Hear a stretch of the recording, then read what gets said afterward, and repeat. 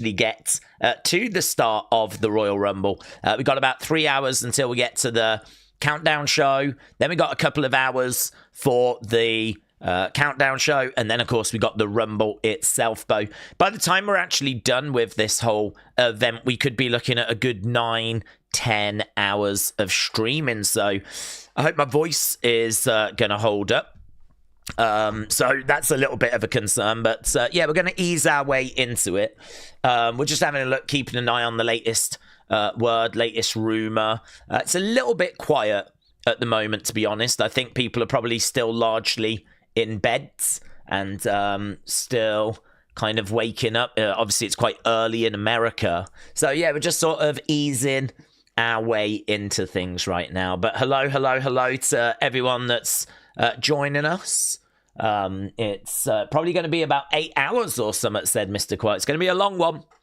Yeah, so 3 hours until we get to the countdown show.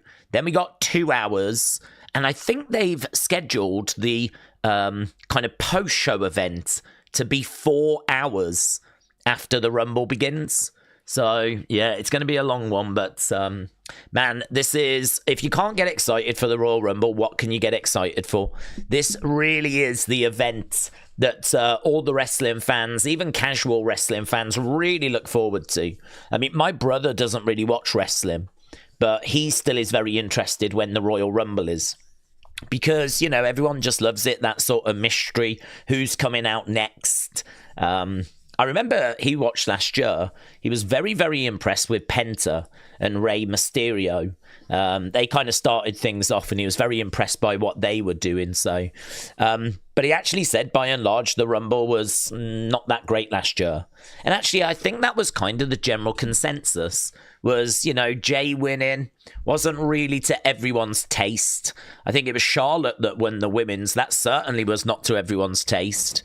And yeah, I think last year was okay, but not special, not that special. The speed moment was quite fun, in all fairness. And, you know, I mean, there was other moments in there, but yeah, I'm genuinely hopeful that we're going to get something quite special this year.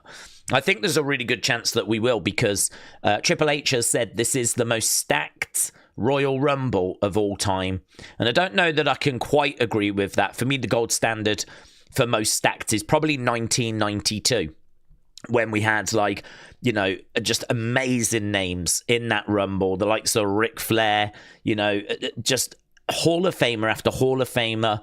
You had, like, Bulldog and Texas Tornado coming down and Big Boss Man. And, you know, we're talking about just some of those names that kind of resonate throughout wrestling history. And it was just legend after legend after legend. But you look at the kind of announced names for this one, and it's really good. It is really, really good. So, yeah, I'm excited, but as we said, we're just going to ease our way into it. Cooper said, I don't want Roman to win. We need some new people to win. We don't need the same people over and over again. It's getting old, says Cooper. Al said the head of the table is coming back on top. And Joseph said, hot take, Bron Breakker is going to win the women's Royal Rumble. Bonnie Breaker, he could call his name. GS Dub said, I'm ready for the Rumble. The closer we get, the more I'm feeling that we're not going to get Jericho. Okay. Chris said, Premier League until the countdown starts. Yeah, Premier League's on today, isn't it? A few games going on, so. It's Bryn again. Hello. Said, wasn't sure who I wanted to win the men's, but I think Liv wins. Picking Stephanie. Picks Vakor, but Raquel dethrones her. For the men's, I'm going to go LA. He's been dealt a bad hand, and he deserves it for the work that he's done, said it's Bryn. Okay, so you've gone Liv, and you've gone LA. Timothy said, I enjoy Rumble more than WrestleMania. Yeah, I don't think you're alone in that, but I think a lot of people are kind of in that boat. And actually, we saw Netflix release their international numbers. More people watched the Royal Rumble last year than ended up watching WrestleMania. Chris Jericho return. Also, where are you from? Me, I'm from the UK. I'm from the middle of England, like Birmingham way. And in regards to Jericho return, I'm feeling pretty good about it. I mean, the only reason to sort of think that it might not happen is because he's still being listed on the AEW website as being part of their roster. Now, we know that his contract expired. What we don't know is if he re-signed a new deal, right? And what I would say is that it's quite good for AEW to just keep him on their active roster because people are talking about AEW. It's just a really easy way of getting free press, free promotion. I mean, if you're Tony Khan, do you take Jericho and move him to, off the active roster? Or do you just keep him there and have people still talking about the fact that he's still showing as being on your active roster? I mean, I've seen so many tweets of people saying about AEW and that Jericho is still over there. It's just free promotion. Every time AEW gets mentioned, it's just free promotion for them. So it's actually a bit of a chess move to kind of keep him on that list. And as soon as he shows up at the Rumble, if he shows up, they can just move him, can't they, straight away to, he's no longer on our active roster. But, legally, I don't think there's any reason as to why they have to do something like that, Plus, also, it helps Jericho out because it keeps that air of mystery. So, I mean, Jericho isn't going to be upset about that. WWE are not going to be upset about that. AEW are not going to be upset about that. Kind of works for everyone in a way. It keeps the mystery intact, but it also keeps AEW in the conversation.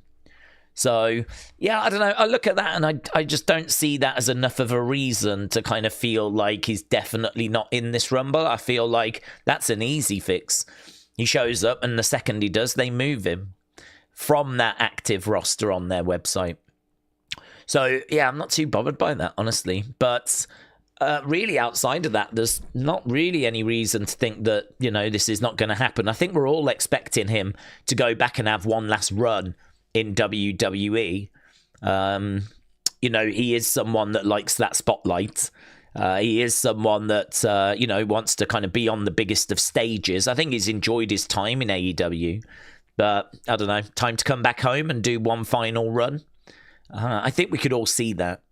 Come back home, do a final run, go in the Hall of Fame, wrap the career up. I mean, he's very much at that stage.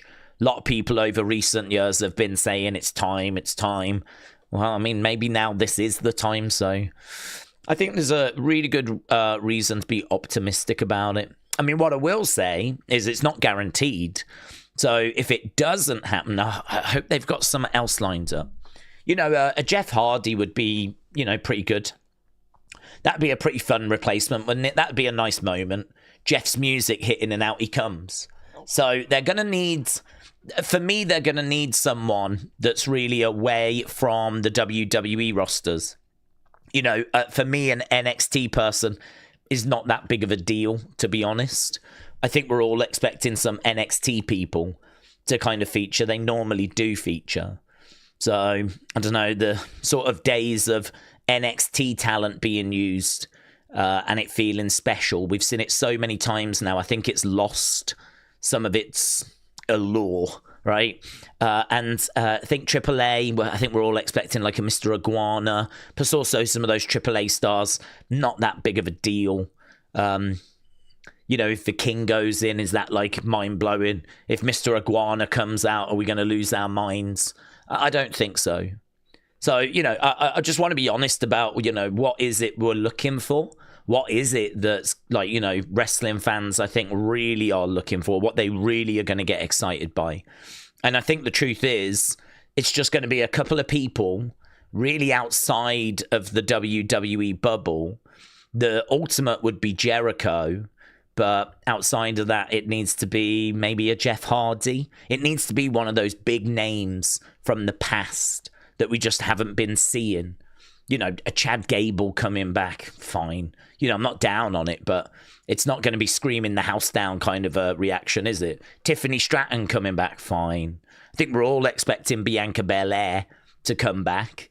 So, great. You know, that helps us on the road to WrestleMania. I'm not down on these, but they're not like top tier surprises. And so if they don't have Jericho, then I hope they've got one of those top tier surprises.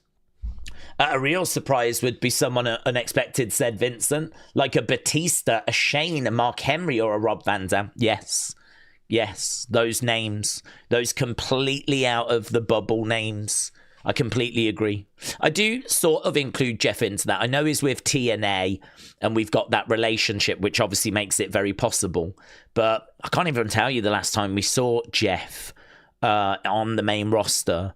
So a lot of people, you know, don't watch TNA. And I know that the Hardys have made a couple of appearances in NXT. But I mean, Jeff, there was so much love for him. He was a real top star. And he, like, you know, he really did command a lot of love. So I just sort of feel like Jeff in particular would get like a really great reaction. People would freak out when if his music hits and out he comes. So I think he would be one. But like, yeah, one of those names, you're right, like a Mark Henry, a Shane McMahon, a Batista. I wouldn't necessarily be expecting all of those, of course, or even any of those. But, well, we're going to have to wait and see. Obviously, this is the Royal Rumble. We're going to talk about what surprises we're hoping for. And really, the big one is Jericho, isn't it? That's the one. That's the one that I think most people are dialed in for. But, yeah, I would imagine there'll be plenty of others. Largely returns from injury. Humble Rumble said, my picks are Obafemi, Roman Reigns, Rhea Ripley, Liv Morgan. Doe said, my voice is going to get destroyed by midnight. Provoke said, you're just an iguana hater. Welcome to Make World said, Brock in the Rumble. He just doesn't need to win either. Brock's announced for the Rumble, yes. He's announced for the Rumble. Drixp said, morning from the US. Morning from the UK. I hope the US is doing well. Last time Jeff Hardy was on the roster was just before he got fired. Yeah, I can't remember the year. It was like, do you remember, wasn't it when he was at a live event and he went into the crowd and he like just did it and he was not meant to do it. And it was all like weirds. I think he later said he knew what he was doing and he knew that it would upset like people backstage. And it was just, he was done, you know? And so it's a weird one, that. It was at a live event and just mid-match, he just left the ring, climbed over the barricade and just went through the crowd. He didn't do anything. But obviously there's like security issues there. The unpredictable nature of it is going to be very much not appreciated. You know, I mean, you could make an argument that people would get out their seats and start charging over to him to get pictures and autographs, and that, you know, that could cause a bit of a stampede, or do you know what I mean? There could be like you're just inviting crowd trouble, basically, unnecessary crowd trouble.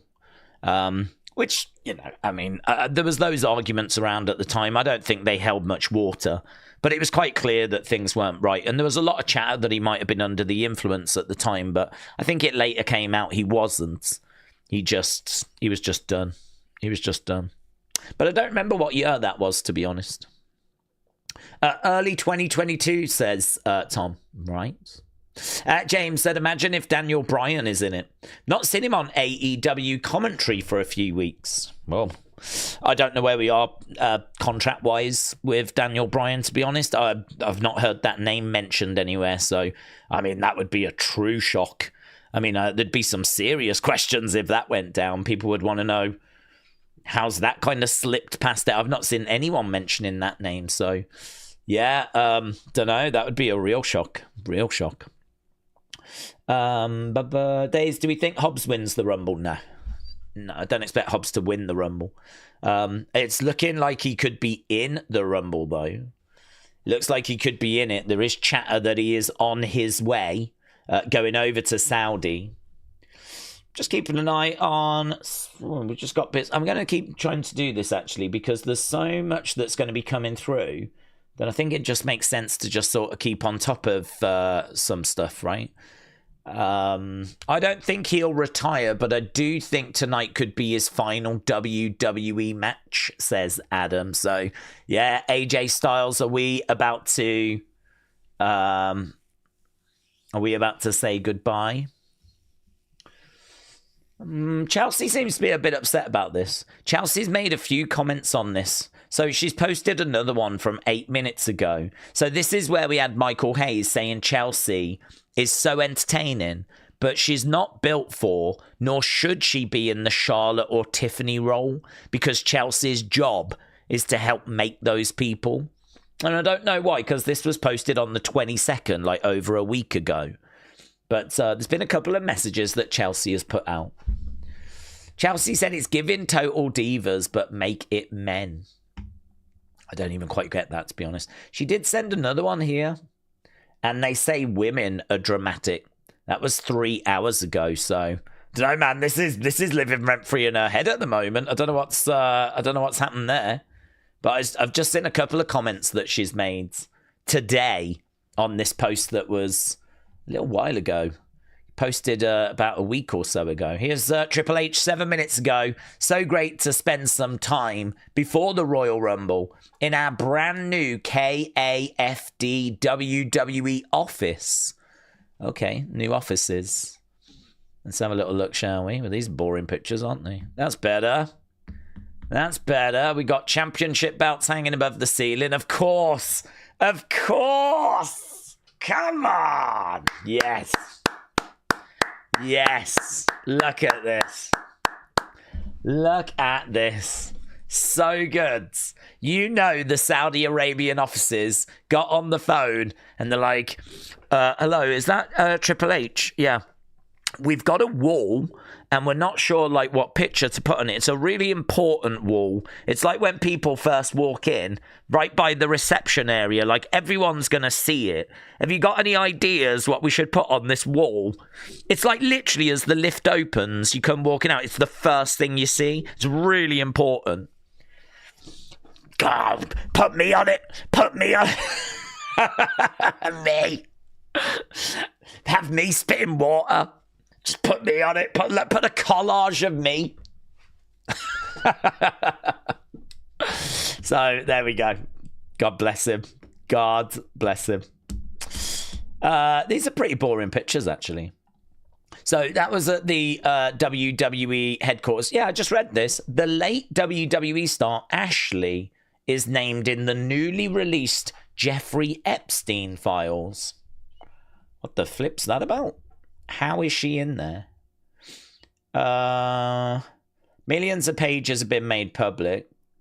The document includes disturbing claims from an anonymous accuser that references Ashley by name, alleges conversations involving extreme abuse connected to Epstein's private island. It claims that Ashley may have previously worked for Maxwell. The filing includes the following passage.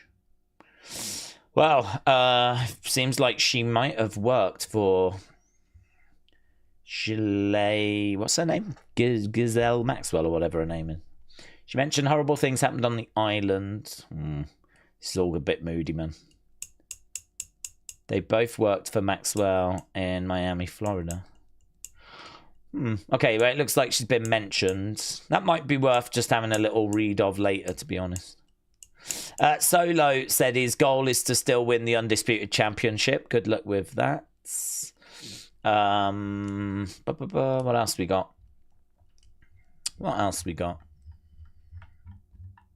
I think that's about everything. It's quite slow at the moment, to be honest. There's not loads of stuff.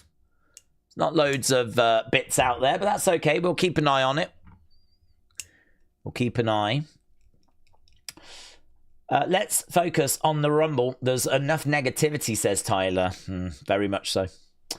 Thiemann said, I'd love to see Jeff Hardy, but I think he's on probation, so he can't leave the US. Oh, okay.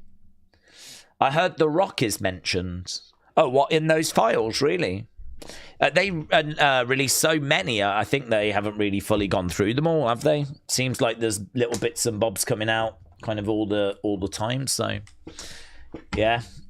Bit of a nightmare, all of that, isn't it? Because it's like dripping through, and probably will throughout the day as well. Okay, let's try and get to some of these super chats, and then we'll get back to the live chat, right? If you are watching and you've not left a like, leave a like. It is greatly appreciated. I can see we've got 700 people joining us, and we want to get to as many of your thoughts as possible, right? We've started early so that we can do that. We've started, flipping so early.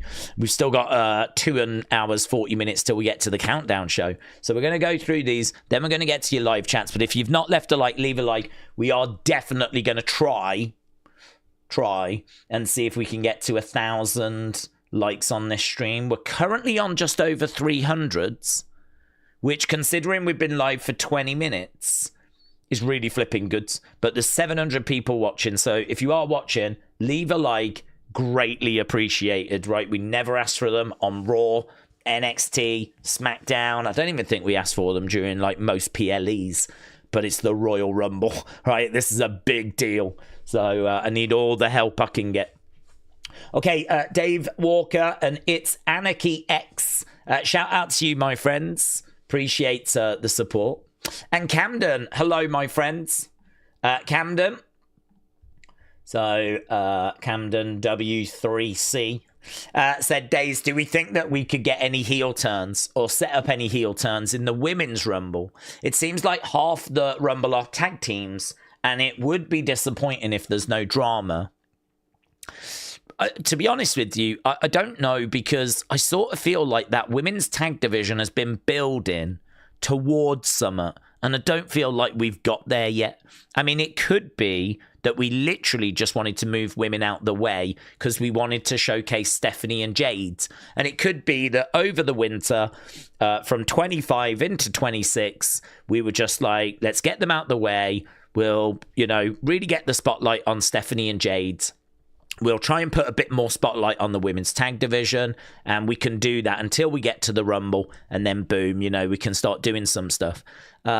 But I think if we don't end up doing like a TLC match or something like that, I think they've really dropped the ball, because you've spent so long investing in that women's tag division. You've done individual matches. You've started doing some tag matches. I mean, you've got Julia and Kiana. You've got Nia and Lash. You've got Lyra and Bailey. You've got Alexa and Charlotte. You've got the Judgment Day girls. I mean, I feel like there's a real list there of women that have been put together. Rhea and Io obviously being the current champs. There's a lot of talent, plus the Kabuki Warriors. There's different names that just keep popping into my head. Like, it's actually quite shocking when you look at just how many teams there are and how much of a spotlight we've put on women's tag wrestling recently. So for me, I feel like you've done all this work.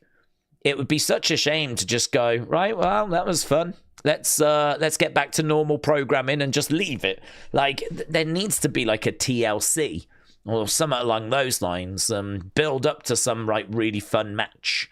Have that as the blow off, and then sort of move on. So, but to be honest, there's no chatter of that. There's no evidence of that. So it could just be that we're at the Rumble and we just sort of abandon what we've been doing now, which again, I just think is a shame.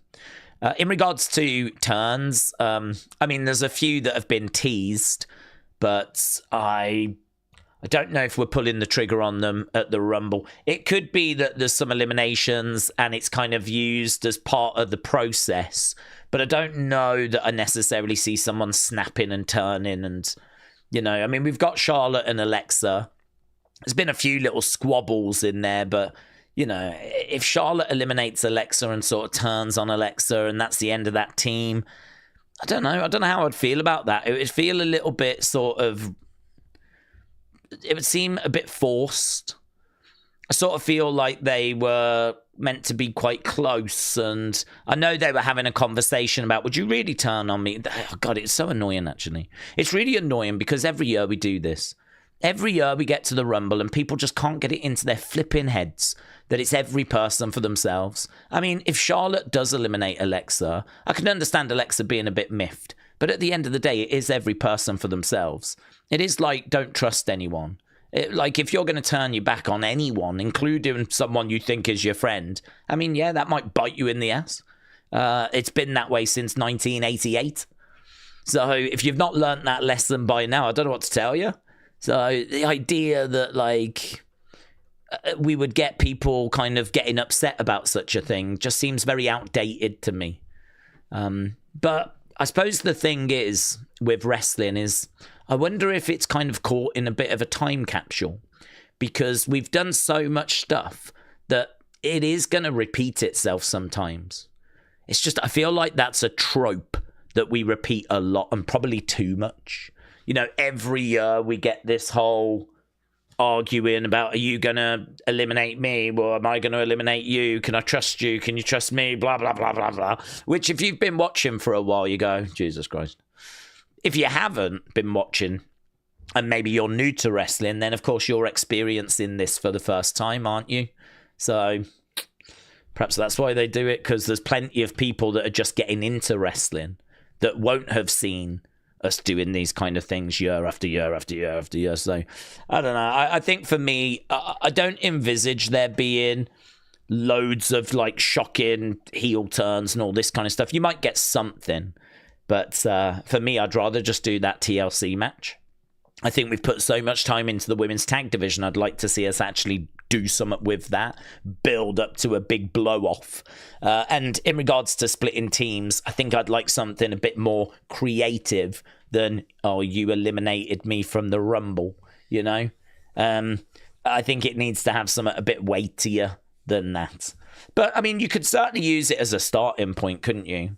Like, I can't believe you did that to me. I thought I could trust you. You could use it as a starting point. But I wouldn't have it be like a big sort of, oh my God, I can't believe they did that. Because as I said, I just don't think it's that shocking. I don't think it's that crazy when it's every person for themselves. If anything, if Charlotte eliminates Alexa, let's say that happens, Charlotte's an idiot, really. Because Alexa is surely there to sort of help her, you know? They can work together, eliminate people, get down to Charlotte and Alexa as the final two, best person wins. You know, that would make sense. If I had a tag partner, right, that would be my mindset. You know, it's going to be better if there's someone in there I can work with and I can trust. You know, if my tag partner eliminates me, not only have I been screwed, but how does that help you? How is that going to help you? Like, you're going to have to do this Rumble on your own now, just like everyone else. Well done. Well done, Einstein. Well done, genius. Yeah, that's a well thought through plan, innit? So, yeah, I'm not envisaging loads of twists and turns in regards to heel turns, but you might end up getting some. You could have Asuka, you know, finally turning on Kyrie. You could have Charlotte turning on Alexa. Could have some movement in regards to Lyra Bailey. I wouldn't be anticipating that per se, but the ones that I'm quite interested in, right, rather than like stupid tag teams that don't mean anything anyway, are things like Brock and Gunther. Because if Gunther's in the Rumble and there is a moment between them, a lot of people are thinking that that could lead to a match at WrestleMania. And you're not going to do heel versus heel. So that would mean that you're actually going to have to move Brock slightly face, which is going to be quite interesting to watch. So, you know, Brock's going to have to just be that sort of tweener badass, and Gunther's going to have to be that hated heel. So you might get something there if we do Brock Gunther. Obviously, if Seth's in the Rumble, he's going to go after Braun, so Seth would be turning face since we last saw him. I mean, he'll go straight after the Vision. He'll go straight after Braun. Some people thinking that Seth could come out and it could be that Theory is going to turn on the Vision, right? We've had that kind of theory in the chat quite a bit. So you might, you know, get some movement on that front as well. So, you know, there's a few to kind of keep an eye out for. I mean, I'm sure you'll get something, but I don't know that it's going to be that meaningful for me. Certainly if it's like one of the women's tag teams. But a good question, that, Camden. I like it. Kind of getting us to kind of touch on a different topic. A lot of people want to talk about surprises, who's going to be the Iron Man, who's going to get the most eliminations, but starting to think about where could we see some face turns, heel turns. Could it be something from that women's tag division? How do we feel about that? Why have they done it? Digging into that was quite good. So, good shout, Camden. Camden also fired in some Wrestling Days gifted memberships, which I really appreciate. And not only did Camden fire those in, but so did Sean Banks, and also Phantom as well. And we get so much support in regards to people putting in gifted memberships that I do feel like I do need to just mention what happens with that side of the channel just quickly. We do 3 streams a week, and I am actually seriously thinking about increasing that to 5. So we do 3-hour-long streams, but I think that could be a little bit daunting for people. Like, I think it might be better if we do 5 like half-an-hour streams, doing one before the Raw stream, one before the NXT stream, one on a Wednesday, one on a Thursday, and then one before SmackDown. And like each one could be slightly different. And I'm really giving that some thought at the moment. So, yeah, I mean, at the moment, our next one is Tuesday. We might have a chat about this on Tuesday, actually. Probably won't make any decisions. I'll probably just chat to the members about it. But on Tuesday, we're going to do a sit-down where we do a stream like this, but only it's not as busy. And we can get your thoughts across. You can kind of say what you want to say, get it off your chest. I think that's quite good.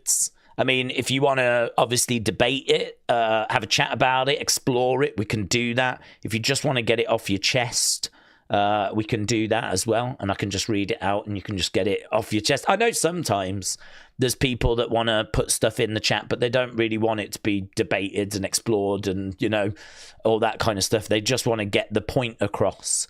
I think there's probably a way that we can improve that as well. Like, you know, I just want to say this.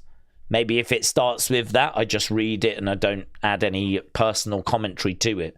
But if it's like thoughts, then perhaps that's where, you know, we have a little bit of a dialogue over it. So, I don't know, maybe there's that something to look into. But yeah, at the moment, our next member stream is Tuesday. We also do one on a Wednesday and we also do one on a Thursday as well. So Camden, Sean, Phantom, thank you, my friends. Firing in some Wrestling Days gifted memberships. I really do appreciate it. RWBO376 said, this is going to be my first Rumble. I'm not watched in decades for different reasons, but have a good stream, and I refuse to watch any... Oh, this will be the first one you're not watching. Oh, I thought you were saying that, like, this will be the first one that you are watching and that you've not watched for decades.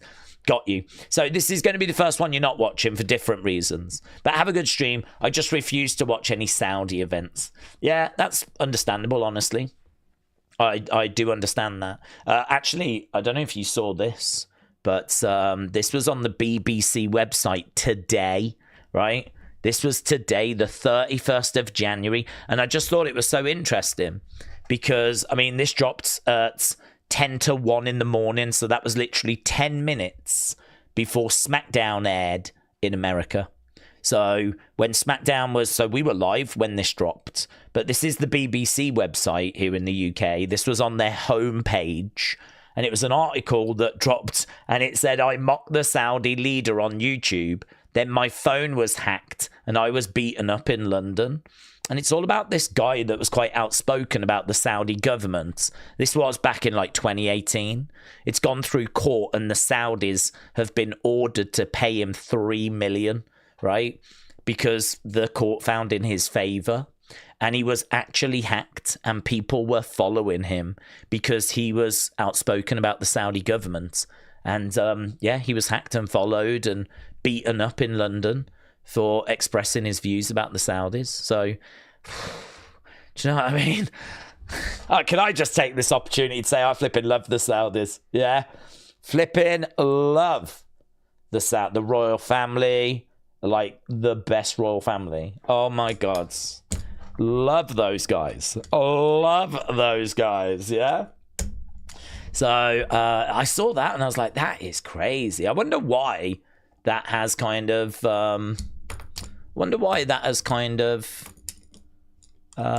dropped like that. I wonder what that's about. So yeah, I thought that was kind of interesting. So yes, I can understand it. That's the point I was making anyway. For lots of different reasons, there's people that are uncomfortable, be it immigrants, like manual labor, the way that they use immigrants to try and, you know, do stuff, or, you know, lots of different things. It might be obviously women's rights or human rights, or there's lots of different reasons. Honestly, it's been a conversation that we've had many, many times since 2018 when we first started kind of covering like the Saudi shows. And I feel like there's been movement on it, though. I mean, again, I just want to reiterate that article was based on something that happened back in 2018, right? So it was based on something that went down in 2018. But there has been movement in recent years. I've been having a few chats with people about it, but I know this is not a topic that people really want to get into. People want to talk about the Royal Rumble and they want to talk about surprises and what's going to happen at the actual event, but you've kind of got to expect that this will be a topic that will pop up at times. And again, next year, because we know next year they got WrestleMania. So it's one of those where, this deal is in place until 2028. There's no sign of like the Saudi shows ending. I suppose like a healthy way to look at it is just trying to work towards improvements with those areas of concern. That's kind of the way I try to look at it. I mean, for example, when we first started going to Saudi, the women were not allowed to wrestle. And you fast forward, I think it was like a year, only about 12 months later, they were allowed to wrestle. And obviously now we find ourselves in a situation where they have to cover up. But actually, I was reading the other day that there's been movement on that. And that actually there's more freedom for women now, right? There's still, there's still obviously issues there and work to be done, but there is a bit of movement. And Carl actually sent me some pictures of tennis players playing in just normal short skirts in Riyadh. And it's like, how come the tennis players don't have to cover up? And it turns out that there's like an international tennis dress codes. And so the Saudis sort of agreed to allow that. But WWE didn't have an international dress code. But that says to me that there's potential for some movement on the whole women having to cover up situation. So again, I think you can look at it like this is a disgrace and all that kind of stuff. Or you can look at it as there is signs of progress and there is more progress that needs to be made. And so, what's the best way to go about that progress? Is it through dialogue, communication, trying to influence it by working with them? Or is it just a case of like, no, I'm not interested and just not being a part of it? And, people are choosing, different ways forward on that. So, yeah, it's quite political, quite heavy. It's always going to rear its head. It has been since 2018. But it's not a conversation that I particularly shy from. I don't shy from any conversation, to be honest. I think that's something that makes these streams quite good is that, it's not going to be a case people are going to mention something. We're going to be like, oh, we're not going to talk about that. We don't talk about that here, I think we're pretty much open to speaking about anything. So, yeah, when it comes to that kind of Saudi stuff, the human rights and all of that, we've kind of covered that many, many times.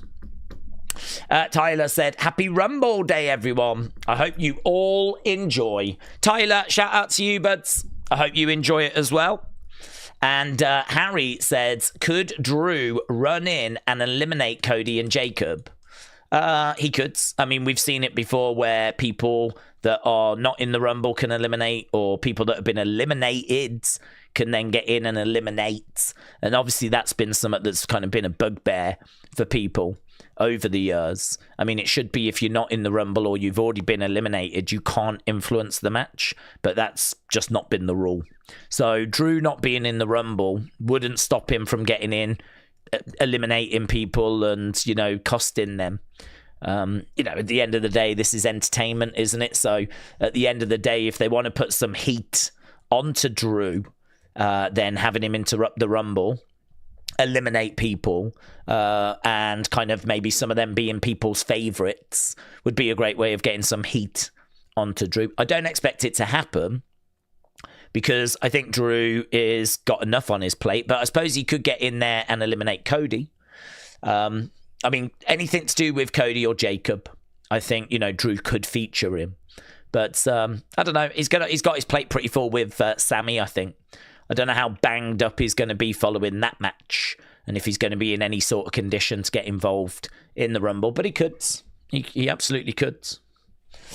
Erase Your Mind said The Rock says, know your role and keep me off the list. Erase Your Mind, hope you're doing well, buds. Anthony said, thanks for everything you do. Well, thank you for joining us, my friend. I really appreciate it. Doc Holiday said, I went to Nashville. I went to the NXT live show last night. We went to the merch stand and we got a $40 mystery bag. Can I just say, I'm already loving this story.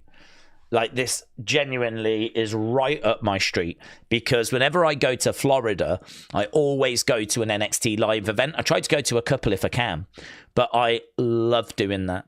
I mean, I went in 2024 to Florida, and I went to an NXT live event, and the main event was Sean Spears versus Trick Williams. And Trick Williams just went and, like, you know, was kind of with the fans quickly after the match jumped out, you know, he was touching fans. And I managed to just get a quick picture. It's a bit blurry. It's, you know, it was kind of, he was in a bit of a rush, so I had to steal a moment, but I got it. A picture of me with Trick, and, you know, I was in the front row for that. And front row tickets at the time, a couple of years ago, was like $25. $25, front row. And for that, you got to arrive about half an hour before the doors opened. And they would bring out a couple of wrestlers to do a bit of a Q&A. So I got to chat with Charlie Dempsey, Miles Bourne, and I think it was Damon Kemp at the time. It was No Quarter Catch Crew. And Drew Gulak had only just left. Ren hadn't joined them at that point. She was going to join, about to join, but she hadn't joined them at that point. And not too long after, Damon Kemp actually left, but he was with them at that time. So for like $25, I was able to meet No Quarter Catch Crew. I was able to ask a question, which was not the question that got asked, wasn't quite the question that I wanted, but it didn't matter. And got to meet them. Then I was in the front row for the whole show. And then I stole a picture with Trick Williams. So anything to do with like NXT live events has got a real soft spot in my mind. I think they are so underrated. I think they're really great value for money, or at least they were. I think you're getting to see the superstars of tomorrow. I mean, I went to one again back in about 2018. I got a picture with Kairi Sane. I saw Io, Kairi, Dakota against Jessamine Duke, Shayna Baszler, and Marina Shafir. That was the main event of the show I was at. Keith Lee was on that show as well. There was quite a few that were on that show back in 2018. So, you know, I saw, I just think they're great. If I was in Florida, I'd go to them all the time. So I'm only a little bit into this story by Doc Holliday, and I'm flipping loving it. So we went to Nashville NXT live show, went to the merch stand, love that, got a $40 mystery bag, love a mystery bag, and the bag was 7 wrestling shirts. It was a crazy deal. 7 wrestling shirts. What wrestling shirts? Happy Royal Rumble Day. I got Oba and Bianca winning. Oba and Bianca. Doc Holliday, what wrestling shirts? I need to know. What shirts? You got 7 wrestling shirts in a $40 mystery bag. That is awesome.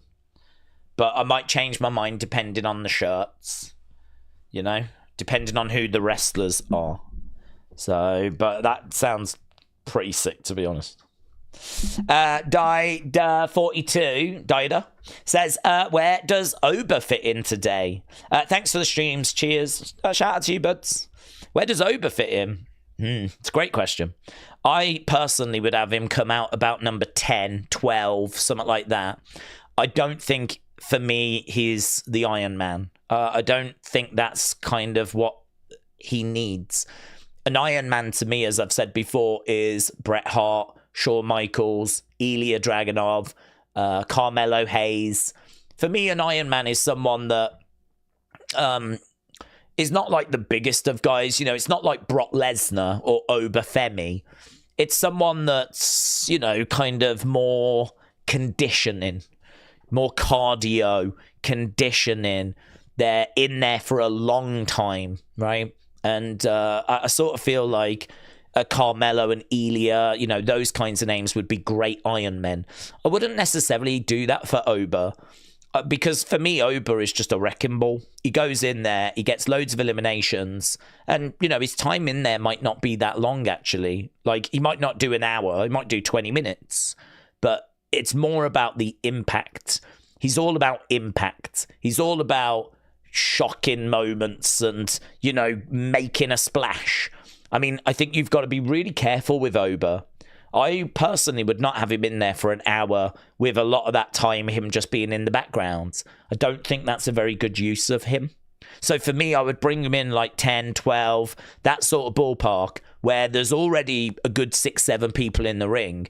Give him a good initial 3, 4 eliminations, right? Big moment. Oh my God, look at this guy, right? Then he can kind of get into it with someone. Ring can slowly fill up again. We can give him the odd elimination. And then, you know, eventually he gets eliminated by either a group of people or someone that he's then going to go on to feud with, right? I don't know who he necessarily is going to have a feud with. I quite like the idea of someone like The Miz, because I don't think The Miz is going to eliminate him on his own. But what if a load of people are trying to eliminate Oba? They're not doing it. Miz is the final piece of the puzzle. So you've got 4 or 5 people that've got him by the ropes, but it's Miz that's kind of the straw that breaks the camel's back.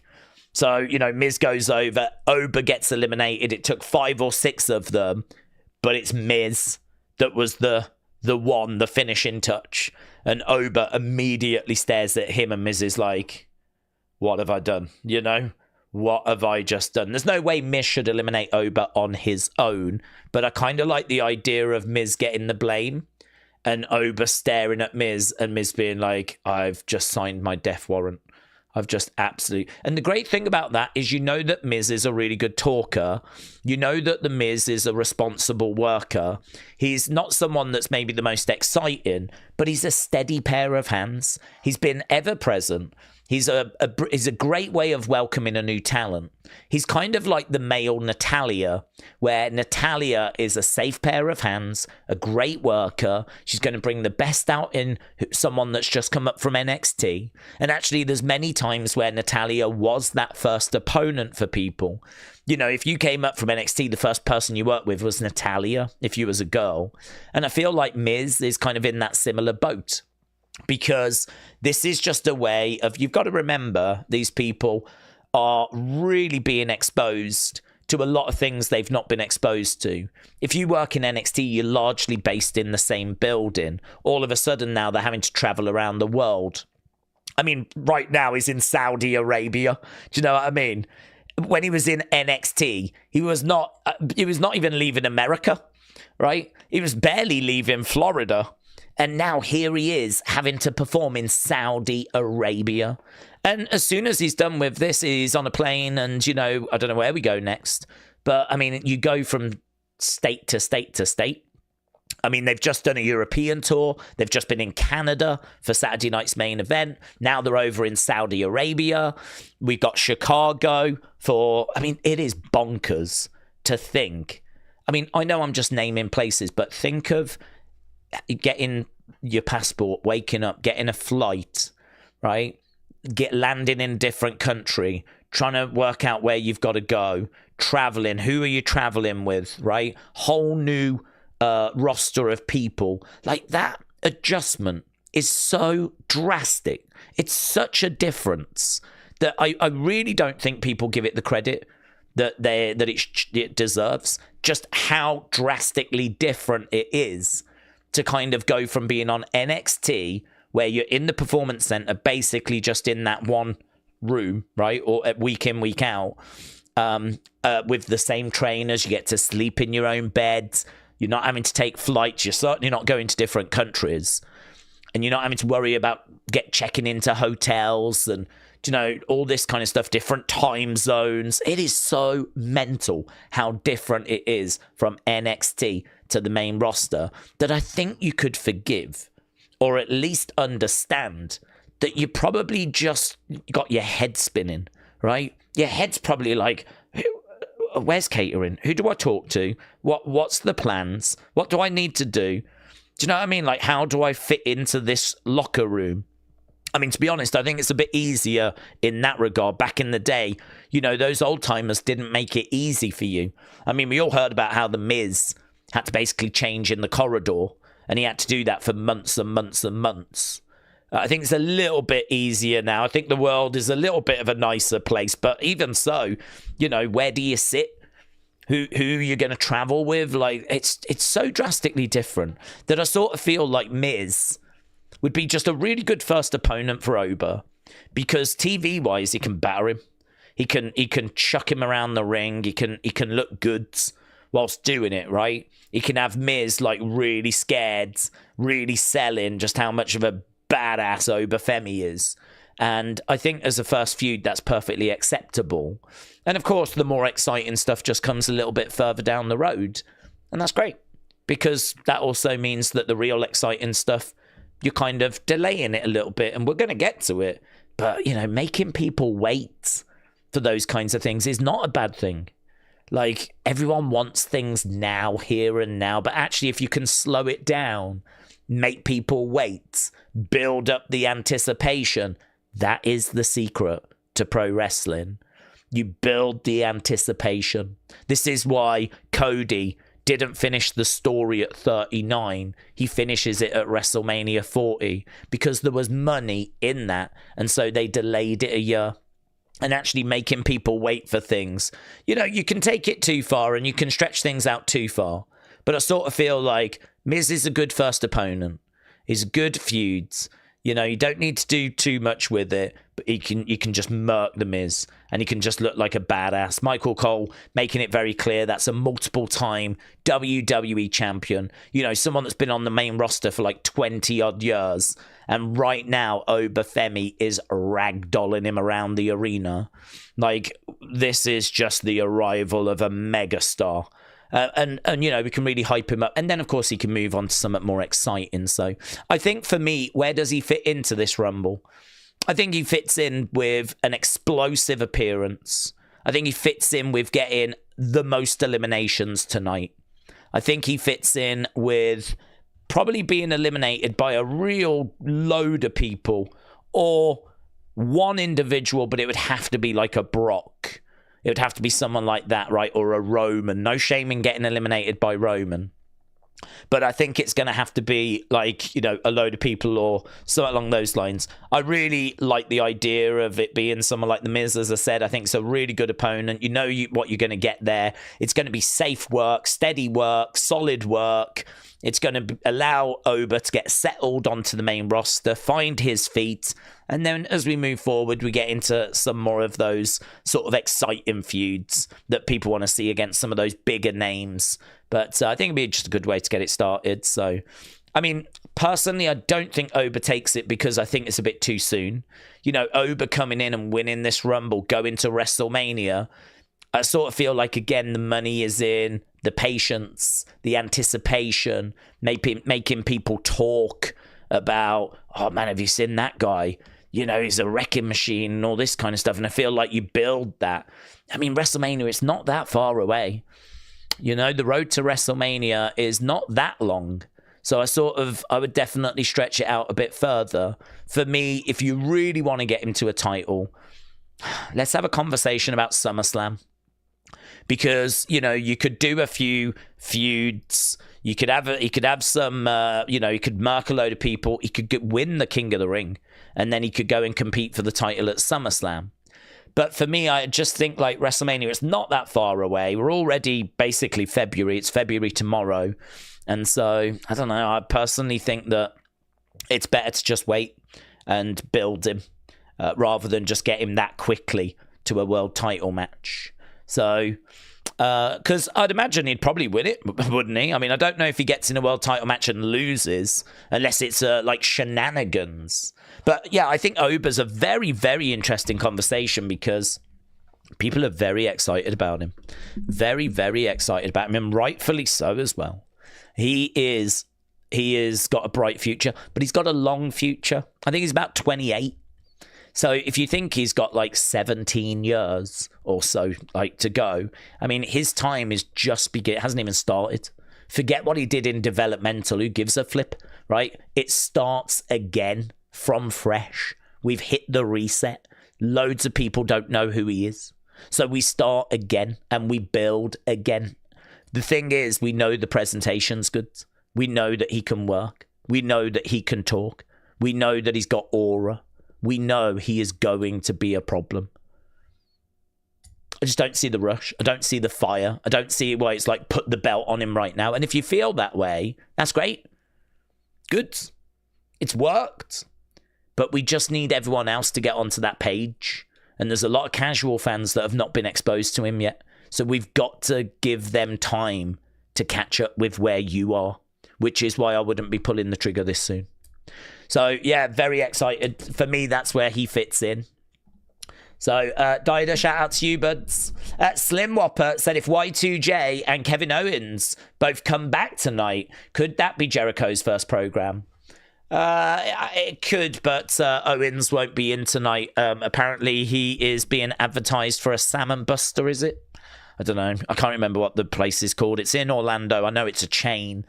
There's a restaurant that's advertising him and Michin as being the wrestlers that you can meet. Apparently, Zoe Stark is also being advertised for a place. So it looks like she is also not going to be returning tonight. So, yeah, no expectation that we get Kevin Owens tonight, sadly. Lumion says, hello, Lumion. 01. Shout out to you, my friends. Lumion said, Days, how are you doing? I'm doing good, thank you. Obviously, we've got a couple of hours till the kickoff show, or the countdown show. We know the countdown show doesn't really give us loads of... we know that the countdown show doesn't give us loads of talking points, so I mean that's just, we'll still be chatting during that, but yeah, I like this time where there's no distractions. We can just get our teeth into good conversations. Obviously, I read all the stuff that's out there in regards to what the latest rumors are. I mean, what I can tell you is that there's not really much in the way for Jericho right now, other than he's still showing on the AEW roster, which, as I said earlier, isn't quite enough to make me think that he's not going to be in the Rumble. But it's interesting. It's noteworthy. So, yeah, I'm good.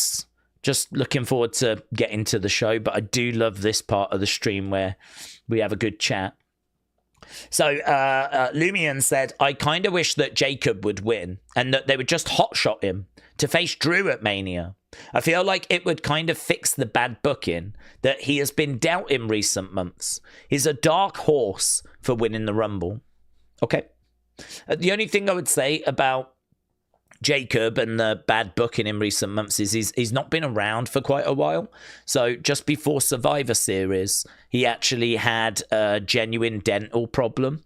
So my understanding is that I don't know what happened with his teeth, but there was dental issues. And you might remember that he was actually attacked backstage and there was like some teeth that had been knocked out and there was blood and all this kind of stuff. And there is a bit of a mystery right now with Jacob as to who attacked him.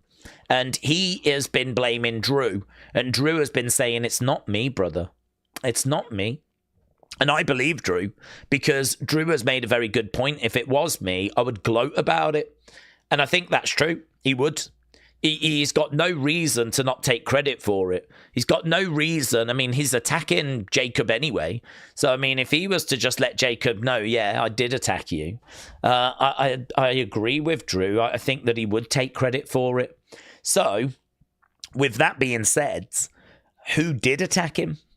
And, I think they're going to sort of tease that Cody might have featured, might have been that person. I think it's going to be revealed to be Randy Orton. I think Randy, heel turn. I don't know that goes down tonight, but at some point on the road to WrestleMania, I could see it being the case that Randy Orton is revealed to be the person that attacked Jacob. So I think Jacob has...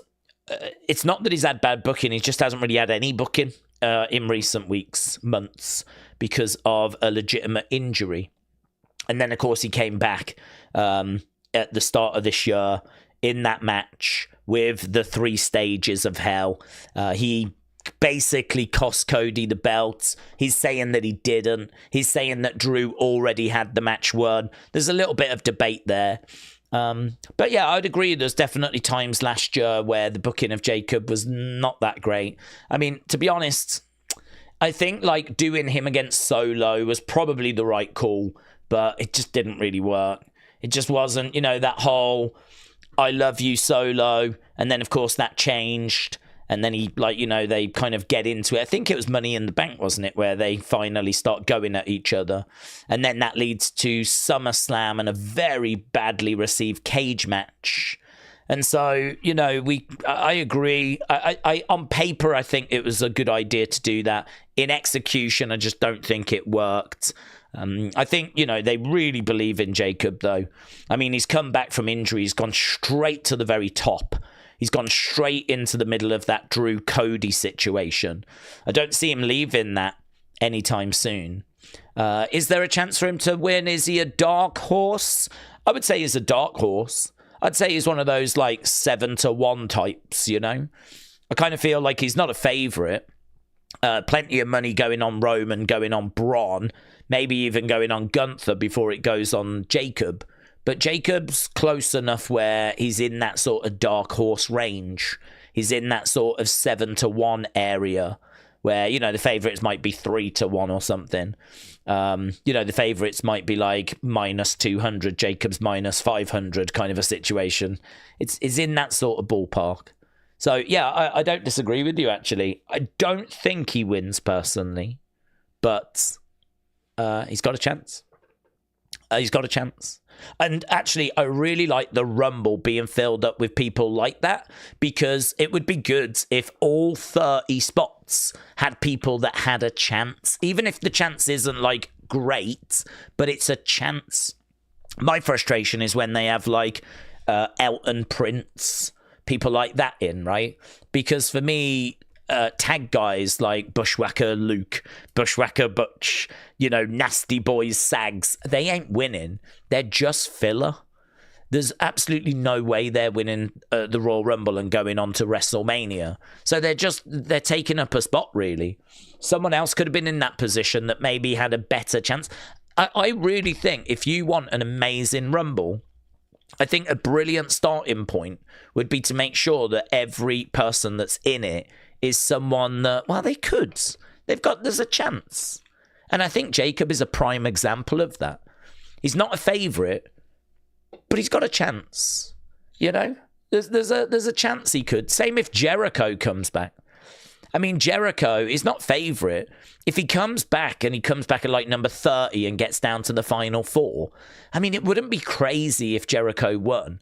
Because, I don't know, are you going to do Jericho versus CM Punk for the heavyweight championship at WrestleMania?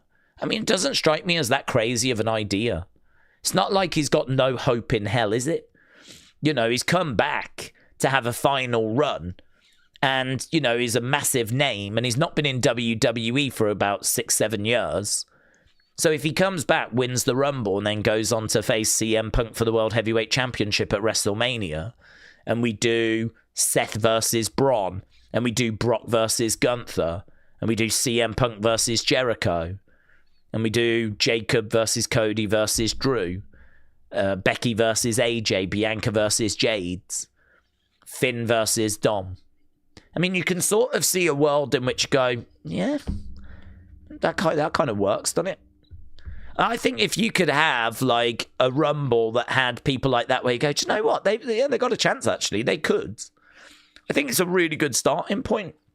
I think you can go back and look at old Rumbles and not judge them by the people that are in them, but I think it's a help.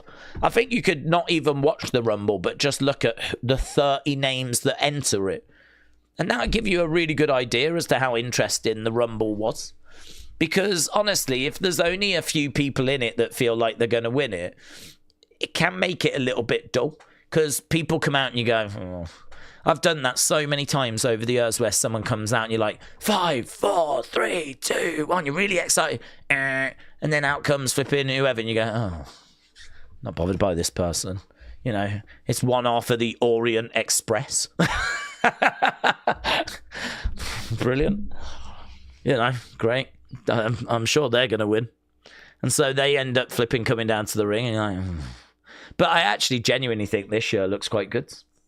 So far from the names that have been announced, I think this does look genuinely to be a really strong lineup. So, yeah, Jacob, I would say, is the dark horse. I'd say there's a chance. I mean, he could win it, and he could find his way get into Drew. A feud that he's already in. So, Lumion, shout out to you, my friend. Appreciate it. Doc said, okay, here's the shirts. Let's go. Here's the shirts. Okay, the shirts were 2 different Jey Uso shirts. Okay, 2 different Trick Williams shirts. Let's go. 1 LA Knight shirt. 1 Lex Luger shirt. Well, we all remember Lex Luger's amazing NXT run. 1 Jordan Gray shirt. I also ordered an Oba signed poster and a Greatest North American Ethan Page shirt. Wow. When you said it was 7 shirts, I thought you meant NXT talent. But like 2 Jey Uso shirts, a Lex Luger shirt. It's random, innit? Sounds like a bit of a clearance of the warehouse, maybe, or something. I don't know. Very good, though. I mean, all of that for $40, as you said. You can't be down on that. That's pretty much like the cost of 1 shirt, isn't it? $35, $40. Very good, Dot Holiday. Really good. Appreciate the info. If people go to NXT live events, I'm sure they'll be keeping an eye out now for those mystery boxes. Sean Banks said, sent 5 wrestling days gifted membership. Sean, thank you, my friends. Really appreciate it. Shout out to you. 0 Day, appreciate the support. And Connor, appreciate the support as well. So we're up to date with the super chats. Again, if you are watching and you've not left a like, leave a like. It's greatly appreciated. We're desperately trying to get to 1,000. We never asked for it, but for these kind of big shows, we really are trying to get to that. We tried to do it for UFC. That's a bit hit and miss, actually. It was hit and miss in 2025. So it'd be good to kind of start the year off if we could do it. You guys have been incredible. We got over 1,000 people joining us, and I want to get to as many of your thoughts as possible. Send in your thoughts. Who do you think's going to win? What surprises do you want to see? What twists and turns are you hoping for? Is there like someone eliminating someone you're hoping for? Is there a WrestleMania lineup that you're hoping for? Whatever you've got, I want to hear it. And yeah, great. Let's go. I mean, this is exactly why we always start hours before. JB said if Bianca Jade is going to be a Mania match, Bianca could throw some zingers her way. We were a tag team, but only one of us did the wrestling. Corey said Lex Luger's NXT run was rivaled by none. It's a lot of people regard him as the GOAT. For me, is on the NXT Mount Rushmore. I completely agree, but Sean said, Days, I know that you hate Gunther tapping. Is it because it's Jay? No. I think if it was Daniel Bryan or Cena tapping out Gunther, would you still hate it? Yeah. So the thing for me is that Gunther tapping out to Jay, I don't mind Gunther losing to Jay, right? But for me, Gunther is someone that we've spent a long time building. I was actually in the room when Gunther made his very first WWE appearance. It happened at NXT UK in Blackpool, and it was a takeover show. Main event was Pete Dunne versus Joe Coffey. And as soon as that match ended, they put the little trademark thing up on the screen in the corner, right? I was in the arena. It all felt like that's it, coming to an end. And then boom, this music hit. And it's like, well, who's this? What's this? And Volta's name appeared. Out he came walking down, got in the ring, stood, arms behind the back, staring at Pete Dunne. Joe Coffey gets back in the ring after being knocked out of the ring, and Gunther just boots him right back out again. And everyone's going absolutely crazy. And I've watched him go from that moment all the way through NXT UK, NXT, he getting called up to the main roster, the Intercontinental title run. I've seen the amount of work that's gone in building him up. And it's got him all the way to being a 2-time World Heavyweight Champion, right? It's got him all the way to WrestleMania. And he gets to the point where he's facing Jay. And to be honest, they wanted to pull the trigger with Jay. We could see that. Jay had won the Rumble.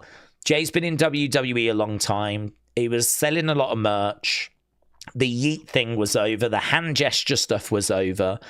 I think we can all understand why WWE were like, let's go with this. This feels good. I think we can all understand why they did that, right? Now, did it work? No. Did they give him enough of an opportunity? I don't know, but we know there's issues with Jay behind the scenes in the sense of when he does his entrance, he's blown up, or he was blown up. And they actually mentioned that in the first Unreal. They were saying, like, Triple H said, that's a real problem. Like, we can't have him struggling to get his breath to do his promo after he's just been yeeting with the crowds. Like, he needs to get in there and he needs to be able to cut his promo and he needs to be able to perform. If he's going to get in there and he's all blown up, this is an issue. And I think they were really questioning his conditioning. I think there was real questions maybe about his lifestyle, his conditioning, about whether he was in the kind of right shape to kind of be able to perform at the level that was required, right? And so I sort of feel like you never quite know about sort of behind the scenes with Jay, whether, you know, he's been in the system a long time. Has he got a little comfortable? Now that it's time to really step it up, give absolutely everything, you know, is he doing that? I don't want to be unfair in saying that he didn't, because I don't know, right? But I think these are the kind of questions that I feel are around when it comes to Jay's title run, right? But I think regardless of how you feel that it went, and regardless of whatever you think the issues were, the fact that in ring he really struggled to get like a 4-star match plus, right? His match quality is like 3.5 at best. You know, he's a great tag guy, but singles wise, there seems to be some limitations there. And again, this is not being unfair of Jay, but this is just, well, listen, mate, I don't know if anyone's sitting you down and telling you the truth, but here's some truth. The truth is the match quality was not good enough. I heard from WWE Unreal Triple H's own mouth there's concerns about you blowing up, right? And not being in the condition that, you know, you need to be to perform at that level. Your connection with the crowd is great. Your shifting of merch is great. But this takes serious work to, like, nail the in-ring, nail the promos. This is hard. This is really hard. And it's okay if you struggle with it, because it's really hard. But Jay just managed to catch lightning in a bottle. And that was the whole yeet thing, the hand gesture thing coming through the crowds. And so they went with it, right? Might not have been perfect. I think they were hoping it would work out.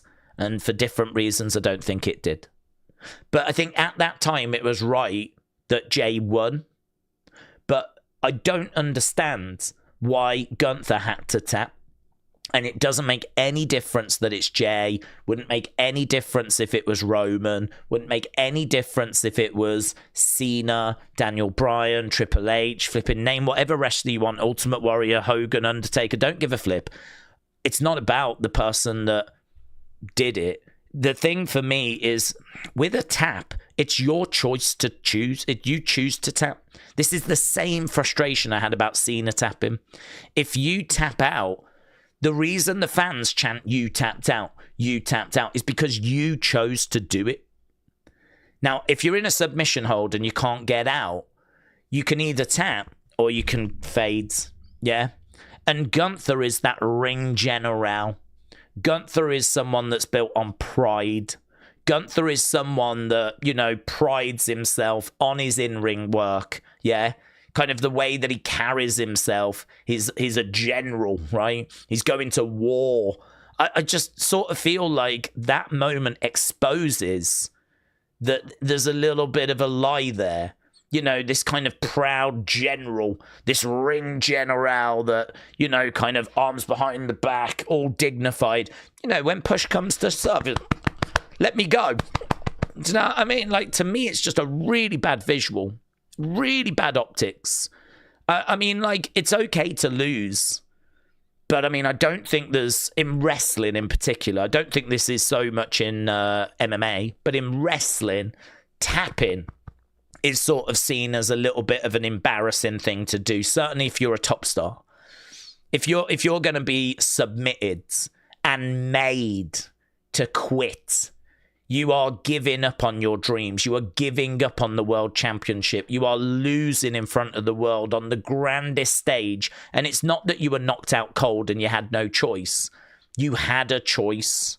You could have endured the pain, tried to find a way out. You could have found a way of just passing out and, like, you know, just going, no, I might be defeated, but I'm not going to give you, you know, that moment of me tapping. Or you tap, and he tapped. I hate Cena doing it for the exact same reason. You know, Gunther can say, I made Cena tap out. No, you didn't. You put him in a submission hold, and Cena chose to tap out. Because Cena's alternative was that he passed out. And he could have passed out. He could have smiled and passed out. And he chose to tap. He chose to tap. That is not on Gunther. Gunther can't go around saying, I made him tap. No, you put him in a submission hold. Cena chose to tap. Because the alternative was you just pass out and you just fade and you go. You smile like he did, knowing that he's given everything and there's no way out of this. And that's okay. And you go, right? And for me and many other people, that was the preferred way to end the Cena run. This is why people got so annoyed about the tap. Because, I mean, this is the never give up man that just gave up. And the never word is quite clear, isn't it? Never give up. It's not give up at the end of your career if you retire. It's never give up. It's quite clear what the catchphrase is that he's flipping lived his life by. And so to smile and then tap at that moment is like... The only excuse I've ever heard for it that kind of doesn't work, but is Liv. She said that she loves it because that is John giving Gunther the biggest moment he possibly could. And the only thing I would say about that is correct. That's what's happening in the real world, but that doesn't work in kayfabe.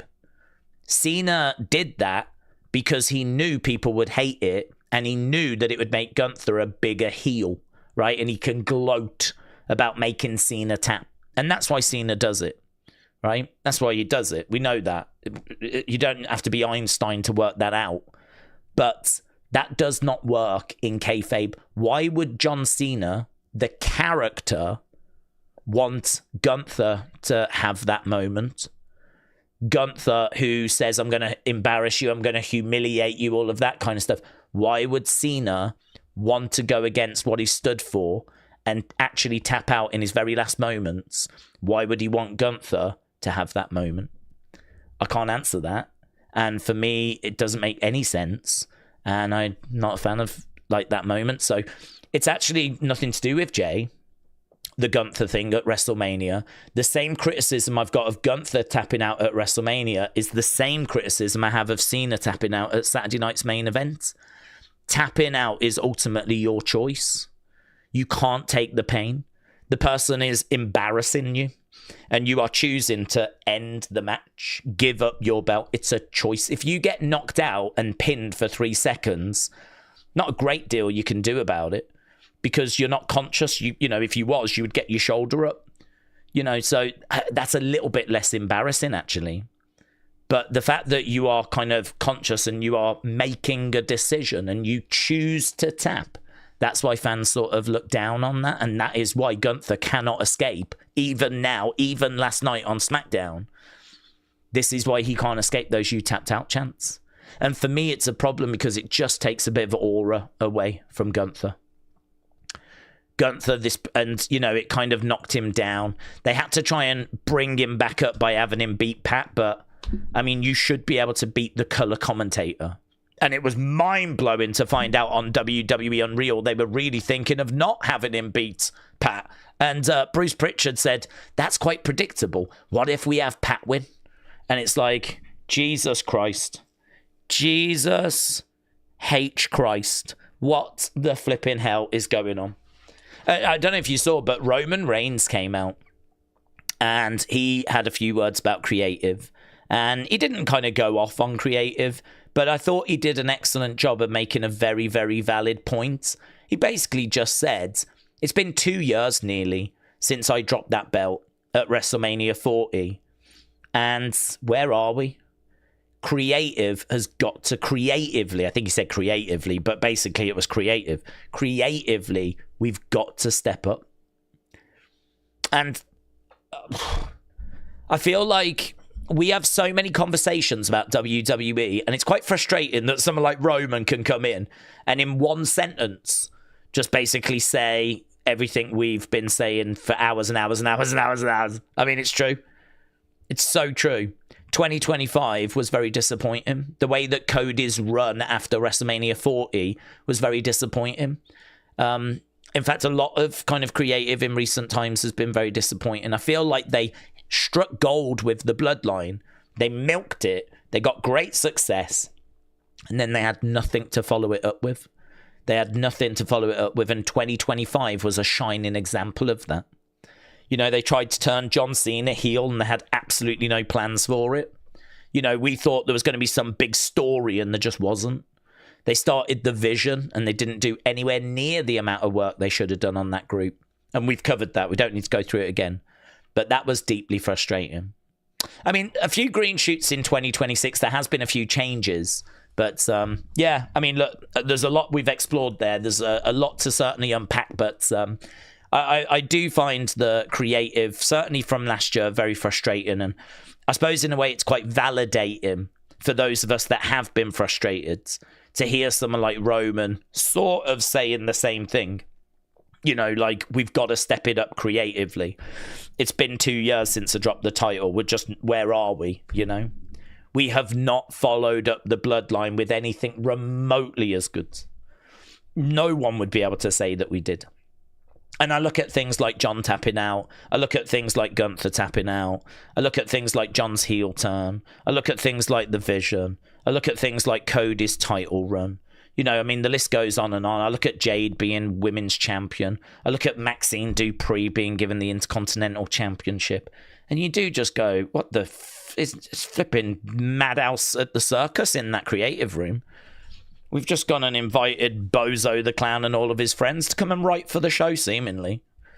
Honestly, that creative team. I've got no love for that creative team at all. At all. So deeply frustrated. I mean, I'm sure it's hard, and I'm sure there's reasons for it, and I'm sure they're good people. But we can only judge by the standard of the work, and the standard of the work has just been nowhere near good enough. Gotta tell you, man, wrestling fans, you deserve better.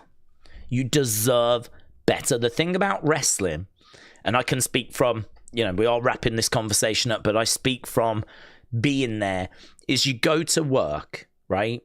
And work can be pretty rough at times. School can be rough. College can be rough, right? And what you want is you want something to look forward to.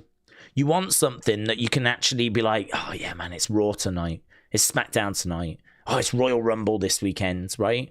I mean, there's been criticism for how mid the build for this Rumble has been, right? So I sort of feel like this is a real comfort blanket for a lot of people going through a lot of stuff. And pro wrestling is just, it's this soap opera that's always there. And it's so good. Like, when it's good, there's nothing better. I mean, the bloodline was so good. And building up Cody, that was really good. And we've all got our favourite moments. Some of you might love Attitude Era. Some of you might love Ruthless Aggression, John Cena. You might love like the Golden Era, Hogan, Warrior, Macho Man, Gorilla Monsoon, Bobby the Brain Heenan. Like, we've all got our favourites, yeah? And our favourite moments. And it's been this comfort blanket for decades for me, right? And I love it. And I love tuning in. And I get excited for it.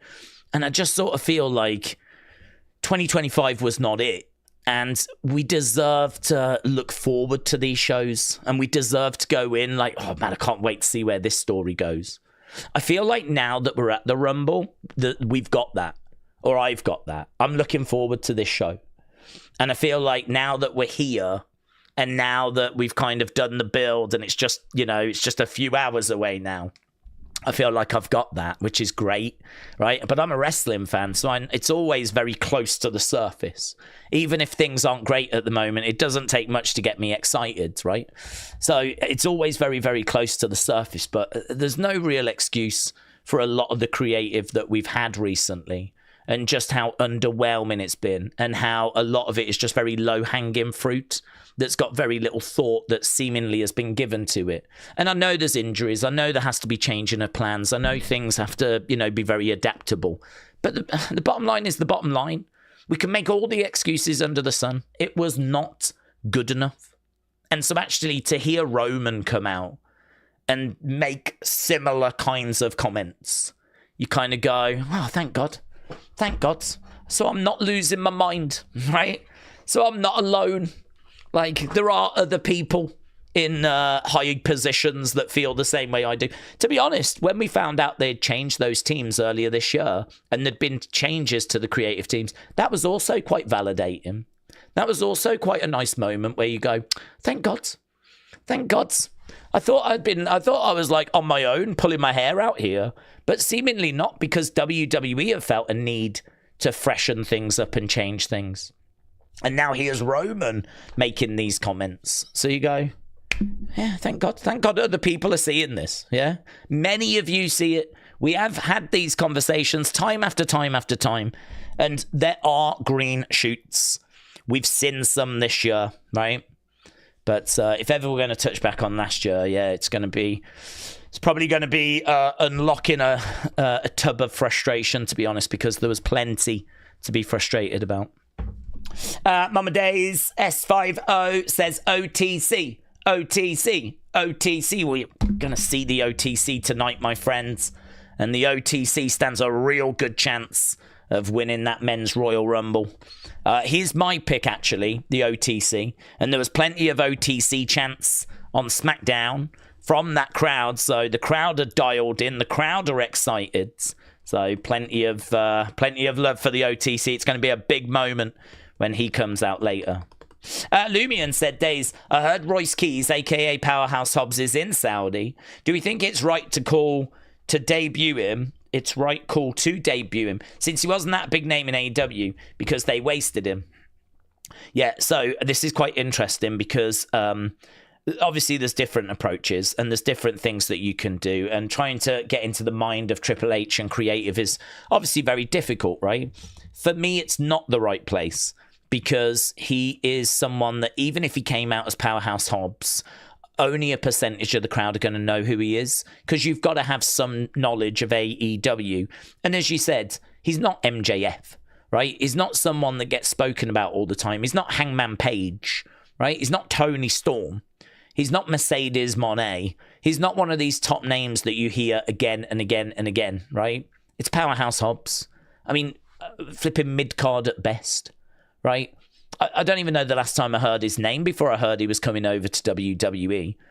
So you could be a big WWE fan and you could be online, right? Not really interested in AEW and just interested in WWE. You could have never heard the name. And to make things even more kind of, confusing, they're going to change his name, as you said. So they're giving him a different name, a name that none of us have heard of before. I mean, to be honest, if you've heard the name Royce Keys, it's because you are so far down the rabbit hole that you now know the trademarks that WWE are filing. That's how far down the rabbit hole you've gone, right? There's no way back now. There's no saving you. Yeah, you've basically surrendered your life to TKO because you are that far down the rabbit hole. You now know the trademarks that WWE are filing for names that are going to be coming up soon, right? That's crazy if you actually think about it, right? So how many people, right? If you think about the fan base and you think about the fact that the majority of the fan base is kids, casual fans, people that just tune in for a Mania, a Rumble, maybe just keep up with Raw and SmackDown with like reading the results or watching some highlight videos, but they ain't flipping finding out what trademarks are being filed. How many people are going to know who Powerhouse Hobbs is? How many people are going to know who the flip this person is that's called, what's his name? Royce Keys. You know? I mean, it's going to be new music that we've never heard. It's going to be a name we've never seen. And it's going to be a person many people aren't going to recognize. So it's kind of difficult to say that bringing them out at the Royal Rumble is the right place for them, because I'm not saying it's going to be crickets, but it's going to be pretty close to crickets. You're going to need to be serious hardcore fan to know who it is. And I just don't know how many in the crowd are going to, be serious hardcore fans. So, because you could watch every Raw, every NXT, every SmackDown, and you ain't going to know who this is. Because this is someone coming in from a different company. So, for me, the Royal Rumble, it's for me, is NXT. He goes to NXT. You get him used to the WWE way of working. NXT could do with an experienced body like that. Build him up, give him an NXT championship run, and then you call him up from NXT. That's the way I would do it. Putting him in the Rumble is pretty crazy to me, because it's not usual for us to put people in that we don't know who this is. But there's no one rule, right? Just because it's not the direction I would particularly go, there's no one rule fits all kind of a situation. So you can do this, and then it's just going to be down to Michael Cole to just explain that this was the hottest free agent, and oh my God, I can't believe he's here. The internet has been a buzz, right? The rumors are true. This is the hottest free agent. Royce Keys is now in WWE. And the thing is with that, people are going to go, who's this? They're not going to know him, but they're just going to have to quickly learn, aren't they? This is who he is. He's a free agent. We've managed to sign him, right? Let's see what he can do. And so, that might be the approach. There is another approach, though, which is quite an interesting approach. And that is that he's actually going to come out with Jericho. Because people in the chat were talking about this the other day. What if when Jericho's music hits, if he is on the show, and he comes walking out, what if he's not alone? What if he comes down with a bodyguard, and maybe we don't know who this bodyguard is, and we don't find out this bodyguard's name, but this person comes down with Jericho and actually is on the outside of the ring, and he's just sort of standing there staring, right? And so not only is Jericho back and he's in the ring, but we cut to this guy on the outside and we're like, who's this? Jericho's back and he's not alone. And then, of course, whatever happens in the Rumble. Jericho gets eliminated, whatever. And then we find out, tune in on Monday for Monday Night Raw. We're going to hear from Jericho. And that's where Jericho goes, you might be wondering who this is. This is my bodyguard, Royce Keys. So it's not that Powerhouse Hobbs has got a number and he's in the Rumble. It's more that he is the bodyguard of a returning Chris Jericho. And actually Jericho's saying, listen, I've been all around the world since you've seen me. I've worked in many different companies. And this one place I worked, I found a real gem. I found someone I'm really excited about. And so I've brought them here to WWE. Let me introduce you to Royce Keys, a destroyer that is going to take over WWE. But right now, he's my bodyguard. And, we just go into a conversation like that. So, lots of different schools of thought on this. Until we actually see how they use him, how they bring him in, and we see the reaction to it, it's very hard to know kind of if it's right, if it's wrong. I mean, I would say let's just trust in Triple H and creative, but I'm not going to say that. So we'll see what they do, and we'll see if it works. But I suppose the truth is there is no one way that you have to do things, right? Just because there's maybe a way that you would do it doesn't mean that it has to be that way. I mean, there's still lots of different, I think, isn't the saying there's lots of different ways to skin a cat or something like this, right? There's lots of different ways to go about this. So we'll have to see what they do with him first. But yeah, I'm quite excited to see what they've got up their sleeve when it comes to him, because apparently he has traveled to Saudi Arabia. Callum said it's a great way to introduce Powerhouse. I became a fan of Braun after seeing him in the Rumble the first time, says Callum. Pappy Crocs said Royce Keys is the new bassist for Fozzy. Let's go. Corrupt said Green Shirt Guy is going to win the Rumble. Green Shirt Guy was signing stuff for fans, wasn't he? I saw that he was flipping getting handed bits and he was like a flipping celebrity, wasn't he? Which was kind of crazy. Joseph said my mom says she's always right. Let's go. And Jamie Noble is going to win the Rumble. Should I believe her? Listen, you should always believe your mother. So, absolutely. Trini said the only thing we know for certain about the Rumble today is that no matter who wins, part of the internet is going to be upset. That's true. That is true. You won't get 100% agreement on anything, really, in wrestling. So, yeah, I mean, you're always going to have that division, and that's okay. I mean, everyone's entitled to their opinions. Everyone's entitled to their beliefs, and those beliefs are obviously built up from experience and things that we've all had different experiences with wrestling, and we've all seen different things and been a part of different things, and so your belief system is built up over whatever it is you've viewed. And we've all watched shows at different times, maybe different shows. I haven't really watched loads outside of WWE, so many of you have probably seen many, many, many shows that I've not seen, wrestling related. But it's as a result, you've got people that have just got into wrestling that have probably been watching, for a year or two, maybe got into it during the pandemic. They're going to have a different perspective to those that have been watching decades. I mean, to be honest, I've been watching since the early 90s. And the thing is that there is a downside to that. And sometimes people can try and use that as a bit of a badge of honor. Like, excuse me, I've been watching since 92, 93. I think I know what I'm on about, right? I mean, you get a lot of that. But the truth is there is a downside to it. And that is that you can get sort of stuck in your ways as well. I mean, it can be that you get sort of, you see things throughout that time period that you like and you gravitate towards that. And that can then sort of mentally shut you off from doing something different or trying something new. I mean, actually, you see a lot of old timers being quite critical of the current workers. Like Undertaker is quite critical at times of some of the stuff that he sees now. And it was even worse back in the day. Bruno Sammartino, for example, was livid about the direction WWE had gone. The company he helped build in the 60s and the 70s, I mean, he was horrified by what he was seeing in the 90s. In fact, he didn't want anything to do with the company.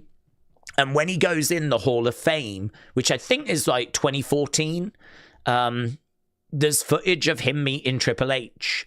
And Triple H is like, we're a much different company now, Bruno. I think you're really going to like kind of how we approach things now. And, part of the conversation was we've moved on from, the stuff that you really was not enjoying, And so there's pros and cons to if you've watched a long time. Because, yeah, you've built up this great knowledge and this library. But also, I think it can also mean that maybe you're not as open to newer stuff as people that have only just started watching. You might look at something and go, that's cringe. But a lot of the kids might be just getting into it now going, that's awesome. I love this, Joe Hendry, for me, is an example. I've got nothing bad to say about Joe Hendry. I genuinely don't. But I don't get it. I don't understand him turning around and the smile and the say his name and he appears. And there was a good example the other day, though, where someone said his name. And I think it was Ricky Smokes had his arm around a girl. And when the camera panned over, the girl had gone and it was Joe Hendry instead. I thought that was quite good. But, yeah, I mean, I've not struggled with that character. I've just not been able to enjoy it like others. Because I don't feel like I was there when the joke was formed. And so for me, I'm just like, it's not really for me, this. But people love it. Absolutely love it. So it's kind of like, you got to get with the times, old man, So there's pros and cons, really, to, being able to move with the times and whatever. I think that's something like Vince struggled with as well. I think Vince was really stuck in the past. I think he kind of struggled to find content that the youth of today would be interested in. And I think that's a real challenge, actually, would be, you know, what are the kids looking for now? What do they find entertaining, apart from 6-7? Yeah, because we know that's great and that's going to be around forever. But other than 6-7, like, what else do the kids want? I ain't got a flipping clue. Not a flipping clue. You know, what should wrestling look like as it goes into 2027, 2028, 2030, 2035? You know, should it be the same as it is now? Do we need to adapt a few things? What kind of characters do we need? I don't know. It's hard, isn't it? But this is why it's so interesting that there's so many different opinions, because it can give you so many different perspectives. And your perspective, just like my perspective, is not always correct. I have to tell myself that from time to time. Hello, Ross said, I think Hobbs in the Rumble will take Ober's shine away. I love Ober being an Iron Man if he isn't going to win, said Hello, Ross. Hello, Ross. Shout out to you. Chad Younger said, what's up, brother? I'm hoping Hornswoggle wins. Let's go. Come on. It's time for the swoggle. Hornswoggle actually could be in it. Do you know why? Because the thing with Saudi Arabia, it's probably not a fair reflection, but the thing with Saudi Arabia is they've still got this little stigma about how they are really impressed with big guys, short guys, fat guys. You know, like the physical appearance really affects like the Saudi fans. Or I think because the perception is maybe not so much the fans, but more, you know, the Crown Prince and the, you know, the real high ups. They don't really know wrestling. They haven't got a flipping clue. They haven't got a clue who any of these people are. So if you want to impress them, you better bring out a 7-foot guy, and you better bring out a 500-pound guy, and you better bring out a 3-foot guy. You know, I mean, you've going to have to try and impress them with physical kind of aspects of humans. Here's like the tallest guy in the world. Here's the fattest guy in the world. I mean, famously, when they first signed WWE, they wanted Ultimate Warrior dead, and they wanted Yokozuna dead, and has been dead even longer, right? They wanted those legends, and they were dead. I mean, they're not around. So instead, we had to go and get an actual sumo wrestler, right? And we got an actual sumo wrestler. And we also had to go and get, like, make sure, I think, didn't they have Babatunde in it? Who was Commander Aziz. Do you remember him with Apollo? He was like a really big guy that was in developmental, and we'd never seen him before. But they were like, can you be in the greatest Royal Rumble? Because we need a really tall guy.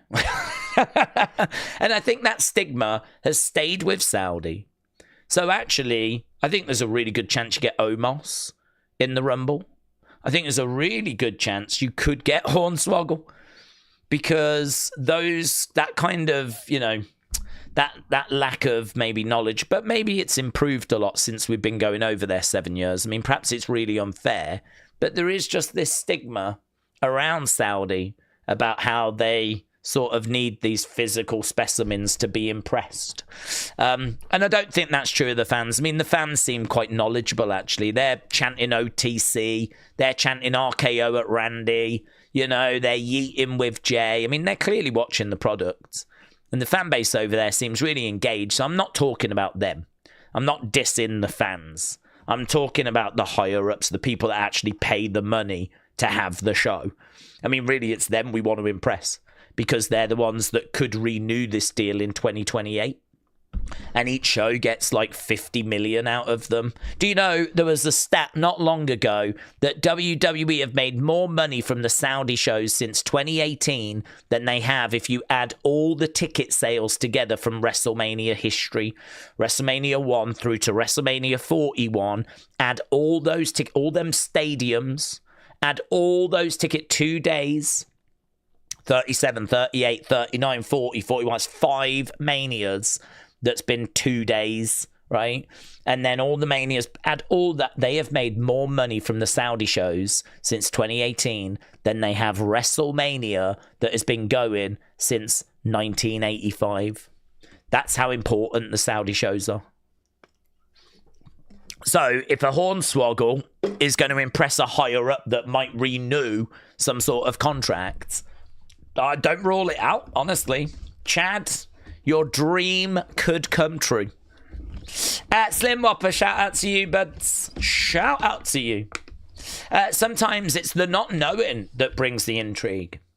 I wonder, when did things change for people wanting to know everything? You're ruining the experience for yourself, but that's just me. Yeah, so it changed with the internet and more so social media. So I think the truth is that people are their own worst victims or their own worst whatever, right? Because people want answers, and so people will search for answers. And, you know, back in the day, we wanted answers. I mean, people wanted to know, is The Undertaker really dead? You know, where does he live? You know, people still had all those questions back in the day about who these people were, where they lived, what did they get up to, do they play video games, what's their favorite films, you know, what do they do as a hobby? And, you know, like, you just wondered this stuff, like, who are these people? They just felt so otherworldly, you know? You look at an Ultimate Warrior, for example, he doesn't even feel like he's the same species as me. I mean, he's bigger, he's wild, his hair's out here, he talks in gibberish, he comes running to the ring, does what he needs to do, runs away again. He's got this face paint, which I don't know what it means. He's talking about taking over the cockpit and crashing the plane. Wow, warrior, and all this kind of stuff. You're like, what am I watching? What is this? Who are you? Right? So all these questions have been around since wrestling has been around. But the thing is, where would you ever get those answers? Before the internet, I'm a kid sat in England. You know, for me, I've got access to the videotapes, WWE's official magazine, which you could get from the newsagents.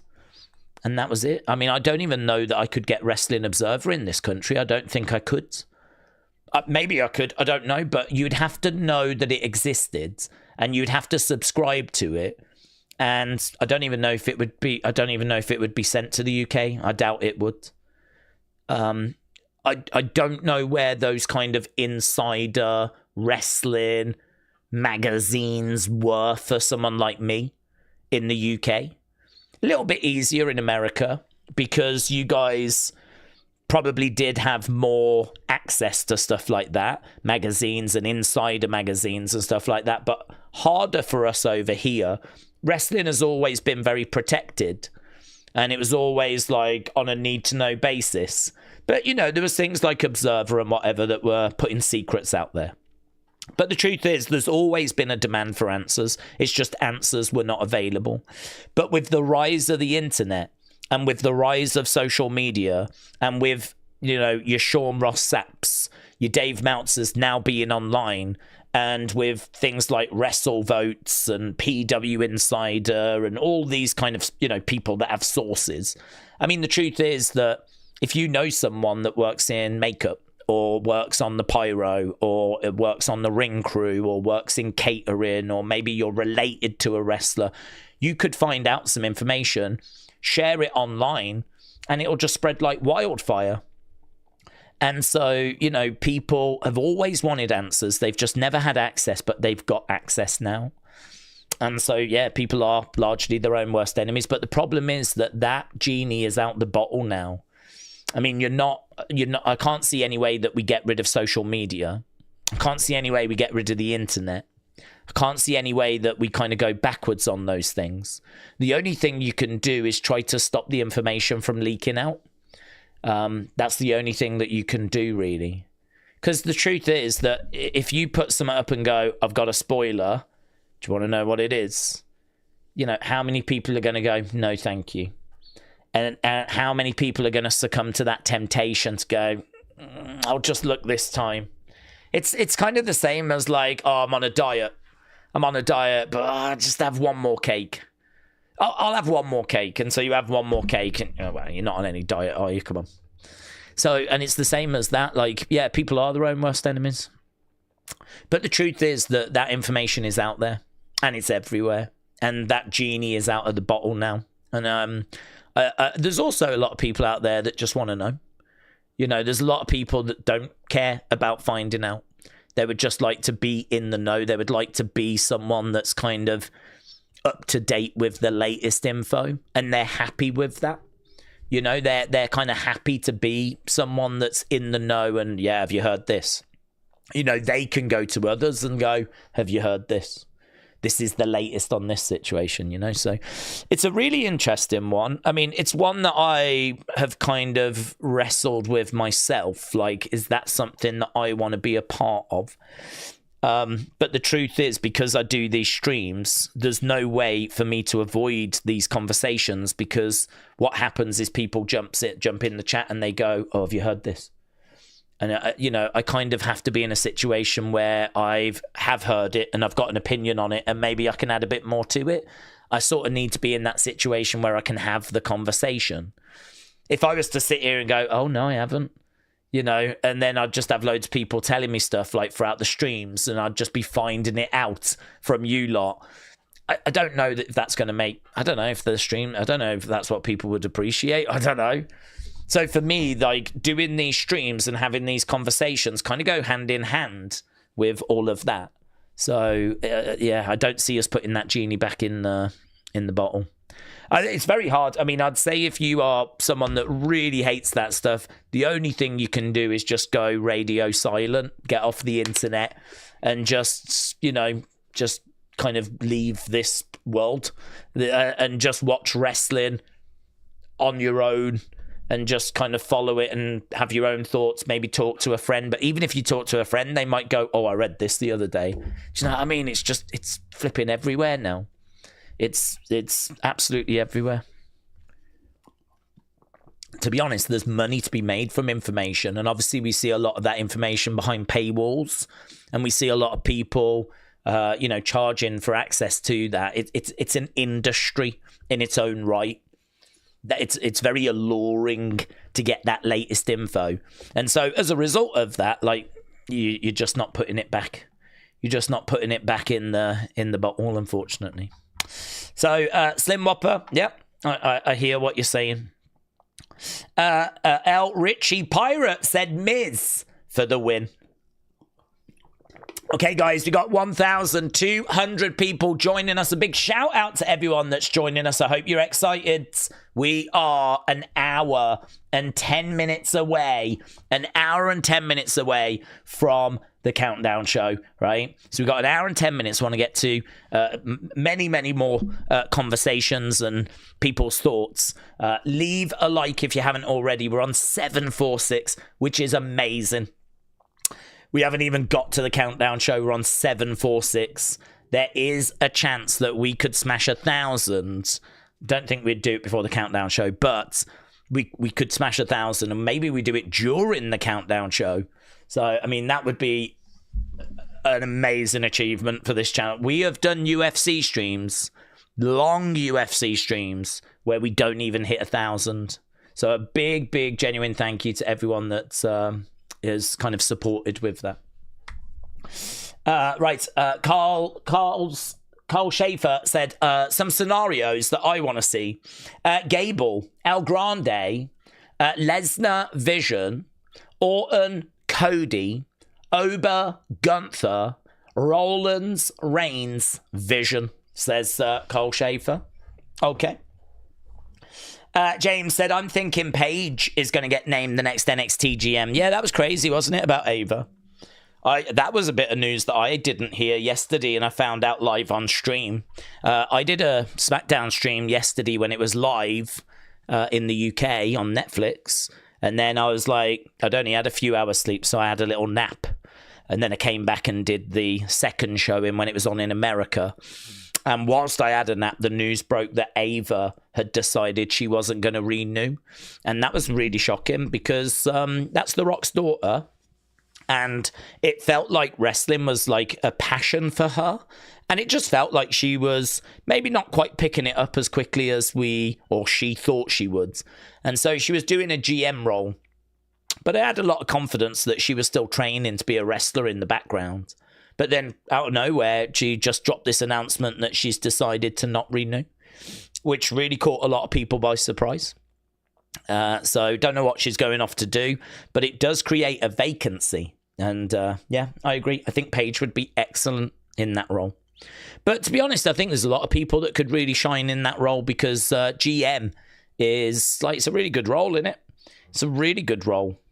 It's a really good role because you are someone that just talks. I mean, you don't need to worry about getting physical, but you kind of really push storylines along and you're kind of part of the system, but you're not taking bumps. It's a dream role, actually.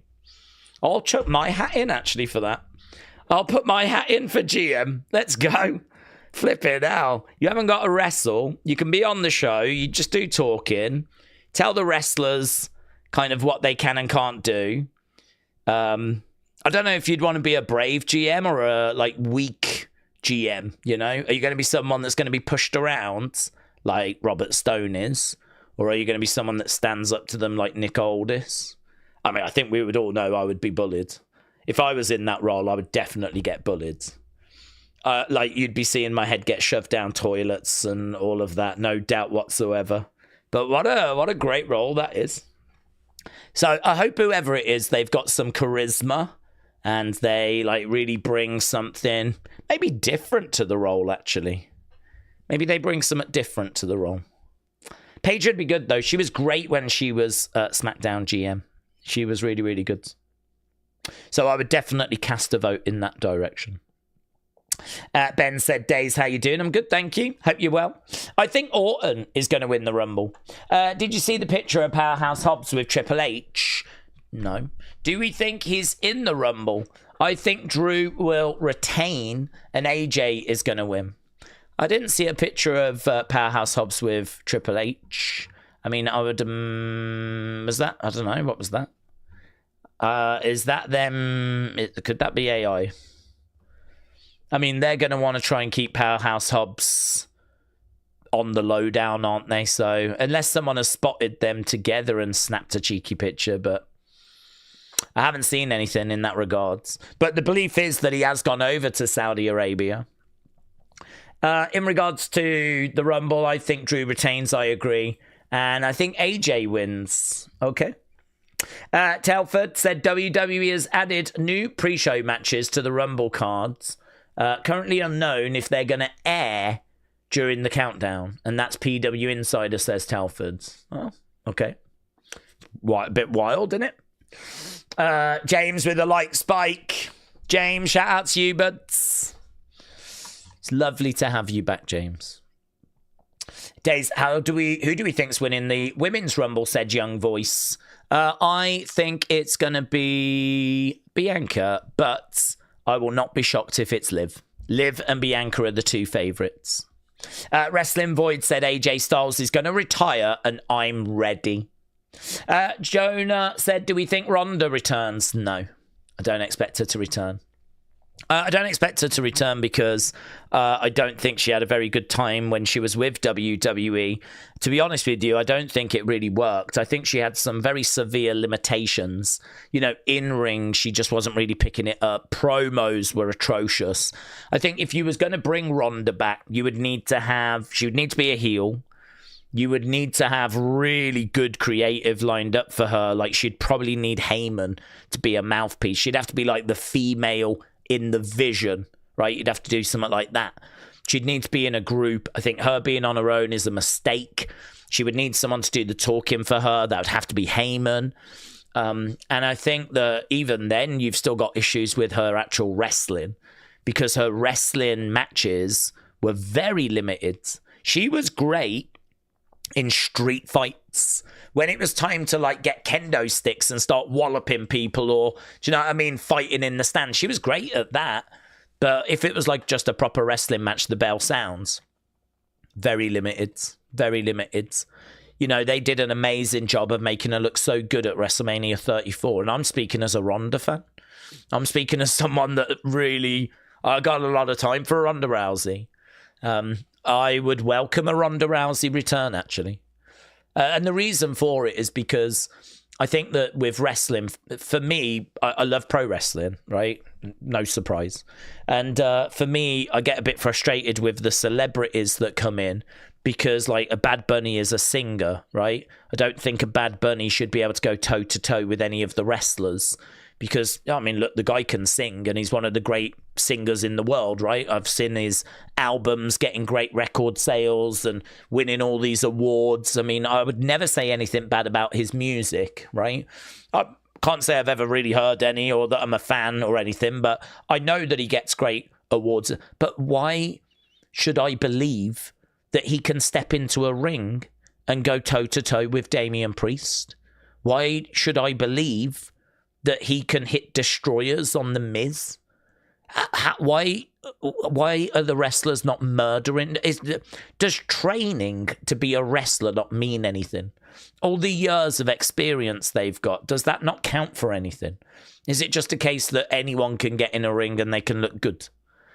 Like, I do struggle with that side. People that watch this channel know that I struggle with that side because I find it to be very disrespectful to pro wrestling. I feel like pro wrestling, like sumo, is an art form that's got to be respected. You know, people like wipe their boots, don't they, on the edge of the ring before they step in. Like, that's just a tradition that you do, you know. I'm respecting the mat. I'm just going to wipe my feet before I step into the ring. And, you know, there's people that have, like, traveled all over the world and spent years learning and, like, perfecting their craft. And yet we just let in these celebrities that have, like, a couple of months training. And all of a sudden they're meant to hang with the wrestlers. I find it so disrespectful. But we're not here to moan about that. We're here to talk about Ronda. And the thing with Ronda is she is legitimately, or was, one of the baddest women on the planet. Like, she could, if this was a real fight, murk, every woman in the WWE. There's not a single woman, I think, that she wouldn't be able to, you know, beat. She'd rip their arms off with arm bars. So the thing with Ronda is she brings this air of legitimacy. She brings this believability that she is a badass and she could actually cause people trouble. I mean, talk trash about me all you want. I'm going to rip your arm off and I'll beat you around the head with it. And I can do that because I'm Ronda Rousey. And if it wasn't for Ronda, we wouldn't have women fighting in UFC. So she is like a really important figure in the history of women's sport. Like, she has achieved things. You know, her, unfortunately, like, a lot of her comments have really turned people against her. And I'm not going to fly the flag for her because, you know, she's made some pretty moody comments about WWE fans. But to be honest, I think that comes from a place of frustration.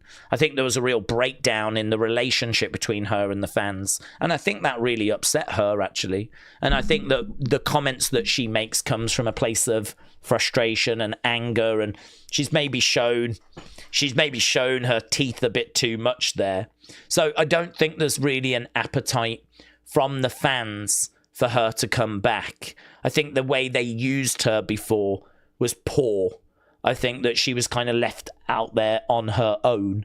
You know, as I said, for me, if I was bringing her in, she'd go in the Vision as the female member, and I would have her be a Heyman girl.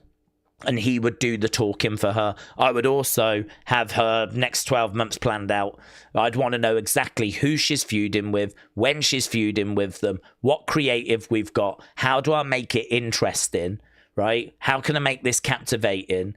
And I would not want to just put her in mid-feuds, mid-matches. I would want proper feuds that I can plan out, have her with the Vision, have her with Heyman, and I'd really put that kind of work in. But I've not heard any word that we're doing that. I don't think the fans would want her back. I think she's really burnt bridges with WWE fans with her comments. And I think that, I don't even know that she's got a hunger or a desire to return. I think there was real limitations on the microphone, real limitations in the ring. And as much as I am a fan of her for what she achieved. I just think there's too many obstacles there. I think there's too many obstacles, and I just don't think the appetite is there. So it might be worth WWE just really trying to focus on other things without being disrespectful, you know. What if Jordan Grace wins, says Fernando. What if Jordan Grace wins? She could. She could win. I think it'd be a little bit of a waste because it feels to me like she's going to have a match against Jade at some point anyway. It doesn't really feel like they're circling around each other, aren't they? I mean, it really feels like they're going to have a match, probably Elimination Chamber or something. I don't really feel like that is one of those situations where Jordan needs to win the Rumble. I think a return in Bianca winning the Rumble and then facing Jade at WrestleMania probably makes a bit more sense. But Jordan has got a chance. I kind of go back to what I said before about how it's good when the Rumble has got a lot of people in that could win. And I think Jordan ticks that box because she could win. She's credible. She could win. And she's feuding with Jade. And we could absolutely do Jordan versus Jade at WrestleMania. The only thing I would say is that I just sort of feel like we could do that match anyway. I sort of feel like a lot of people, myself included, are thinking Jade Jordan happens, Jade somehow gets through that, and then it's going to be Jade Bianca at Mania. So I don't. If we have Jordan win, I don't know where we would be with the Bianca match. I'm guessing that would just be kicked a little further down the road, and we'd maybe do that at SummerSlam, which we could do. Again, it's possible, which is why Jordan winning is not, crazy. There's a chance, but again, for me, a dark horse. I would have her like 5-1, 7-1. She's got a chance, but there's others that I think people are looking at as being more likely. Dean said Shayna Baszler would dominate Ronda. Like, it's not even funny. I'd rather see Shayna in every avenue in WWE over Ronda. I couldn't stand Ronda, says Dean. Jake said, I hope Paige comes back to eliminate AJ Lee, and then we get a standoff between Paige and Rhea. Days, is the Rumble on Netflix for the UK? Yes, it is. Fernando said if Naomi comes back before WrestleMania, make it a triple threat match. Jade, Bianca, Naomi. Why Liv Morgan doesn't make sense. Liv Morgan does make sense. The two favourites for the women are Bianca and Liv. Bashanta, shout out to you. Ben said, can we see Mommy Rhea Ripley trying to win for the second time? Yes, I believe she is third favourite. So Rhea has a chance, but I think she's third favourite. I think Rhea's always going to be in the conversation because I feel like she's their biggest female star. I think that she is someone that's very reliable. She can be in a world title match and people are going to love it. They're going to tune in. You could absolutely do Rhea in that position, but I don't know. At the moment, it's Stephanie that's champion. And I suppose Stephanie could lose the title to Raquel, and then you would do Raquel Rhea at WrestleMania. I don't think you would do Stephanie Rhea because they're both baby faces, and I don't think we would do that. But you could do Raquel Rhea. So there might need to be a little bit of movement in regards to who the champ is. Oh, you could do Stephanie Raquel Rhea, do it as a triple threat. Obviously, we've done that before. So, I mean, you could go down that road. So, I mean, look, there's possibility for Rhea. But again, it just comes down to they've teased Stephanie Liv. And it feels like Liv Stephanie is the match people are thinking is what we're going to get. And Bianca Jade's, I think we were definitely going to get. But because of Bianca's injury, we've not been able to. So just because people are looking at Bianca Jade's, Stephanie Liv, that feels why they're the favourites. Liv has never won the Rumble as well. This could be the year. And I just think Bianca, having been out for a year, we haven't seen her compete since last year's WrestleMania. But it was a finger injury. So the rest of her is fine. So, do you know what I mean? Like, it's not like she's had a back issue or anything. She's fine. It's just that she could not bend her finger. And obviously, that's going to limit her wrestling. And so that turned into a massive issue. I mean, no way did she think that was going to take her out for 12 months. I mean, when she first did it, she thought it was just going to be a slight issue that was going to mean she was out for a month or something like this. It's been 12 months. Or coming up to 12 months. She actually got the injury in the WrestleMania match last year. Crazy. Just a finger injury. And she's missed a year of her career. So I think bringing her back and making it like, oh my God, Bianca's back, right? And she's won the Rumble and she sets her sights on Jade. Like, that's quite an injection of excitement. You know, not only did Bianca return, but she won it. And she's going after her former tag partner. And it's just, I don't know, it just ignites that kind of women's championship. That women's championship that's a bit quiet and a bit snoozy. You know, it's not getting defended very much. Jade's is not a fighting champion. The only people she's been feuding with are like Michin and Jordan Grace. And Jordan Grace is fine. I've got no issue with Jordan Grace, but we haven't done anything to build up her star power on the main roster. She's still very, very new. She's certainly not the same level of star power as Bianca Belair. And so actually Bianca winning, coming back, winning the Rumble, like you can see how that's quite exciting. We could be in a very different landscape if we was to do that after the Rumble, right? So for me, I think Bianca is probably one of the most exciting options. Liv winning, definitely possible. I don't know if that's as exciting because Liv's already on the roster. It's not like a return or anything like this. But, you know, it just means that she is going to be fighting for the championship at WrestleMania. I don't feel like that's as big a statement. I sort of feel like Liv winning is, well done. Well done, Liv. You know, you'll get to fight for the title at WrestleMania. But she's already on the roster. She's been back for months. And I think we're all kind of expecting her to get a title opportunity at some point. So that one, it could absolutely happen. But that one doesn't really excite me as much. I'm more excited by Bianca winning because she's not been around. And she's been out for like 12 months. And so her return is going to be a moment. But her winning as well. And it's one of those, isn't it, where if you didn't watch the Rumble and you like get back in late and you're like, oh my God, I missed it. I was out, you know, with my boss having dinner. What the hell have I missed? And it's like, dude, you're not going to believe this. Bianca returned and she only went and flipping won it. Do you know what I mean? Like, that to me is more shocking than Liv won the Rumble. Because she just seems like, yeah, she's an option. She absolutely could. Liv won the Rumble. I think Bianca's more exciting, which is why in my predictions I went Bianca. In regards to the guys, I went Roman. I think Roman coming back, because obviously we haven't seen Roman in a little bit. So he's coming back. So not only is he back, but he wins. And that's a big statement because you're telling the world Roman Reigns is not only back, but he's going for a title. He's going to be in a big story at WrestleMania. Not just a little grudge thing, the belt, the championship. Are we going to put the belt back onto the OTC? I think that's a big message to send. I think that's more exciting than Bron Breakker won it. I know we've got to build stars, but there are different ways to go about it. And, you know, there's plenty of people that are going to be cheering on Bron Breakker, thinking that he's the future, that's the way we should go. There'll be people cheering on Oba with that same mentality. But I think the biggest message, Jericho winning it would be huge. If Jericho is not only in the Rumble, but he wins it, I mean, that would be flipping huge. I just sort of feel like this Rumble, it needs to shake people. We need to wake people up.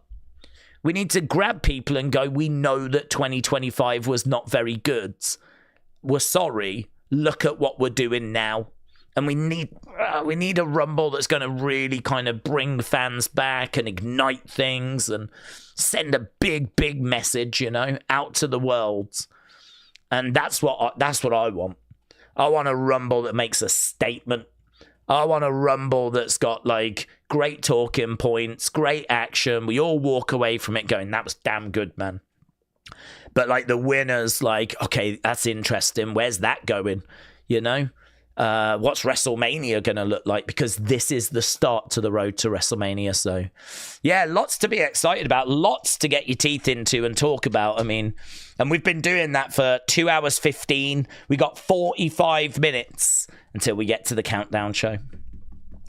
Real John said, what do we think about if Liv wins and then Bianca wins at the Chamber? Well, it's fine. I don't mind it. But as I just said, I think if I'm being honest, you know, I don't have any issue with Bianca. I don't have any issue with Liv. So this is nothing to do with them as wrestlers. In fact, if it was the other way round, I would say the other way round.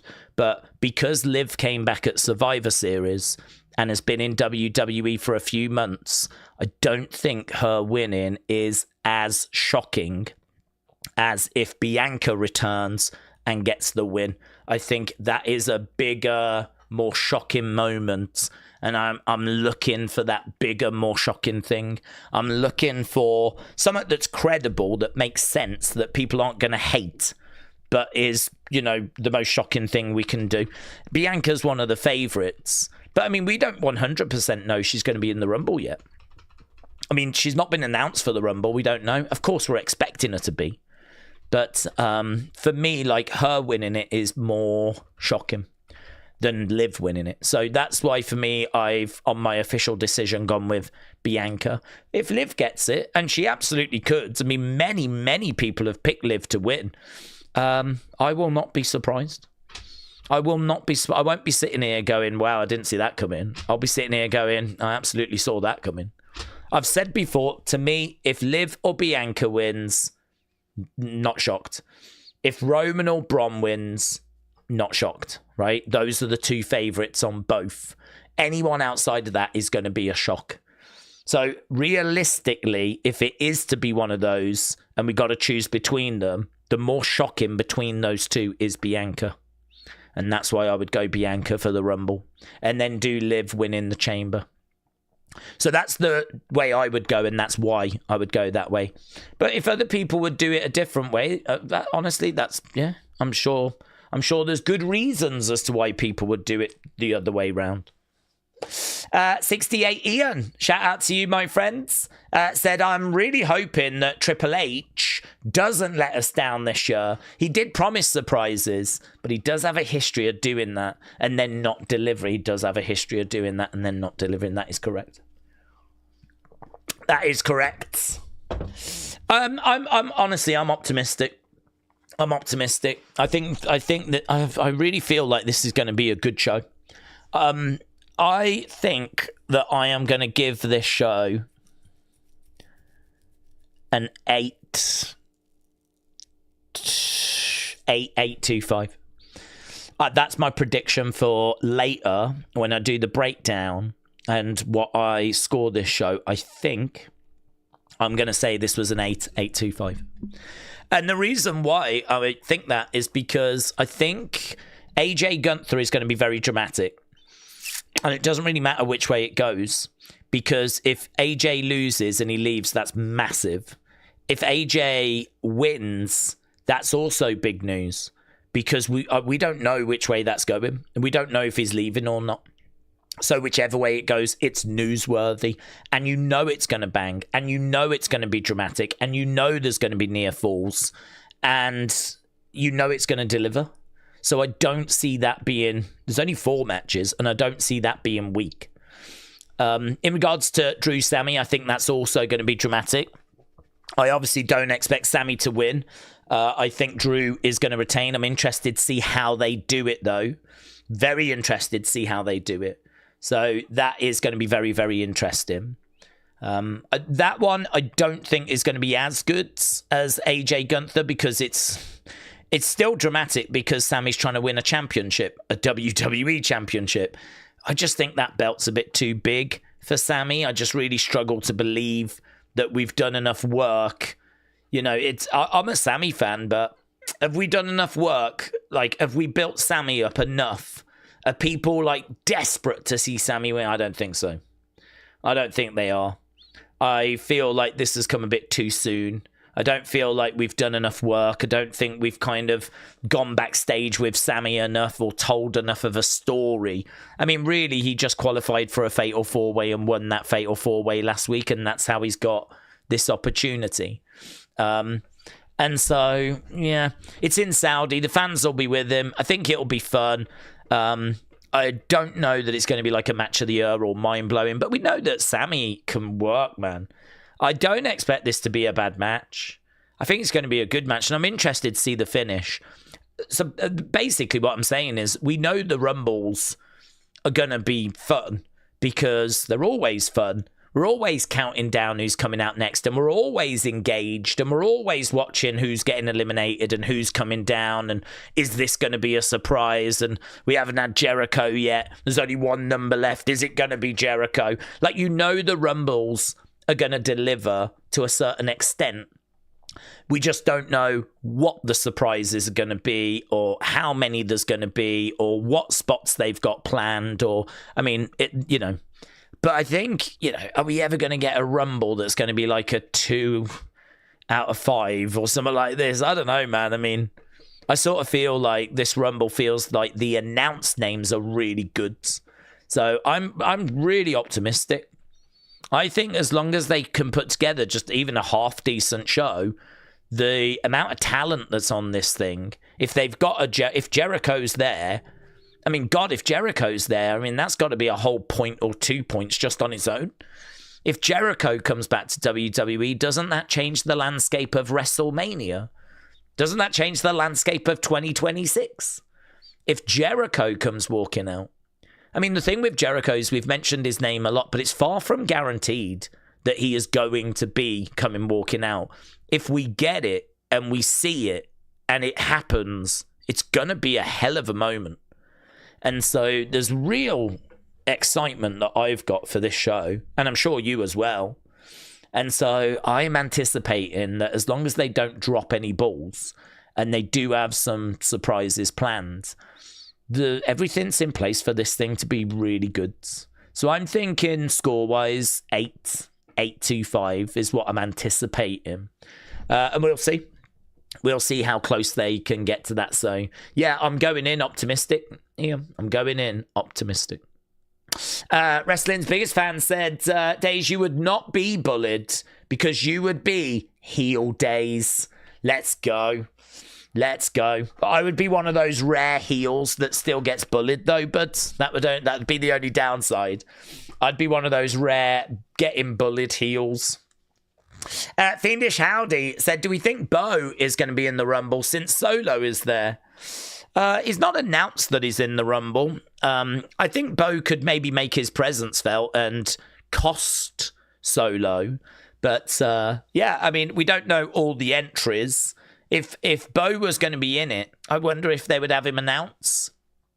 Or they could want to keep it as a surprise, of course. But Solo announced yesterday that he's in it. Bo did not. So at the moment, I'm not expecting Bo. But there's every chance that he is going to interfere and he's going to cost Solo. So not impossible, but I would just wonder why he didn't announce that he was going to be in it. Because it's not much of a surprise, is it?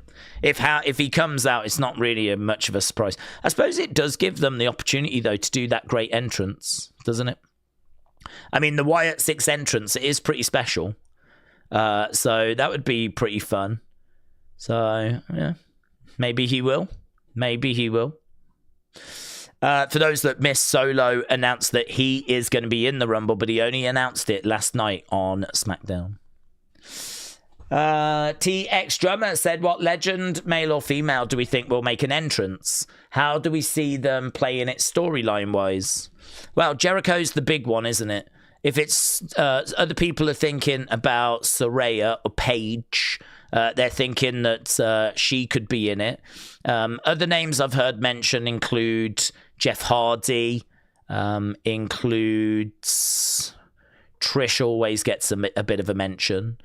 I don't know if I've heard any other names of people, though, legends-wise. I mean, there's names that you hear, like, you know, Rob Van Dam, Mark Henry, whatever. But there's no weight behind any of those. So I certainly wouldn't expect any of them to win it, right? I think most legends would just be in the Rumble and nothing more. So, they'd just come down, make an appearance, try and get a few eliminations, might get the odd one or something, but likely not stick around too long and then get eliminated. So I wouldn't really expect a great deal. If we get, say, Chavo Guerrero or something like that, he's a trainer at AAA. Or you could get Bobby Roode, who is, works backstage as a producer. Or you could get Corey Graves. Some people have wondered if Corey Graves, not that he kind of classes as a legend, but, he could get out of the commentator's desk and get up and get in the ring. Some people have wondered if Big E is going to make a fleeting appearance. I really don't think so. Certainly not expecting that. But any of those would not be expected to win, of course. So really, it would just be for that moment. They would then get in and, just get eliminated, probably by Oba or something along those lines. The more interesting one would be Jericho, because, that he's not just going to come in and just have he'll be there for a little while. He'll get a bit of a focus, because if he comes back, he's staying. Whereas, sometimes you get like Diesel, or you get the Hurricane. And we've done those kind of surprises in the past where they are literally just for the Rumble. We get the Boogeyman, and they're literally just for the Rumble. You could get the Boogeyman this year, where the Boogeyman comes out, or you get Hornswoggle coming out. And really, they're only there for the entrance. They're only there so that the music hits and people go, oh my God, look who it is. And then you see them come down to the ring and, they get in the ring and we're all cheering. And then, we just move on, don't we? The next person comes out and they end up getting eliminated. So, yeah, I certainly would not envisage any of those kind of going on to win it. I think Paige Soraya's interesting. I personally don't think she's going to be in it, but there's a chance. There was some footage of her training the other day. The only problem with that is I always think if someone's going to show you this close to the Rumble, them training, getting you talking about, oh my God, did you see this footage?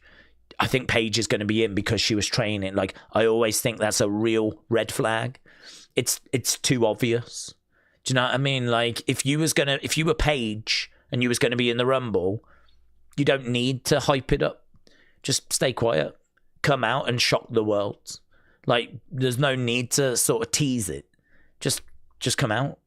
And everyone will be like, oh my God, and it'll be out of nowhere. I always think if you tease it, you're sort of getting people talking about you. And that's probably because you're not in the Rumble. So really, you're trying to get people talking about you because they ain't going to talk about you when the Rumble's on because you ain't in it. So I always find that a bit of a red flag personally. But we'll see. She'll come walking out now that I've said that. But I'm not expecting to see her. But yeah, there's a few names, as we said, that are sort of doing the rounds. But to be honest, most names are people returning from injury, like Tiffany, Bianca, Chad, maybe Dominic, maybe Seth, but I don't think so. But like some of those names of people that have been out for a while. And then there's a bit of NXT talent. Rumors that Mr. Iguana's going to be in the Rumble, and some of those. You might get a Jeff Hardy. You might get some TNA talent. You might get Mike Santana or Lee Ying Lee. You could get Evil from New Japan. He's apparently signed. Obviously, Powerhouse Hobbs. There's been chatter about him. We know Oba's going to be in. We haven't seen him on the main roster outside of Saturday night's main event yet. So, yeah, honestly, there's so many names around from different places. I don't think there's going to be that many spots for those kind of names that we really want. Like the Rob Van Dams, like the Booker T's, like the Mark Henrys, like the flipping, I don't know, Jake the Snakes, Mr. Kennedy's, MVPs, whoever it is that you're thinking of, right? Those kind of X-Pac names.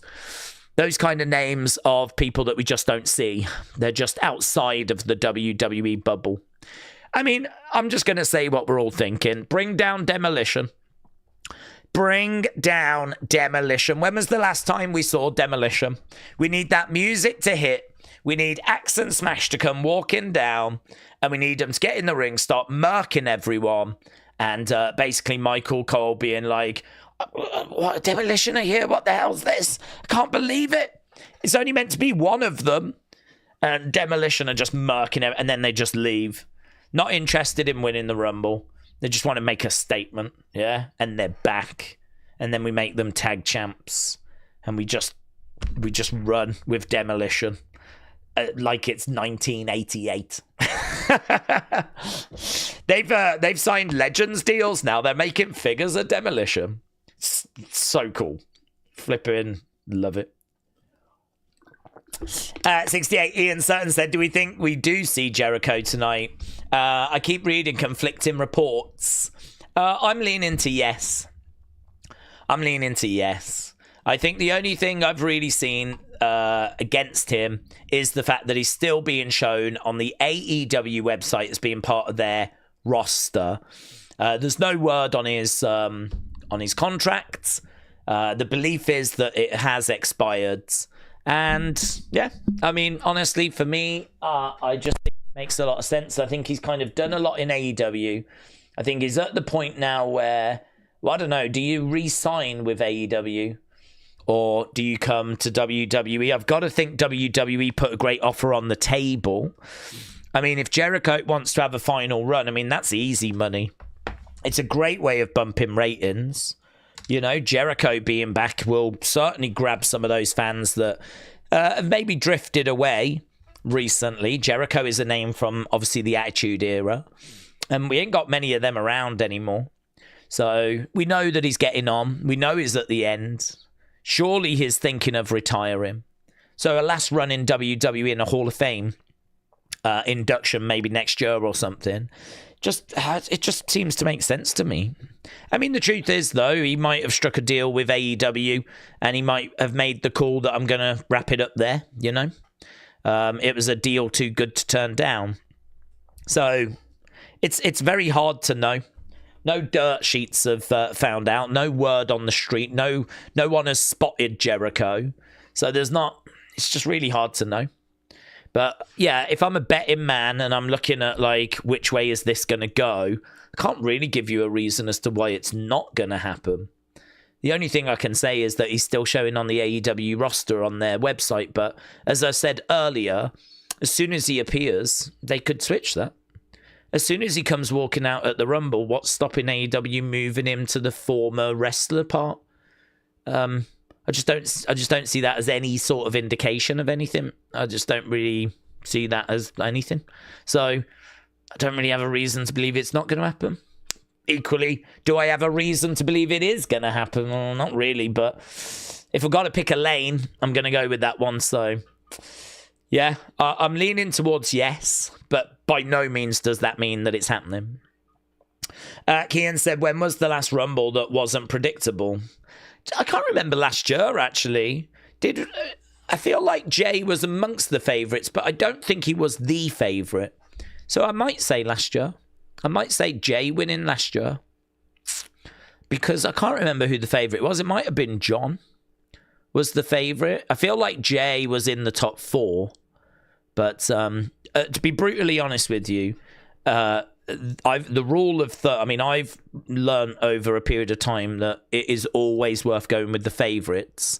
My very first video on this channel was Rumble 2016, and I know that like Triple H was the favourite that year, and I was kind of saying I don't want Triple H. I'd like it to be someone else, and I proposed like Kevin Owens, and I went down these other names, and then it turned out to be Triple H. And year after year after year, it just always tends to be the favourites.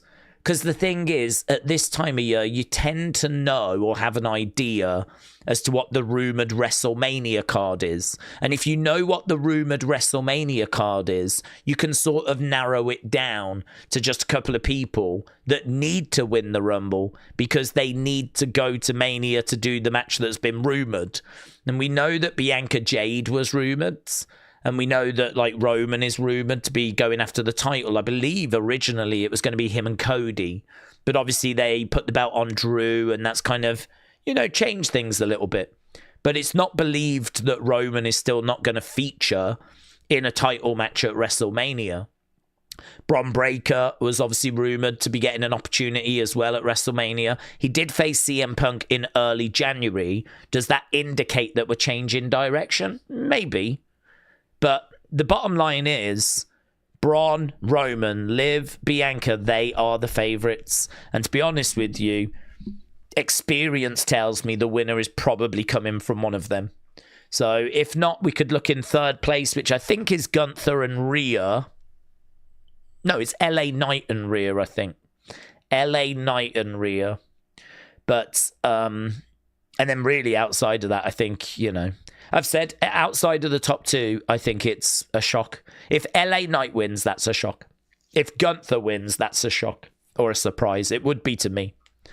So, but I can't remember where Jay was last year. I don't think he was the top favourite. But he was up there. He was definitely up there. But I think people thought it was going to be Cena. Midget said, Sammy isn't a face that runs the place. Yeah, Sammy's really interesting because I love Sammy. I have done since NXT, because when I first started watching NXT, when the network first arrived, Sammy was down there trying to win the title, right? And so Sammy was someone that I was watching in NXT trying to finish his story, and that was kind of the vibe, really. He was the underdog from the underground. He was trying to get to that championship. He was a brilliant wrestler. I mean, really what you're seeing now, kind of the guy next door, brilliant wrestler, just can't quite get the job done when it comes to the top title. Exact same story in NXT. But he gets there and he gets his crown, and as soon as he does, his old friend Kevin Owens comes down and murks him. Right, and that was kind of what went down in NXT. I think he beat, did he beat Neville for it, actually? I can't remember who beat. I think it was Neville. I think it was Pac. But yeah, Neville, Pac was in at that time. Kevin Owens was in at that time. Sammy was in. It was a great time, actually. 4 horsewomen as well, with Charlotte, Becky, Bayley, Sasha. It was really, really good. It was black and gold. Just great. Really good. And I've been a fan of his since then, and, kind of followed his journey and everything. And he's such a great in-ring performer. And I think the truth is, it's really hard to kind of catch lightning in a bottle. And we managed to do it when he was in the Bloodline. And then he turns on Roman, which is a good few years ago now at the Royal Rumble. Do you remember that? With the chair shot. Owens against the rope, Sammy with the chair, boom! Like, that was a good few years ago now, Crazy that, innit? To think that was a few years ago, but it was quite a few years ago. And we caught lightning in a bottle with that, and he was red hot. And then we went to Elimination Chamber, and it was in Canada, and the crowd was going mental. And, obviously, if we'd have put the belt on Sammy, then it maybe wouldn't have been as special at WrestleMania 40 for Cody, because Cody doesn't only win the belt, but he brings to an end that amazing Roman title reign. So it's just sod's law in it. I feel like we caught lightning in a bottle, but for a very good reason, we could not do anything with it. And so, Sammy unfortunately doesn't get the job done. And the thing is, if you're going to let that opportunity pass by, which they did, well, you're going to have to catch lightning in a bottle again. And it's really hard. It's really difficult. It's really hard to get the crowd, really passionately behind someone. To a degree, it has to sort of happen organically. And, Sammy works damn hard. He puts on great matches. He's a really nice guy. I'd love to see him achieve his dream. But seemingly a lot of fans just are struggling to have that connection with him. There's just always other people they prefer. A CM Punk, a Cody, a Roman, a Seth, a Jacob. Ober's in now. Ober will probably be ahead of... Trick will probably get ahead of Sammy. There's just always people that find a way of getting ahead, so... I mean, to be honest, I would love it if he did it today. I know others wouldn't feel that way, but I would love for him to do it, and I don't care how he does it. I mean, for me, if he wins Money in the Bank and cashes in and gets it, great.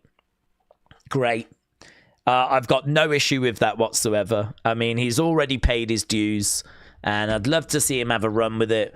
And genuinely, I think it'd be a good run as well, because I don't think you have to overcomplicate it. Sami Zayn is a fantastic wrestler, so just do World Championship Open challenges. I mean, we've done it with the mid-card belt, and it's been great.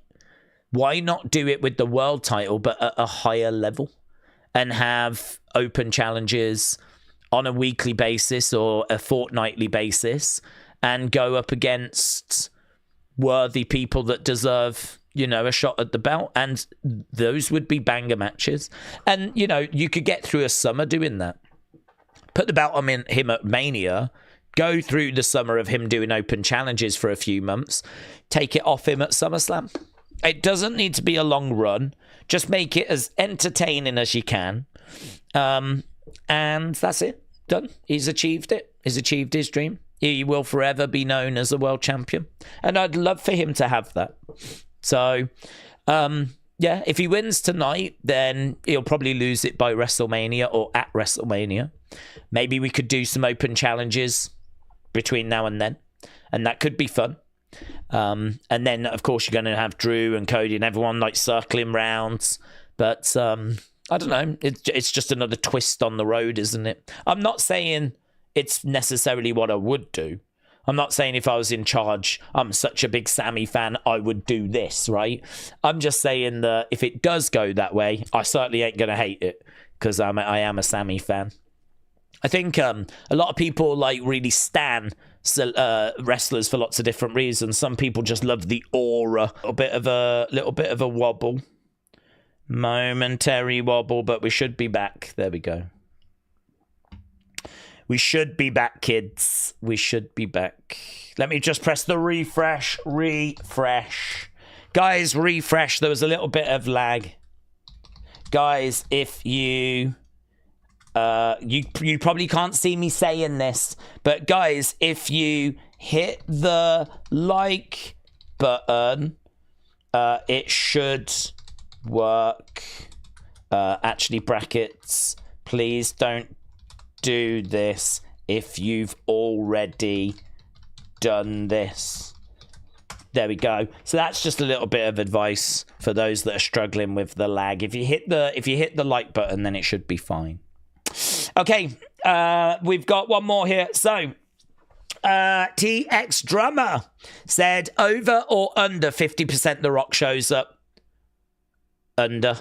And do we think Ava leaving NXT? Do we think something has happened behind the scenes with them both? No. No, I don't. Obviously, there's no word as to why Ava's leaving, but I suppose if you want to know what I think has happened, and I have got no evidence of this is just me just being reckless, yeah? I think that she had a passion for being a wrestler. I think she probably saw WrestleMania, SummerSlam, what the girls were doing on the main roster, traveling the world, you know, cutting promos, having great matches. I think she sort of looked at the hand that she'd been dealt by being The Rock's daughter, which obviously opens doors for you. And she was like, I could do this. I fancy this.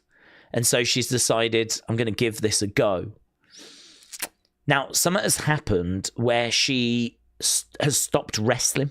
So she went to NXT and she was in the schism. And then she just stopped wrestling. I don't know if she got an injury. I don't know if the standard of her work was not NXT TV ready. Or perhaps like they were pushing her to have more matches and she was like, no, I really don't feel like I'm ready. Perhaps there was a little bit in her confidence. Perhaps like she was struggling to pick it up. Whatever it is, she came in to be a wrestler and very quickly she stopped wrestling. And then she just started doing a GM role. So I think it's time to renew the contract. I think she's looked at this and gone, do I want to be a GM forever? Is this my life? Is this what I wanted? Is this what I joined for? To be a general manager that's not going to wrestle at WrestleMania, probably not even appear at WrestleMania. I'm just going to be a general manager on a show. Is this what I want to do? Or like, perhaps if she wasn't making progress with the wrestling, or she just wasn't getting it, or she just kept picking up injuries, or whatever it was that was stopping her wrestling, I don't think she started doing this for being a GM. So I think that there came a point where you have to ask yourself, is this what I want to do? Is this who I want to be? You only get one shot in life. So you got to make that call, haven't you? And I don't think there's necessarily a falling out between her and The Rock or anything. I think The Rock is very supportive and just like, you do what you want to do and what you think the right thing for you to do is. And, you know, she was on the show. I mean, she was on a TV show on a regular basis with a very comfortable job. And if she was enjoying it, having the time of her life, and she was loving it, I really don't see why The Rock would have had an issue with that. You know, she's out there earning money, living her own life, doing so much she loves, being part of a company she wanted to be a part of. I really don't see there being an issue there. But I don't think she joined for this reason. So this is wild, reckless speculation. I think there's probably something in that. And until I hear otherwise, that's kind of where my head is. That she's probably looked at it and gone, didn't join for this. Didn't join to be a GM. And I don't know if this is where my heart is. I joined to be a wrestler, and for whatever reason, that's not working. So until I hear otherwise, that's kind of what I'm thinking, but it's just wild speculation. I wish her all the best. I thought she was not bad. I thought the stuff they had her doing was pretty silly at times. There was definitely some decisions she made where you're like, what? How does that make sense? But that's not her fault. You know, that's creative that have come up with that for her. But I actually thought the way she interacted with people, the way she carried herself, I thought she did not a bad job, honestly. The criticism is like some of the nonsense they made her say. Some of the stupid matches and stipulations that she'd come out with definitely had, like, certainly Brian Alvarez, his head was in a spin. He often referred to her as like the worst GM. But, you know, I mean, maybe some of that played a part. Perhaps she did not feel very appreciated by the fans because there was quite a few people that were making those kinds of comments. But that was not really her or aimed at her. That was just more the way that they had booked that character. It wasn't really a reflection of her. I thought that her delivery was good. I thought she had really grown into that role, actually. So I wish her all the best. But in regards to The Rock showing up, no, I think it's under. There's been no chatter or word about him coming in. And not only that, there's also been no chatter or word about the fact that he is going to be at WrestleMania. So there's no real belief that he's going to feature on the Mania card this year. So don't think he comes. Don't think he makes an appearance. I'm under. It's not impossible, but... Triple H has announced that Backlash is in Florida on May 9th. Chamberlain, thank you, my friends. Backlash, May 9th, Florida. That's pretty exciting, actually. I love Florida, and I love Backlash. But I'm not going. But I could definitely be tempted.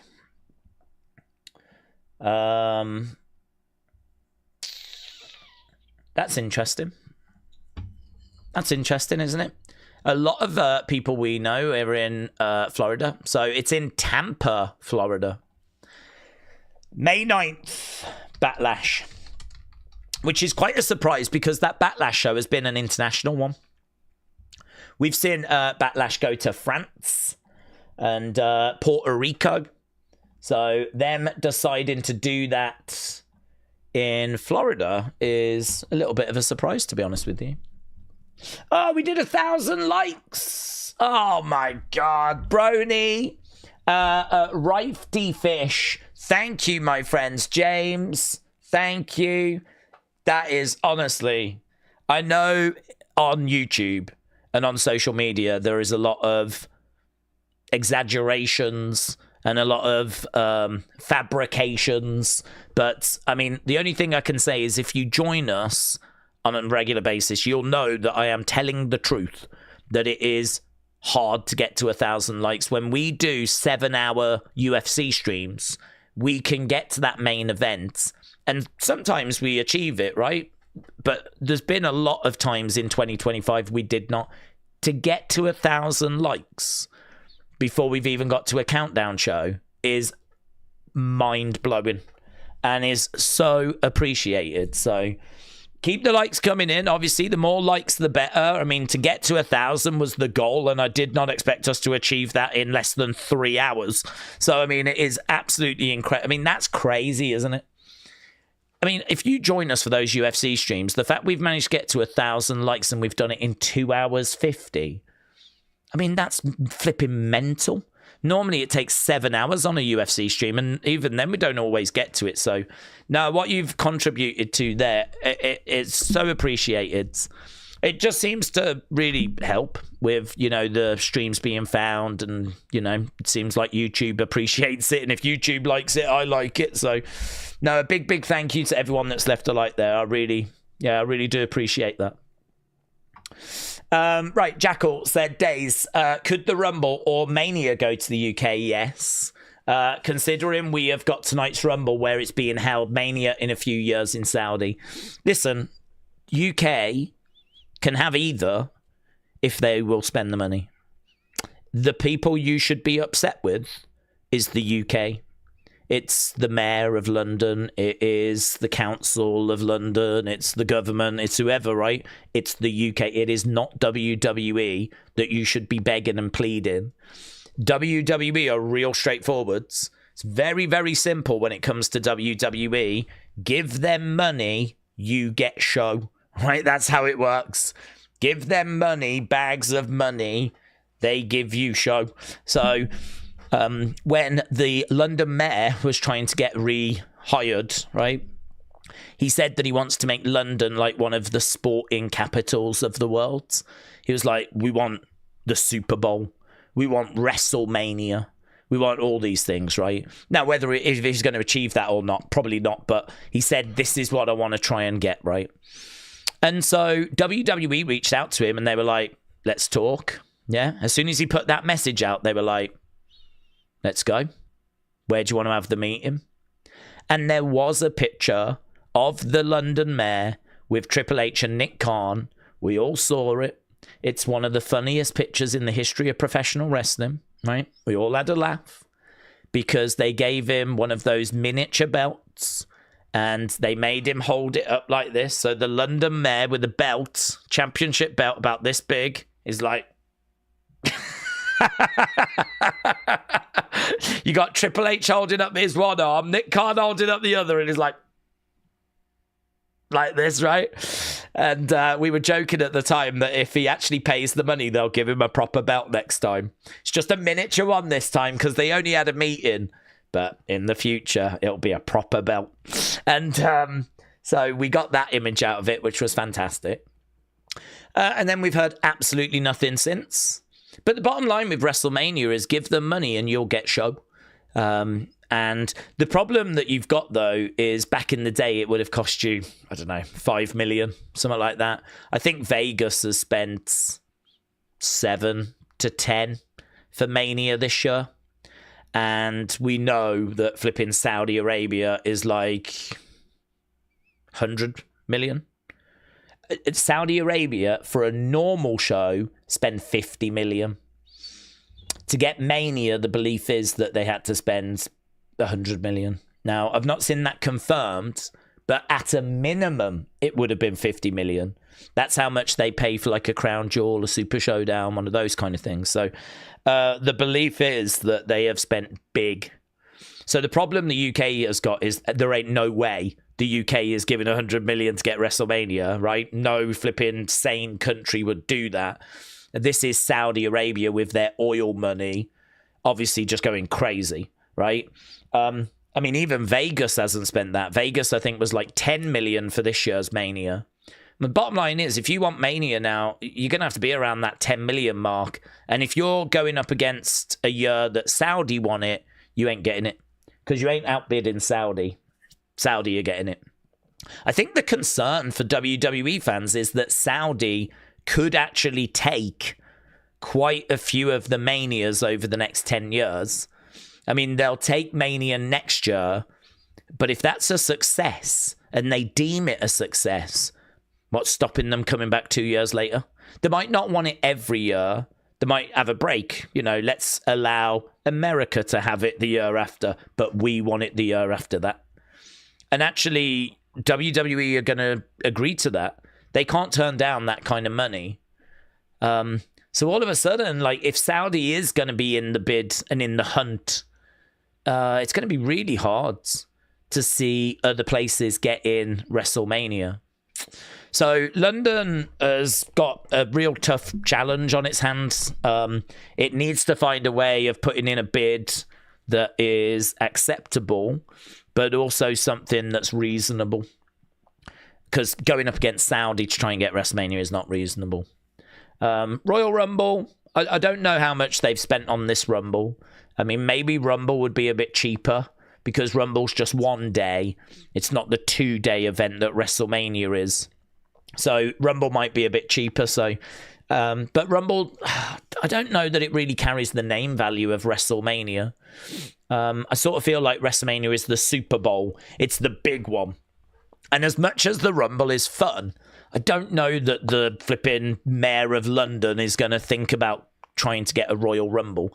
He's going to want, if he's going to go for anything, he's going to want to try and get WrestleMania, isn't he? That's the one. That's the one everyone knows. WrestleMania is a big brand in its own right. So maybe someone should have a word with him and go, listen, the fans love the Royal Rumble, right? If you could get the Rumble, the fans would still love you and it would be cheaper. Yeah? Try and do that. Try and get a Royal Rumble because it's probably more achievable and it's probably cheaper. So look into that, yeah. Hey? But I don't even know if he's enough of a fan to even think about a Royal Rumble, you know. So could we get something? Yeah, we absolutely could, but it's the UK that need to sort themselves out. WWE wouldn't screw its US fans out the majority of Manias, because if they did, they would lose the US market, says Q3. Cody Boy said, have we seen the picture of Tamatonga behind him, Mr. Iguana? Yes, saw that doing the rounds. Have you got a match lineup? No, I don't think so. I can have a look at Fightful. Fightful Select normally get a match lineup. No. Nope. Nothing on Fightful Select. Nothing.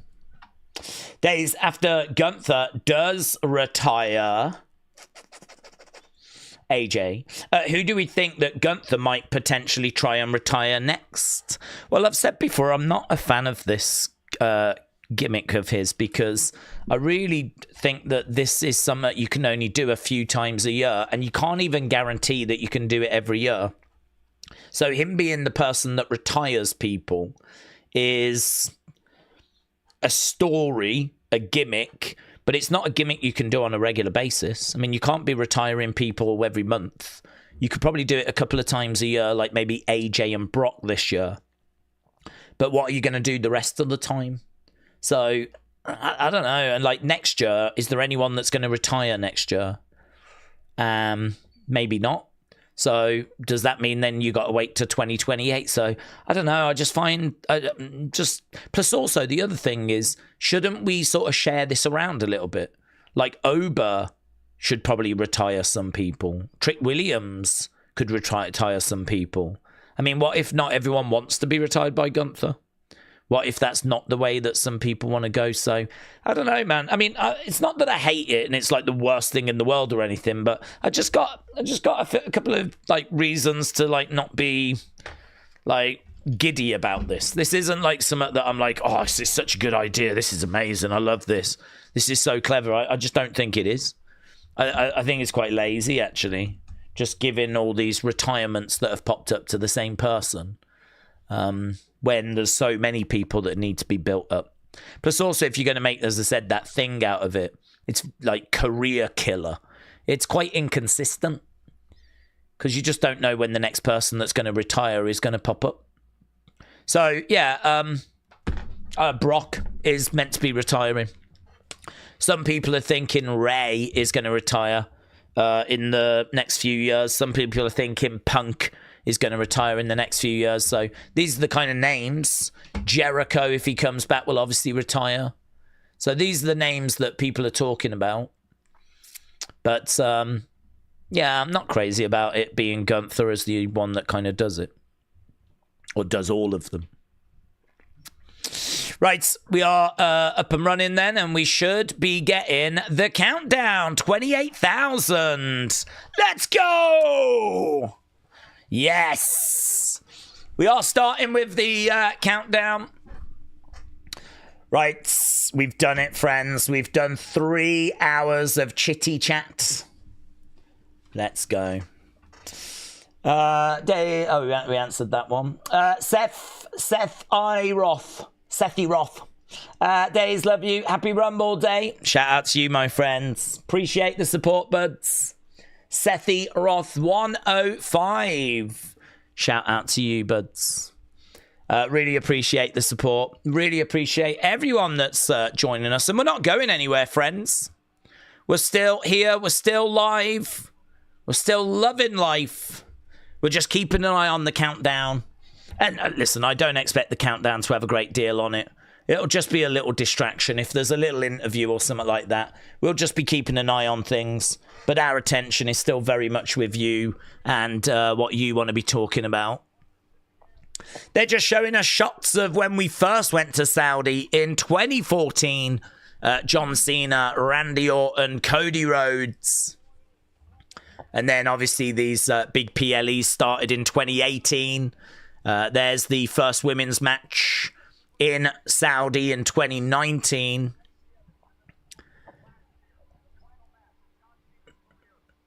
And the last match of John in Saudi against CM Punk in 2025. So we're just seeing inside the stadium. There was a bit of chatter about empty seats, but I think there was a real myth around that because I think the seats were a lot fuller than people think they were. I just think the lighting made it seem like there was less people around than there really was. Because actually, if you saw when Randy came out, the lights were on and you could see that it was all full. And then I've seen a lot of people kind of using screenshots where it looks like it's empty, but if you look closely, you can see like little faces. I just think, honestly, it's quite dark in the stands. So I'm sure it's not completely sold out. I'm sure there are, you know, still tickets available, but some of the pictures that I've been seeing of people saying, oh my God, I can't believe how empty it is, are actually not really true reflections of the crowd. It's actually, I think, just quite dark, actually. So, yeah, there was a bit of chatter around all of that yesterday. There's Sammy, and Sammy gets a bit of a cheer. Sammy gets a bit of a cheer as is shown with a football backstage. Steve said New Day and Waller versus Motor City Machine Guns and Nakamura. Wyatt 6 MFTs on a pre-show. Okay, so are they going to give us a couple of pre-show matches, are they? It's a bit wild, isn't it? Okay, we've got someone stepping out of a vehicle. It's Drew McIntyre. Drew McIntyre steps out. There is... That's got to be later, though, when we get to that, because we've got so many people outside the stadium right now. We got Michael Cole. We got the kickoff panel, and we've got thousands of people right by this stage. Big E, Wade Barrett, they're on that countdown show as well. So if there are going to be any matches, then it seems like we're going to be getting them in that second hour. Okay. Days, according to PW Insider, Alistair isn't slated to appear at the Rumble. Even though he made the trip overseas, WWE officials have decided to delay his in-ring return till SmackDown. Logan's B, thank you. Edward said, Days, I'm just got home. I went out and I went 10-pin bowling. I loved it. I only had 1 point and I'm trying to be good, but apart from that, I'm training and it's going very well. It's hard but good. Edward, shout out to you, buds. Hope you're doing well. James said, Big E, it's always great to see that man. Connor said, are you using a VPN? I'm not using a VPN. I don't need to. In the UK, the kickoff show is on YouTube. So I'm just watching it on YouTube. I think it's on YouTube all around the world, America, everywhere. So, yeah, the coverage of this has started. There is a Blake Monroe sign that is in the crowds.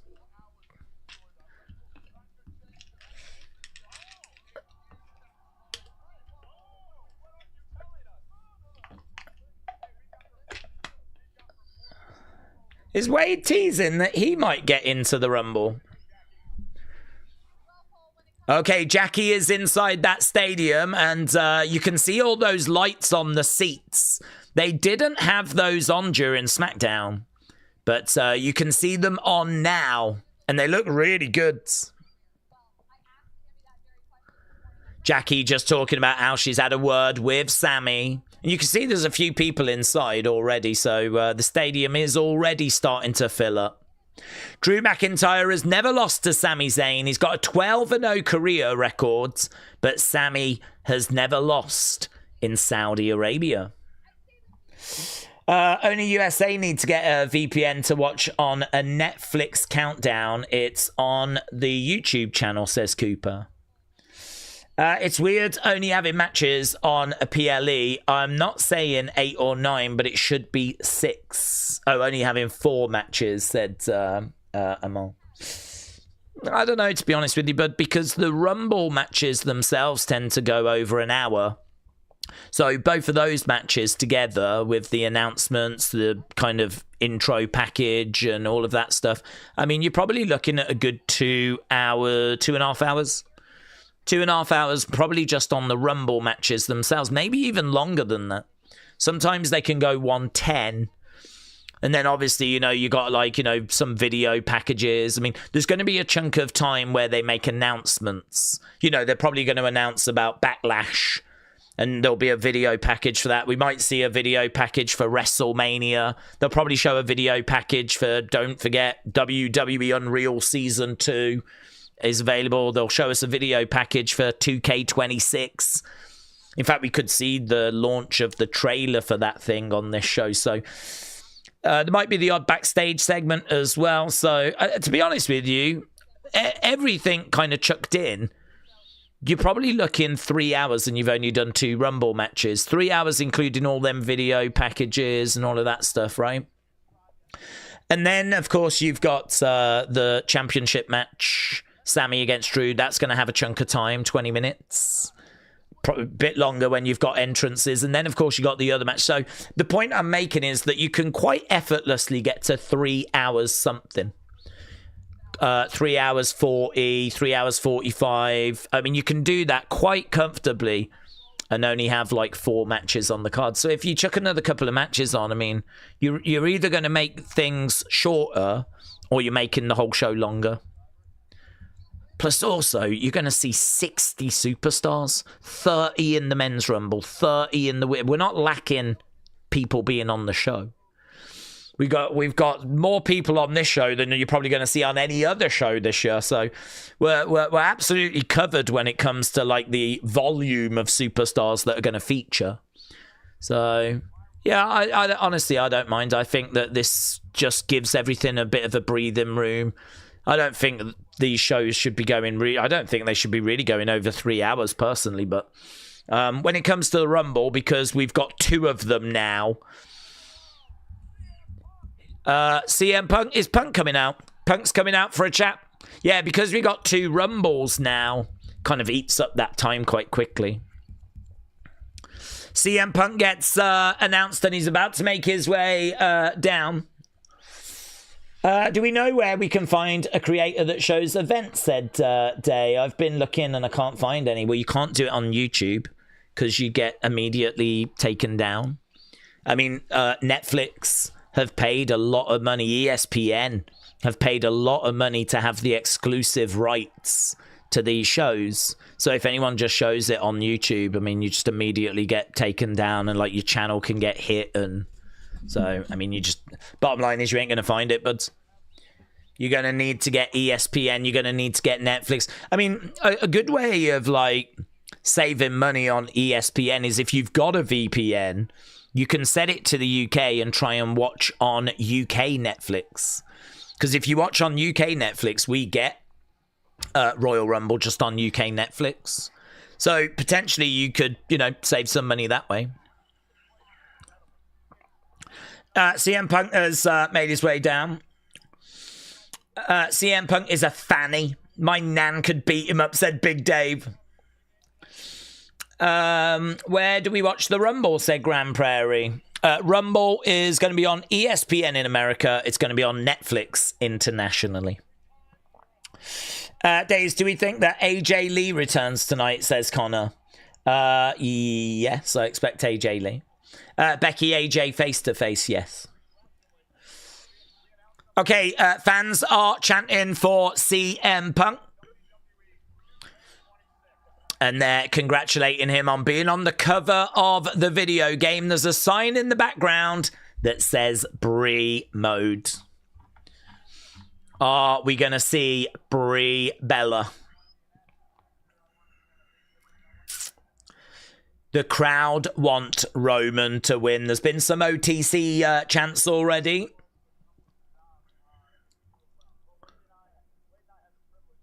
Yeah, Wade was teasing that he could be in the Rumble, but I'm not expecting to see him in the Rumble.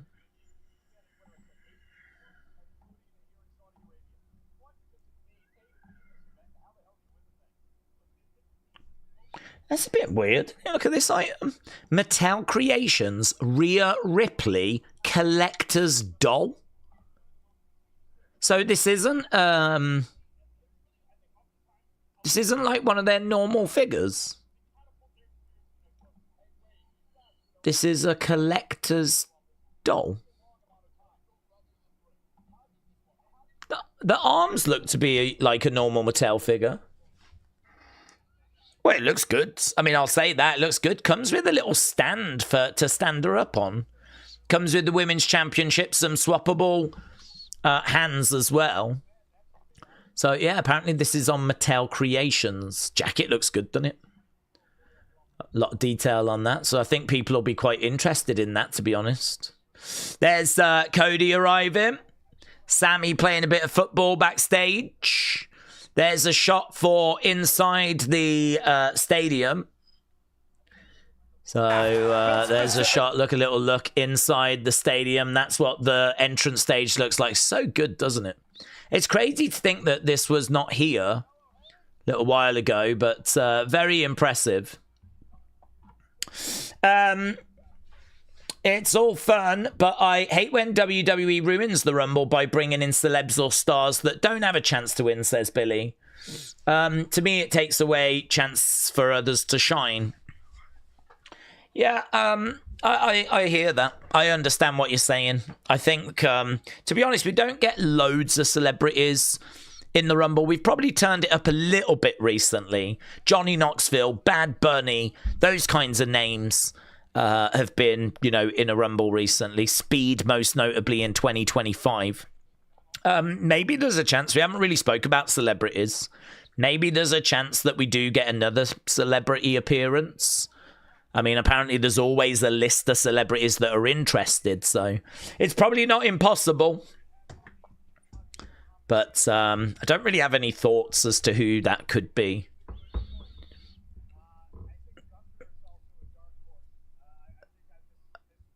CM Punk said, I think Gunther could be a dark horse.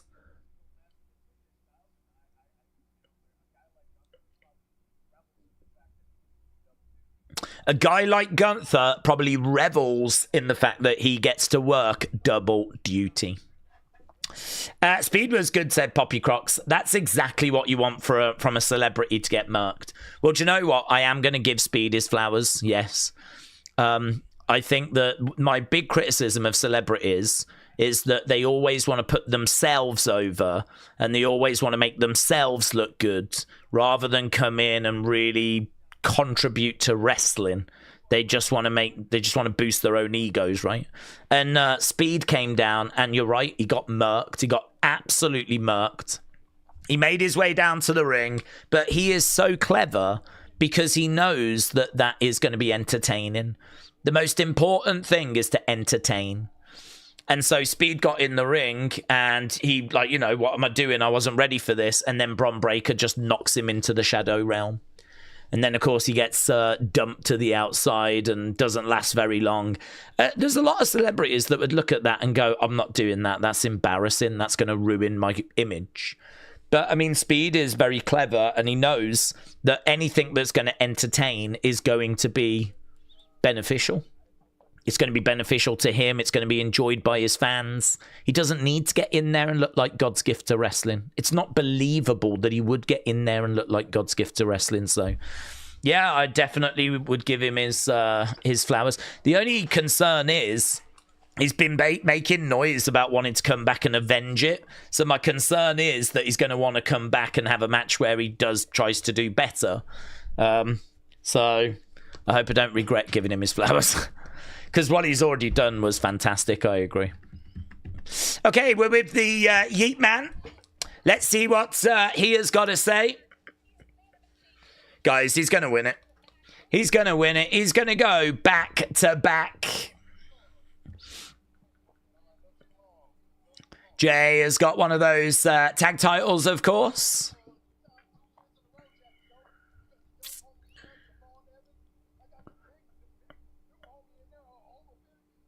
I got the big new homie in there.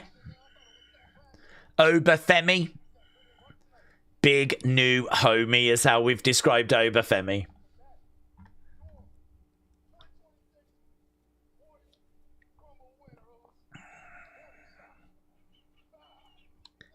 Oh, I could hear some boos there from the fans. When he said, I'm going to be your 2026 back-to-back Royal Rumble winner.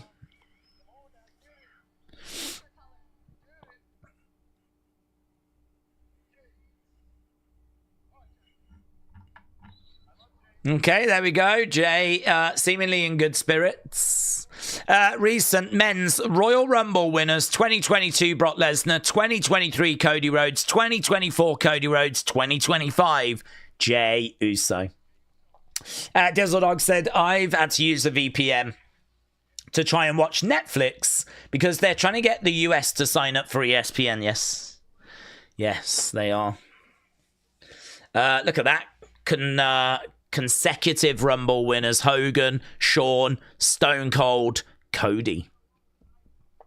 Right, honestly, I'm just watching the Women's Rumble. AJ Gunther. I don't care about the rest, said Legendary Larry.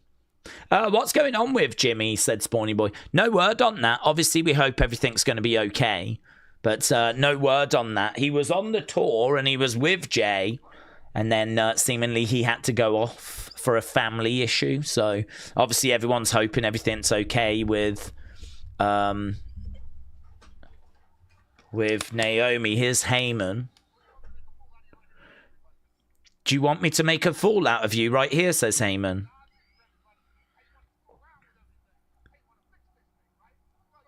What's this? What is this?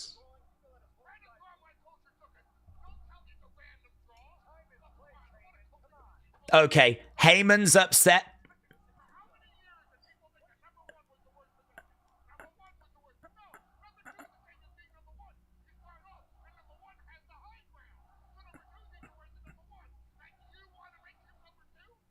You want to make him number 2?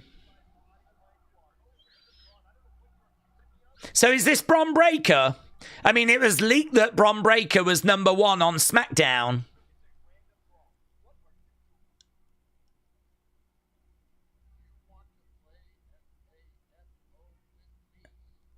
at this.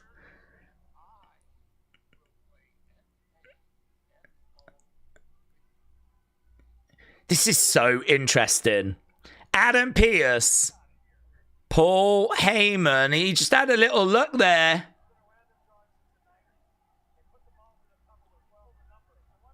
A little look at Wade Barrett. CM Punk had no problem saying a few words to Heyman, did he? Okay, Adam Pearce has gone. So Paul Heyman is livid. Obviously, everyone saw there was a leaked graphic that seemed to suggest that Bron Breakker was going to be number 1. They seem to be suggesting he might be number 2 now. Because Heyman was like, number 2's worse than number 1. Number 1's got the high ground. Interesting. Well, he's not happy. He's not happy. Randy is going to win the Rumble, said Kendall. I'm starting to think that Bron leak wasn't a botch. I'm thinking it was deliberate to pee off Heyman, said David. Storyline, emotional investment, said Bones. Inspector Tragic said, I've got 0 expectations. This is going to go smoothly. Do you know, I really like that. I really like Heyman saying to Adam Pearce, if you want to FAFO, then that's fine. I can FAFO as well. Fudge around and find out. So, yeah, it's really good. It's really interesting. It does make me wonder what we're going to do there. I mean, are we about to start a whole flipping Paul Heyman, Adam Pearce angle? I mean, they've kind of been in each other's orbit for a little bit, but we could really do some stuff there on the road to WrestleMania. Okay, we've got Pete Rosenberg and we've got Jackie. They are at Six Flags. Oh, they're with the New Day as well. Oh, and Rhea. So we're just having a look at Six Flags in Saudi Arabia. I bet this is quite fun, actually. It's flipping working, isn't it?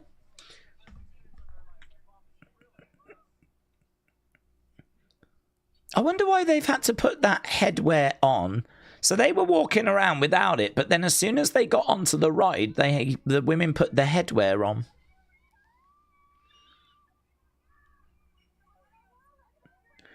Look at that, though. Look at some of them shots. That is amazing, isn't it?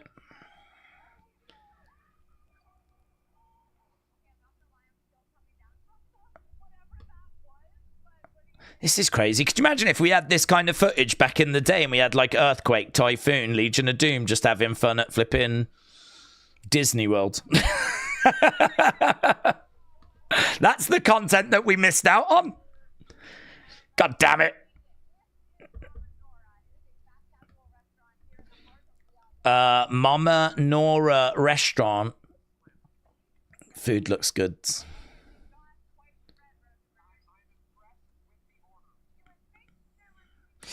Days, I've got a theory that if Powerhouse Hobbs comes in and he's going to be a part of the Vision, because Heyman could say he's going to get a new member or he's going to go and recruit, says Edwards. Could do. Could do.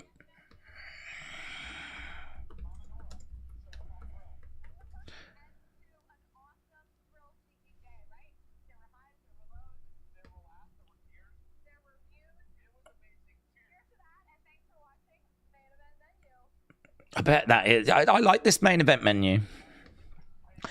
I like that main event menu. I like how they go around and they...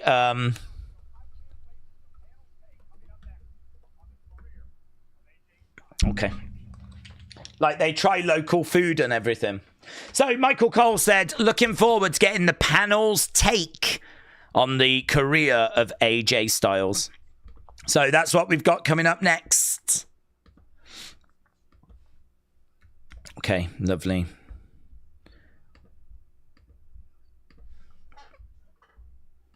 Boom. Right. I am tempted to order food now, said Alex. Too broke to pay attention, said Days. If WWE ties Powerhouse Hobbs, aka Royce Keys, to Jericho, how can they present Keys in a way that is not like a bodyguard, so that it's not another like failed bodyguard gimmick like we did with Curtis Hughes? Well, I mean, I don't think presenting him as a bodyguard is a problem, but you wouldn't have to do it that way. I mean, it could be that he is a prospect that Jericho is here to sort of represent.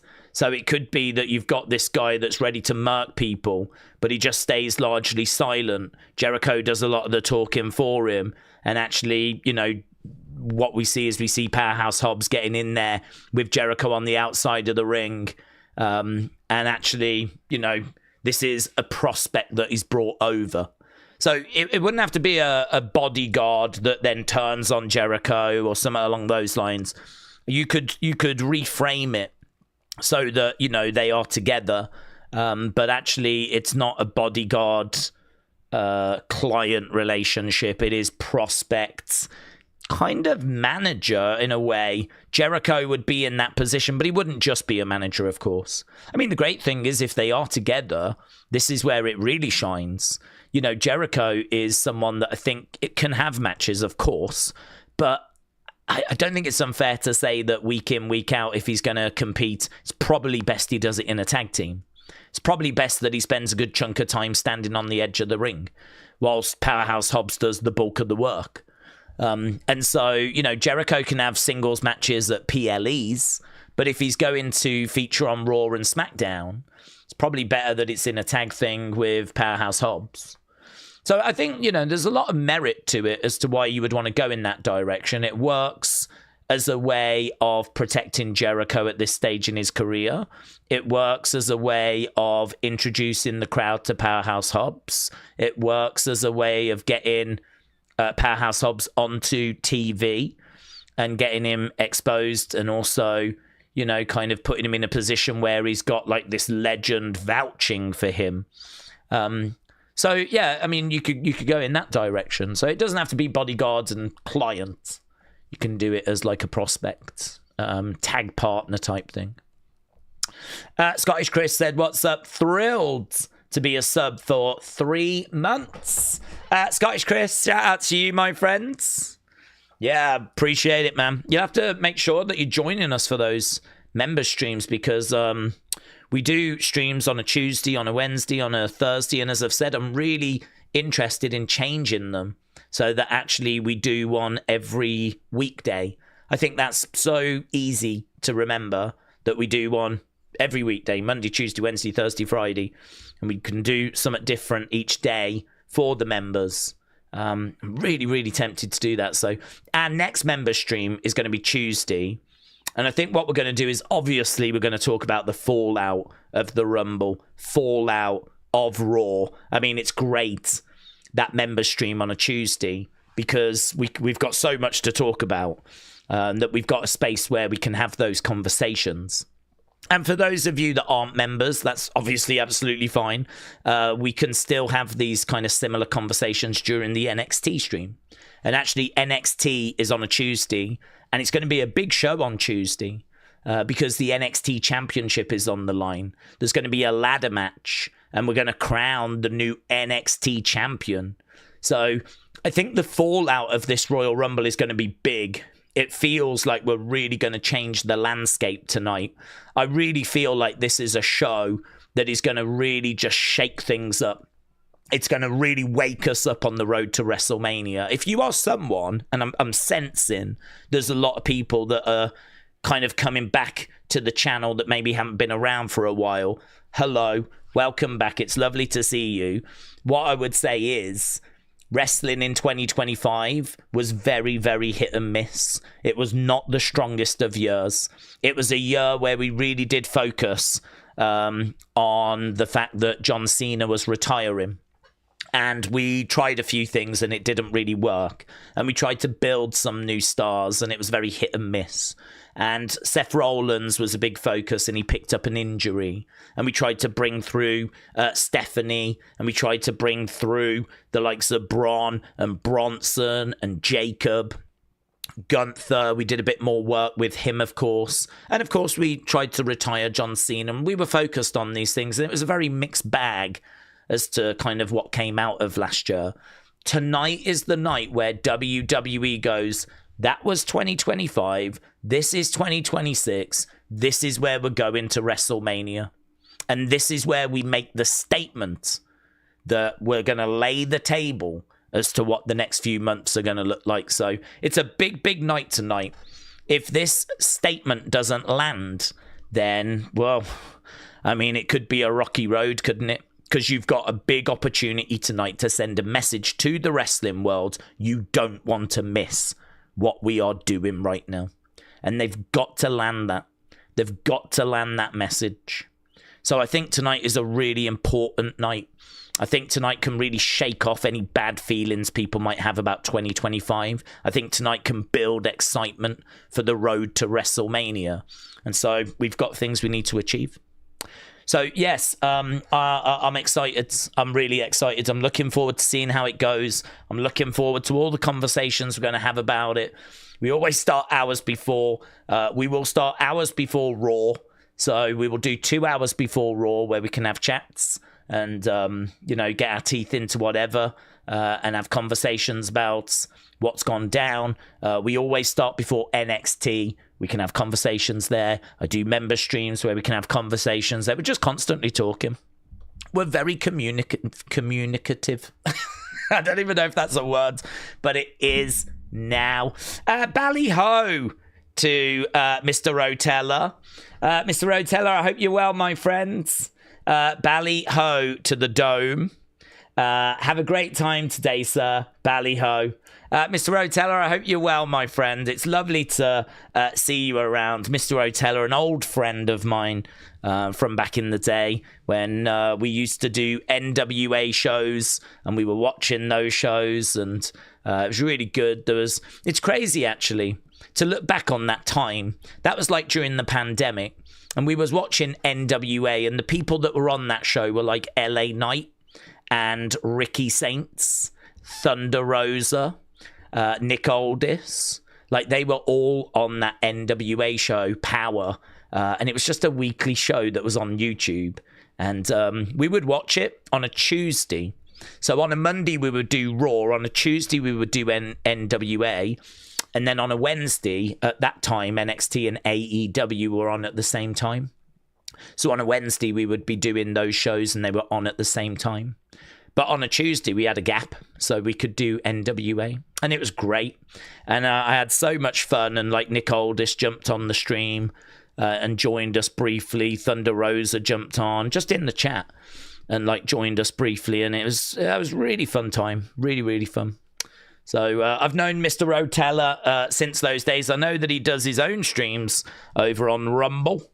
If you are politically minded, then you might enjoy joining him over there. And I hope it's going well, my friends. I hope it's going well. Oh, Mr. Ro, you didn't need to do that, buds. You didn't need to send in that kind of a message. I was just reminiscing about the good old days and the journey that we've been on. I mean, that's going back like 6 years ago now, which is crazy, isn't it? It's crazy to think that we're so far down that road. That's such a long time ago. It's crazy, actually, how many people are still with us from that time period. So I feel like we must be doing something good. Ballyho Dome, Mr. Rotella said it. Have fun. It's always been a pleasure being here for the big shows. Well, thank you, my friends. I hope life's treating you well. I don't feel like I've spoke to you in a little while. I remember you showing me like where you'd moved to and like the local bar that was, and it looked awesome as well. So you'll have to give me a life update, and we'll have a bit of a catch up. So I hope life's treating you well. I really appreciate the support, my friends. I really do. Obviously, it just goes back into the channel. I am getting a new chair. This one is literally on the verge of falling apart. There's different bits that are falling off it, flipping each day. So it ends up going back in the channel, but I really appreciate it. And I hope you enjoy the Rumble, my friends. And I hope life's treating you well. Ulvi said, Days, what do we think about Gunther's career killer gimmick? How long do we think it'll last? Well, I don't. I've seen people show Mr. Rotella a bit of love. Cooper says you're a legend. I think there might be a few Mr. Rotella fans in the chat. As I said, if you are politically minded, he's got a Rumble channel which is well worth checking out. He's got a very passionate, engaged community over there. But I know politics is very divisive, and everyone's got their own feelings on different things. But it's good. I've popped in. He's fun. He's a great host. I strongly recommend it. Okay, the Gunther career killer gimmick. How long do we think it lasts? Yeah, I mean, I was talking on this earlier. I don't love it. I don't hate it, but I don't love it. It's not something that I'm going to swoon about or get really excited about because, I mean, we know the truth. The truth is that people decide when they want their careers to end. Their contracts might come to an end. So really, the person that's going to be that last person to beat them, I mean, if John was meant to carry on to WrestleMania, right, and he got into an argument with Gunther and he said, "I'll put my career on the line," and Gunther beat him, and we were robbed of more John Cena moments, that would be very, very different from what we actually got. Because what we got was John saying, "I'm going to retire in December. I'm definitely done. Let's find out who I'm going to face." And it was Gunther. And Gunther won. But we weren't robbed of any sort of more John Cena moments. I mean, the only thing you can say is Gunther beat John, which I thought he would, and they made John tap, which, as I've said before, is not really a reflection of Gunther. It's more a reflection of John because he had the option to just pass out, but instead he chose to tap. So you can blame Gunther if you want, but to me, it doesn't really make a great deal of sense. It's more John that decided to tap. So I don't know. For me, like, I think him retiring people is, you can do it. It's fine. I'm not down on it, but it's going to be very inconsistent because how often are you going to have people available to retire? How often is it that people are going to be ready to go? And sometimes you're going to go a long period without it. Then you might get a period where you can do a couple, like we've just done Cena, and maybe we do AJ tonight. But then you might not be able to do anything until SummerSlam when it's time for Brock to go. And then there might not be anything in 2027. So, I don't know. I sort of feel like it's going to be very inconsistent. I feel like it's hard for me to sort of hate Gunther for retiring people when we knew that Cena was retiring anyway. And listen, we live in a world where we're going to find out if AJ does go tonight. We're going to know the truth is that he went because his contract expired and he had an opportunity to go to AEW. So it's not really Gunther that sent him packing, is it? I know in storyline we're meant to believe that, but we live in a world where there's information everywhere. So I don't know. It just makes it harder for me to like really sort of get invested in like Gunther being this horrible heel. I think it would have been so much better if they convinced everyone that Cena was going to go to Mania, and they convinced everyone that, yeah, I mean, it makes sense, doesn't it? Of course, he's going to retire at Mania. It's going to be big. It's going to be emotional. And just as we were working towards that, Cena got riled up by Gunther, who was bullying people. And Cena was like, "I'll put my career on the line early. I'll do it at this Saturday night's main event." The only down with that is that you wouldn't be able to announce it as being Cena's last match. It could be, but we're not sure. That's the only down with that idea. But I think from a storyline point of view, Gunther then would have robbed us of more Cena. We would have been robbed of Cena at WrestleMania. We would have been robbed of Cena throughout, 2026.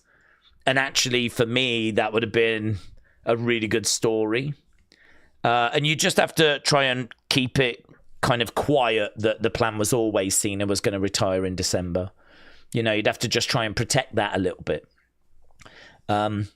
So, yeah, this kind of career killer thing, for the reasons that I've just said, is not something that, like, blows my mind. I don't think it's very clever.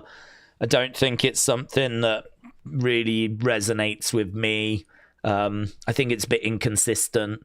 I think what they're trying to do is a bit of a legend killer type thing for the modern age.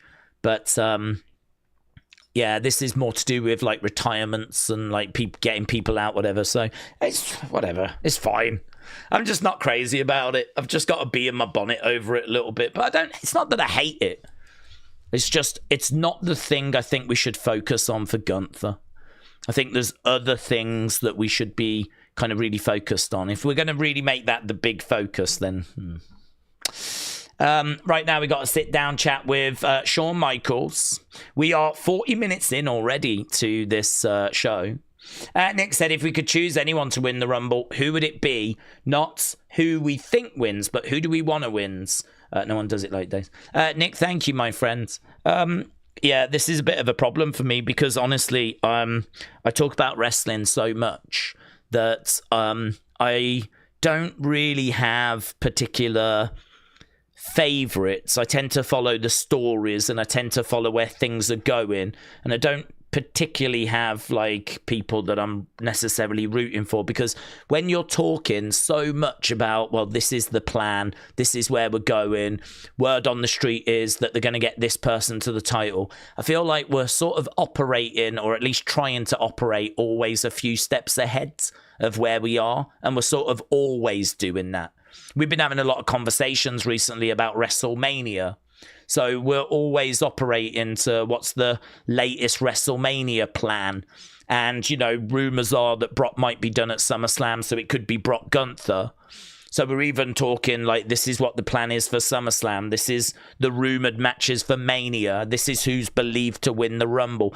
The problem with having all of those conversations is it doesn't really leave much room for you to necessarily be rooting for people. Because if you sort of know roughly where you're going, it doesn't really make sense to sit here and go, oh, I hope Kit Wilson wins.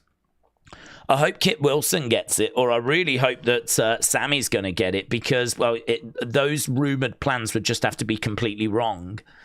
And you'd just be sort of rooting for something that probably is not going to happen. So because of that, I don't really ever find myself particularly hoping that it goes a certain way, if you know. I mean, I genuinely believe tonight it's Roman or Braun. I genuinely believe it's one of them, and I genuinely believe it's either Liv or Bianca. And if it's not, I will genuinely be surprised. But it does, as I said, it doesn't really leave much room for like who I want to see win. So it's tricky. It's really tricky. There's loads of people I like, but for some people I think it's a bit too soon, like Oba and Trick and people like that. I think it's a bit too soon for them to win it.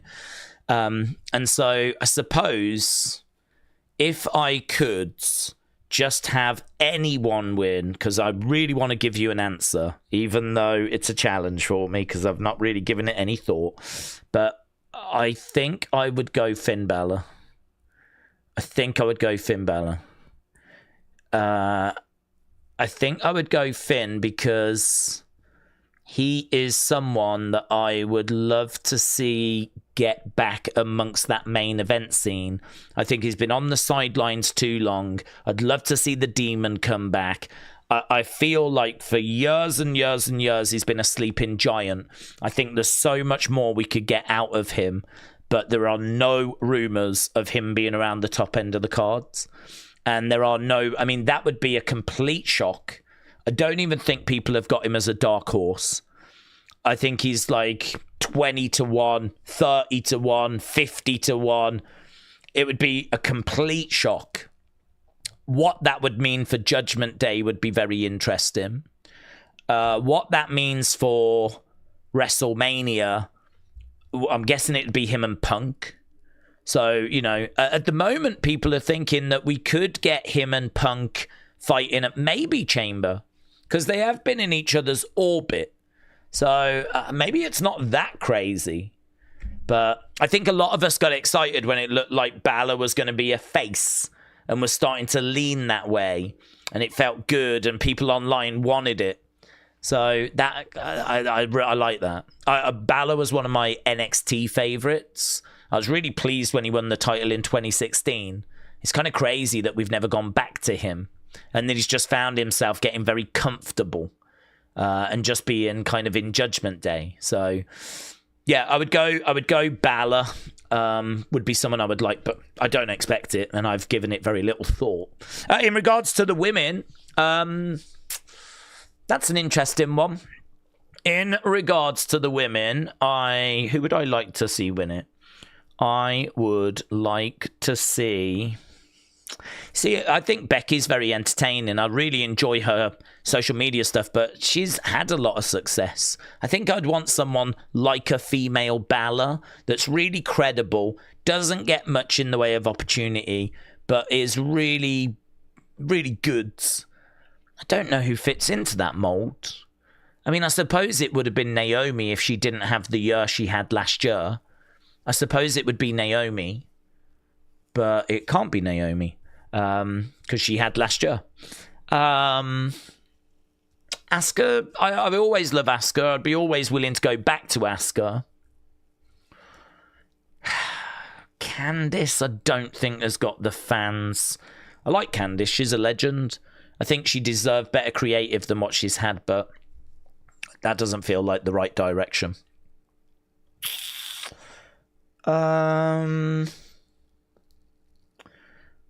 Don't know. That's a tricky one. I wouldn't hate Bayley. Have we got anyone? Is there anyone like Finn Balor in the women's division that's just been pushed to the sidelines, that's been around for a long time, that deserves better? I feel like Natalya deserves the Intercontinental title, but I don't know that I would give her a Rumble win. I really like Natalya, but I'd give her the IC belt. I don't think I'd give her the Rumble win. I'm going to have a look at WWE Superstars list and see what names I'm missing. They're just talking to the new Saudi Arabian guy. He's obviously joined. Is there anyone that has been around for a little while that deserves this opportunity, that deserves a chance to shine? Can't filter it by women, so I'm just going to have to scroll down. Asuka, Bayley, we've already mentioned. Blake Monroe, no. B-Fab, no. Candice, I got a soft spot for Candice, actually. Chelsea. Wouldn't hate Chelsea. Wouldn't hate Chelsea winning. Don't know. It doesn't strike me as like, oh yeah, Chelsea, but wouldn't hate Chelsea winning. Lainey, Liv, Lola, Lyra. There isn't really. Just looking at this list, and there isn't really. It's probably why there's no name coming to mind. Yeah, maybe Chelsea then. Maybe Chelsea would be the pick. Natalya, I'd give the IC title to. But, yeah, I think women looks a little bit trickier, to be honest. Okay, let's try and get back to some more. Do we think there's a chance that Finn does get in the Rumble and gets attacked by someone? Well, I don't know what they're going to do with him, honestly, because Finn Balor is someone that they are kind of really committing to. I mean, he's doing a little something with CM Punk, isn't he? So, I mean, it wouldn't be impossible for him to find his way kind of getting into the Rumble. Someone could get attacked backstage. He could take that spot. But whether he's going to go on to win it, I mean, very highly unlikely, very unlikely. I don't even know where he is on the favourites list, but he ain't in the top 5. So people aren't expecting it to go that way. I'm not expecting it to go that way. At the moment, he's not even in the Rumble. So there's a chance for him, let's put it that way. There's a chance but that he makes it in the Rumble, but very little chance that he wins this thing.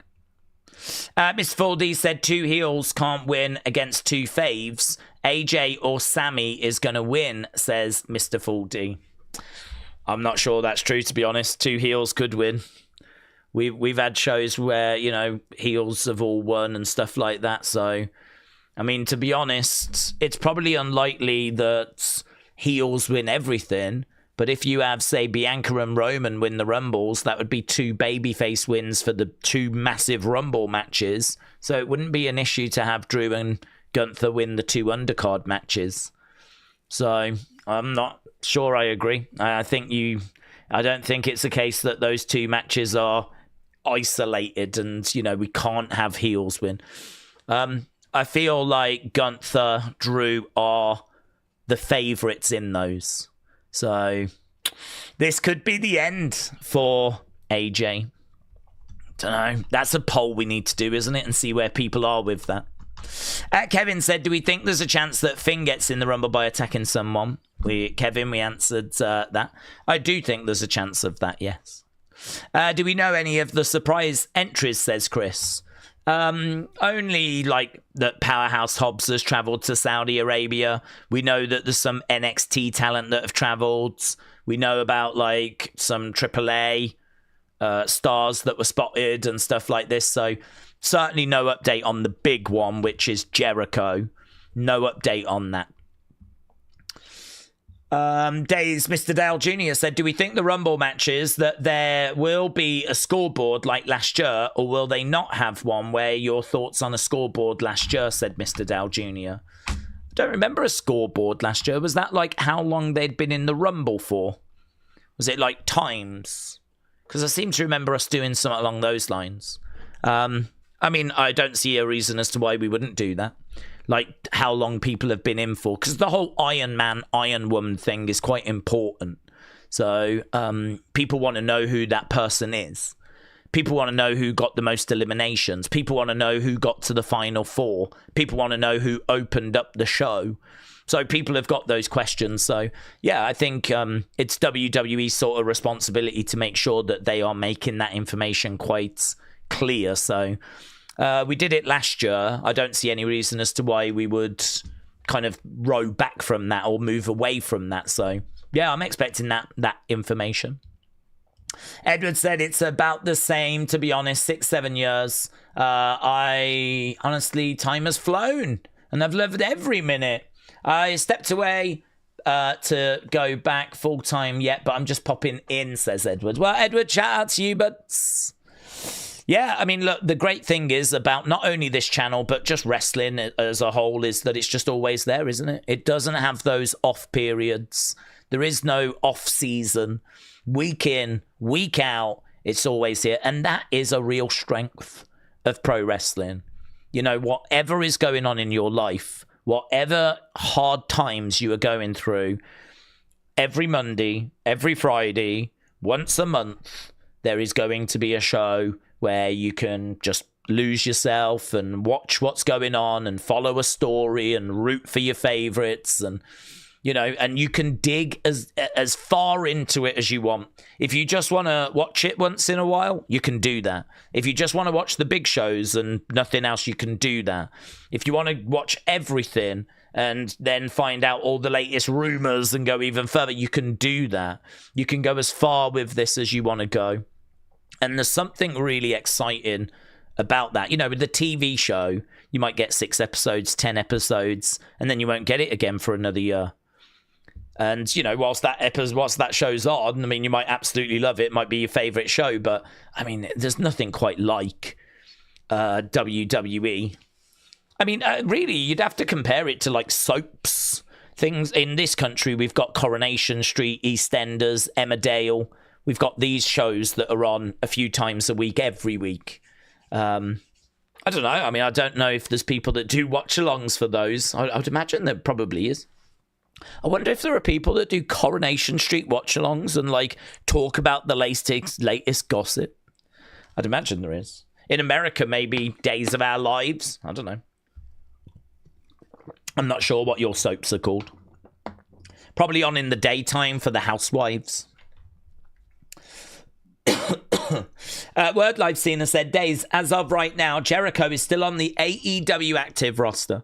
Having doubts if he's signed with WWE and showing up for the Rumble. Thoughts? Yeah, we touched on it a few times during this stream. I don't personally think that AEW active roster thing is important. The reason why I say that is because he was with AEW, and if he has left them, he will have left them, I don't know, about 30 odd days ago, right? At the end of 2025. So I don't think it's going to bother Jericho that he's still showing on an active roster. I doubt he's even seen it, right?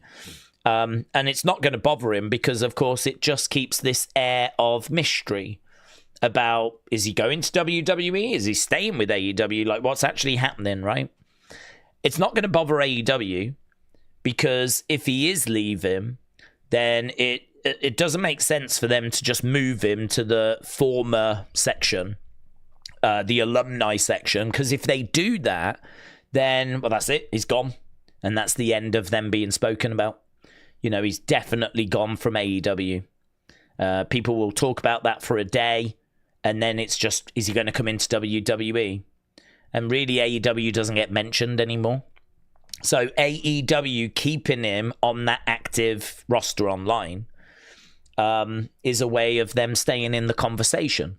So it works for AEW, it works for Chris Jericho, and it works for WWE because they also benefit from this sort of mystery, this grey area, right? So this is one of those rare occasions where this actually works for everyone.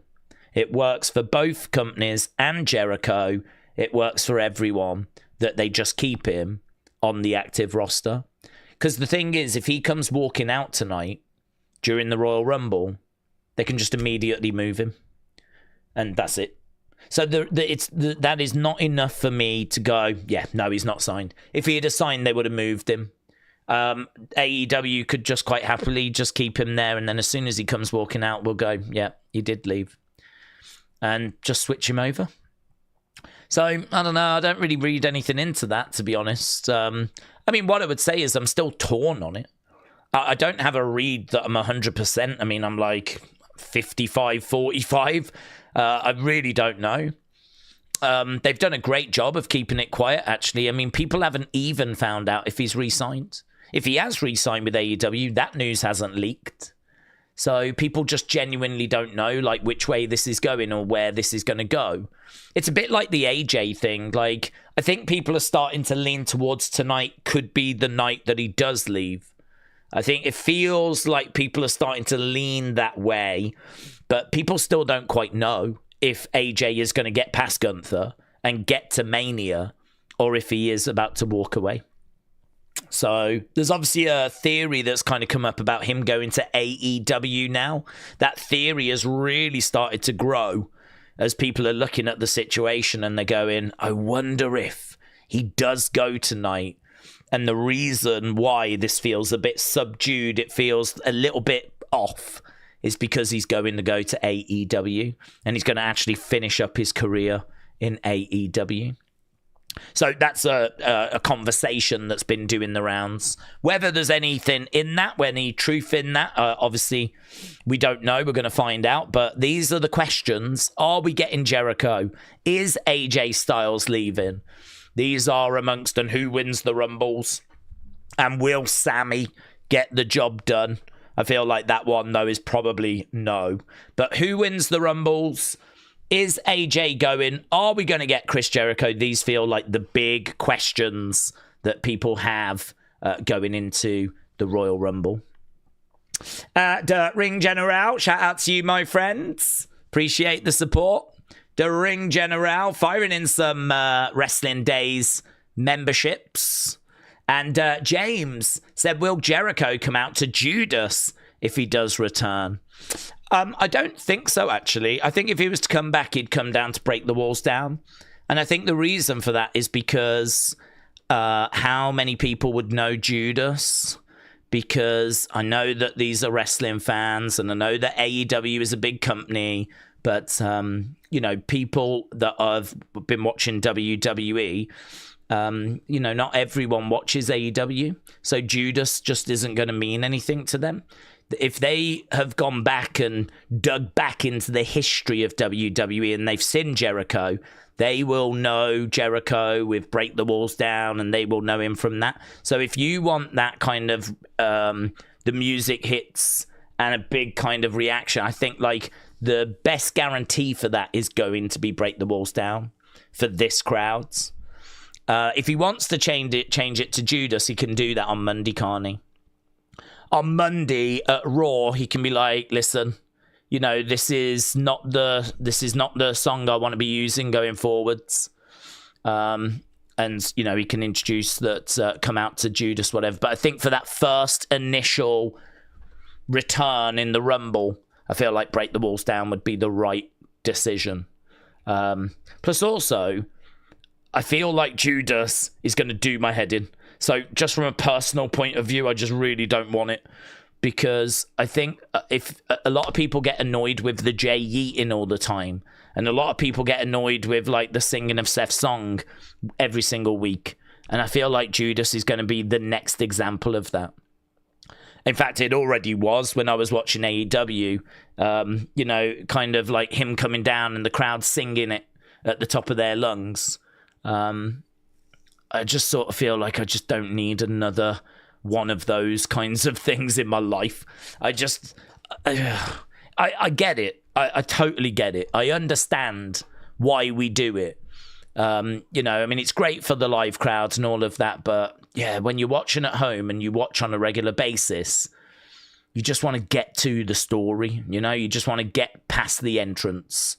You just want to get stuck into stuff, so I sort of just don't need Judas being brought into my life, to be honest. But so I would be pushing for Break the Walls Down, and not just because I'm a moody old boomer, but because I genuinely think that a lot of fans don't watch AEW and might not have been, you know, subjected to Judas, and a lot of WWE fans have got fond memories of Break the Walls Down. So I would go with that. And if he wants to change it and I just have to suffer it, then fine. But I would change it at a later date. Vic says, happy Rumble days and everyone. Love to all. Vic, shout out to you, my friends. Shout out to you. Kai said, I think we do get Jericho because normally when people talk about someone coming back and then it goes silent when it gets closer, they always come like an example with Alexa last year. Okay. Mr. Entertainment said, Days, I love the entrances. Yeah, you're not alone. You're not alone. People love yeeting, and like, you know, the live crowds love that. People at home, kids and whatever, love yeeting along. People love singing Seth's theme. But I think when you've watched the sheer amount of shows that we have watched, I mean, you appreciate that you've got to do those kind of things, but some of them, I mean, like the whole running it back stuff, like some of it can go on so long. I mean, legitimately, you can have like 10 minutes just for someone's entrance. And it's like, let's just get to it, shall we? Let's get to what's the promo. Let's get to the story. Let's move things forward. Let's get to it. A lot of wrestling can just be that sort of stuff. But yeah, I get it. There's people watching for the first time every single show. Every Raw, every SmackDown. There's multiple people around the world that are watching wrestling for the very first time. And you got to think about those casual fans, haven't you? Got to think about those casual fans. It's not all about those of us that have been watching for decades and watch every single show every single week. Although it is about us as well, in all fairness. We're just seeing Bailey and Jay and a few people arriving. Dr. Energetic said, will Paige return? No word on Paige. She was seen training, but I'm not sure that we're going to get her, to be honest. Word is that the Women's Rumble is going to open the show, by the way. Women's Rumble is going to open the show. The other, which is no surprise. I think we were expecting that. The other thing as well, AJ Styles, Obafemi, Roxanne Perez, Javon Evans, and Jordan Grace. Those are Big E's Big Five. He thinks they are going to have an incredible night. AJ, Oba, Roxanne, Javon, and Jordan. So, yeah, interesting. Interesting that he went Roxanne, because that's not a name that I'm thinking is going to have an incredible night. She's a great talent, But how is she going to stand out? I'm not expecting her to win. Could she be the Iron Woman? Could she go the longest? I don't think she gets the most eliminations. How is Roxanne going to have an incredible night? Javon could be this generation's Kofi. So he could get eliminated and avoid elimination and, you know, kind of do some fun spots. You know, he's so incredible in the ring. Very much looking forward to seeing what they've got planned for him. We're just seeing the WrestleMania sign being built. And actually, I love this WrestleMania sign. I think it's so cool. It's one of the coolest WrestleMania signs that we've ever seen, actually. Black and white. And kind of like sketched kind of thing in the backgrounds. Normally, they're just quite like shapes. Do you know what I mean? Like, there's not loads of detail on them. This one has actually got quite a bit of stuff on it. It's got like a bit of a skyline at the top of it. I really like this WrestleMania logo. I think it looks really good. And of course, it's going to be hanging so that when people win, they can point at the sign because they are going to WrestleMania. Right, very good. Yeah, no word on Paige. She was training, but Paige is, I don't know. I'm not sure if she's not just trying to get like people talking, you know. There is the WrestleMania Vegas logo. I'd say there's a chance for Paige, but I'm not expecting it. That's the way that I would word it. Gear up for the Royal Rumble with some of the most iconic moments in Rumble history. So 2008, John Cena makes a stunning return from injury, entering at number... It is one of the great moments. Entering at number 30 to win the Rumble. 1997, Steve Austin dominating the Rumble. Turned a controversial elimination into victory. There he is, sat in the corner looking at the watch. That's cool, actually. It's a great shirt. It's a great shirt with the old like logo on and him looking at the watch, and that's a really cool shirt. Cody picking up the victory. This was his second victory. So, and there's loads of them, actually. Oh, Hogan Retro. That one's quite nice. Shawn as well. These are quite smart, actually. They've got some good shirt designs. Some nice looking shirt designs. There's one here. Stephanie and Trish revisited this moment on the What's Your Story podcast, but now you can own the shirt. So there we go. There's a shirt based on Stephanie and Trish. No Way Out 2001. Oh, they're doing some different stuff, aren't they, at WWE Shop? And we've got this new collaboration with Complex. So we got some new bits, some new crossover merch as well. Some new Roman Reigns stuff, which I'm not blown away by, to be honest. But there we go.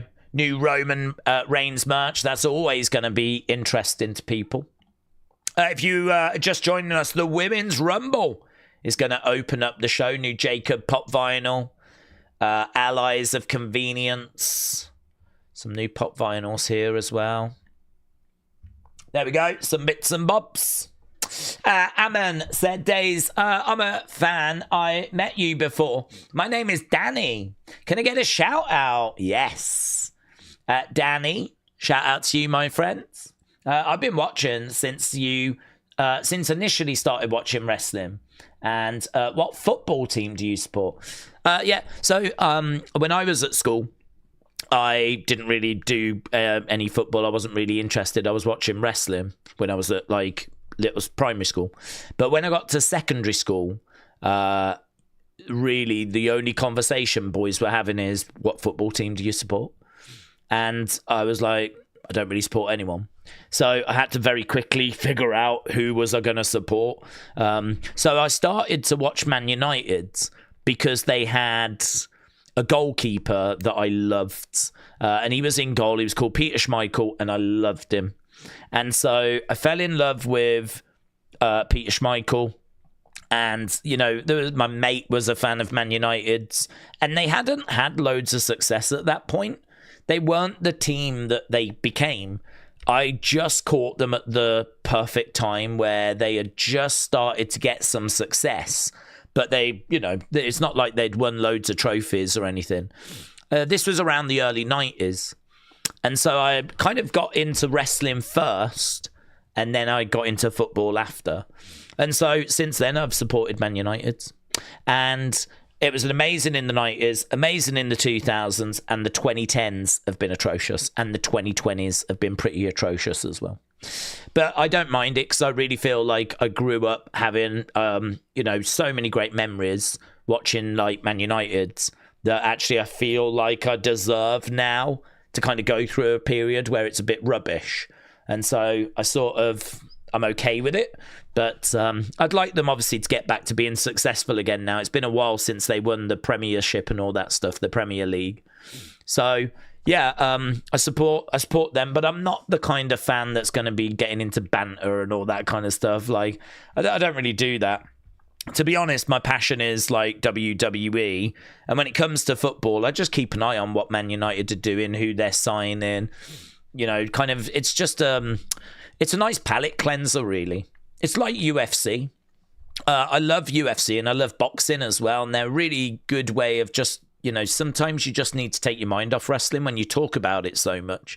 You just want something different. It's a bit like having like the same flavour ice cream all the time. Sometimes you just want something different. And so football does that for me. Cricket does that for me. UFC does that for me. Boxing does that for me. Music does that for me. So these are the other things that I would kind of go to. I don't really do video games, to be honest. But so yeah, Man United. But I grew up in a little town called Stourbridge, which is about 20 minutes outside of Birmingham, and so I support them as well. So I keep an eye out for how they're doing rubbish this year. But then, to be honest, they do rubbish pretty much every year. So yeah. Thanks for all the time you give us, said Stem Shroom. Can I DM you? Yeah, you can DM me, bud. My DMs are open. I do struggle a little bit with DMs, to be honest, but you can send one over. I struggle with them because, like, I tend to obviously stream a lot and I do a lot of videos, and then outside of this I have to keep up with my notifications so that I can do unseen, and it just doesn't really leave much time to do anything else, to be honest. So you can send one over. If I will try and get to them, but don't be upset with me if I don't. Normally it's just a time thing. But you can get me here. I'm right here, right now. So, Stem Shroom, shout out to you, my friends. Plus, you're a member. So, swing by and jump in the member streams. You can catch me there. Edward said, Days, spoiler. But we know that Javon and Logan are going to have a spot like Ricochet Logan did. It makes sense. They're going to get a viral moment. Also, Lash is my dark horse. Connor said we got 47 minutes to go. I don't know about you, but I feel ready now. I mean, we have been talking for quite a while. We've been talking for... How long have we been talking? Over 4 hours. We've been going for 4 hours and 13 minutes. And that feels like enough time.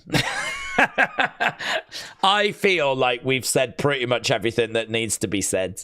I mean, if you can't say everything that needs to be said in 4 hours, 15 minutes, do you know what I mean? It can't have been that important, can it? So, yeah, I feel pretty much ready now. So, I mean, 45 minutes to go. I don't know, where did these matches go? Are we still going to get these matches? I haven't seen, there's been no match, and I've not seen any chatter of any matches. So I don't know what's happening with these matches. But because the streets were saying that there might be a couple of matches before we actually get to the Rumble event. But we're just seeing all the fans. A load of them are still outside the stadium. There's loud Y2J chants. I saw a Y2J sign in the crowd as well, actually. So the fans are quite clear about who they're hoping to see, but of course that doesn't mean that they're going to see that person. But there's a chance. There is definitely a chance. Right. Metal Mama, hello, my friends. I hope you are well. Are you ready to rumble? Natty and Jacob for the win. Would you go Natty, would you? You see, we do have this new version of Natty, but we haven't really done anything with this new version of Natty yet. So, I don't know. I mean, I don't want to say it's too soon. I don't want to say this is too soon for Natty because she's been in the company so long, but I feel like we've just introduced this new character. Maybe giving her a Shock Rumble win would be a good way to establish this new character. And on the road towards Mania, she could, get the better of Maxine. I've got a feeling, though, that Maxine might end up getting the better of Natty. I've got a feeling that this Natty character is likely just going to get fed to Maxine. So I'm a bit worried about that, to be honest. I'm a bit worried that's the direction they're going to go. So I don't see Natty getting it, but it's an interesting thought. So I would not be down on it if it went that way. So Natty Jacob is who Metal Mama wants. Metal Mama, shout out to you. Bronze balls dropped sign. That's breaking news. Bronze balls have dropped. Rumble is Jericho sign. I live for WWE. I'm just seeing some of the signs in the background. Rumble is Jericho. Dean said, I asked a question a few days ago, but I don't know if it got answered. If a champion enters and wins the Rumble, do they have Mania off or do they pick their opponent? I don't know that I could recall a champion entering and winning, to be honest. I don't know that I can recall that happening. Normally, the champions are not in the Rumble, so we don't really have that as an issue. I seem to recall there being a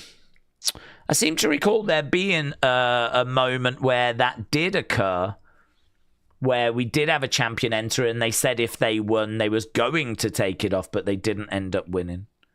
So we didn't have that as a problem. So, I mean, look, the bottom line is that if this was real and wrestling was real, you would probably just not allow the champions to go into this match, would you?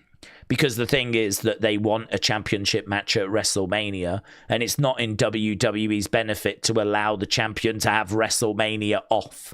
So you just wouldn't put yourself in that situation. So it wouldn't really make sense for WWE to book that.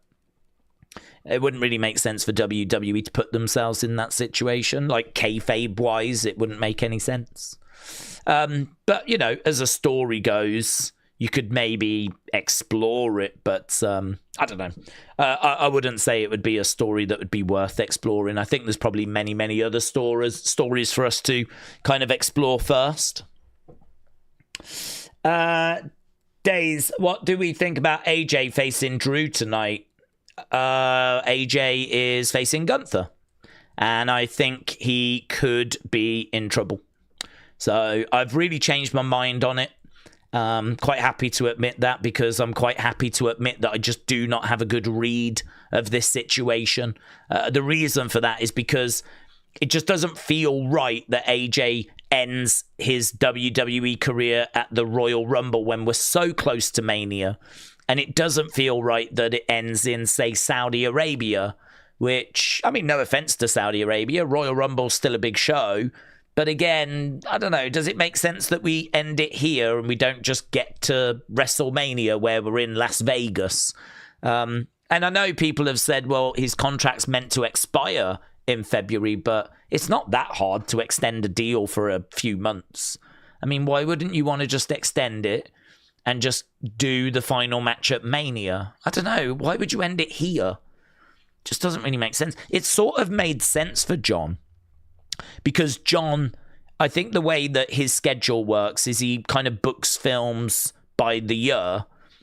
So for him, like, I'll give you 2025 makes sense, because then that means he can start booking films for 2026, 2027, right? The way that his life works is obviously he's got movie projects and he needs to make sure that like, yeah, I'm free. I'm completely free in 2026. I'm completely free in 2027.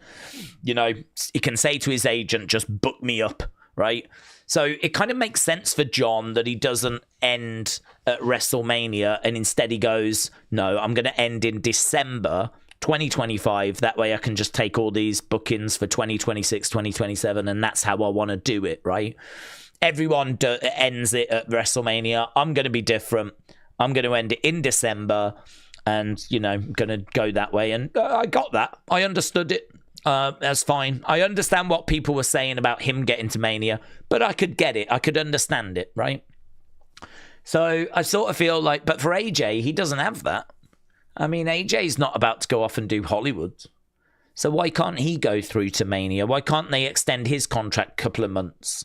Pay him a little bit of money, go through to Mania, wrap it up there. So you kind of look at it and you go, I don't know, man. It doesn't feel like we've really made this seem like he's about to retire. It doesn't really make it feel like we've done a big thank you AJ tour. It just doesn't even feel like it's the end. And so you kind of go, we're in Saudi, we're at the Rumble. It doesn't really feel like we're about to end AJ's run. So, you know, go back a week or so, I was like, nah, I don't think it is. I don't think it is. And it doesn't feel right. But honestly, I think it was like the day after I said that, the Shinsuke thing dropped. And this is where Shinsuke put up like a message about how he had spoken to AJ and AJ had said to him, I'm going to end at the Rumble, I've decided. And this was meant to be like a personal conversation they had had. And it feels like this is a post that Shinsuke maybe wrote, and maybe rather than saving it, he published it. So maybe it's going to be a case that when it goes down tonight and AJ retires or leaves WWE, this is where you're going to start to see some of these posts that people have saved. And maybe Shinsuke just made the mistake of publishing it rather than... And that was enough for me to go, do you know what? I don't have much info either way, but that Shinsuke thing, it's just moved me in that direction. And so all of a sudden now I am sat here going, I think if I've got to pick a lane, what I'm looking for is I'm looking for evidence, facts. I'm looking for something that I can really get my teeth into. And I haven't really had anything. But that Shinsuke thing was enough for me to go, yeah, I don't think I can ignore this. I don't think I can. That doesn't feel like something that Shinsuke would make up. I don't think he's lied. I don't think he's lied. I don't think he's just fabricated it. So I think that is a conversation that happened. I think we could be saying goodbye. So honestly, I'm still not 100%. I'm like 55-45 kind of a situation, you know. So I'm still not 100%, but I'm not going into this feeling good. If you're an AJ fan, I think you're right to have your concerns, if you are concerned, that this could be the end.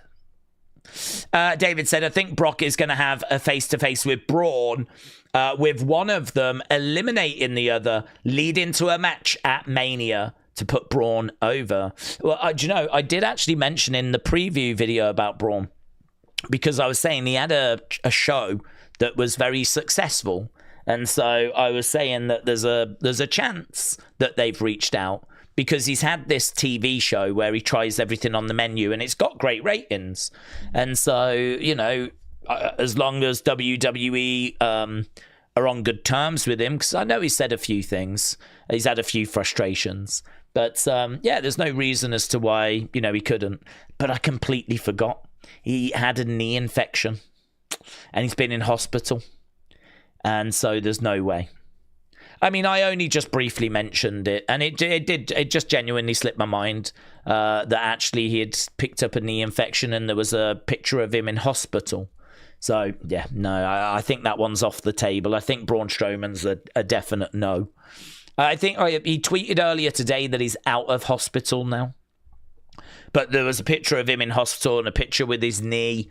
and the fact that he'd been in hospital a few days, and I know you can AI stuff, but I don't think he's been making that up. So that's one that I thought there was, potential. I didn't really give it too much thought. I just thought, well, he's got a good size, Rumble appearance, him coming down would be I wasn't expecting this. He could get in there and, he could be a good person for like Oba to eliminate, It'd be a good person for like Oba to show, I'm big, I'm strong, and, he eliminates Braun Strowman. So that was kind of the thought process. But yeah, he's been in hospital. Who's the final four for the men's Rumble? I think Roman, Braun, Oba, Randy. To be honest, I can't remember what I said, but it would be along those lines. I think Braun and Roman getting down to the final would make sense. I don't think I went Oba. I think I've got him here, actually. I said Braun, Roman, Gunther, Brock. I think my thought process was Gunther could eliminate Brock. And actually, they get down to the final four. I don't think Oba stands a chance. But the only thing I would wonder is who's going to eliminate him. Plus, I keep saying this, I don't think he needs to be the Iron Man, because I think he needs most eliminations. And so he needs to stick around a while to get most eliminations, but I don't think he necessarily needs to be the Iron Man. I think, like, someone can get most eliminations, someone else can get Iron Man, because we've got so many wrestlers. We sort of need to give out some accomplishments. And the great thing about the Rumble is, yeah, the big winner is the winner, but you can also build stars and give people accomplishments that don't win it. If you last the longest in the Rumble, that's a big achievement. You're the Iron Man, you're the Iron Woman, right? And that's a big achievement. So people try to work out who is that going to be. So I sort of feel like you give that to Oba, right? If you give that Oba, I wouldn't have Oba also get most eliminations. For me, that's another achievement for someone else. And this is just a great way of just, giving people things to brag about. So I think personally, I would give Ilya Dragunov the Iron Man, and I would give Oba the most eliminations. Well, if we do that, that means that Oba might not make it through to the final four. And you could say that's a different achievement. If you get to the final four, you can brag about the fact that you were real close to getting it done. Final four, for some reason, I don't know why it's worked this way. I suppose it's just the way that the Rumble has been presented over the years. But if you get down to the final four, we've had quite a few occasions where each person will be in a corner. And obviously there's four corners. And you kind of get that moment where there's one in each corner and this is it. It's going to be one of these guys. This is your final four for the Royal Rumble. And we kind of get ourselves into that position. It's kind of funny that the final four is... And it's not a final five or a final six or whatever. Or a final three or... To be honest, people don't even care so much about the final two. We don't even really talk about who the final two are. We always talk final four more. It's just become a real thing to do with the Rumble. So who's going to be in the final four? Really, the bigger thing is who's the last two, isn't it? But we don't really talk about that so much. So I think for me, the way that I would cut it is, I'd want people to have like an accomplishment each. So someone's an Iron Man, but they don't get anything else. Someone has got most eliminations, but they don't get anything else. Whoever gets to the final four, they don't really get anything else, apart from the person that wins. Obviously, they get the ultimate prize. But I would try and share out the accomplishments so that everyone can sort of benefit in some way.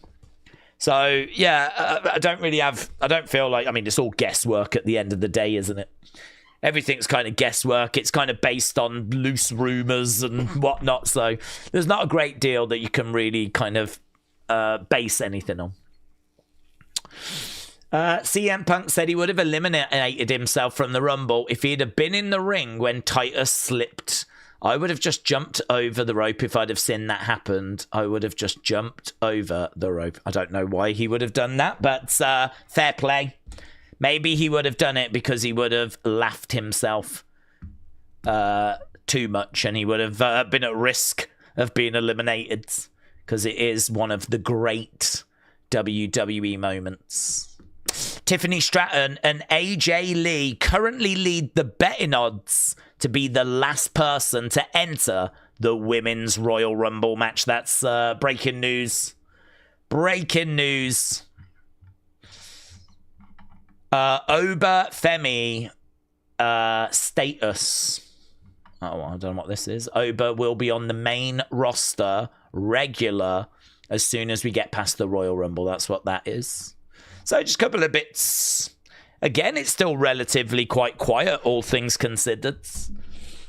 We are just half an hour from the Rumble, though. Seeb, hello. Hope you're doing well. Guys, if you are watching and you've not left a like, leave a like. It's greatly appreciated. We managed to get 1,000, which is incredible. And I thanked you for that. But whilst we've been talking, we've got to 1,300. So we are now getting shockingly close to 1,500. And listen, I'll take that. I will flipping take that.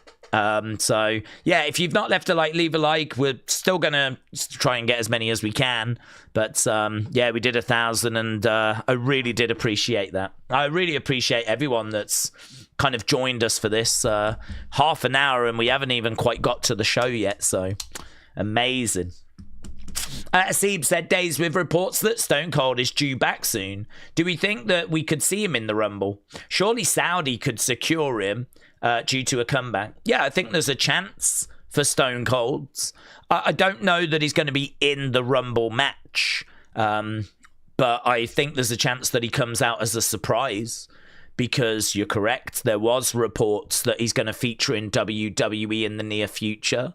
And I just sort of presumed that was going to be WrestleMania.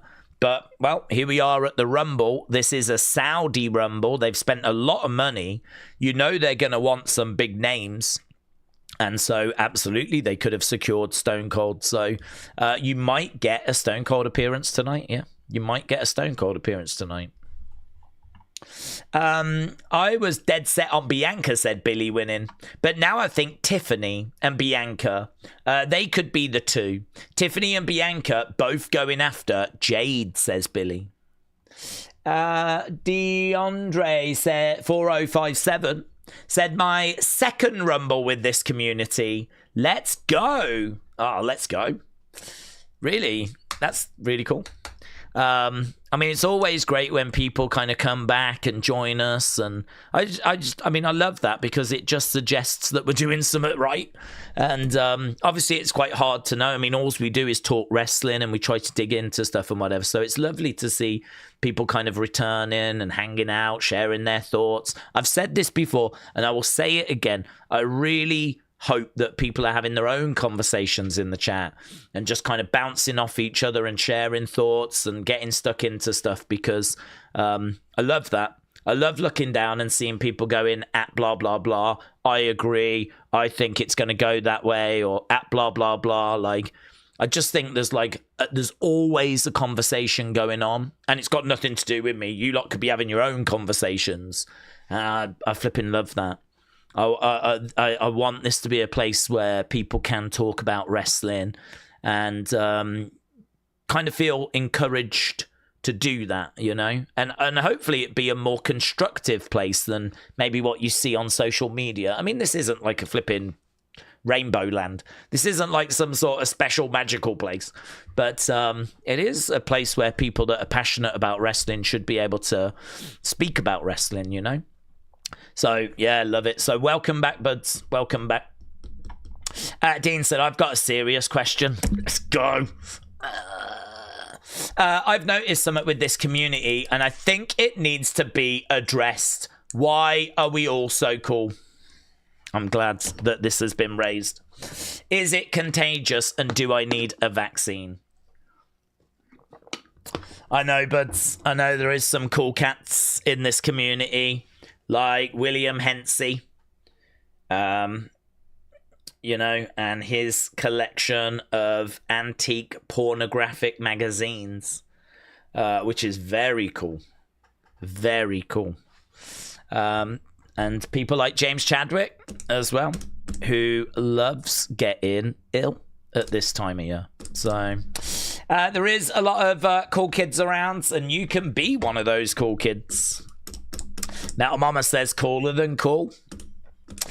Sammy for the win. Guaranteed, said Shaq Dizel. Miss Trini, very cool as well. With her love of anime, something that we were talking about the other day, whatever Harajuku was, I can't quite remember. We should like to talk about aftershave, said Esther. Do you know, I do have some aftershave, but I very, very rarely put it on because I very, very rarely go out, and I really don't feel like I need to be putting it on for these streams. So, yeah, I think I've got a bottle of Jean-Paul Gaultier that someone bought me a few years ago, which has hardly been used. So there is some in the house, but I don't have a fragrance. Yeah. Well, I do. It's disappointment. It's disappointment. It's failure. That's my... It's failure. That's my fragrance. 68 Ian said, this is not Rumble related. Okay. But do we think there'll be an English champion? Obviously, we've got Drew, who's Scottish, but I would like for there to be an English champion. Yeah, I do think there'll be an English champion. I mean, if you think about the fact that WWE started in the 60s, I mean, it does go back before that, but it broke away from the NWA in the 60s. If you think about the fact that it's been around just 60 odd years, I mean, we were real close to getting one with Davey Boy. And I think that, you know, Davey could have achieved it, certainly in that mid-90s, maybe not when Hogan was on top. But, you know, when Hogan left and we were just desperately trying to find who that person should be. And we looked at Brett and we looked at Shawn and we looked at Diesel and we looked at, like, you know, various different people. We gave Undertaker a run at that time. And, you know, we hadn't quite found the Attitude Era at that point. And we were looking at Lex Luger and we weren't sure if that was the right direction. And I feel like there was a real doubt as to which the right direction to go was. And I really think that if Davey Boy had his shiz together behind the scenes, you know, if he had really got himself together, because we know he had his demons. And we know, I mean, Brett has said that one of his favourite ever matches was that Wembley one, SummerSlam. Because basically he has to carry that match. I mean, Davey is blowing up in the match. And during the match is like, I forgot everything. And Brett's like, just stick with me. I'll get us through it. And so Brett is telling him the moves as they're about to do them. He's having to constantly communicate to Davey. And he's having to basically hold his hand and get through that match. And the fact that that SummerSlam main event is held in such high regard is a real badge of honor for Bret Hart. He sees it as like a real shining light for him, as like, I know the work that went into that. I know that is not just a match that people love and regard as being one of the great matches, but I know how much I had to carry it, right? And of course, he loves that. He loves that, right? So I feel like if Davey didn't have those demons, and if Davey was like, you know, really engaged behind the scenes and like, give me the ball, I can do this, you know, I'll take us forwards.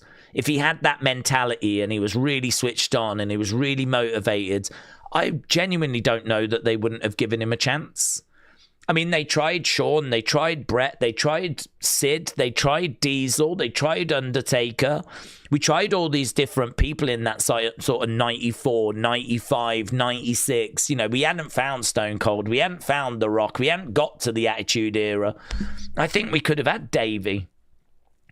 And he was English. So, you know, I feel like we were close at that time.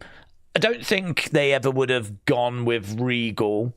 And then, of course, you know, we've ended up where we are with Drew being the first British champion.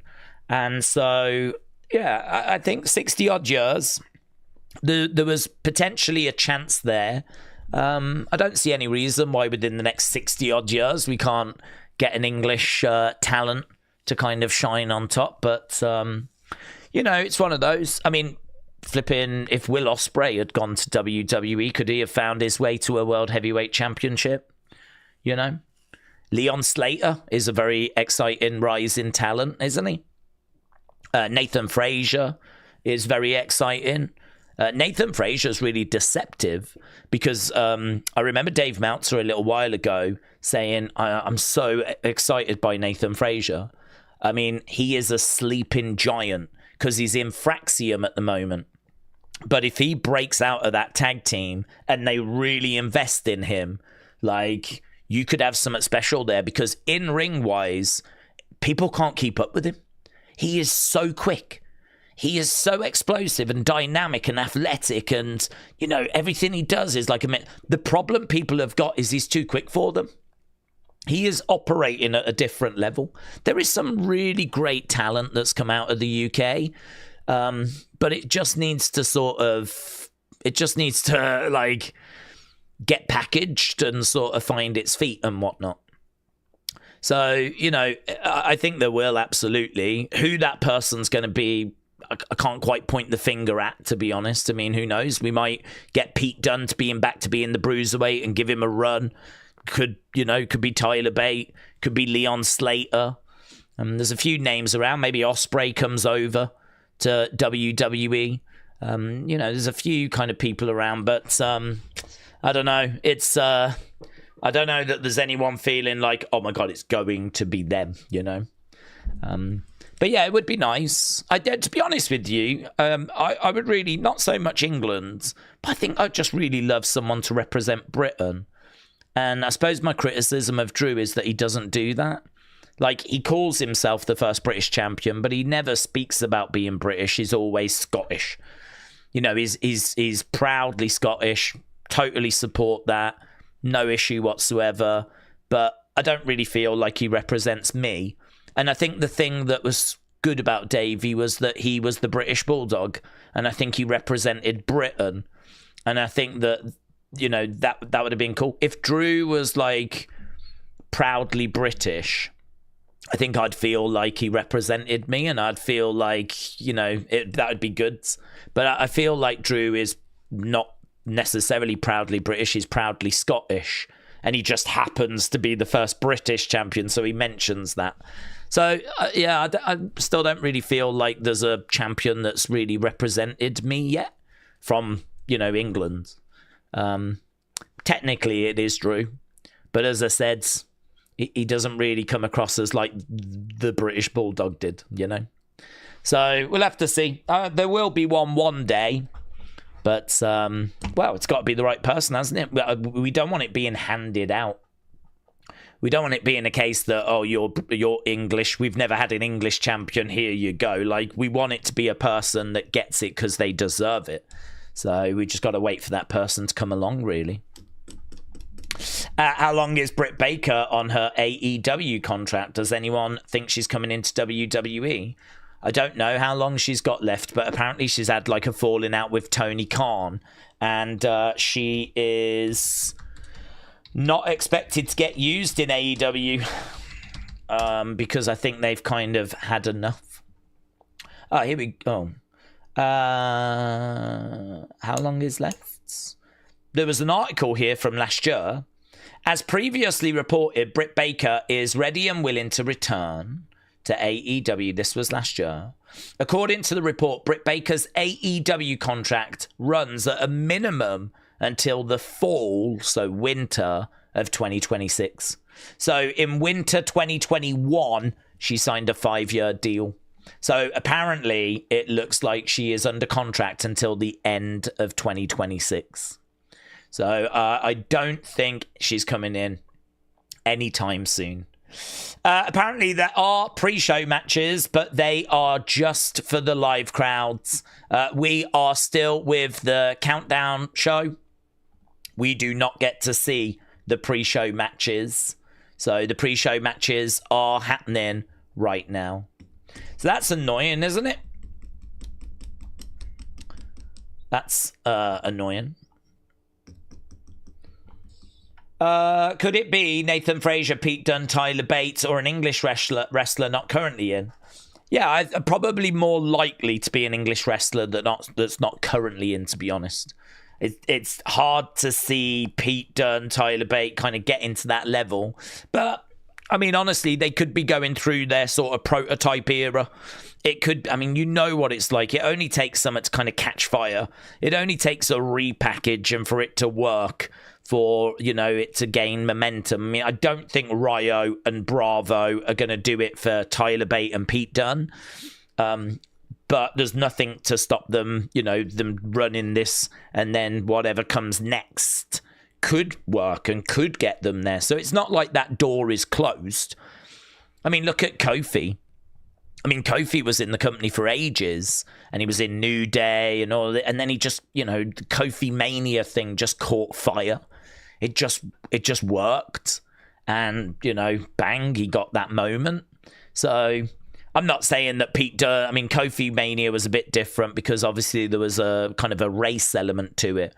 But so, you know, it wouldn't be comparable to that. But I'm just saying that's someone that was in the company and had been in the company for a long time that hadn't had that success.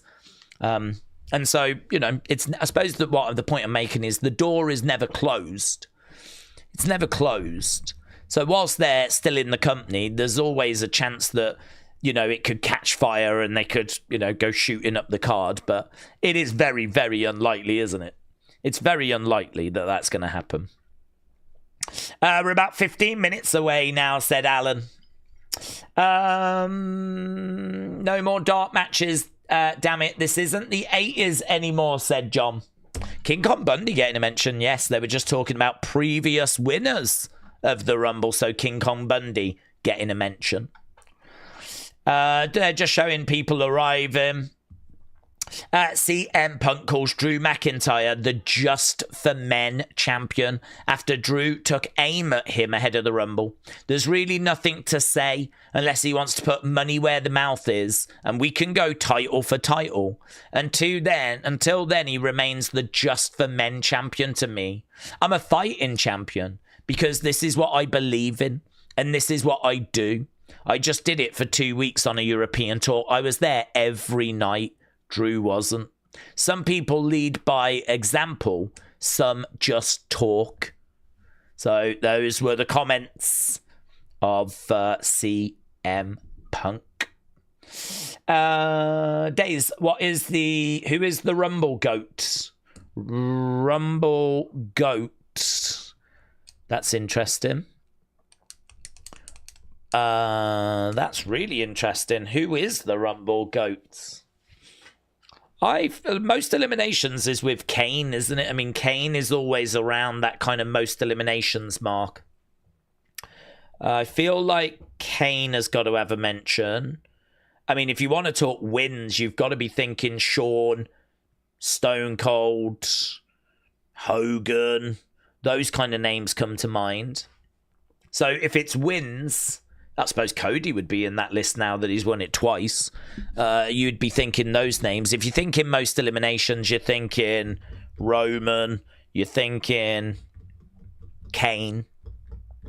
But, like, who's the number one name? Who would be Mr. Royal Rumble? It's a brilliant question, that is. Who is Mr. Royal Rumble? Would it be Kane? But I don't know that he could get it for just, like, most eliminations. Would it be Shawn? Would it be Kofi? Kofi did all those amazing avoiding elimination things, didn't he? But, again, that ain't enough to get the moniker of Mr. Royal Rumble, is it? It's a good question, that is. Flame Fist said Big Show. It's got to be Stone Cold because he won it 3 times, said Larry. It's Santino.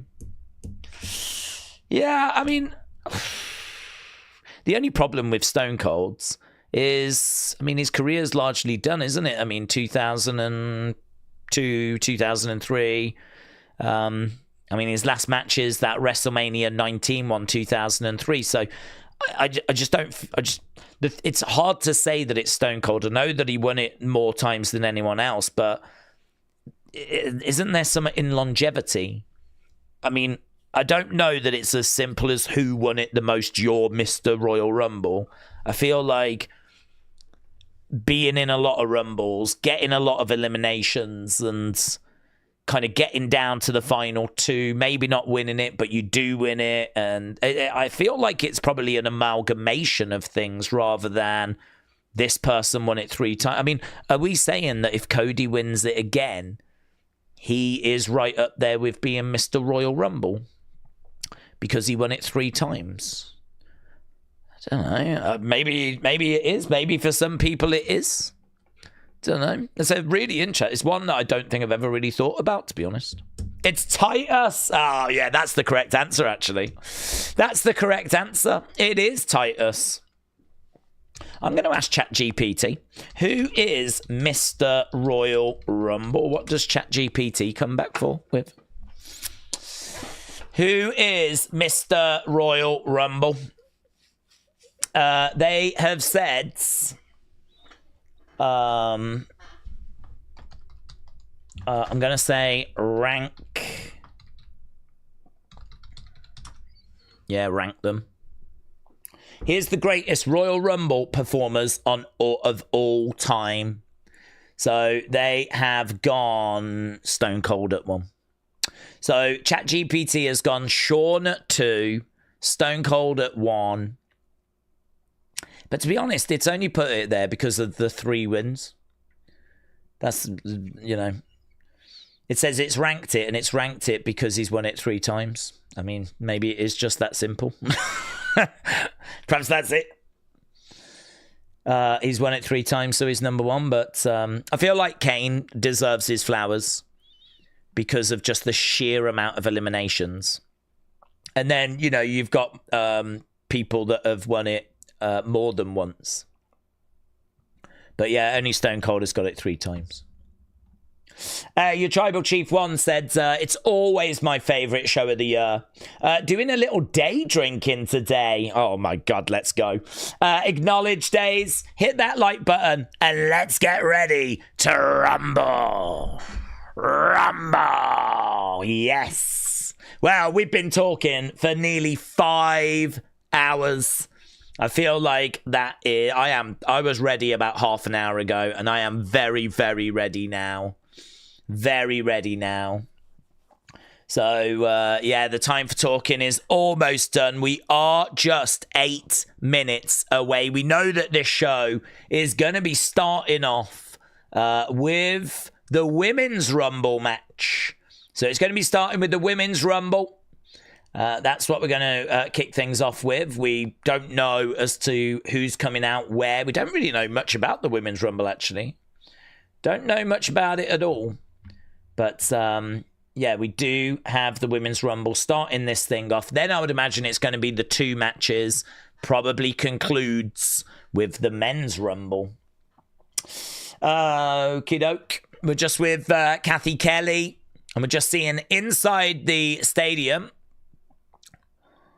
So lots of people in there. Obviously, a lot of people have already taken their seats. They've done a couple of pre-show matches, dart matches for the crowds.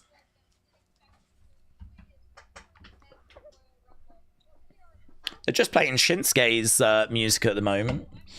Jared said, evening days. Chat, let's get ready to rumble. Let's get ready to rumble. Jared, shout out to you, my friend. We're going over to Byron Saxton. They've just got a little advert for the merch. There's a little buzz in the air. It's good, man. They're just talking about the Royal Rumble merchandise. There was a special Royal Rumble Money in the Bank briefcase, which I have no idea what that's about. Why did they do a Riyadh Royal Rumble Money in the Bank briefcase?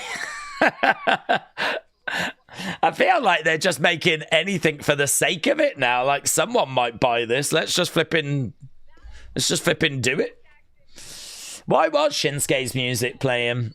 I don't know. I don't know if he'd just been in one of the matches, or maybe if they're just trying to entertain the crowd by playing some of the just random themes or something. 6 minutes. 6 minutes.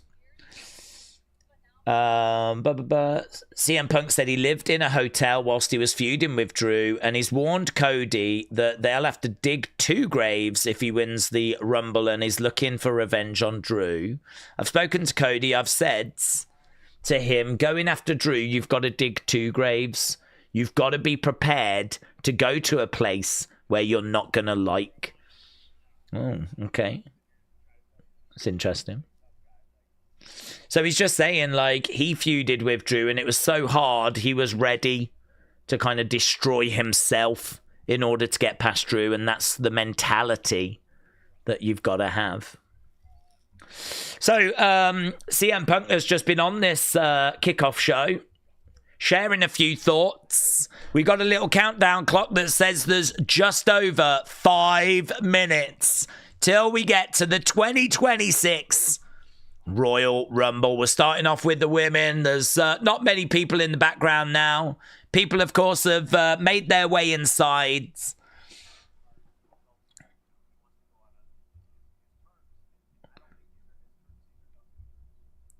CM Punk said he had a heart-to-heart with AJ Styles, and AJ Styles said, I want to go out on my terms. And CM Punk's like, I really don't think these are AJ's terms. These are Gunther's terms. So CM Punk is very much of the opinion that this is not going to be the end for AJ Styles, but we're not too far from finding out. Days, do we see any of the following surprises, says Hannah. Anna J, no. Powerhouse Hobbs, yes. Cruz, no. Any Saudi impersonators like Yoko? No, I don't think so. I don't think we necessarily need to do that. I think we've got enough talent that the fans are aware of now. I don't think we need to bring in just completely random people. But Powerhouse Hobbs apparently has travelled, so it does feel like somehow, one way or another, we're going to see him. Whether he gets a spot in the Rumble or what we do, I'm not sure.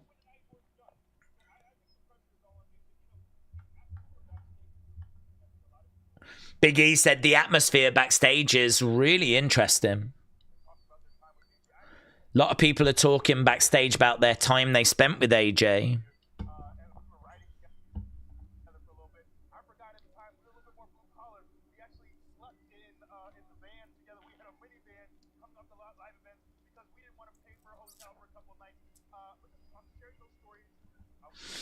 Okay, so Big E just talking a little bit, reminiscing a little bit about AJ as we are just 3 minutes away. Okay. James, shout out to you, said not showing them prelim matches is TKO ripping off the fans, says James. Cosmic said, is there a wrestler that you've changed your mind once retired? A wrestler who you changed your mind once retired. What does that mean? Like, I felt different about them after they retired. Hogan, Warrior, those kind of men. I loved Warrior, absolutely loved the Ultimate Warrior. I mean, one of my all-time favorites, like when I was a kid. I mean, you got to remember, I'm in the UK and I'm a kid. So Hogan coming out being like Mr. USA, waving the USA flag and everything. You know, he was a good guy. I rooted for him. I had no problems with him. But that was not going to hit me the same as it was going to hit. I mean, it was all like USA and all that kind of stuff, you know. Same as Hacksaw Jim Duggan, you know. But they're good guys that are standing up for their country. So you can appreciate that and support that. And I like America. So no issue. But, yeah, I mean, that was never going to quite hit the same. So for me, WrestleMania 6, if I've got to choose between Hogan Warrior, Warrior was my guy. Do you know what I mean? Warrior was my guy. He wasn't so much about, like, USA and all that. He was just, God only knows what he was. He was just this ball of energy that would come running down, shaking the ropes and, Warriors. I suppose that wasn't about nationality, was it? Anyone could be a warrior. And so, yeah, in that one, I was with Warrior. So, you know, when he came back at WrestleMania against Triple H, I was so excited. I was so excited. And, you know, it's not until, like, he retires you actually find out, like, everyone flipping hated him. And he was just, like, this awful person that was just out for himself, out for money. He was a nightmare to work with. You know, he went and did talks, and, you know, some of the stuff he was talking about was just atrocious. Some of the comments that he makes. And, yeah, I mean, he's just a flipping nightmare, isn't he? It's just an absolute nightmare. This is one of those don't ever meet your heroes type situation. I don't know if you ever saw that Self-Destruction of the Ultimate Warrior DVD, but it's fascinating. WWE did a DVD about how awful the Warrior was in real life. They actually made a DVD and sold it in shops, which was all about how awful the Ultimate Warrior was. I mean, obviously that will never appear on the WWE network or anything like that, but it was called The Self-Destruction of the Ultimate Warrior. I think Vince had just had enough, and so they put out a DVD about how awful he was. So, I mean, my feelings for him have obviously changed the more I've learnt about him. You know, the whole Hogan stuff, I mean, that's just so disappointing, isn't it? So those would be examples. My passionate support for those guys, maybe not as strong. I do have that Self-Destruction DVD, though. I haven't seen it in a little while, but I did buy it. I don't think I'd be able to put my hands on it, to be honest, but I do have it somewhere. I'll have to see if I can track that out, because I haven't watched it in years, that, you know. Okay, we are underway with the Royal Rumble events. We've got it up on Netflix.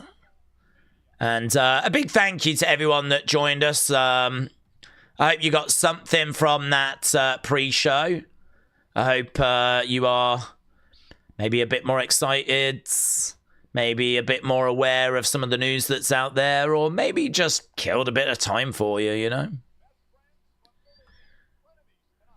Okay, we're just seeing some of the wrestlers arriving. Let's get rid of this poll, actually. Let's get, there we go. So, yeah, by a mile, look at that. 7,500 votes, 62%. Little bit of lag. There we go, we're back. We're back, baby. Refresh. Yeah, little bit of lag, but we are back. Waylea, how do you pronounce that? Waylea 3779.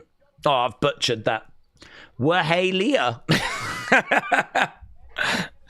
Shout out to you, my friends. We are just seeing people arrive. We are just seeing talent at the moment. We haven't done anything. We haven't started anything. We haven't gone anywhere. We are just seeing Sammy kicking a ball around backstage. Drew arriving. Triple H arriving. That's all we've got at the moment. So, yes, shout out to everyone that's fired in gifted memberships. Waylea. I wish I could pronounce that correctly. Firing in 10 Wrestling Days gifted memberships. Thank you, my friends. Really appreciate it. Same with Dizzle Dog, and Dormouse said, Happy Royal Rumble, Huggles. Much love and respect to everyone. Dormouse, shout out to you, my friends. Gaming in Real Time said, I just woke up and we're straight in to the Rumble. We are, buds. We're just seeing Jay, Jacob, Javon, Cody all arriving. So we will get numbers on screen and everything. We'll take the chat down at some point. And we'll get the numbers up on screen. In fact, we might be moving to that very, very soon. Okay, we're just looking inside the stadium. We're just getting a shot inside the stadium. Here is our intro video package.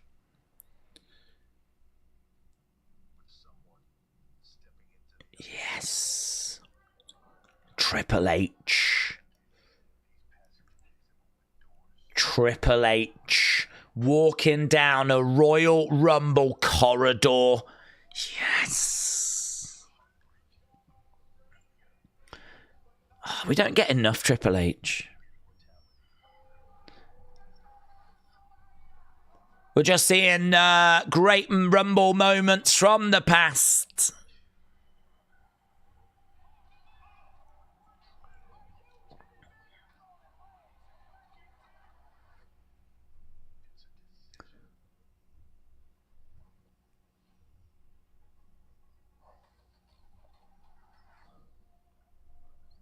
Okay, we're just seeing nervous ready.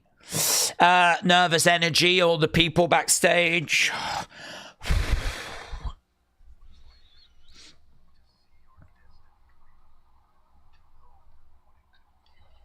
I mean, all joking aside, it's quite a good open, actually. They booed Triple H. This made me so happy, said Triple A. Brought a big smile on my face. I hope they boo him more. I love how Triple H barely puts attention onto himself. You can tell he just wants the wrestlers to get the spotlight. Brony, that's really well said. That is really well said. You know, there were some people that it was all about them. You know, like Vince and whatnot. It was all about them. But Triple H, if ever he has to do something like this, you know they really force him out there. Triple H, would you mind being in this video package? Oh, God, I really don't want to. Please. Would you mind opening this show? Would you mind saying, are you ready? Would you mind, when the curtain drops for the Netflix premiere, being behind the curtain, being the only person behind the curtain? Oh, I don't really want to. Would you mind opening WrestleMania? Would you mind being all over the Unreal trailer?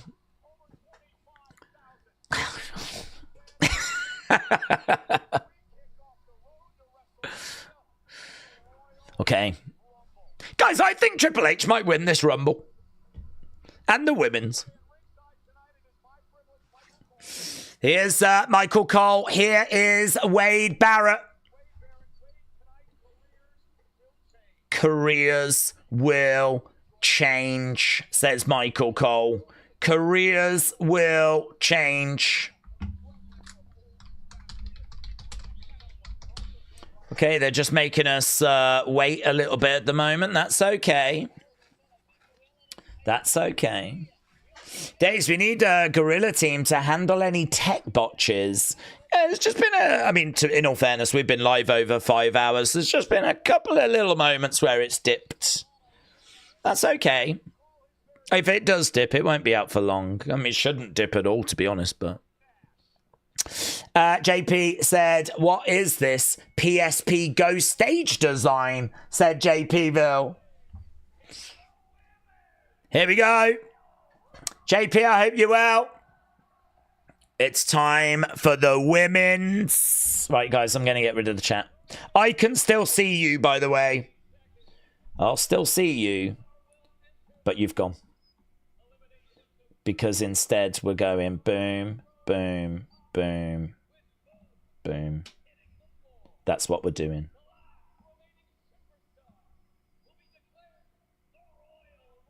Royal Rumble winner. Right. Here we go, kids.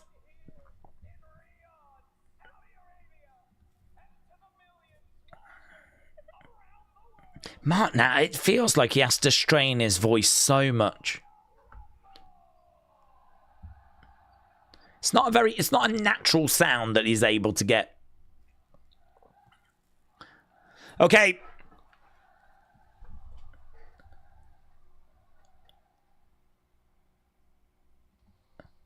Right, wow, here we go. Number 1, Charlotte Flair. Now, does that mean that Alexa Bliss is going to draw number 2? Charlotte has drawn number 1, and she looks amazing, actually. She looks really good. I thought she was going to just wear the same thing she wore on SmackDown, but she's coming out with something completely different. Yeah, I like that. There we go. Charlotte, obviously a big star, obviously a big name. We've even got, like, the flag of the country that they represent, which is kind of interesting. Can't remember if we've, like, really been doing that before. So, here we go. Only two-time Royal Rumble winner for the women, 2020 and 2025. So, Charlotte, number one, making her way down to the ring, but the big question is, who has drawn number two, and is it Alexa? So, Charlotte, look at that. That gear looks so crazy. There's a lot of work that's gone into that, a lot of effort.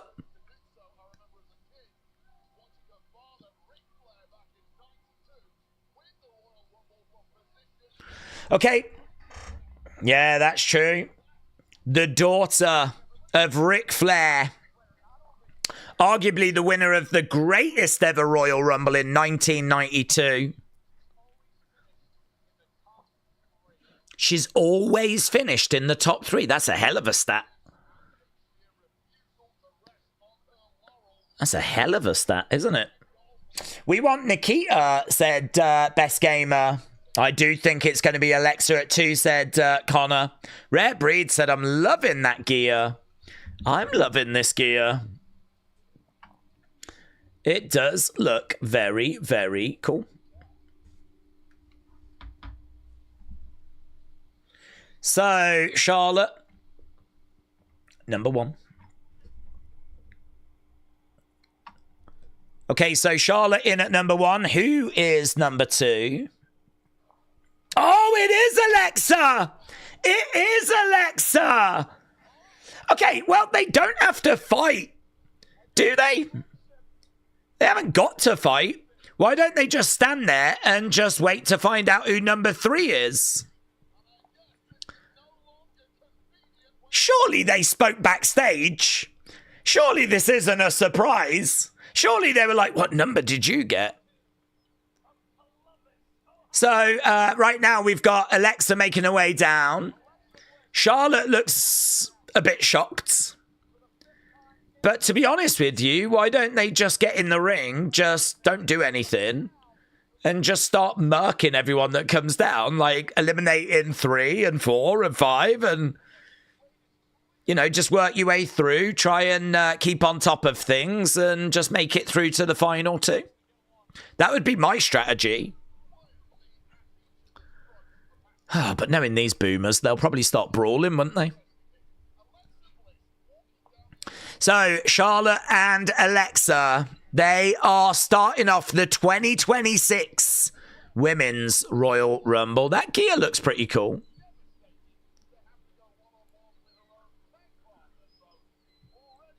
There we go. There we go.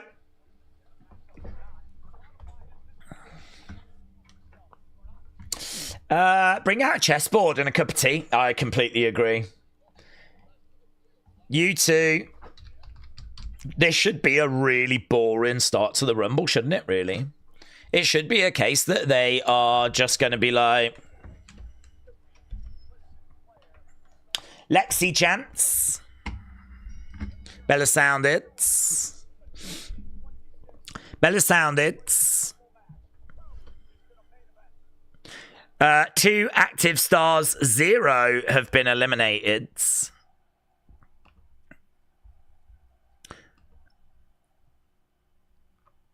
Oh, okay, Alexa. Yeah, Alexa just wants to wait for who's next. Oh, Alexa, don't be so stupid.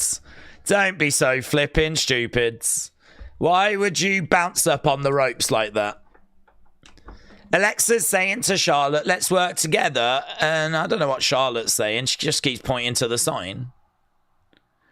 We've got like this kind of situation going. Charlotte picks up Alexa, drives her over to the corner. What are we watching?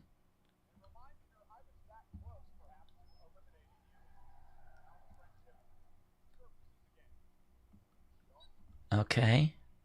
This is a weird start to the Rumble, isn't it? The lights make it look like there's emptier seats. Yes. We had this yesterday where people were saying there was loads of empty seats, but there weren't.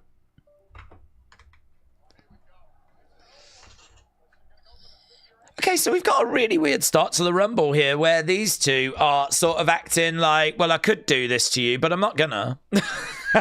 I could put you in a figure four, but I ain't gonna. I could do a Sister Abigail, but I ain't gonna. It's weird, isn't it? Okay. Here's number 3. Kiana James. Oh, well, it's not a great number for you, is it? Kiana James is making her way down to the ring. So it is Alexa and it is Charlotte, and they did manage to survive the start to this thing.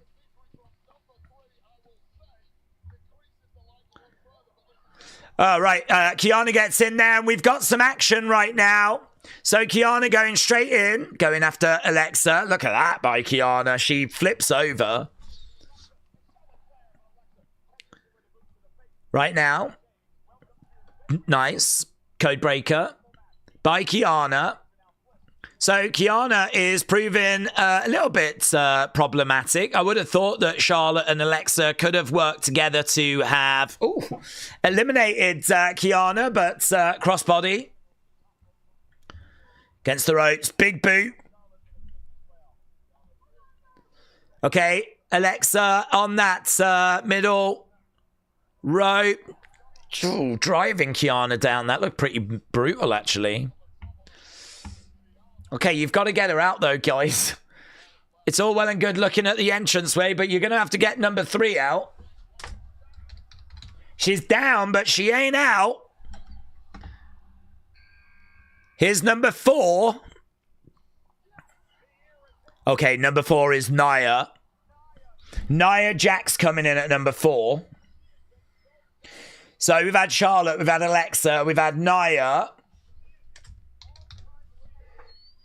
To be honest, I really thought what they would probably do, and they haven't done this, is they would have them eliminate some people first, like Kiana would go, then you'd have, I don't know, Candice come down, she would go, and then you bring out Nia, and it's like, oh, this is going to be a problem.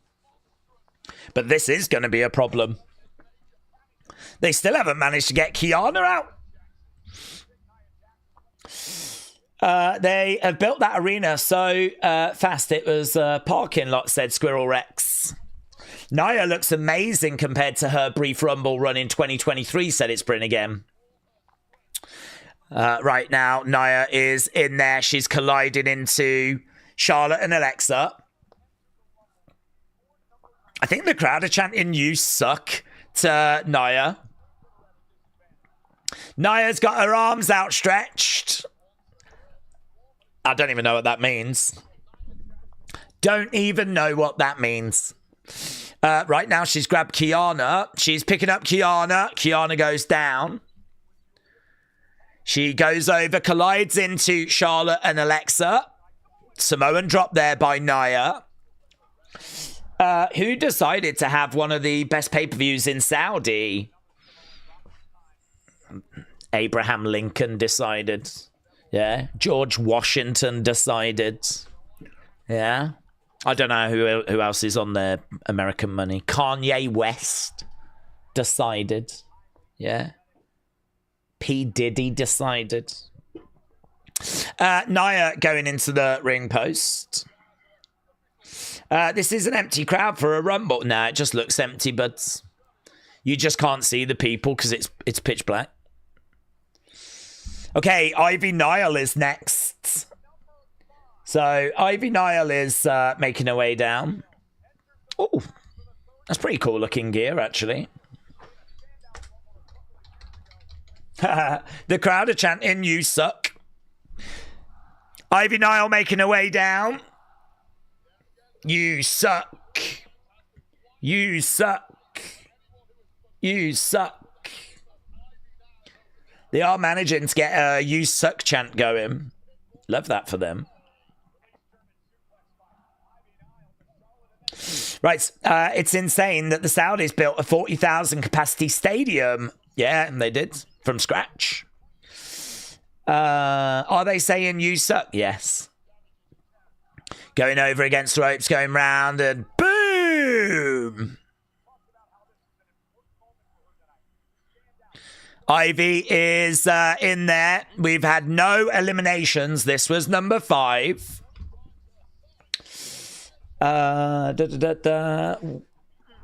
She looks like an X-Man. She does look like an X-Man. That really could be the inspiration, to be honest.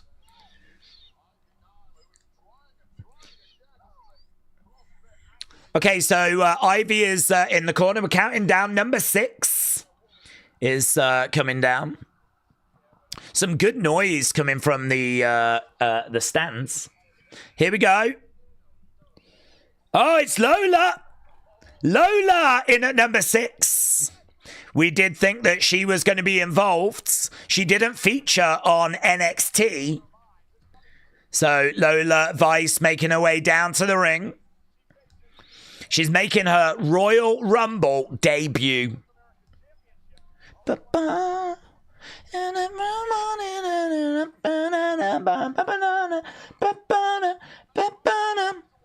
She is currently in a relationship with Damian Priest, which is not the biggest thing you need to know about her, but it's probably the one you'll find most interesting. Pop, pop, pop, pop, quick kicks. We enjoy watching Lola on a Tuesday in NXT. So this probably the biggest surprise we've had so far. Not that big of a surprise. Yes! Colliding into the corners. Duck underneath. Spinning back fists. Let's go. Yes! Here's Nia. Nia doesn't want to dance.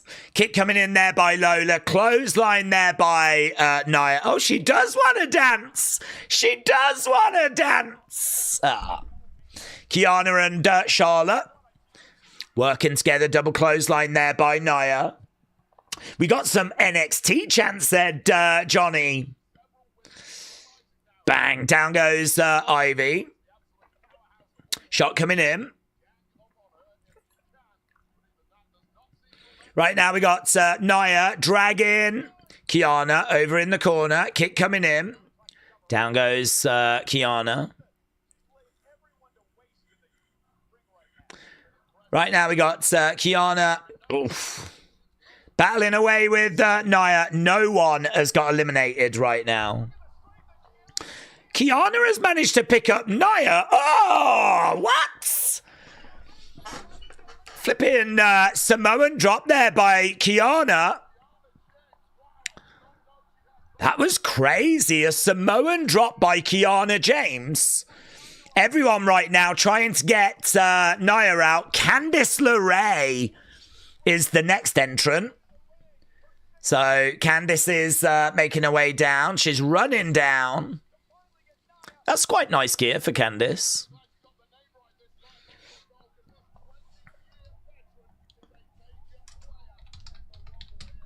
This 20-year veteran is a major player, says Wade. So Candice is in the Rumble. I mean, Candice ain't winning, is she? But she might get an elimination. She didn't. She's trying to get rid of Kiana. Oh! We haven't had an elimination yet, no. Still no joy. There's Candice and Nia, old friends. Old friends. They could work together. Duck. You could hear Nia say to Candice, duck. Candice did duck. Bang. Nia with a clothesline. Yeah, they've kind of changed the lighting, haven't they? So that people can see that there are people in the crowds. Candice with Lola, chucking her into the corner. It looks like we got a Charlotte Flair chant that's breaking out. Charlotte Flair chant breaking out.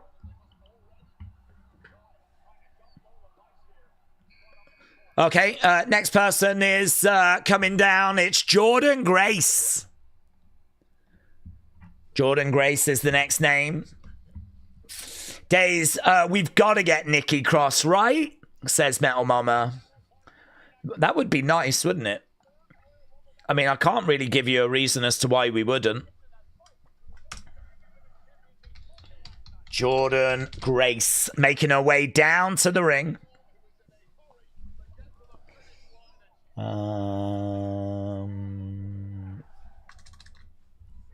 Boom.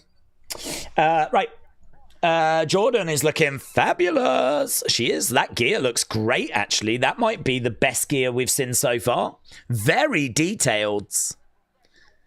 It looks really good. Oh, eliminated. Lola is gone. Candice is gone. So we've had a couple of eliminations. Guys, it's not going to be Candice's year. It's not going to be Candice's year. That is disappointing. Ivy has gone as well. Jordan has come in and she is cleaning house. Ivy, Niall eliminated. So lots of eliminations. So 5 are in the ring. 3 have been eliminated. We got Jordan, we got Nia, we've got Charlotte, we got Alexa, we got Kiana James. JP said, who gave Jordynne Grace the creator wrestler theme from the video games? Oh, I think a lot of people have got that kind of theme, honestly. That's how Def Rebel kind of decide a lot of the music, to be honest. I like Alexa's gear. That looks pretty good. Nia with Alexa. She has got Alexa. Oh, Charlotte. This could be a big moment. They're trying to get rid of Nia. No joy, but Alexa's on the edge of the ring.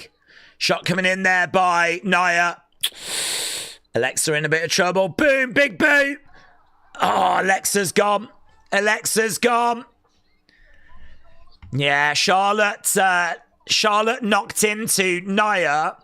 That ended up eliminating Alexa. So it's not a turn, but it's not ideal, right? Oh, man, here we go. Big time. Big time. Yeah, this is a big entrance. This is a big entrance. The man. Becky Lynch making her way down to the ring. Yeah. Not a great number for her, but you know, she's going to be someone that's going to be in there. I mean, she stands a good chance of getting down to that final 4. So Becky coming down. Her gear is gold and black. It's a bit like a tracksuit type thing. It looks okay. And she's right in there. She's right in there. With Charlotte. And these two brawling away. There's a hell of a history between these two. Chops coming in there by Charlotte. Becky going down. People are saying that, or they're thinking that potentially the Ivy Nile thing might be like a Fallout tribute. Could be a Fallout tribute. She thought she had just eliminated Charlotte there. She did not eliminate Charlotte. She thought she had eliminated Charlotte. Right there. Go to the outside, but they're not eliminated. Okay, next up, Sol Ruka. Sol Ruka, really impressive. If you've not seen Sol Ruka, really impressive. Yeah, she's running down. Nice reaction, actually, for Sol Ruka. Nice reaction for Sol Ruka. Wow, straight in. Flips in the ring. Yeah, she's going to be seriously impressive. Okay, Sol Ruka is in. She looks over.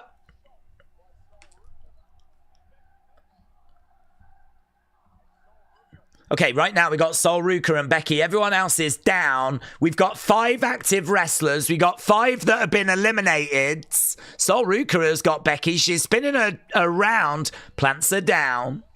Big kick coming in there by Sol Ruka. Sol Ruka, of course, an NXT talent. We enjoy Sol Ruka's work on a Tuesday.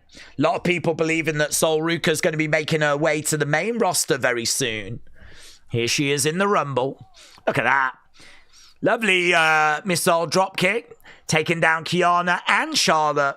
Kip up there by Sol Ruka. She goes to the outsides.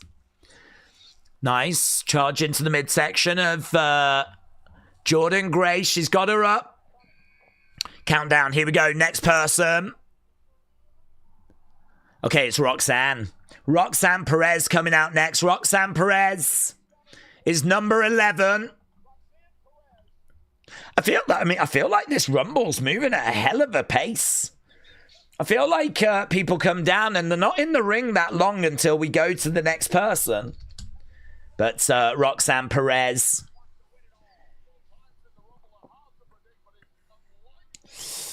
You forgot about Lola. Oh, did I miss Lola on the thing? Oh, that's not good news, is it? We can fix it. We can fix it. Lola made her way at number 6. So Lola at 6. 1, 2, 3, 4, 5, 6. Thank you. There we go. There we go. Okay, so Roxanne has made her way down. Nearly 20 minutes for Charlotte. Nearly 20 minutes for Charlotte. Roxanne is wearing black and like fluorescent green. It's quite nice gear, actually. It's quite striking. Quite attention grabbing. Crowd are chanting, this is awesome. Oh, God, here's the next one. Okay, it's Maxine. Maxine coming down. The former Intercontinental Champion. That is crazy. Okay, so she's coming, running down. She's got Becky in her sights. Maxine against the ropes. Fez press by Maxine, and she's unloading there on Becky. Maxine to the outside. Charlotte barge to the midsection. Kick coming in by Maxine. Okay, 7 are active. 5 have been eliminated. Crossbody by Maxine. She's got Becky. Becky is thrown to the outsides. She's not eliminated.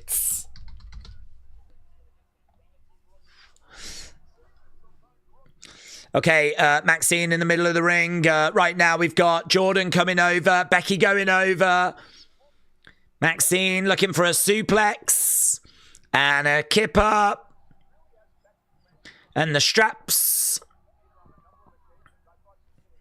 Roxanne grabbing Maxine.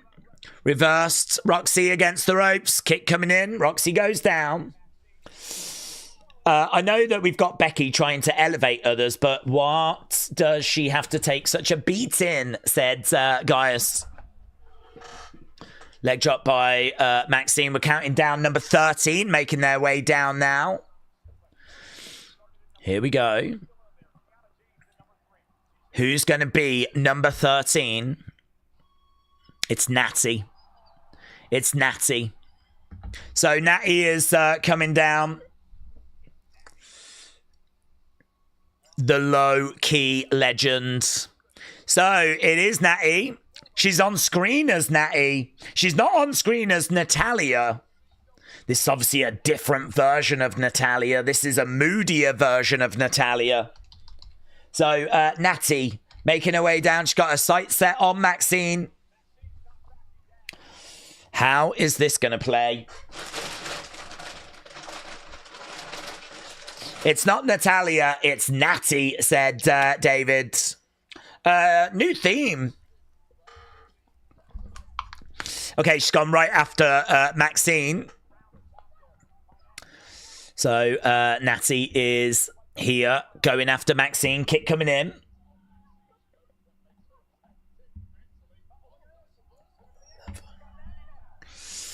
Okay, Maxine has got an ankle lock on Natty. Maxine goes over against the ropes. Becky grabs Maxine. Manhandle slam. Maxine goes over the top to the outsides. Maxine eliminated. Maxine eliminated. Becky eliminates Maxine. Now we've got Becky and we've got Natty going at it. So 7 are active. 6 have been eliminated. You effed up is the chant. Becky. Whoa! Natty eliminates Becky. Yes! That's the best moment so far. Becky is trying to make out that her feet never touch the floor. That's the best. That's a big moment so far. Okay, it's Liv. Liv coming in at 14. Liv coming in at 14. That's big. That's big. Liv coming in at 14. Wow, I'm shocked at that elimination. I'm shocked at that elimination. Liv running down. Running down.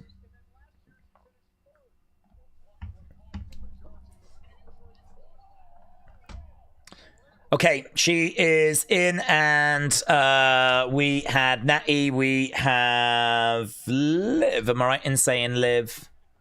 Coming in at number 14. Okay, Liv is in. Yeah, at 14, that's right. Good, good, good. We're on top of this.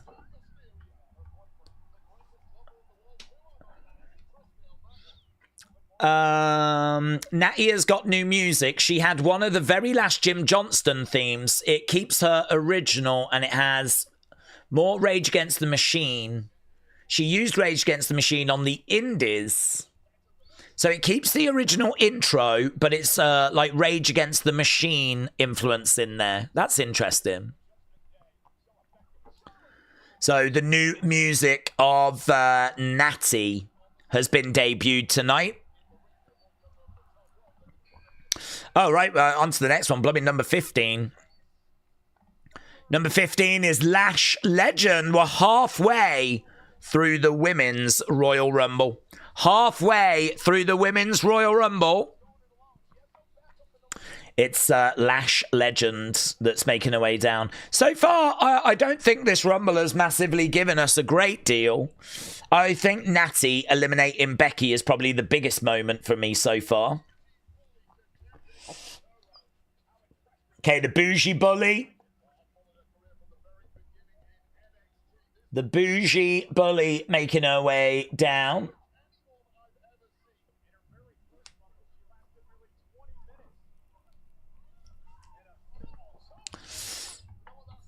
Okay, Lash Legend, all in purple. She looks quite good, actually.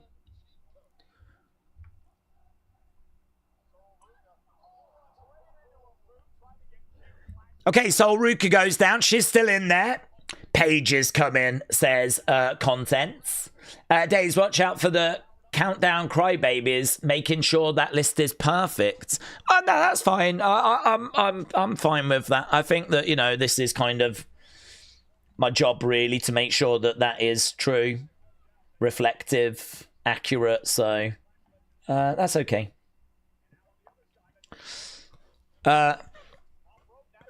Okay, Lash is in. We are done with that side, so we'll be going over to the other side, and we should be getting our next person soon. Lash goes to the outsides. Shot coming in. Right now, she's brawling with Jordan. We got Sol Ruka in there. We got Kiana in there with Natty. Yeah, I think that moment is the big moment for me. That elimination of Becky. You can see how many people are in the stands. It's so funny how people said that there was loads of empty seats, whatever. I mean, now that you're seeing how many people have got their phones out and whatever, you're just seeing how many people there are. I mean, this thing is looking sold out. I mean, there might be the odd empty seat, of course. But this is no way as empty as what people were thinking. Right, it's Zelina Vega. Zelina Vega making her way down. Wow. She looks good. She's got big flames coming out of her jacket. Zelina Vega making her way down to the ring. I think they might have been told to, like, run down. Lash Legend eliminated Jordan Grace, by the way. So Zelina Vega is making her way down to the ring. We need to add her onto this side. So Zelina Vega, number 16. Right. Was the Women's Rumble the first match? Yes. Yes, this is the first one so far. William says, no Paige and we riot. I'm not expecting Paige personally. I don't think we're going to get Paige, but, well, we'll keep an eye out for it. JP said both should perch on the top until number 3. That was the Alexa Charlotte thing. Alexa got eliminated. Charlotte is still in there, though. Kappa said, all I want for Christmas is Nikki Bella to win. That's all you want for Christmas is a Nikki Bella victory. Right, we're counting down. Number 17. Number 17 is Raquel Rodriguez. Raquel Rodriguez coming down at number 17.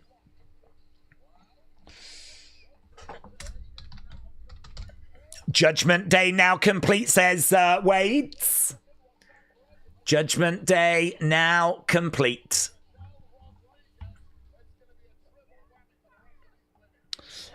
People are quite impressed by what they've seen out of Lash Legends so far. So far, we've had 8 people eliminated. 8 people eliminated.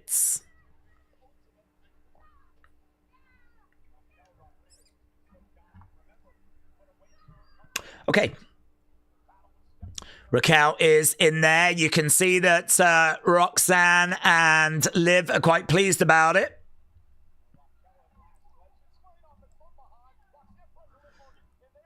Okay, they're all working on Lash Legends. All of the girls in the Judgment Day trying to work together. Lash over against the ropes. Raquel goes and turns her attention to Sol Ruka. Liv goes after Kiana.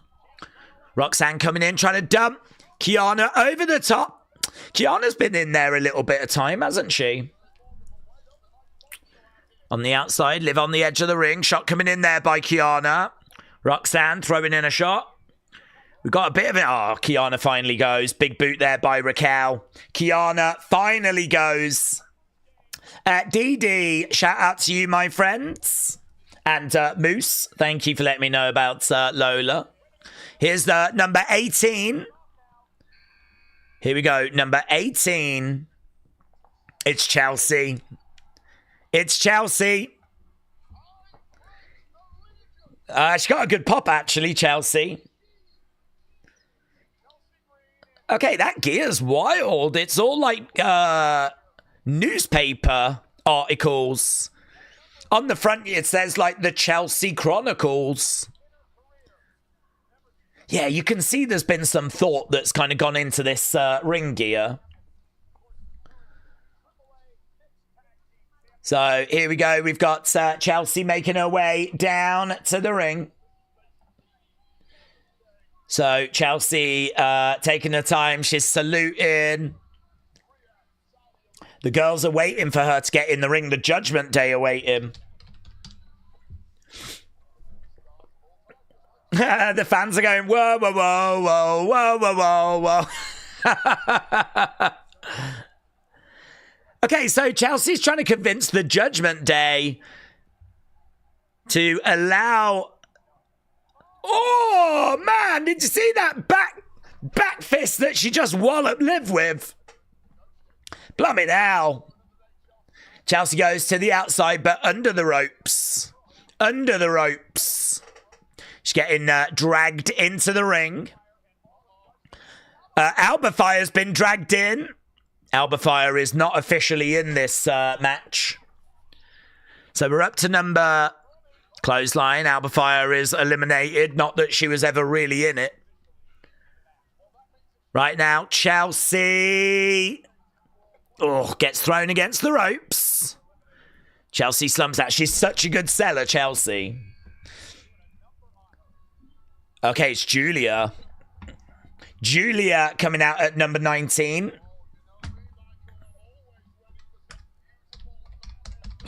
Wade Barrett says, you know me, Michael. I'm always ready for some beautiful madness.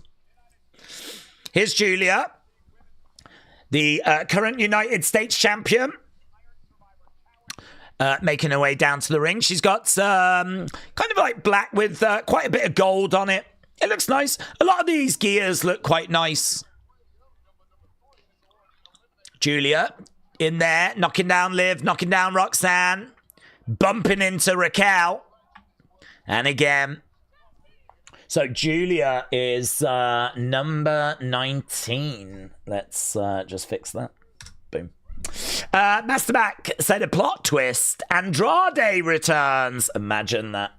I'll be shocked if it's in this match. No need for ESPN when you're live streaming it, said Christopher. Shout out to you, buds. Okay, we've had 19. There's 9 that have been eliminated. We've got 10 that are still in the ring. Chelsea is in big trouble right now. Oh, that's clever. Albafire comes crawling over. Look at that. That's actually really good. Albafire was down on her hands and knees, and Chelsea was like standing on her to prevent being eliminated. Right, number 20. It's a big one. It's a big one. Io Sky. Io Sky. The genius of the sky. The genius of the sky. Io Sky. JP said it's going to be Santina Morella coming out next. Oh, let's go. I hope so. I hope so. Guys, we are so far into this. We've only got, like, how many? 9 spots left.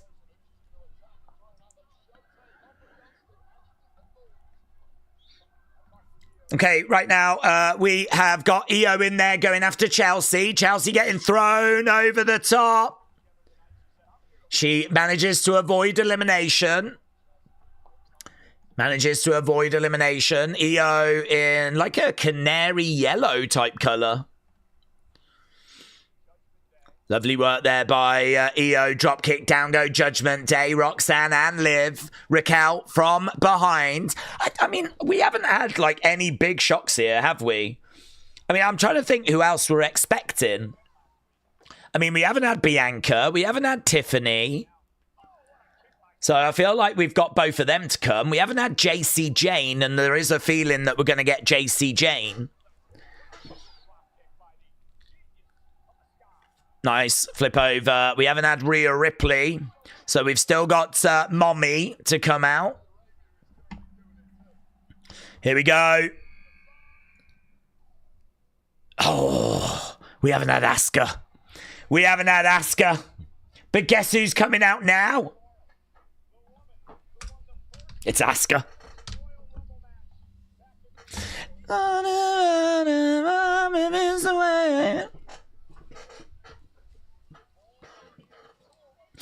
Let's go. Here she is. Yeah, I want her to win, actually. It'd be cool if Lacey Evans came back, said real life Snow White. Paige is going to be 30, said Dylan. Oh, everyone's going to be dialed in for 30. Everyone's going to be dialed in. As soon as 30 comes out, we're all going to be like, oh, who is it? It's a bit of a moody number to get, actually, because, like, if the crowd wanted someone else, you're going to get a bit of a, ah, boo. It might not be your fault. So, I mean, people just get it in their heads that they want a certain someone. I love how Asuka takes her time to enter the ring, says Michael. He loves that. He absolutely loves that.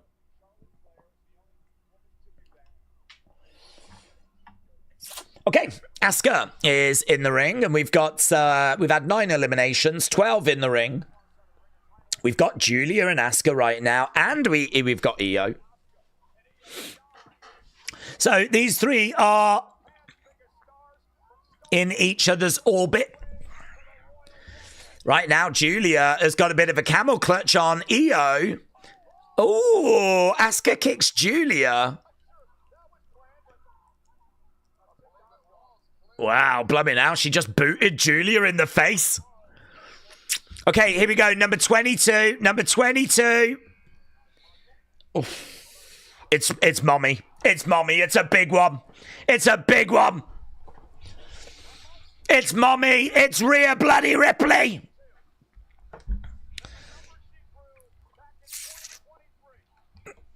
It's a good number. It's a great number. God, she looks so good. She looks like Crow. She's like all in black, like Edward Scissorhand vibes. Yeah, we got Pyro kicking off. They're giving her the full shebang. What is that, Edward Scissorhands? What's the inspiration for that? I am getting Edward Scissorhands vibes. Rhea is in there. Rhea comes in at number 22.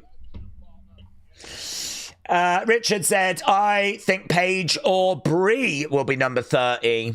Would Brie be a big enough name, do you think, for 30? Joe said, EO paying tribute to the original yellow Power Ranger who passed away in real life. Oh, really? Is that what that is? I thought she was paying tribute to like a canary, but you could absolutely be correct.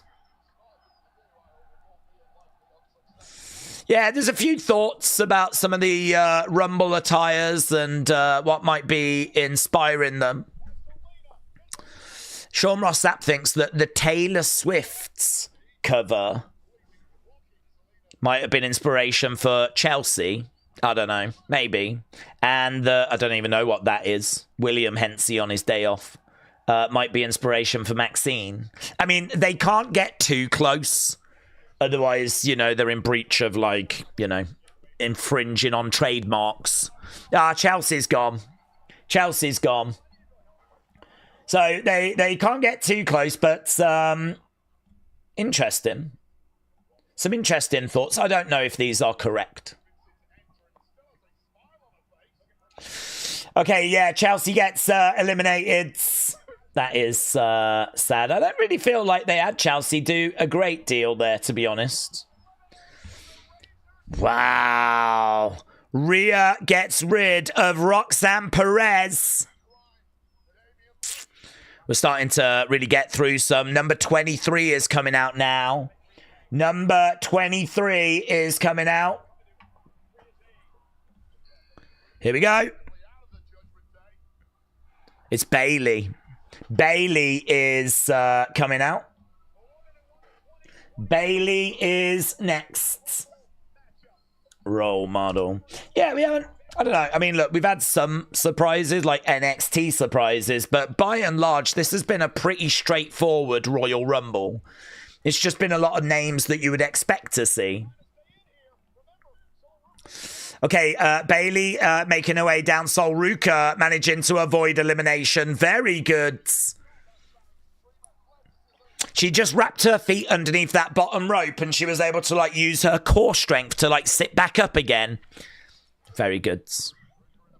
God, so many things to keep an eye on. There's so many moving parts. So I think we're doing all right, actually, with keeping on top of the entrances. Right now, Lash Legend with Bailey. Charlotte has been in there for 41 minutes. 41 minutes. Some big names in the Rumble. JC Jane, we still need to get. I don't know, is Kyrie going to be in this thing? Because we haven't had Kyrie in yet. Charlotte and Bailey are going at it. Here we go, number 24. Oh, okay, here's JC Jane. So it was expected that JC was going to be in it. Oh my God, she looks so good. She's all in white, the NXT Women's Champion.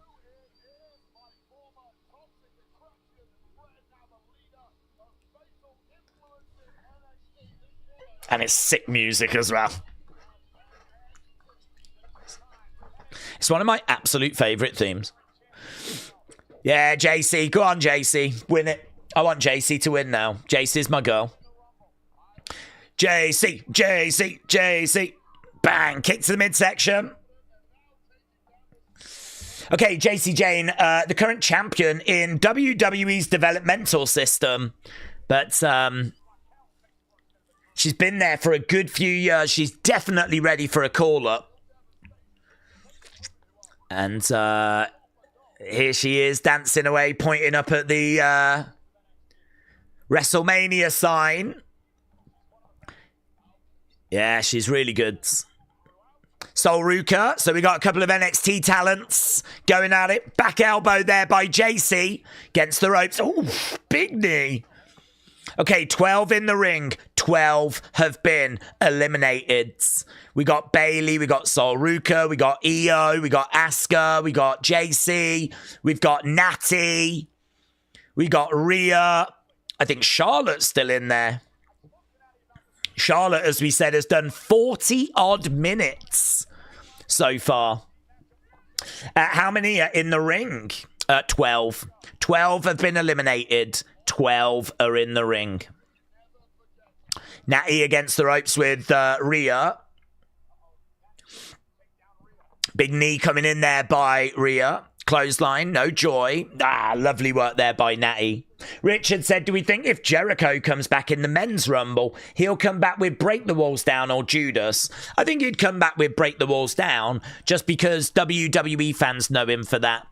I mean, look, you can hit Judas and some fans will know who it is. And for those that don't, they'll find out a few seconds later when he comes walking out. So Judas is not impossible. It's not impossible. It absolutely could happen. But if I was WWE, why? Might as well just go with Break the Walls Down. That was the theme he was known for. Right, we've got Natty being eliminated by Liv. Okay, this is number 25. But you can't touch, you can't see me from the stars above. Here we go.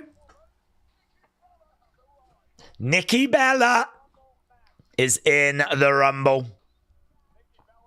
So we've seen quite a bit of Nikki Bella recently, so it is a surprise, but I don't know that it's a surprise that's going to like blow too many minds. So Nikki Bella making her way down. Nikki Bella, number 25. Kappa said there she is, Mama Bella. Mama Bella. It's not Mama Bella, by the way, it's Nikki Bella. I don't think their mom's going to be in this. Just opening a can of beer, said Joel. Please do not ever do that dance again, said official Bella. Yeah, that's fair. That is absolutely fair. Spinebuster there to Bailey. So Nikki Bella is in there. She's got Bella Army written down her arm. She's going up looking for a DDT to Raquel, and she gets it. Okay, we're really running out now, aren't we? I mean, we've got, what, 5 positions left. That is all. We've only got 5. Oh, we're counting down again, you know. Here we go. Number Number 26. Okay, it's Lyra. It's Lyra. Lyra Valkyria. Number 26. Lyra Valkyria making her way down to the ring. The inaugural first ever women's Intercontinental Champion. She is good friends with Bayley. Looks like Charlotte's going to be the Iron Woman of this one. Actually, looks good, actually. I've only just noticed that she's got, like, kind of tassels coming from her waist. Right now, we've got Lash still in there. Lyra. Oh, lands on Charlotte and Nikki. Kick coming in. Lash going back to the corner by Lyra. That's another one gone, isn't it? We've only got 4 positions left. Richard said, Days, it's Richard. Cody did Kingdom when he returned to WrestleMania. Yeah, that's true, but before, when he left, he was Stardust, and that was not the character that he was returning as. So it wouldn't have really made sense to have brought him back with his Stardust music. This was a Cody Rhodes that was in a very different place. Jericho, it's not like he's leaving a gimmick like Stardust behind.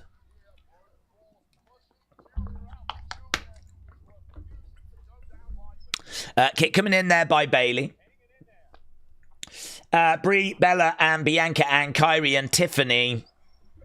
Could be that. Julia eliminated. That's going to upset a few people. A few Julia stans are going to be sad.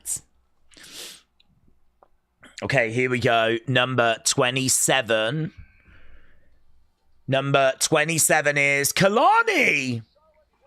Okay, that actually surprised me a little bit.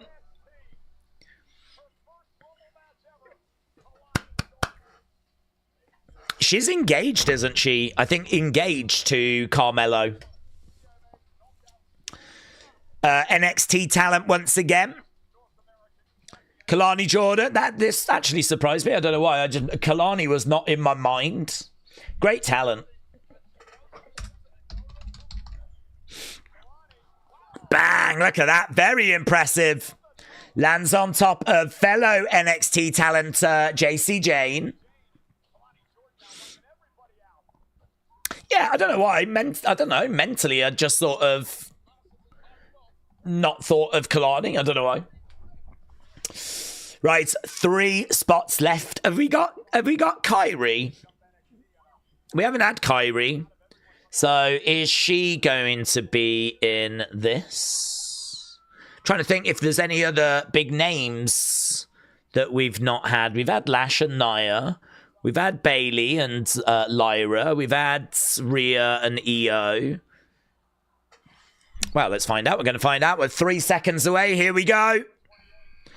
28. Oh, here's Kyrie. Here's Kyrie. The Pirate Princess. It's great to hear her solo music as well, actually. So, Kyrie making her way down to that kind of Pirate Princess music. She's got the telescope as well. Let's go. Wow, 2 spots left. It's going to be Bianca and Tiffany. Yeah. Yeah. You're right. Bianca and Tiffany. I mean, that's it, innit? That's all we've got. Don't know, man. How you feeling? Is this, has this been good enough? Well, I mean, let's see first. Let's see if that is definitely what it's going to be. But, yeah, I mean, I don't know that it's given us that big shock name, has it? I don't know. Does that make it even more likely that we might get Jericho, though? That they haven't done sort of any crazy name for the women? Where's AJ Lee? Where's AJ Lee? Yeah, Alan said AJ Lee. Come on. Yeah, only just dawned on me. Where is she? Trish, Bianca, Saraya. I didn't expect Saraya. I'm still not convinced. Oh, Kyrie accidentally eliminates Asuka, and Asuka knows as well. Kyrie accidentally eliminates Asuka. Oh, that is going to have some repercussions. Kyrie is eliminated by Io. Io's not celebrating. She's just heartbroken about the whole thing. All right, Asuka, grab him. What the hell is this? Okay, here we go. Oh, it's Brie. Blimey hell. Brie modes. Wow. Well, I wasn't expecting that. Wow. You deserve it. Oh, the crowd are going, yes. The crowd are going, yes. Oh, my God. Look at that. Nikki's still in there as well. Look at, they're going crazy. Oh, my God. Yes, yes, yeah. Brie mode. Oh, my God. The WWE Universe has gone full on Brie mode. Welcome back. Look, she loves it. She just took a moment there. She loves it. I love it. That's shocking because I agreed with you guys. Tiffany and Bianca. So surely this final one is going to be Bianca. I mean, if she's going to win this thing, she's going to have to be in it. She was one of the favorites, guys. In fact, she was my pick to win it. Guys, I've got a problem. I've got a big problem. My pick to win this thing has not come out, and we've only got one spot left.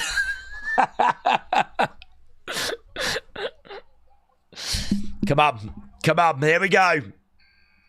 Here we go. It's Tiffy time. There is no Bianca.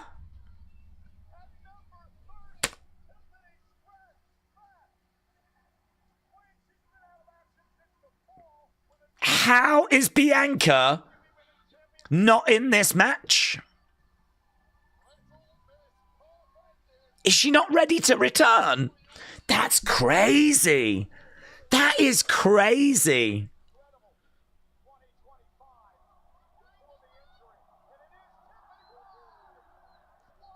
Who wins this flipping match?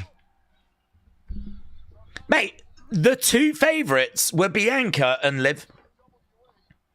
Those were the two favourites. Liv is still in this match, but no Bianca. Tiffany is back, but no Bianca. That is big. That is big. That is big. So we've had Brie mode.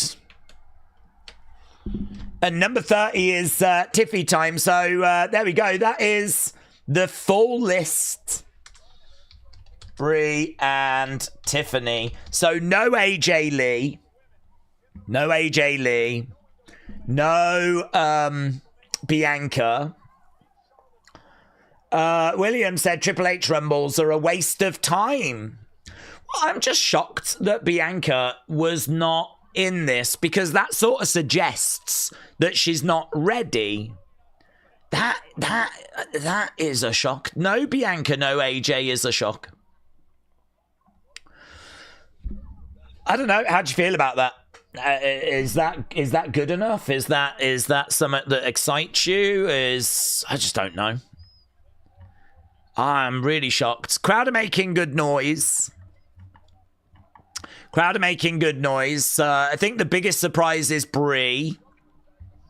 Brie Bella being in this is the biggest surprise. Natty eliminating Becky was pretty big. But I think one of the biggest talking points is the fact that who wasn't in this thing, and that is AJ and that is Bianca. Okay, right now we've got 16 that have been eliminated. We've got 14 that are active. We are already an hour and 10 minutes into this show. So we're already an hour and 10 minutes in. So, William, shout out to you, but... Days told you, said Richards. JP said, I think with all the hate that Trips has been getting, it might be a swerve for a sake of a swerve. Jared said Tiffany is going to win. Cargill Tiffany at WrestleMania. Called it, said Jared.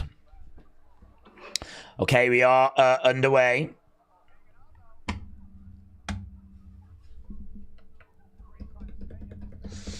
Yeah, I mean, the Paige thing doesn't surprise me. I didn't expect Paige.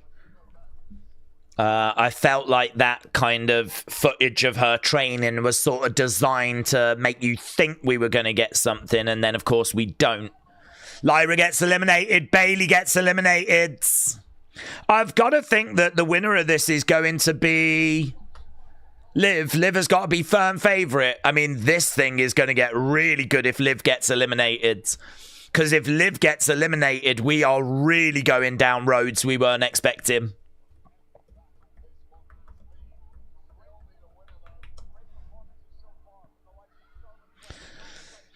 Right now, we've got Liv in there going. We got Lash, we got Sol Ruka, we got 12 women that could win this. The crowd are chanting, "This is awesome." So the crowd are enjoying it. There's lots of still very credible names that can win this, but who is getting the win? JC is still in there. Kalani is it. Kalani's gone. Kalani's gone. You don't belong, honey. You don't belong. Soul Snatcher. It's a great move. The Soul Snatcher is so good.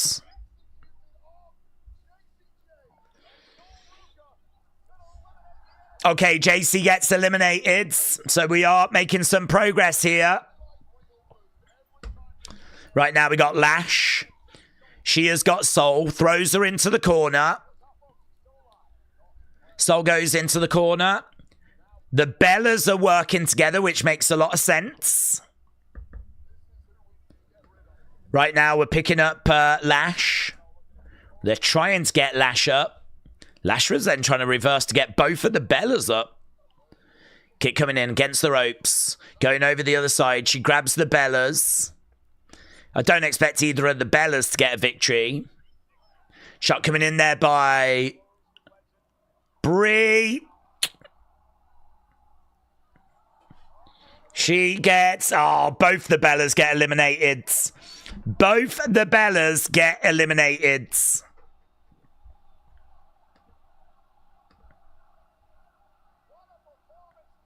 Okay, so both the the crowd don't like that. The crowd are like, no, no, no, no, no. They were yesing as she was making her way down, but they were knowing when she gets eliminated.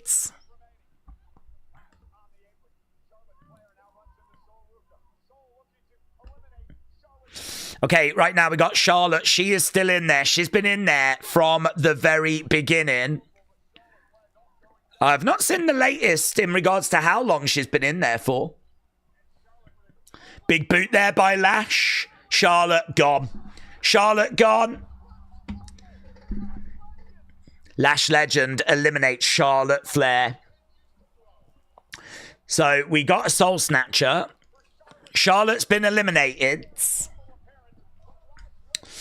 James said Becky going out early was a giveaway for no AJ.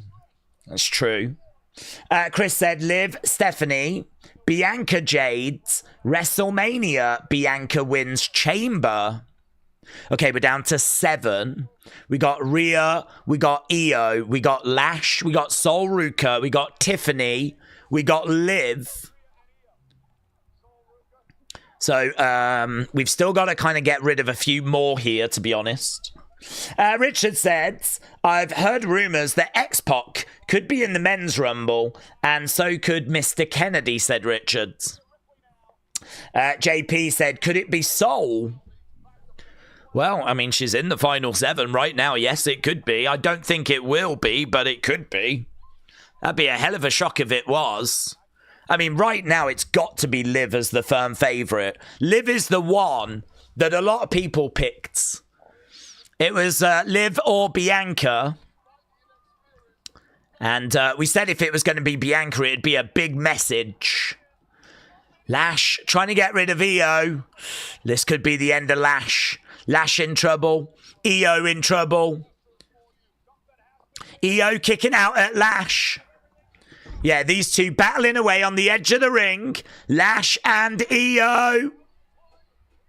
Ah! Feels like both could go if someone was to... Look at that. That's... Io gone. Io gone. Lash Legends just got rid of Io Sky. I don't know what the numbers are in regards to eliminations, but Lash has got some big ones. Lash has got some big ones. Charlotte Flair, gone. Io Sky, gone. Okay, we have got to be getting down to close to that final 4 range, and that's a big deal. Oh, Liv goes charging over at Rhea. Rhea shoots that down. Sol comes over to Rhea. Right now, we've just got women charging over. Is Io okay? Io in the background, you could see has been eliminated, but she's like really struggling a little bit. Ah! I hope Io's okay. I think she might have just been trying to get out the way. Lash. Oh, big boot. I tell you, this is a star-making performance for Lash. Right now, we got Lash and we have got Raquel. This is a star-making performance for Lash Legends. Oh, man, these two colliding into each other. Lash is showing out. She's eliminated the Bellas, Charlotte, and now Io. Right now, Raquel, is she going to go? Is she going to be a Lash victim? Kip up by Lash. I can't believe how long this match is going. We're an hour and 20 minutes in to this show. Back elbow. Clothesline. Lash Legend gone. Rhea Ripley eliminates Lash Legend. Okay, so how many people are we down to? We're down to 5. We're down to 5. We're about to get down to the final 4. Wow. Rhea gone. Raquel eliminates Rhea. Okay, so flipping. Oh.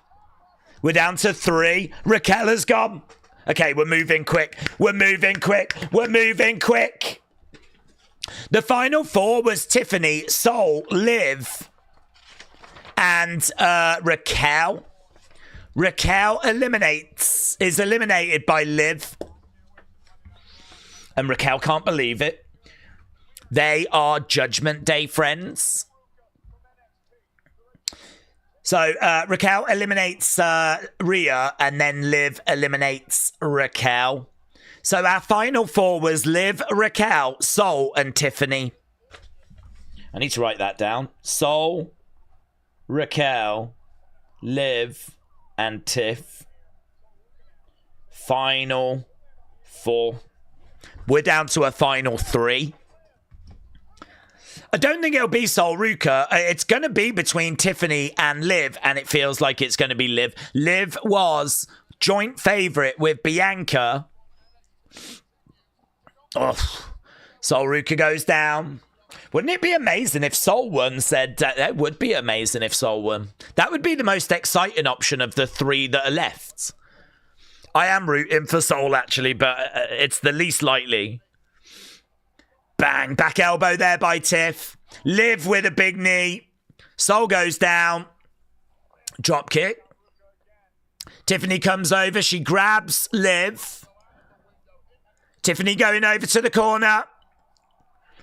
Sol Ruka's been in for nearly 50 minutes. Okay, we are into the final throws. Liv in a bit of trouble.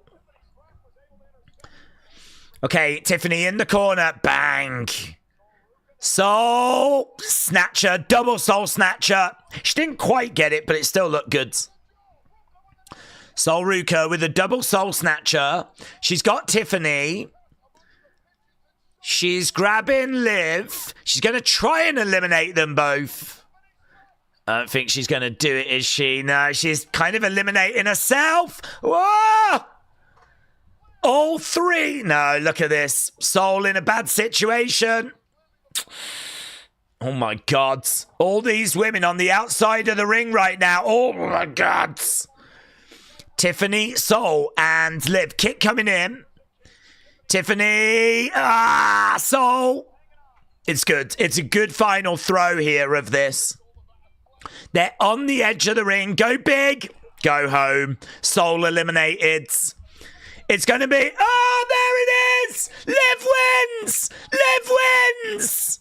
Liv Morgan does it. Wow. Wow! I love the ending of that match. Those three battling on the outsides, didn't know which way it was going to go. But Liv Morgan has done it. She's finally won the Royal Rumble. And you can see what it means. You can see what it means. This is mine, she says. She kind of stumbled her way back in the ring then, but I tell you what, she's going to have to answer to Raquel. That was a situation when she eliminated her earlier, but Liv has done it. She has won the Royal Rumble. Right. Let's get... I love the finish of the Rumble. I thought it was really good with them battling on the outside. I didn't think that... I didn't think it would be a case that... I didn't think it would be a case that they would go with someone other than Liv or Bianca. So, I mean, Liv felt like the firm favourite. But the way that they were all battling... Because I'll tell you why that was so good. Because you know, and I know, that botches happen. I mean, if Liv had slipped and had got eliminated, she was out. I don't care what you planned. If her feet touch the floor, we've got to go in a different direction. So part of me is sitting here going, go on, Liv, fall. Fall, come on, fall. Slip, slip, slip, slip, slip, slip. But she didn't. Sadly, she didn't, because we can't have good things. I like Liv. I ain't got no problem with her winning. It's a big moment for her, but I was wondering if she was going to fall.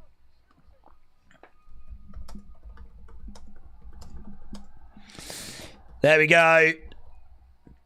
Liv Morgan wins the 2026 Women's Royal Rumble. And to be honest, the person I picked, I did well. I did well. This is why you guys hang out on this channel. To get my really good inside thoughts. I successfully managed to pick someone winning this thing that was not even in the Royal Rumble this year. So that takes skill, that does. That takes serious skill. I'm going to WrestleMania, says Liv. Is AJ Lee ever gonna... Oh, there's Oba.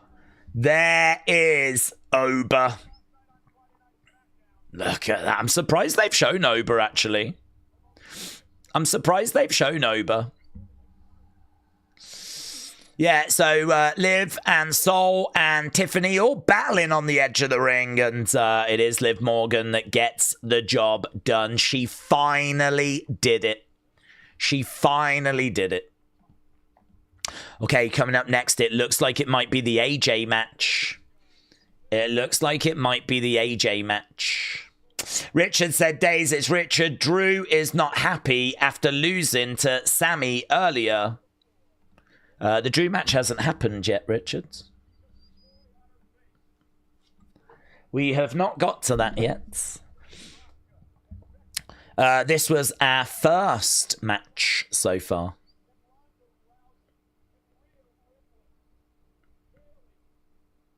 So they're just running through all the previous winners of the Rumble. And, of course, Liv Morgan's name gets added to that list. Liv Morgan, 2026. Wow.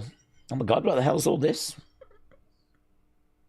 Shows, collections, future. What the hell's this? Where the hell's that come from? What the hell is that? Don't know. What did it say? Shows, collections, full text search, permanent copy, upgrade to pro. So what the hell does that mean?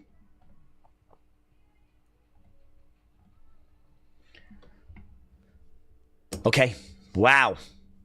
We can maybe get a breath for a second. We can maybe get a breath. Let's do a poll, shall we, and see what you lot thought about that Women's Rumble. Men's Rumble, yeah. Men's Rumble obviously still to come. We're going to have a couple of matches first. The ref had to tell Liv to point to the sign, says Joe. Well, she's never won one before, so she probably doesn't know what to do. Point to the sign. Okay, how are we feeling about this? We need to get a poll up for that women's match. How do you score that women's Rumble? Right, Kelt said Sol and Lash were really impressive. It was a great ending. I agree with you on that. I agree on all of those points. Right, is this going to be the final? Is this going to be the final AJ Styles WWE match? Okay, online I've got people saying it's far from the best Rumble match, but it is the correct winner. Liv Morgan will finally get a title shot at WrestleMania. It's well deserved. So there we go. Liv, it's crazy, actually. It's crazy. I mean, I know she's been a champion and everything, but it is crazy because I just remember seeing this girl in NXT and she was so limited. And she got called up and she got called up too early. And it's been such a long road for her. I mean, she's been on this main roster for so long and I know she's had success. And I know that it clicked for her a little while ago now. But, you know, she's still actually quite young. She got into this, like, really, really young. So she's still got so many years ahead of her. I mean, at the moment, she's 31. I mean, she can do another 12 years easy. Another 14. Another 15 years. I mean, this girl could be flipping, you know, featuring on WrestleMania 55. We just got a video package at the moment for AJ and Gunther, so... okay, we've gone to commercial break momentarily. It's a dub for Liv, said Flame. It's a big dub. Massive dub. Richard said, I saw it on the internet. That's fine. You can't believe everything you see on the internet, but... yeah, I don't actually know the run order. I mean, I'm presuming that it's going to be this match, then it's going to be Drew Sammy, and then I presume we end with the Men's Rumble. So, yeah, no Paige, no AJ Lee, no Bianca Belair. I feel like those are as big a talking points as kind of what we did get. And what we did get was Brie Bella. What we did get was, you know, Kyrie eliminating Asuka by mistake is interesting. And, of course, Liv eliminating Raquel is interesting. I feel like there's going to be repercussions on those. Sol Ruka looking good. Lash Legend looking good. I don't actually know if we've got on Wikipedia the information as to who the Iron Woman was. It feels like it was probably Charlotte, but... there was definitely some others that could have been in the mix. Let's have a little look, shall we? Yeah, we don't have full information yet. But you can see the order that everyone came out. Liv won from number 14, actually. That's worth me having a look because we have got a little members game that we're playing. So it'll be worth looking to see. Number 14... who had number 14 in the women's? It's Aaron. Aaron had number 14 in the women's. So Aaron for the women's. Very good.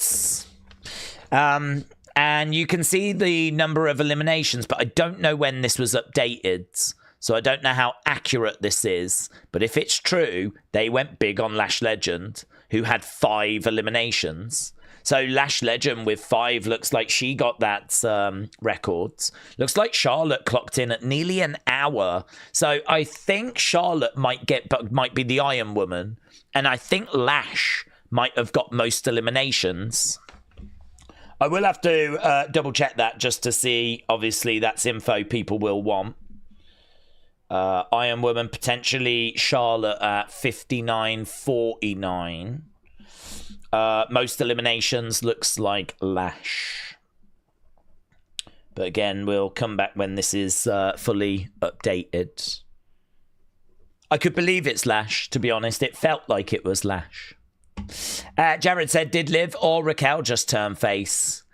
No, I didn't get the impression. I mean, it's the Rumble. It's every person for themselves. So I don't think there was any sort of face turn or heel turn in there. I think there will be repercussions. I mean, Raquel is going to be very upset with Liv, of course. Asuka's going to be upset with Kairi. So it'll be interesting to see where it goes. But I can't say there was any sort of turn that just went down. Mackenzie said, could Raquel cost Liv? She could. I think there's quite a few twists and turns that we'll probably go through before we get to that, though. So Liv is going to go to WrestleMania, where I would expect her to take on Stephanie. The belief is that it's going to be Bianca Jades. It looks like we're probably going to get to that match a slightly different way. 4 people from NXT: Lola, Soul, JC, Kalani. The only person that was a real surprise was Brie.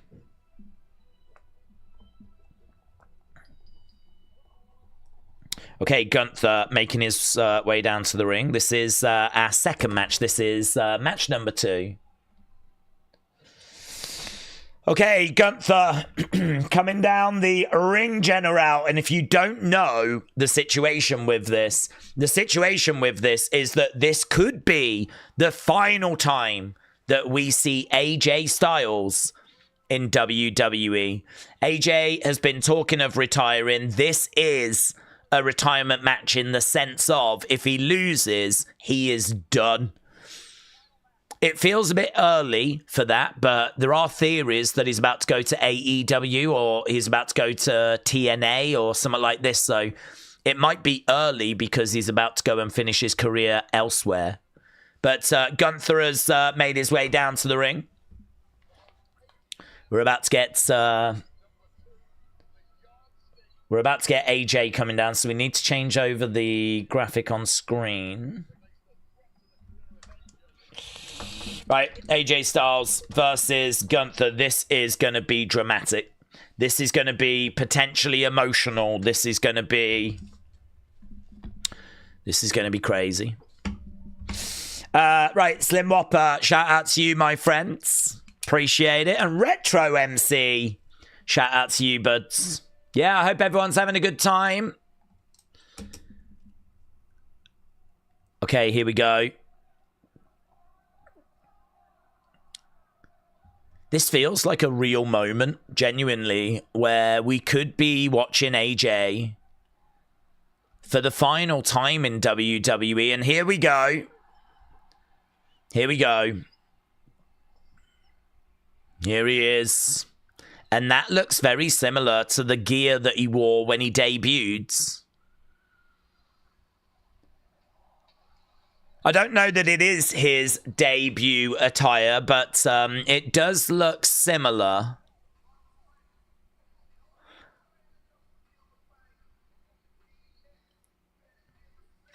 AJ, make Gunther tap out again like a little. Here he is. Career is on the line. He debuted in WWE 3,660 days ago. This is his 370th TV match in WWE. I don't think it is the same as his debut stuff. There was a figure they made of his debut attire.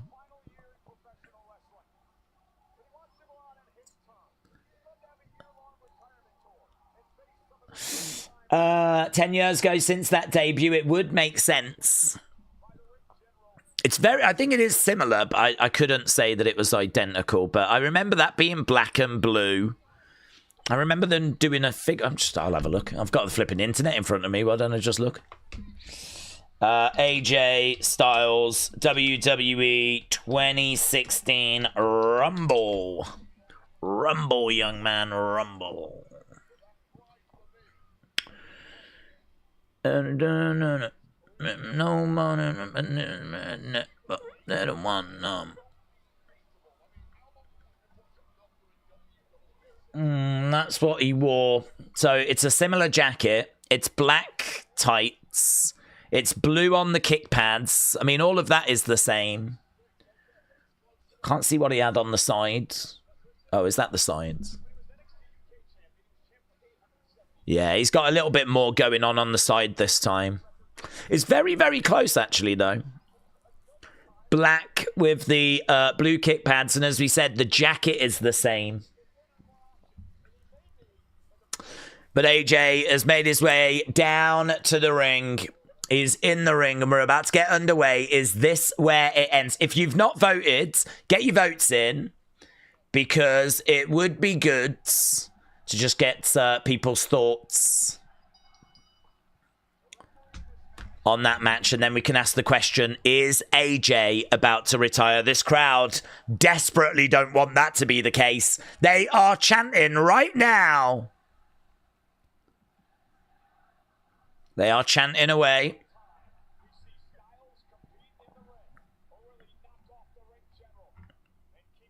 For AJ right now grabbing the leg of Gunther.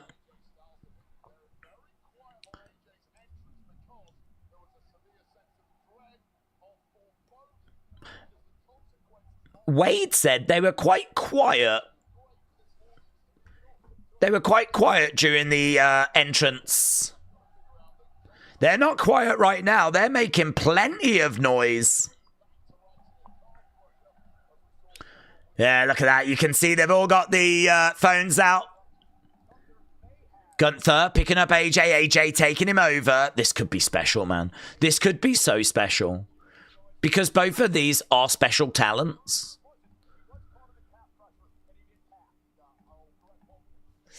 Do we see Asuka, Kairi at WrestleMania 42? I mean, we could go that direction, yeah. Man, loud AJ Styles chants. But equally, you know what WWE are like. They could tease it, get it further down the road. Yeah, look at the fans. They're like up on their feet, bouncing around. AJ Styles. AJ gets the right. Ooh, went for a drop kick, but Gunther moved out the way. That was nice. Gunther's dialed in on this one. AJ is dialed in. The crowd are dialed in.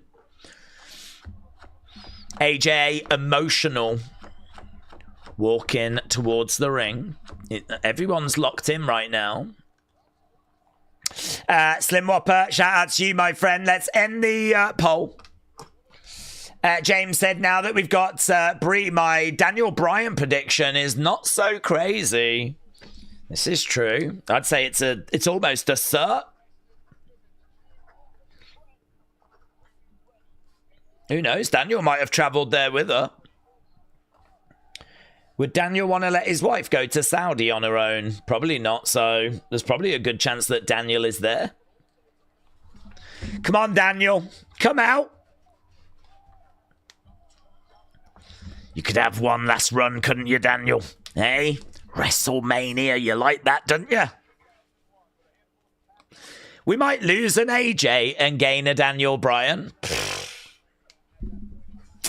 Right, you lots enjoyed that match, but you weren't giddy about that match.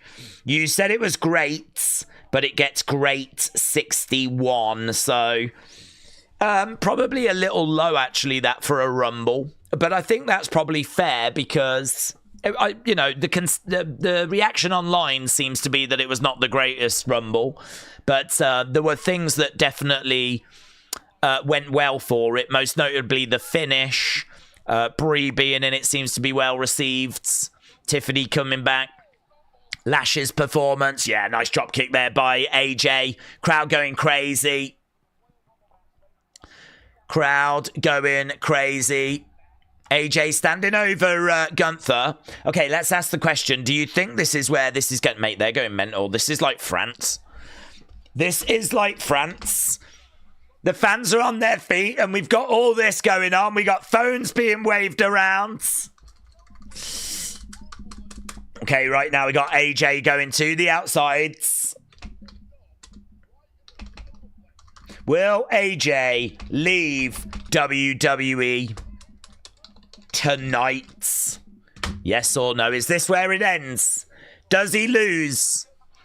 Is this where it ends?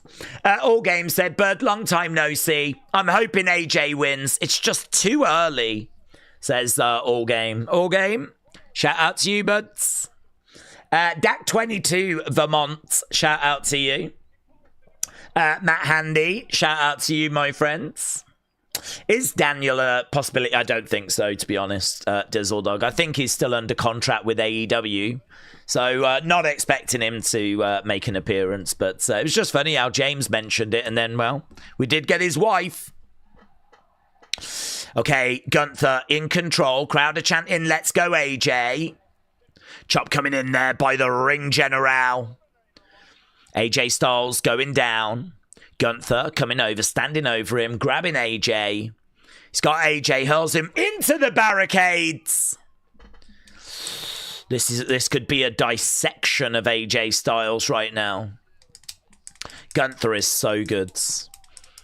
He's so good. F.U. Gunther is the chant.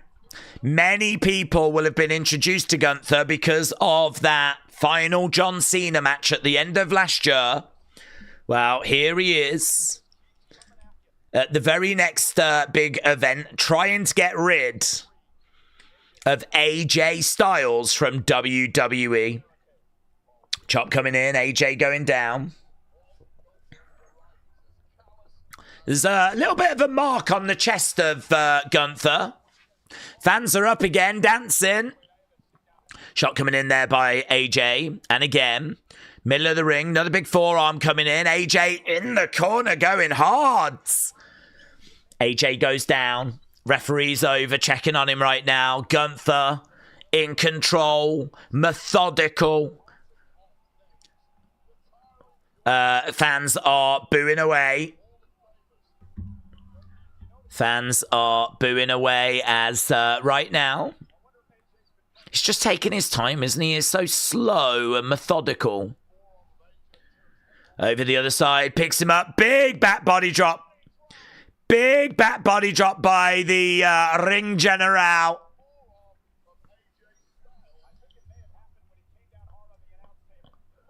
Look at the height of that. That is sick. Against the ropes. Chucks him up. Blumming now. The crowd are chanting a-hole chants to Gunther. Do you know, this, I mean, it's so good, this is. It is so good. This is what pro wrestling is all about, isn't it? You know, you got a massive baby face, you got a monster heel, the crowd are all over Gunther. They're desperate for AJ to get the win. Oh, it's so good. Good work there by AJ. Big kick coming in by the ring general. And there was a mark on Gunther's chest. And there was a mark up here. And I thought it was Gunther bleeding. But actually, I think it's AJ's arm. I think he's cut open his arm a little bit. And so that's actually AJ's blood that's on Gunther. Chop coming in.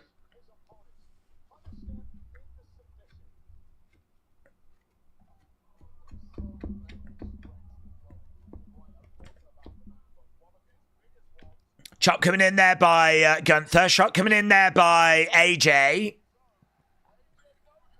And again, another shot there by AJ. AJ going over the other sides. Big boot coming in. AJ trying to get Gunther up on his shoulders. Oh, here we go. Pele kick. Boom. Sick. Looks amazing. Flipping love that move. Pele kick connects. Pele kick connects. Oh my God. Why the flip does this keep returning to my life? What is this about? Why can't I just enjoy the wrestling?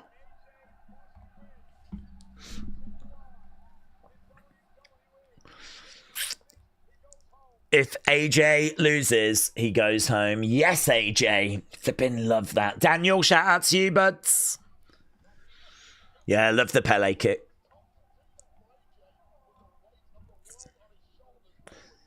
Kick coming in there by AJ. Gunther goes, lovely work there by AJ. Gunther goes down. This is the comeback.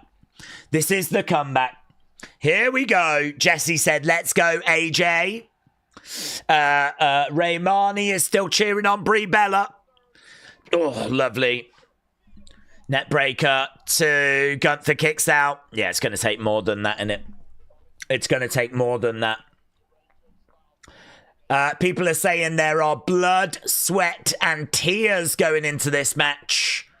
Just sort of showing the cut on AJ's arm. It's not too bad, but there it is. And that's what AJ's wearing at the moment. Just showing you kind of what people are talking about at the moment. There's a shot of the fans. See all the crowd. There's Gunther. Oh, looking for the start. No. No.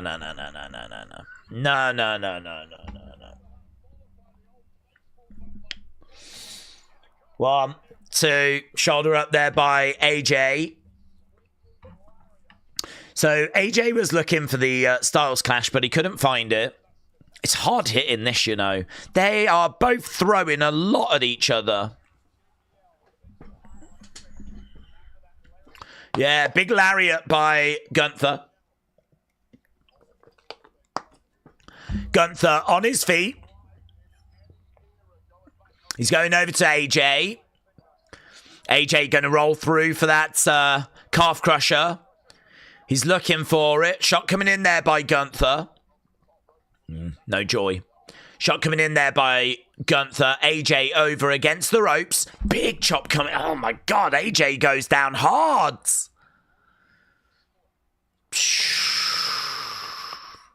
He just chopped him so hard. He kind of took his flipping legs away from under him. Gunther in the middle of the ring, grabbing AJ, looking to scoop him up. AJ on his feet, looking for that calf crusher. Middle of the ring. Got it. No. Over by the ropes. Over by the ropes. Seth is going to come back tonight in the Rumble, said Home Slice. Gunther is not a great wrestler, says Wasila. I don't think Brie is a permanent return, said Bradley. No, I don't think so either. Although it will be interesting to see if they use her and Nikki maybe in the women's tag division. AJ goes down. Nice drop kick there by Gunther. AJ goes over in the corner. Picking up AJ. Bang, powerbomb. 1, 2. Kick out by AJ. Didn't really feel like that was going to be the end, to be honest. I mean, I can't see AJ going out to a power bomb. You know, there was a power bomb and then it didn't feel like that was going to be the end. Gunther is a great wrestler, says Maggie. Guys, Liv Morgan has won the Royal Rumble. So the big question is, how are WWE going to celebrate that fact? How do you celebrate the fact that Liv Morgan has won the Royal Rumble? That's the big question. And the great news is we do have an answer. And the answer is you get a picture with Triple H. That's how we celebrate. Yes. Triple H, Triple H, Triple H, Triple H. Oh my God. There's the real winner of the Women's Royal Rumble. Let's go. Calf Crusher is in. Gunther trying to get over to the ropes. This doesn't feel like it's going to be the finish, but it might be. Roll through. It's in. Yeah, that's good. Roll through. Okay, right now, arm around the neck of AJ. Oh my God. Sleeper in. AJ Styles trying to get back up to his feet. Yeah, he did really well to get out of that calf crusher. He got out 1, 2. Now it's AJ that's got a sleeper against the ropes. Oh my God, now it's Gunther. Oh my God, everyone's got a sleeper. AJ with a sleeper, Gunther with a sleeper, Gunther to the outsides. Jeez, it's not over yet, said Beast Modes. Let's go, people celebrating. People celebrating Triple H's achievement. Nice. Phenomenal forearm to the outsides. AJ down, Gunther down. Look at that. That is picture perfect, actually, from AJ. Straight over the top to the outside. Oh, mate. This crowd needs to start chanting, "You've still got it." Please don't go. Please don't go.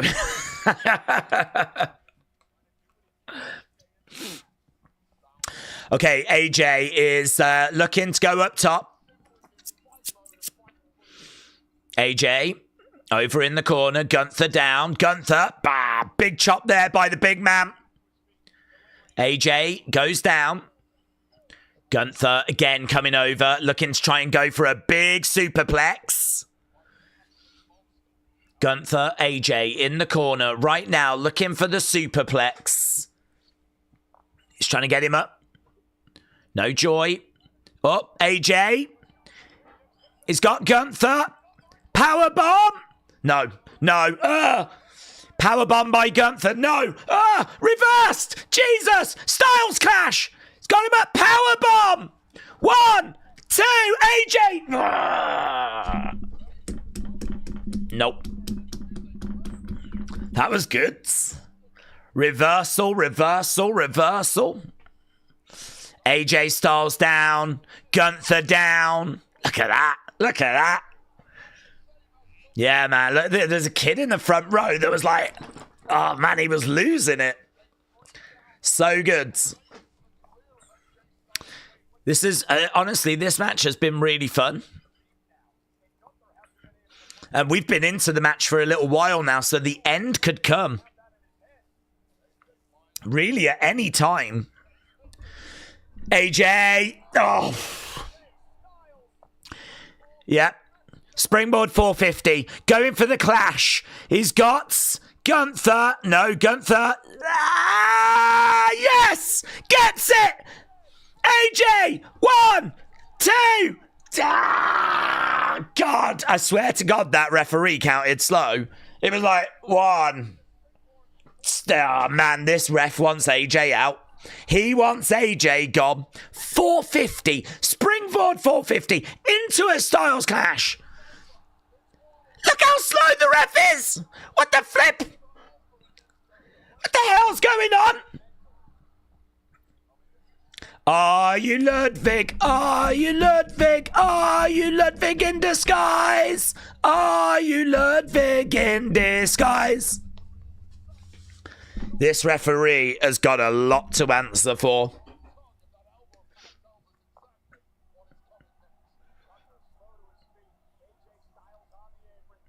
I wonder if this referee is actually Tony Khan in a disguise. He didn't want AJ to get the win then because he's hoping AJ loses and then goes to AEW.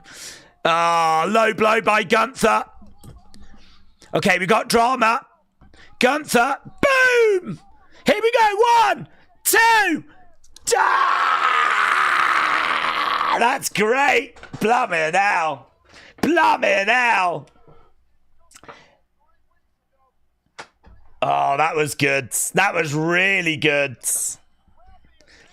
So the ref couldn't see. Low blow by Gunther.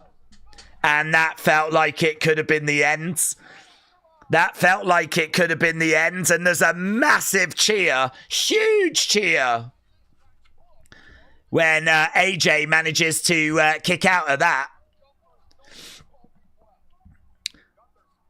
I'll tell you what, the referee was a bit quicker that time when Gunther was going for the pin. Listen, I'm just calling it as I see it, right? AJ goes for the pin. We take flipping forever. Gunther goes for the pin. It's like, 1, 2, 3. I really don't know what AJ has done to this referee. But it's personal. Chop coming in. The crowd are olaying. Another chop coming in there by Gunther. What a great match. Another chop coming in. Wrestle Features said WrestleMania level would be an understatement. Oh, big boot by the ring general. AJ goes down. Gunther, look at that. Going back over. Referee is in. He's telling him to get back. Referee is over to AJ. I can stop it. Look at him. He is so desperate for AJ to lose. AJ, I can stop it. Just give me the word. I'll stop it. Blink. Just blink, AJ. I'll stop it. Just blink. Big chop there by Gunther. Look at these chops, man. Look at these chops. Back it up. Oh. The refs are worse than like college football, says Alan. This is match of the year, said Excellent Adventure. This ref used to be in TNA, says Mayor Pete. Oh, there's conspiracy here. There's definitely a conspiracy. Yeah, why is... I don't understand why... The referee has told Gunther to get back so that he can just check on AJ to see if he wants to quit. Another chop coming in, and again, these chops are brutal, man. They're brutal. These chops, like, AJ is folding. What a match. What a great match. Oh, my God. Oh, my God. This isn't a wrestling match. This is assault. We're actually watching someone get assaulted. AJ Styles down, and he has been chopped into the... Look at his chest. Look at his chest. I tell you what, if AJ wasn't going to AEW, he might be thinking of doing it now. Why would you want to stay in the same company as Gunther? Mate, this ain't looking good for AJ. This ain't looking... Oh, my God, he's chopped him again! Jesus! AJ, trying to fight back. Oh, my God, what a match this is, man. What a match. What a match. Big boot coming in there by AJ. And again, he has absolutely chopped the life and soul out of AJ. And AJ has managed to find a way of digging deep, getting back into this. Shot coming in there by AJ. Gets caught by... here we go! Oh, he's on the shoulders! No! Sleepers in! Sleepers in! Oh, my God, this could be it. Okay, the crowd are like, no, no, no. Okay, this is a big problem. This is a big problem. This is a big problem. AJ is teasing it. Is teasing it. Here we go. AJ, AJ, AJ, AJ, AJ, AJ. Oh, Jesus. He's back down again. Oh, my God. Wade Barrett said AJ's going to tap. AJ's in big trouble, man. He's trying to get out. He's really trying. This sleeper hold is still in. This is obviously how Gunther managed to get John Cena out of WWE, but AJ, he's close. It's fingertips. It's fingertips. Blimey now. Do you know what? They've done such an amazing job of just showing how hard... Oh, no. Oh, my God. He's so close. He's so close. Elbows to the side of the head here by Gunther. Ah, look at him. Look at him. Look at him. He's reaching. Oh, my God. Oh, my. This is a big problem. This is a huge problem. This is a huge problem. What? Oh, no! Gunther's won! Oh, no!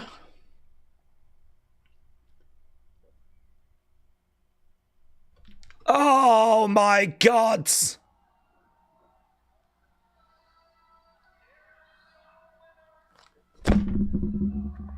What a match. What a match.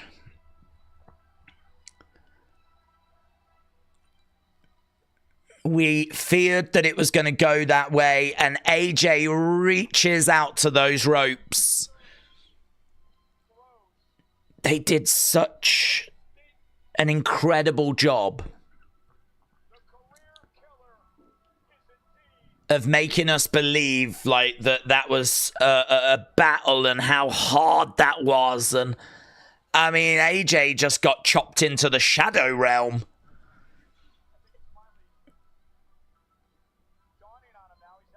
Yeah, the referee has come over. It's over. Oh my God. I mean, that crowd just completely fell silent. Look at some of these replays. I mean, this match is absolutely incredible.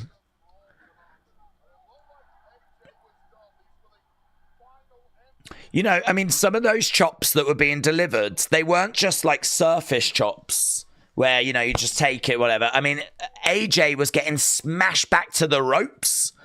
Everything was just so hard and aggressive.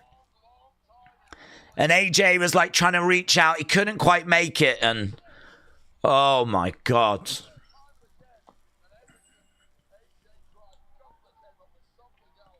It's over. It's over. Career is over.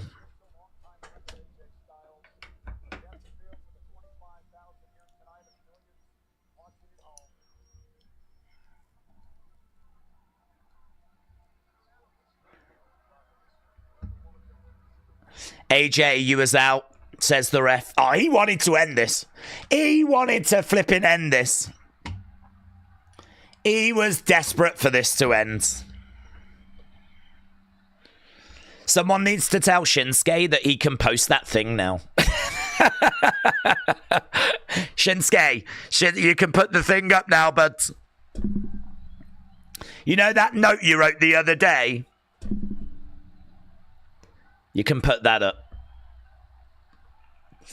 Lobbyians not feeling it.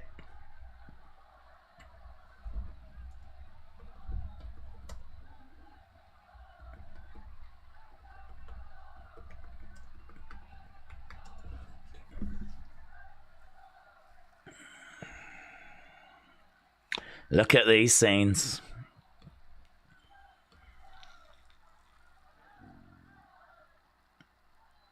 AJ in the ring with tears in his eyes.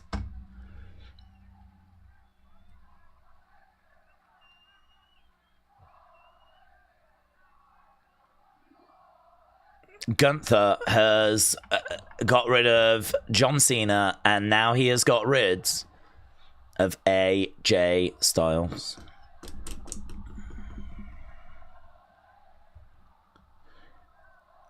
AJ is taking the gloves off. I wonder if this is the end or if he does pop up anywhere else, but the gloves are coming off. Fans are chanting, no.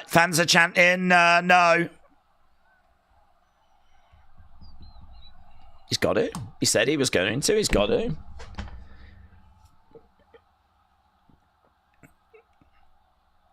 These fans are not making it easy for AJ. He goes to put them down in the ring. Can he say, like, he puts them back on? So what does this mean? AJ puts the gloves back on. Gives the... I mean, will he take them off now? Has he put them on one last time just so he can do that? AJ is feeling the love right now. Very much feeling the love. So he took the gloves off. Then he's put the gloves back on. He's very emotional.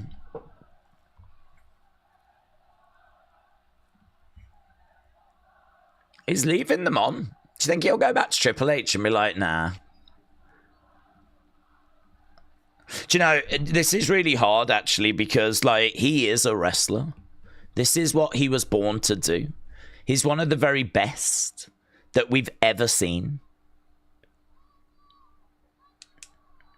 I mean, it's not unfair to say that AJ's name belongs up there with a Shawn Michaels and a Bret Hart. And, you know, he is that good.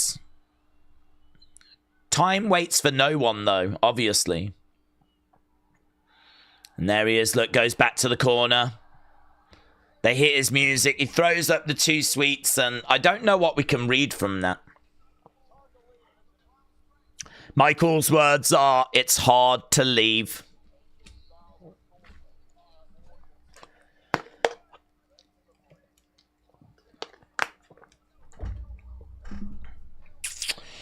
Nah, nah, nah, nah.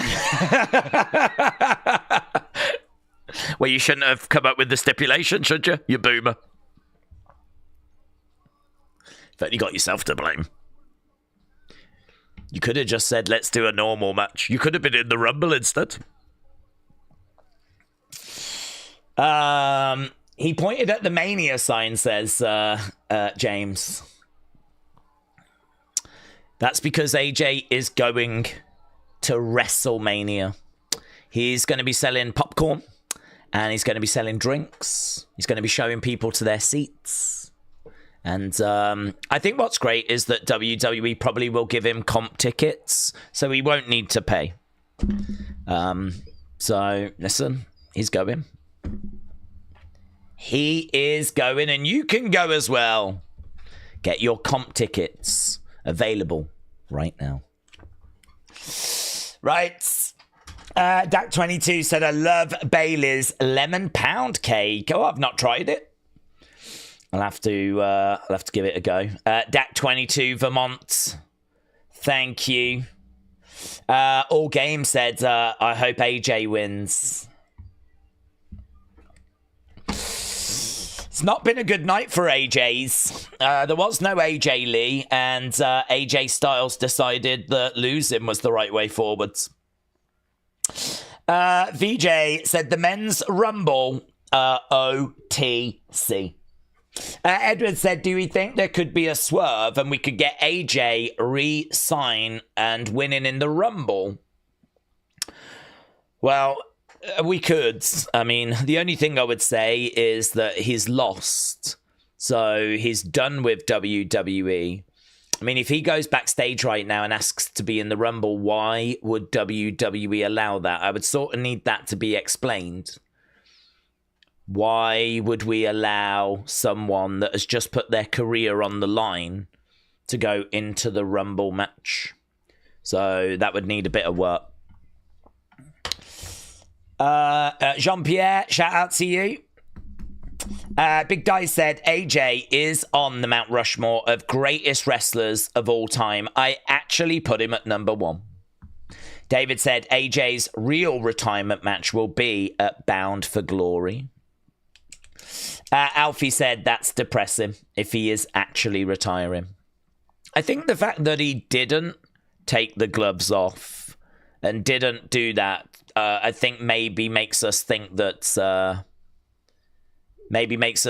his future is going to be at a different company. Yeah, a lot of people are saying what a final WWE performance that was. What an amazing WWE performance that was from AJ. Okay, we are at commercial break right now. Wow. Honestly, I mean, like, I really don't know how to kind of score this show at the moment out of 10. I mean, I've just seen just an absolutely incredible contest where it really felt like two guys were battling in a real battle. I mean, it was so tight, so believable. I mean, you see a lot of stuff in wrestling where you go, what was that? You know, that's a bit stupid. Why are we doing this? Or, I don't think that quite landed. You know, but in that, I mean, it was watertight. I mean, what I love as well is if you're going to do chops, do chops. I mean, we see a lot of chops where people like throw them into the chest and the person takes it, right? But with AJ, those chops are going, he was going back against the right. Everything was, the selling of it, the reaction to it was like, I mean, you're not just chopping his body, you're chopping his soul. You know, you're moving him into a different flipping time zone. Like, it's against the right, and like everything was just, he was like a ship on the sea getting like tossed around. It was just, it really came across how hard this match was for him. And they did such a good job of showing that, like, you know, you can hit some moves and it's not going to be enough. And if you get dragged down, you can try and get back up, but guess what's going to happen? You're going to get dragged back down again. You can be this close to the ropes, but that might as well be a mile. You can be inches, but it might as well be a mile. Because unless you can actually get to the ropes, it don't make no difference. Gunther just trapped that arm, took him back, cinched it in more. And there was just no way out. And everything just felt so hard for AJ. It's one of those matches where he loses it and you go, yeah, honestly, I'm not sure there was any other way. I mean, it felt hard work. It looked like you just got assaulted. It looked like you just took a beating. And I think it was really impactful as a match as a result. I really feel like I just watched something that was, well, worth watching. I mean, that's one of the big criticisms, isn't it? That with WWE, we're watching the shows and it just doesn't feel like there's, you know, there's these kind of big moments. But I mean, we've just seen potentially the end of AJ in WWE. I mean, what a 10 years that was. And we have just potentially seen, you know, what I think many people will kind of regard as being up there with like a match of the year. Right, we've got a trailer now for 2K26. This could be... Oh, no, this is the proper trailer. So this is the proper trailer. Eddie and Dart. I don't think these graphics look very good. This is like cutting edge. This is like where we are right now. Is this any better than what we've had in previous years? I mean, don't get me wrong, it's a hell of a lot better than what I had as a kid. But, yeah, we've got, like, Kane and Undertaker. We got Chelsea and Michin. Naomi looks good. That dumpster match thing looks quite fun, actually. Drew didn't look very good. Drew and CM Punk. Ooh, what's that? What, is this the island? What the hell's this? EO. So we are just getting a glimpse at 2K.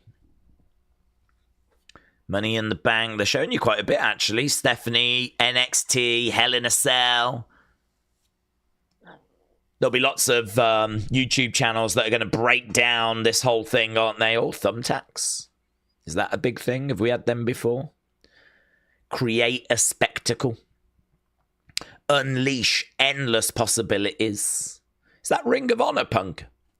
Leave them speechless. Oof. That's pretty good, isn't it? Going through the roof of the cell. Okay. I don't know if there's anything there that I've not really seen before. Pre-order bonus, Joe Hendry. There's Penta. Fard has come out. That new signing has been introduced to the fans. He's the new Saudi Arabian signing. Okay, Evan said, I love how, ever since Brock came back, you've got to consider any possibility, no matter how unrealistic. That's very true. That's very, very true. And actually, I would even go back a bit before that because, you know, CM Punk coming back was an amazingly shocking moment. Edge leaving and going over to AEW was an amazingly shocking moment. But you're right. I mean, Brock Lesnar was absolutely right up there as well. So, yeah, in this day and age, you can't really afford to say that things aren't going to be happening, or I don't say 100% on anything anymore as a result. Here is Sammy then. I mean, listen, is Sammy going to win this? 100% no. But let's see how he does, shall we? I've not watched any of this yet. Please don't say who won the Women's Rumble. Linda McMahon. What? The Rib said, Joe Hendry, it's making me want to buy it. Are we in for another heartbreaker? Said Phoenix. Well, I don't know. I mean, I don't know what a heartbreaker would be, to be honest. Some people like Sammy. Some people aren't crazy about Sammy. Lou said, I can't really take Sammy seriously. It's a goofy entrance theme, and it kills it before he even gets in the ring. Excellent Adventure said, Drew is gonna destroy him. He'll lose this match and then go on to win the Rumble. Well, I don't even know if Sammy's in the Rumble, to be honest. Sir Curbington the Third said, do we think AJ retires and then goes into the Hall of Fame? I think I'm in line with quite a few people, to be honest, and that is that he is going to go to AEW or TNA. Sammy in the ring getting a great reaction. So I don't think he goes in the Hall of Fame this year, but I'm sure WWE will put him into their Hall of Fame at some point.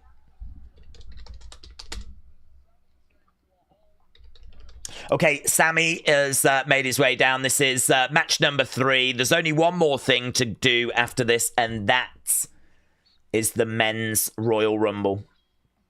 And actually, I'm going to just delete these entries so that we are ready for the Men's Rumble.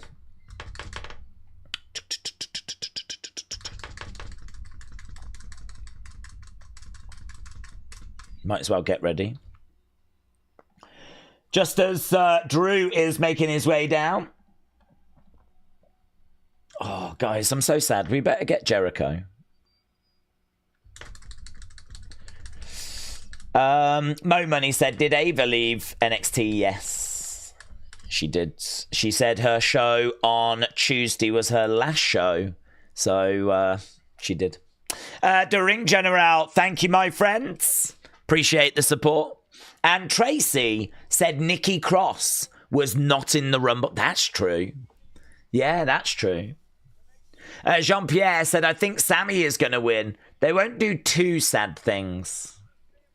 Again, you know, people are kind of just split a little. I mean, there's loads of Drew fans. And there are quite a few people that aren't sold on Sammy being a champion. So, I don't know. Are we really about to see Sami Zayn become a world champion? Are we really about to see Sami Zayn win the WWE Championship? I don't think so.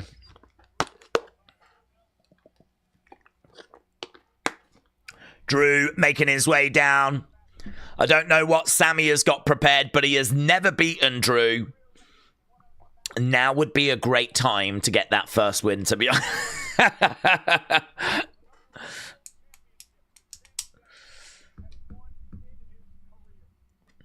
Drew is making his way down. Your tribal chief one said if Sammy loses after AJ, the crowd is going to leave. Oh, the crowd ain't leaving. The crowd are here to see the OTC. Mad Dog 316 said if we see the Saudis made Ray wear a mask without his cross. Yes, I did see that. I don't know the ins and outs of that, to be honest. But, I mean, it might... I don't know if they made him do it or if Ray just wanted to be respectful. But he was seen with a mask that didn't have the cross on, like, the forehead bit. So I don't know if that was, like, him just trying to be respectful or if it was requested or... I don't know. Hello, Ross said, I love Sammy to lose against Drew, but win the Rumble.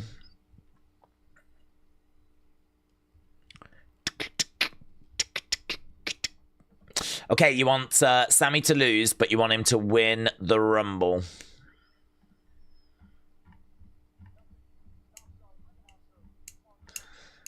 Okay, Sammy, Drew, face to face. WWE has released new merchandise.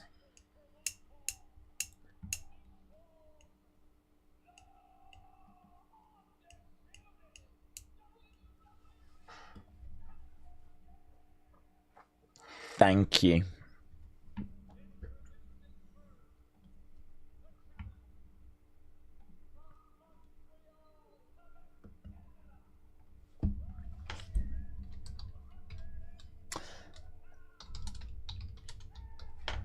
It's over.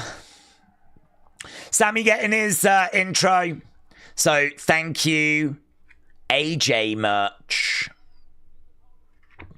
I could see Sammy winning the World Championship belt next year at Mania, but not the #1 WWE belt, said Chris. Yeah, this belt does feel a bit big for him, to be honest, and I don't mean size-wise. I'm sure it's adjustable. It's Velcro, isn't it? But this is the top title, so it's just hard to see them putting this belt onto Sammy. Oh, he wants to give it a kiss. Referee is trying to get the belt. Why is Charles Robinson so desperate?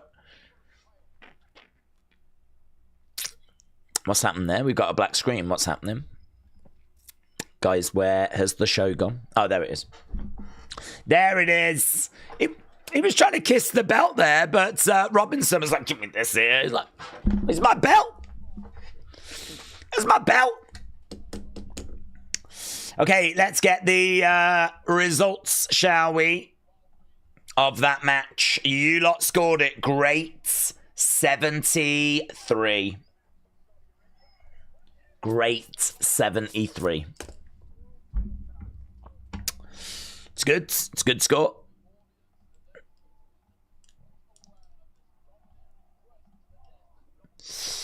Okay, right now we've got Drew battling away with Sammy. After this, we have got the men's Royal Rumble.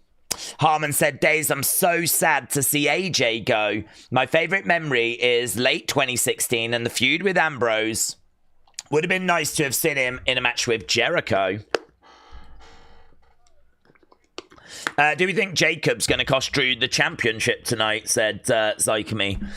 I don't, to be honest. I don't think that Sammy's leaving as champion. And I'm a Sammy fan.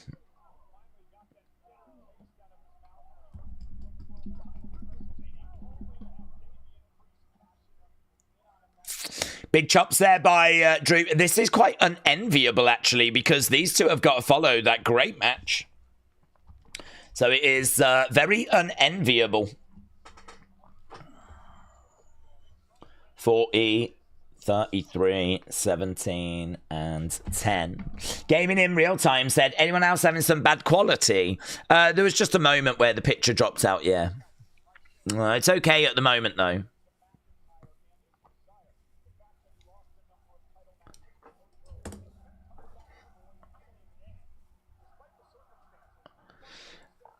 Okay, shot coming in there by Sammy.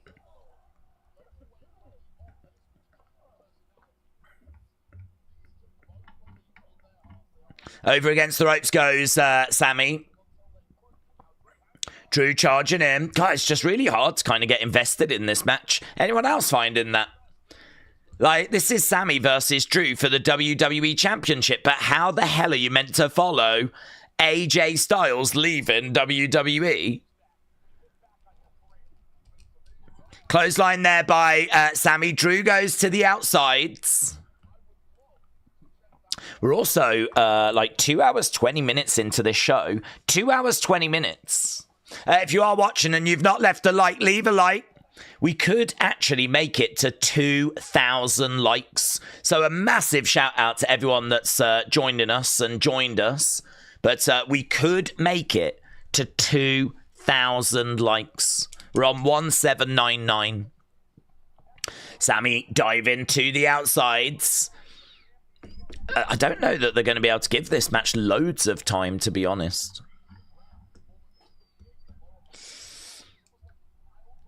He did hit the Ronaldo Sui. Drew. Obviously, Ronaldo is plays in Saudi. Right now, picking up Sammy, driving him into the edge of the ring. Right now, we've got Drew in control, throwing Sammy back in the ring. That guy Matt said WWE and AEW have become horrible. JCW time. Bradley said Mr. Iguana's Iguana is going to win the Rumble. And James said AJ did go against Jericho WrestleMania 32. I think they were probably talking more about, like, it's a shame we can't get it now. What with Jericho potentially coming in, but yeah, good knowledge. Okay, Sammy going into the corner. Drew very much in control.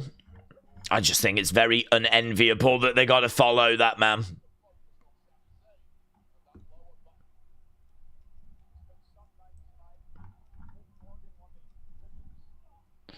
Shot coming in there by Sammy. Is trying to find a way of battling back into this.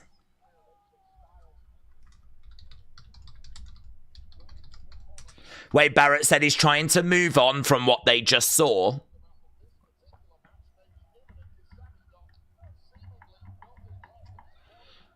Sammy is in big trouble here.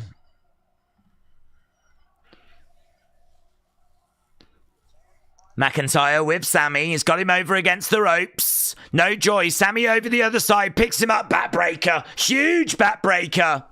1, 2. No joy. Yeah, I mean, they've done a good job here, actually, of targeting that lower back. Look at that. Look at that. It would be hard for anyone to follow that, said Maggie. Days, it's a moment of truth if we're going to get Chris Jericho. Yeah, we're getting close. Dad Stuff said, if the men's and the women's Rumble winners of each year paired as a tag team, which team would be the best? Well, Asuka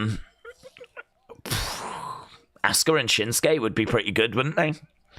What with them coming from Japan and having that kind of communication. But then there's, you know, a lot of times where we've had, wasn't it Bailey and Cody, and I wouldn't really fancy Charlotte J. Bailey, I think it was Bailey Cody, wasn't it, the other year? That would not be too bad. I'm trying to think. Who won the Brock one? Who was the winner the year that Brock won it? Was that Rhea? Who was the winner when Brock won? Yeah, that's the one I'm thinking as well. Who was the winner when Brock won? Brock was 2002. That could be the answer, couldn't it? But then saying that, Cody's beaten Brock. Cody got the better of Brock. So perhaps the answer is Cody Bailey. Drew is getting up. Oh, big boot there by Sammy. Ah! Do you know who won it? The Brock won it in 2022. It was everyone's favourite, Ronda Rousey.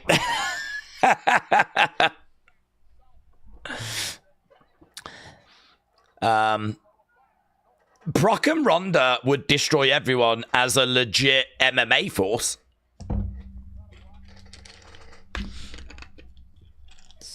Okay, we've got the crowd olaying away. There's a car on the stage. There is a car on the stage. I've wondered what that was there for throughout the whole show, to be honest. Shot coming in there by Drew. Cody and Rhea in 2023. Oh, yeah, that's good. Okay, Glasgow kiss as Sammy goes down. Drew going back in the corner.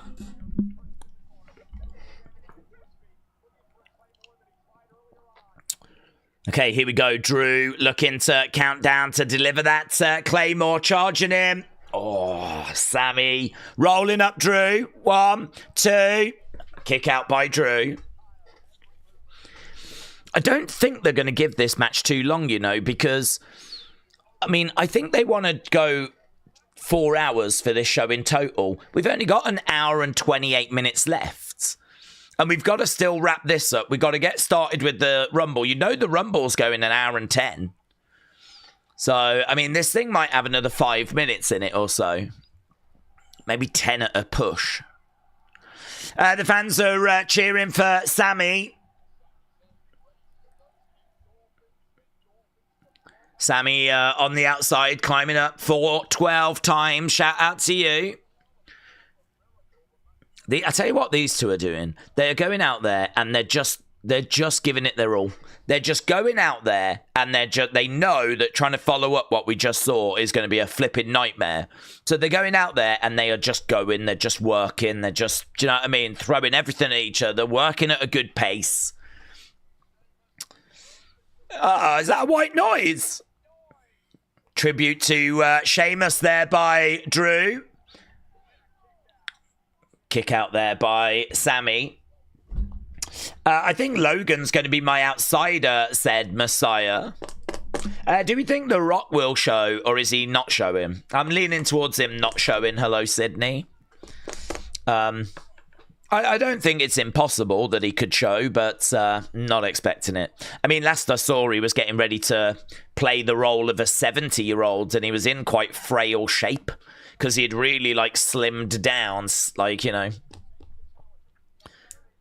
Right now, we got Sammy looking for a backslide.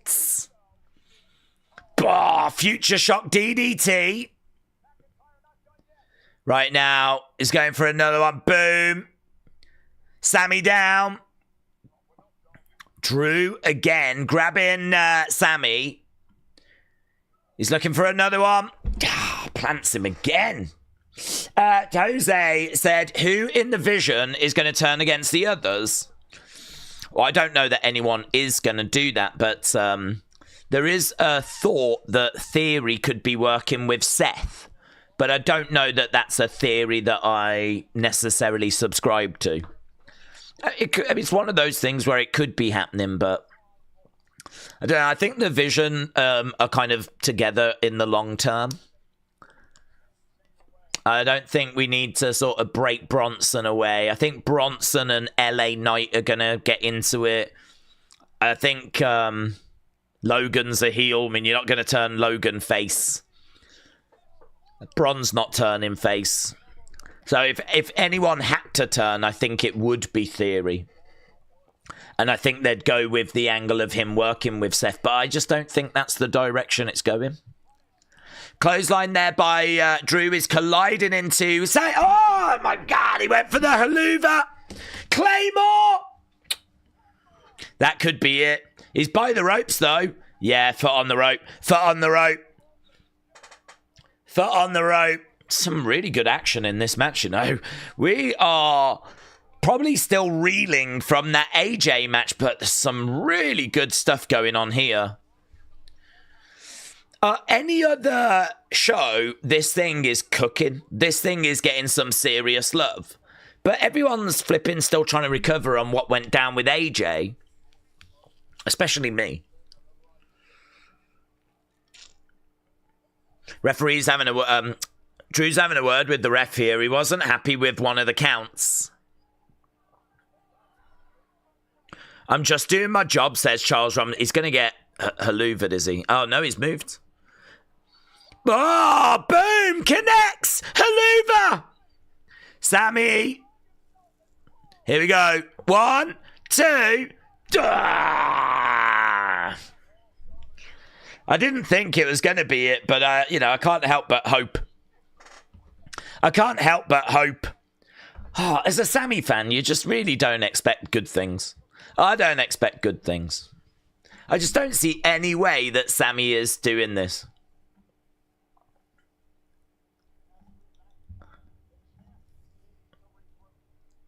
Right now, we have got Drew flopping to the outsides. Andrew, shout out to you, my friends. Appreciate the support. I hope you're well. And Gareth Irwin said, Days, I was honoured to meet you 3 years ago in London with D'Lo. Oh, that was so good. I hope you had a good time, buds. I really enjoyed that. That was like a wrestling shop live, wasn't it? It was really, really fun. It was before Money in the Bank. I knew that Gunther was going to win. And I also think Bron Breakker is going to win the Rumble. Well, Gareth, shout out to you, my friend. I hope you had a great time that day. And thank you for coming down. And I loved it. I had a great time. I always enjoy those events, though, to be honest. But, yeah. Welcome back around. Fans have started chanting, this is awesome. And you might have called it. Bron Breakker is one of the favourites. We said we would have been shocked if it was anyone other than Bianca and Liv. It turned out to be Liv. I will be shocked if it's anyone other than Roman and Bron. And you might be right. It might be Bron. Okay, right now we've got a kick coming in there by Drew. Sammy down. Reese said, I'd love to meet you, Days. Come to Budapest. Well, there's no plans for that at the moment, but I'm certainly not against going to Budapest. Stay down, says Drew. Oof. Nasty slaps and chops. And here's an exploder. Drew just said to Sammy, you don't have what it takes. Sammy over the other side. Here we go. This is your moment, Sammy. I don't think you're going to do it, but this is your moment. Sammy charging him. Oh, Jesus Christ. He got claymored.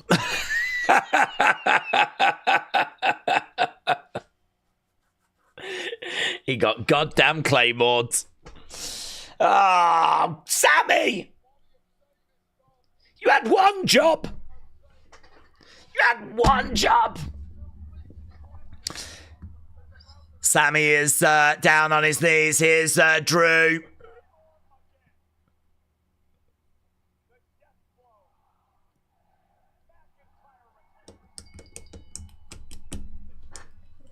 Wow. No one is surprised. Drew manages to retain the championship. Oh my God, they better have Jericho. They better have Jericho. And you lot that don't want Sammy to get this world title, you better be feeling sorry for him right now. You better have changed your mind. This poor man. He's such a lovely family man. He's such a good guy. He's just got beaten down in Saudi Arabia in a title match. It's another title match that Sammy has not managed to get over the line.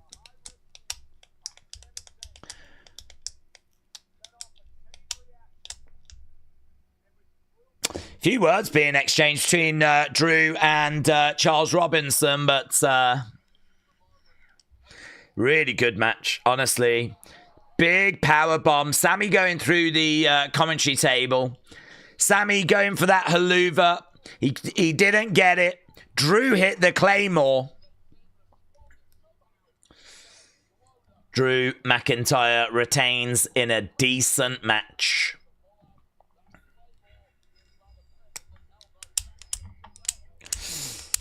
Days, this lady is not for changing, says Maggie.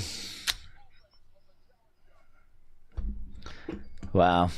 To be honest, I don't think he needs the WWE Championship, but it would be nice for him to get the World Heavyweight Championship. Come here, you. Drew wants Charles Robinson. Do your job, he says. Yeah, raise my hand. In the entranceway. There we go. Drew holds up that championship. This is why I'm the damn champion of the world. Here's our truth.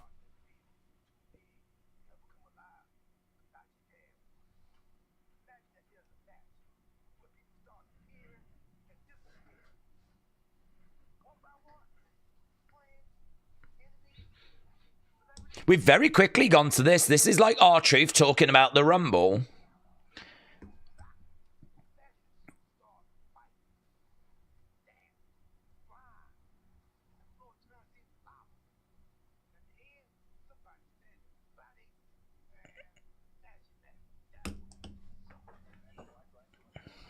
Oh, it's an advert? Xfinity. Okay. Punk isn't... No, Punk's not defending. He wasn't on the card, to be honest. Okay, so Sammy has fallen short. But I don't think WWE have fallen short. I think this show has been very enjoyable. And the big moment that everyone is waiting for is coming up. It is time for the men's Royal Rumble. Okay, Days, who do we think's going to headline the Hall of Fame this year? Well, at the moment, it's Stephanie, isn't it? I mean, there was rumours of John being announced. I personally wouldn't do that, just because we spent all of last year celebrating John. And I think that it would be good just to have a little break. Just, you know, put a few people in the Hall of Fame this year. So, you know, I'm not in any rush to get John in the Hall of Fame. I mean, he's going in. So I don't feel like it needs to be done now. I would just have a little bit of a breather after we had a lot of John Cena last year. So I don't know. I mean, honestly, Stephanie could be the Hall of Famer. I mean, she's a big enough name. If not, then it could be John. Okay, so Heyman was upset earlier. And he seems to be suggesting that Bron Breakker is going to be coming out at number 2.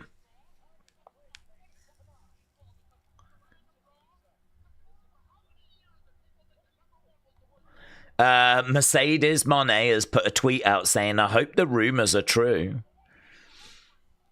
She is hoping that AJ Styles is on his way to AEW.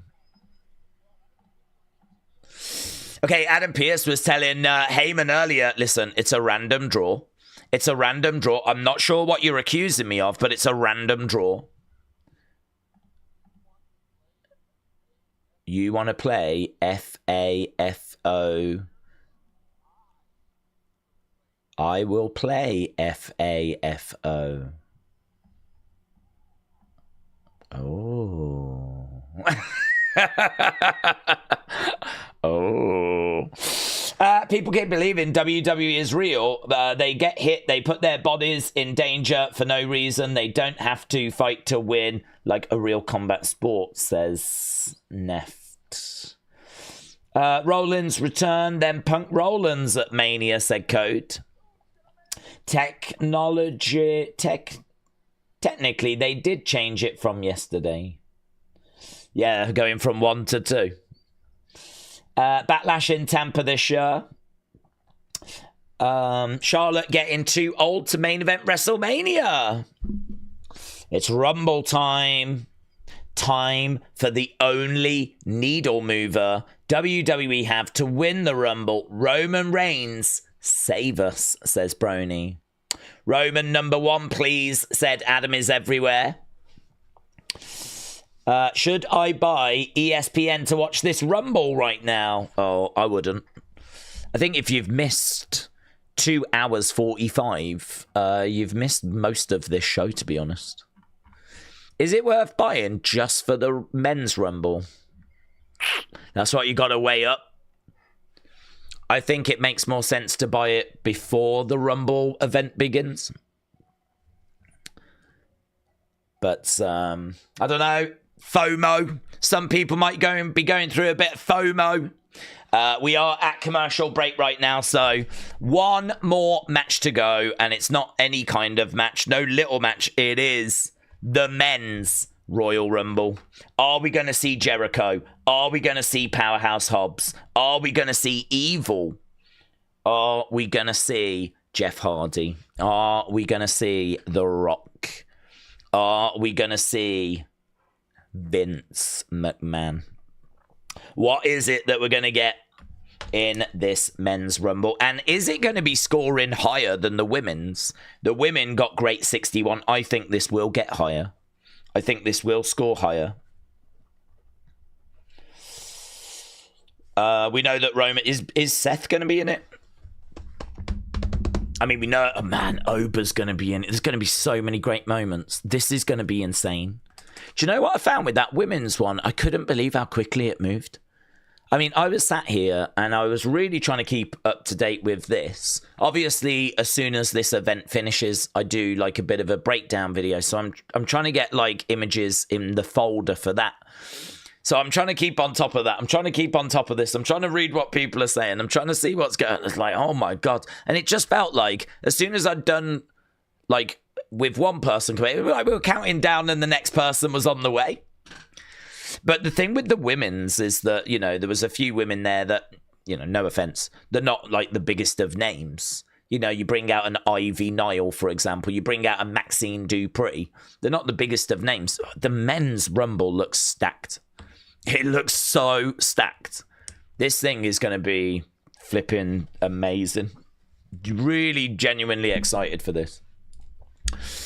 Joe Hendry, LA Knight. Yep.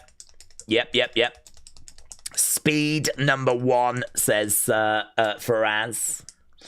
Jesse said, I watched an interview with Jeff and Matt, and Jeff's neck is doing better. Dormouse, shout out to you, buds. Liv Morgan is my favourite WWE wrestler. Liv Morgan is my favourite WWE wrestler. I decide who my favourites are once I know who's won. So I am a massive Gunther fan, Drew fan, Liv. It's been a great night for me. Check back in about an hour and 10 minutes. I'll let you know who my other favourite is. That's a really good way, actually, of watching wrestling. Just stay neutral until you find out who wins, and then turns out you like them all along. Defcon Prime said Steve Macklin is going to be a surprise because TNA fired him. Doesn't that mean he's out, though, of TNA if he got fired? We've got a TikTok. Do my best. Well, I don't know what this TikTok is of. Oh my God, look at this. Go, go, Power Rangers. Yes.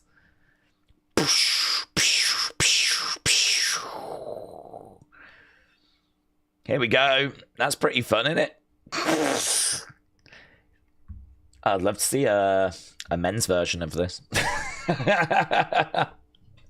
It's quite funny because people say that the women's outfits, obviously, that they wear make them look like they're Power Rangers. So it looks like they've just had a little bit of fun with that and they've just sort of leaned into that. It was Jordan Grace that posted that. Okay. Karrion Kross said he needs to get mad or it's going to be over. Get mad, Alan. Dark92 Enigma said, I bet Y2J returns. Jared said, my entry is 25. It's a surprise. Well, you're not very good at keeping surprises, are you? Okay. Here we go then. We are getting close. Leon Slater has put a tweet out saluting AJ. I mean, you're going to see a lot of this, aren't you? I feel like we will do an unseen. Probably not tonight, because we'll do the breakdown tonight. But we'll probably do an unseen tomorrow, and it's just going to be full of reaction to AJ leaving. Immediately following the men's match, we have got the post-show. We probably won't be sticking around for that, to be honest. We'll probably try and do our breakdown video instead.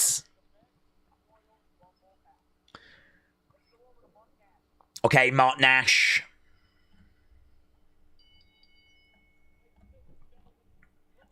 Mark Nash is doing the announcing, and we are about to get underway with the men's Royal Rumble. Yes.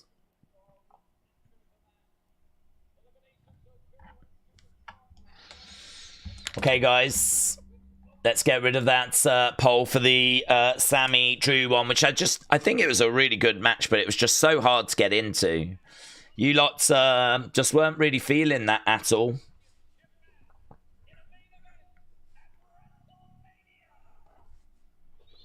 Okay, let's get the chat off screen.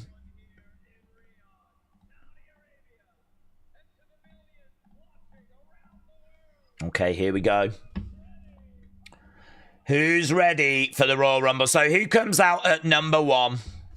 Bradley said 12-0. The streak lives. The crowd are barking. Oh! Dudes. Dudes. This is what people have been waiting for. The arrival of the ruler, Oba Femi. Do you know, actually, fair play. This is a really good shout, because this guy is a future world champion. This guy is a future WrestleMania main eventer. This guy has got so much hype around him that when he was going to come out, it was always going to be a moment. And they've decided to open the Rumble with that moment. Now, the belief is that Bron Breakker is going to be number 2, because obviously there was like a leaked graphic that suggested Bron was going to be number 1. But I think Bron Breakker's probably been switched to number 2. If I'm Bron Breakker, I don't want to come down to the ring.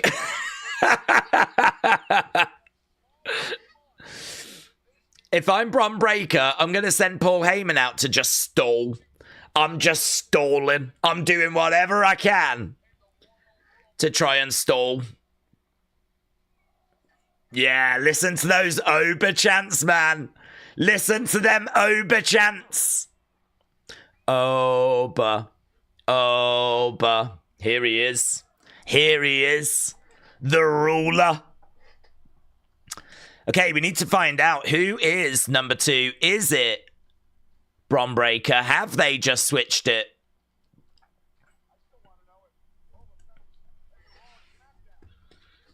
Oba in the ring. Do you know what? This could be a problem, couldn't it? He could just absolutely run through people. Yeah, it is. It is. It's Bron Breakker. Number 2 is Bron Breakker. It was hinted at earlier, so I mean, it's not a great surprise. Oba and Bron. Okay. Bron Breakker making his way down to the ring.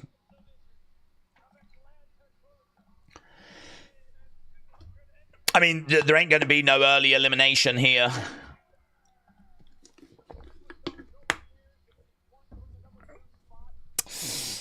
If WWE Creative are going to pull the trigger on turning Cody heel, having him win the men's Rumble match for the 3rd time is the best way to do it, says Elizabeth.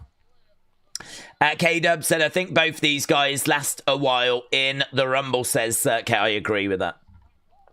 Ooh. Ooh. Ooh. There's a mystery person. Ah! Who is that? Is that going to be... That's not Seth, is it?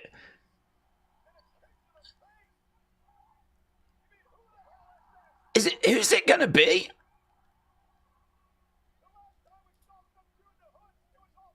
Well, it ain't Theory, is it? So, some mass person has just attacked. I mean, is that mass person gone? Is there going to be a new... Oh my God! Bron eliminated! Bron eliminated! That guy has gone in the crowd. We're not going to find out the identity. Bron Breakker eliminated by Obafemi. Dude, that was one of the favorites to win.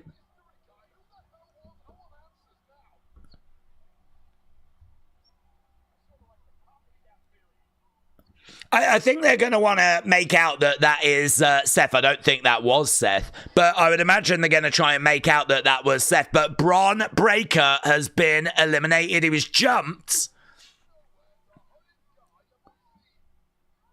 Wow. I said this was going to be crazy. I didn't realize it was going to be crazy so quick. Obafemi, of course, is not going to turn down an opportunity like that, is he? He's not going to turn down an opportunity. Bron Breakker has been eliminated.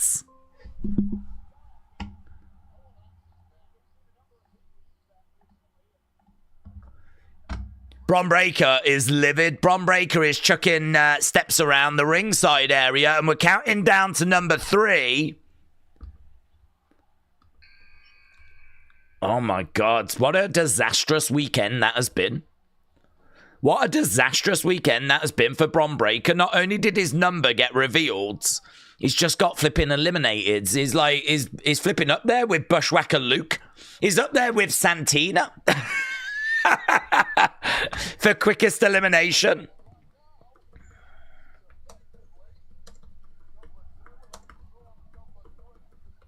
Okay, it's Solo.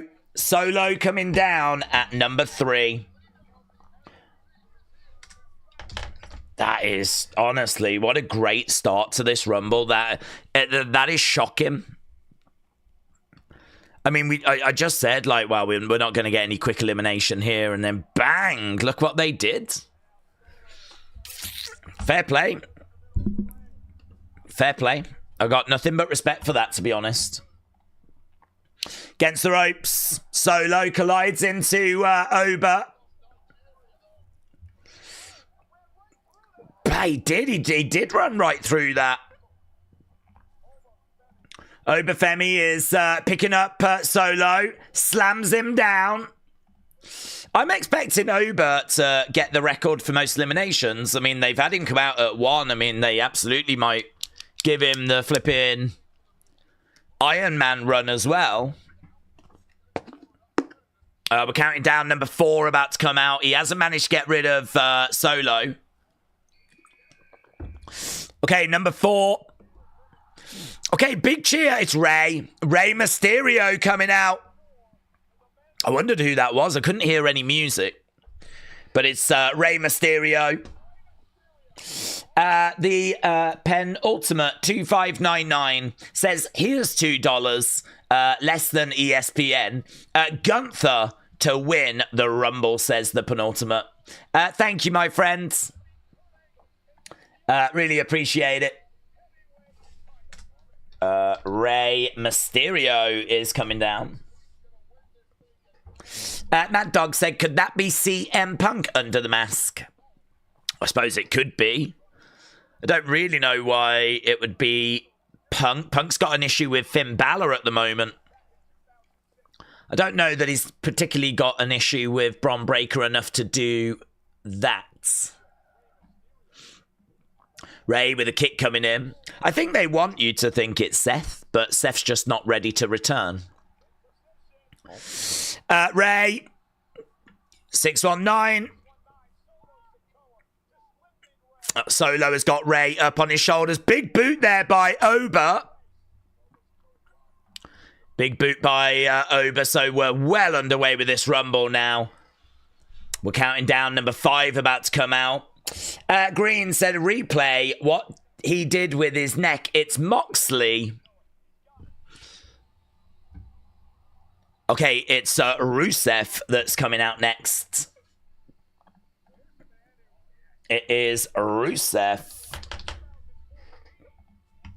I don't know when Moxley's contract's up in AEW, but I'm not aware that it's up anytime soon. Rusev making his way down.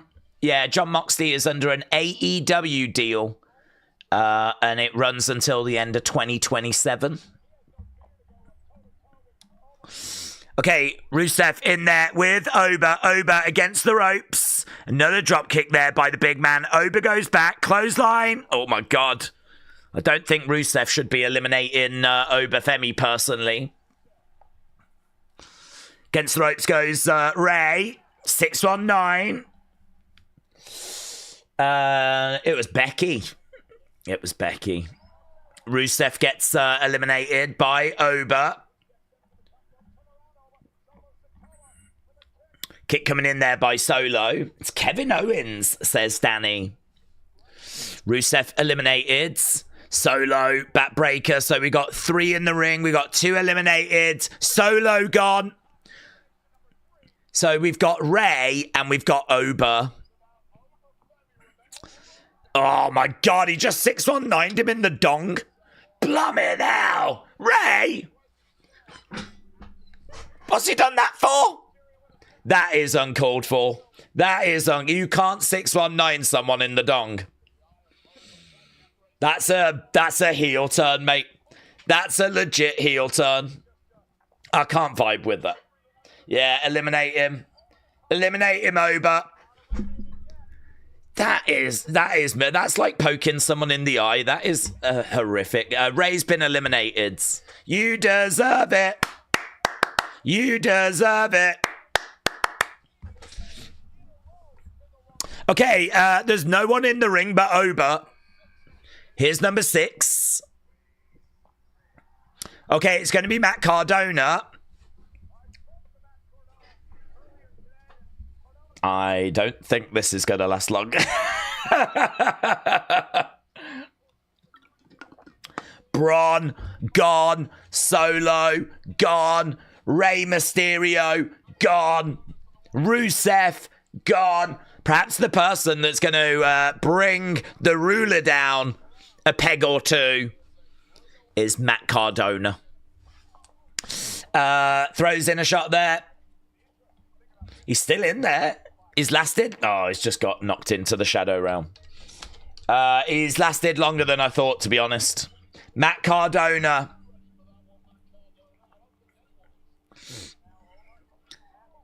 He's got his knees up. Drop kick missile. Drop kick there by Matt Cardona. Charge over. Collides into Oba. Big boot coming in. Matt Cardona is up. He's throwing in some shots. Big power bomb there by the big man. Big power bomb. by the big man. He's standing over Matt. He grabs Matt. He's going to look to hurl Matt to the outsides. And there we go. Matt Cardona eliminated, but respect, he lasted longer than I thought. I thought it was going to be in the ring, out the ring. Here we go. Number 7. Who is number 7? Here we go. Oh, it's going to be Damian Priest. This could be a bit of a issue for Oba. Damian Priest. He's running his way down. He's desperate to get in there. He says, that was quite smart to run down. Don't give Oba a rest. So these two going at it. Cameron, thank you, my friends. Really, really appreciate it, buds. Right now, big boot there by Damien. Damien colliding into Oba. Big shot. So Cameron said, I've got a feeling that it could be Seth or maybe someone else that's going to get revealed at a later date. Yeah. They're giving Oba the Brock Lesnar spot from the 2020 Rumble. But the question is, who eliminates Oba? Who eliminates Oba? Yeah, crazy. Honestly, I'm really impressed. 5 eliminations for Oba so far. This is a star-making performance. I honestly thought, I mean, they're just booking it a slightly different way to what I thought. I thought Oba would come out at like number 12, and all those people that he's just eliminated, he'd come down and he'd eliminate them, but they would have been in the ring a little bit. Instead, we just had him come out early, and he's just been chucking them out as they've been coming down. Here's Javon. Okay, Javon next. The young OG.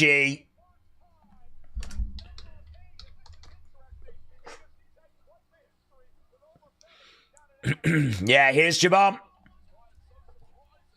Here we go. Here we go. Here we go. Yeah, man.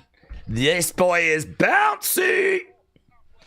He's going to be so good. He's going to be so impressive. I really think they might give him that elimination escape, you know, where he tries to avoid elimination, doing something really cool. I mean, he would be the name that would come to mind. Oh, look at that. Oh, he went for a springboard cutter. Didn't get it. Oba. Oh. Bouncy. Oh, oh. Hanging on to the midsection. Javon on the outside. Gets caught by Damien. God, he's having to try and survive here. Big air there by Javon. So good. Duck underneath, over the other side. Look at him. Great work. Oh, Javon. Blimey now. So good. Okay, number 9. It's Mr. Iguana. Here we go. Mr. Iguana making his way down. It's going to be a lot of people that have never seen Mr. Iguana before. This is going to open up some eyes.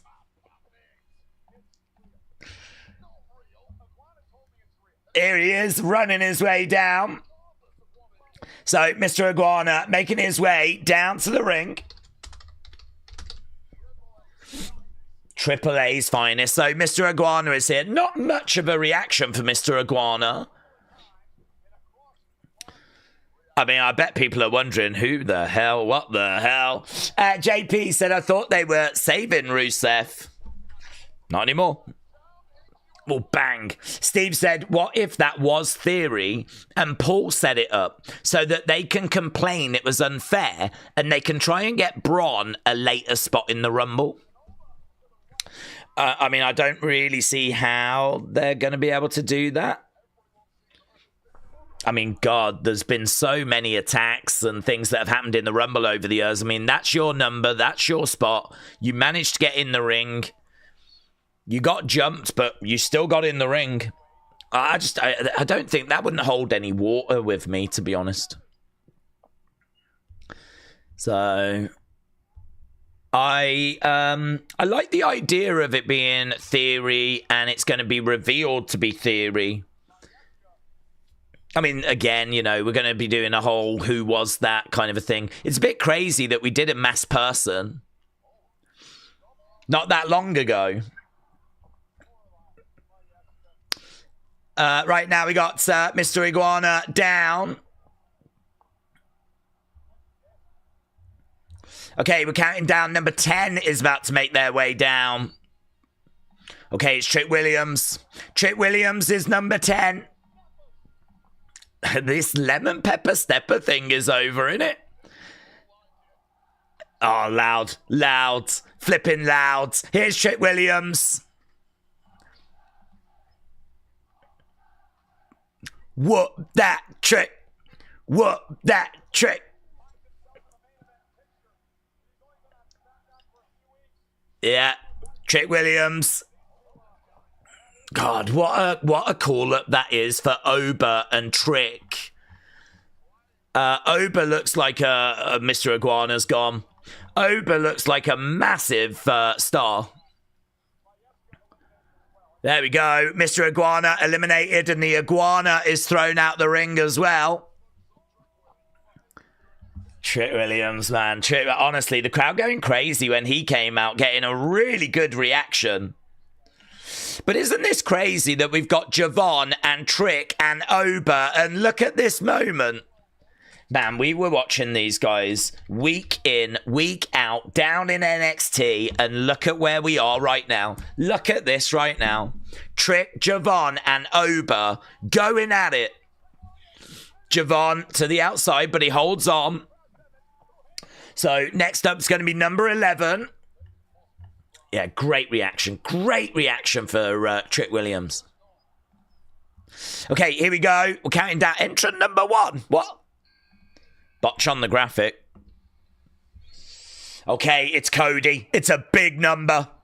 It's a big, big person to come out.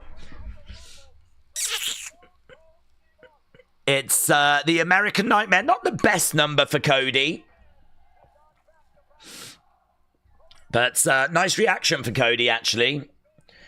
People weren't booing or anything along those lines. There was a nice pop. Cody Rhodes making his way down to the ring. Everyone's waiting for the OTC. Everyone's waiting to see if we're going to get Chris Jericho. And this thing is moving at quite a pace. We've had 11 people enter this Rumble. So this thing is moving at quite a pace. Jared said at first, I thought it could be Balor to get a place. But then they put Breaker in the ring, so maybe not.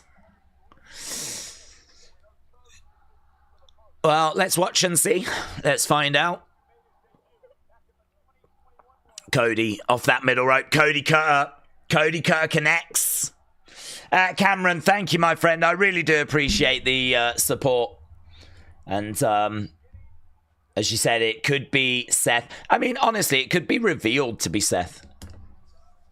I mean, like, whoever that actually was, it doesn't have to be the person that they reveal it being as.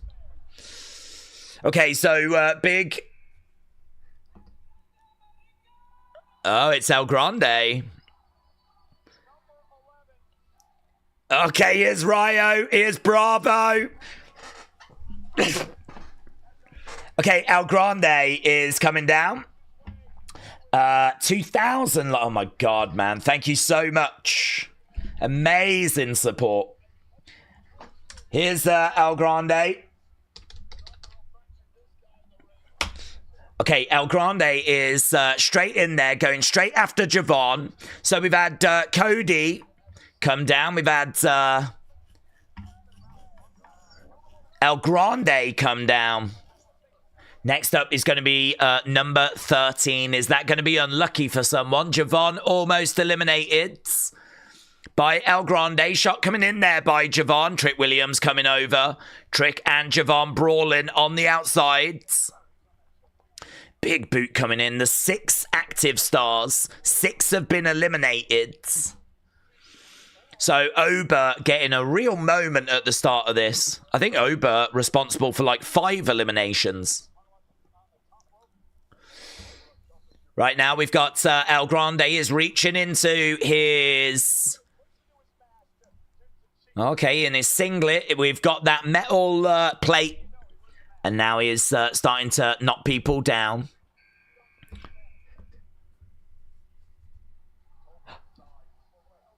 No way! Oh!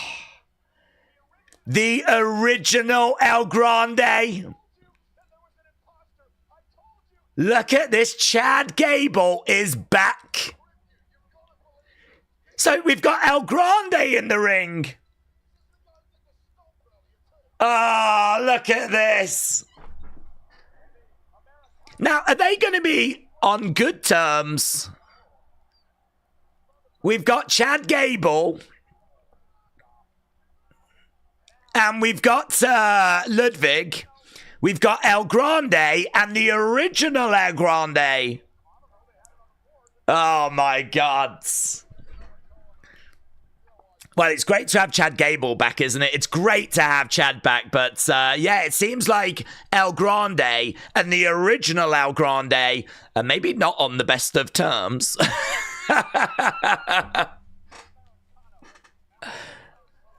So there we go. Chad Gable is back.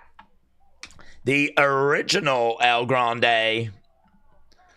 German suplex there by OG Grande. Oh my God, guys, if Ariana Grande comes out next, I am going to just explode. That would be the best. That would be the best.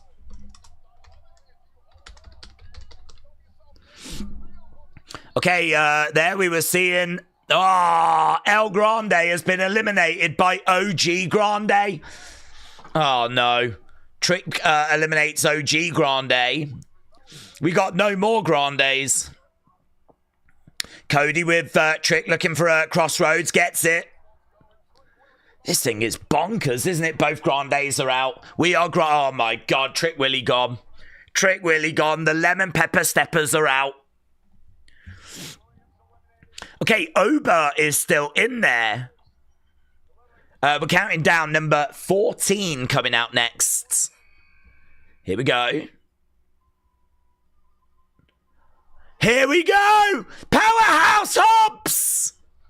Powerhouse Hobbs! And there's... So, they showed you Powerhouse Hobbs. And they changed the name to Royce Keys. So that's how they've done it. They've announced him as Powerhouse Hobbs. And then they kind of changed the name over to Royce Keys, formerly known as Powerhouse Hobbs. Wow. Wow. So that's how they did it. There's an AEW chant. Most people don't seem to know who this is, to be honest. Most people don't seem to know. But, yeah, they showed Powerhouse Hobbs and then changed it over to Royce Keys. That's crazy. That is crazy. Clothesline. Damian Priest eliminated.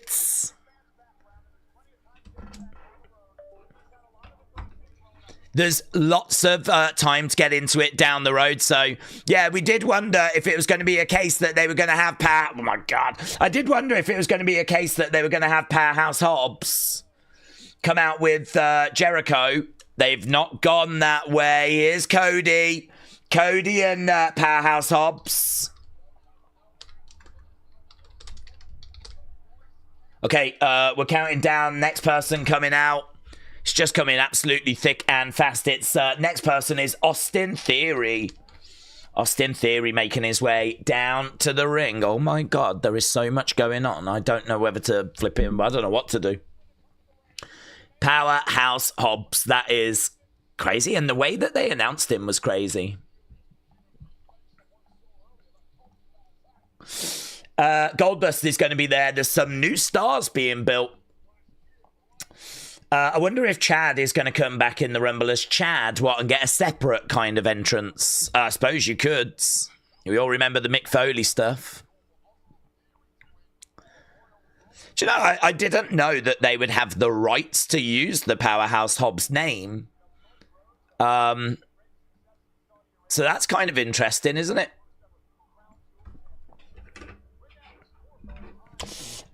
This is interesting. Tony Khan's going to be number 30, said Razor. Bradley said the masked man was Theory. It's the same beards. It could be.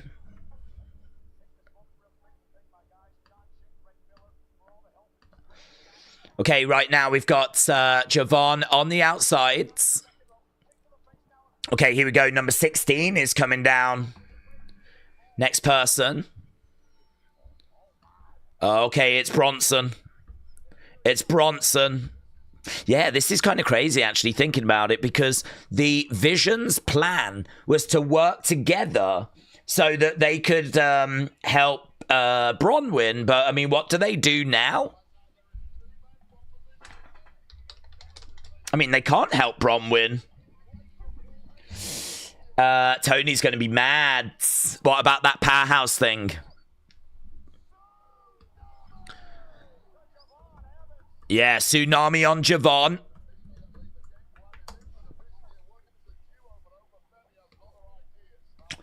I just realised I'm not live, said Beans. Okay, Theory in the ring. Bronson in the ring. Oba has been in the ring for 25 minutes. 25 minutes for Bronson.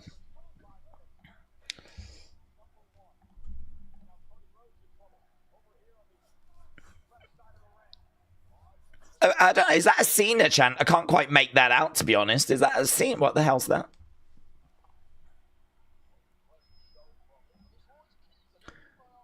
Okay, Wade Barrett said, this Royce Keys, I've got to keep my eye on him.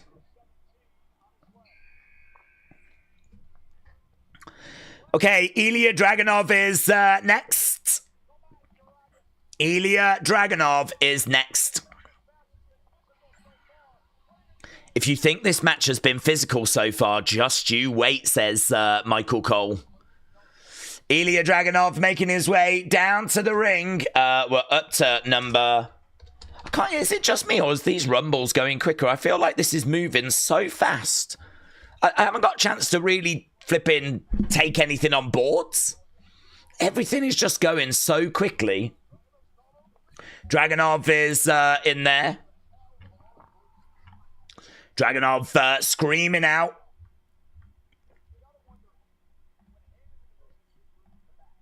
I keep hearing like a thank you Cena chant, and I don't know why I'm hearing it. Ilya going after Cody right now. So far, we've had 17 people come down. There's been 10 eliminated. We've got 7 left in the ring.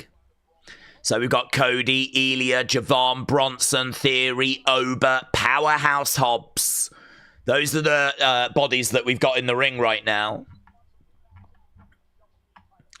We're counting down again, number 18. I feel like this is moving so fast. So flipping fast.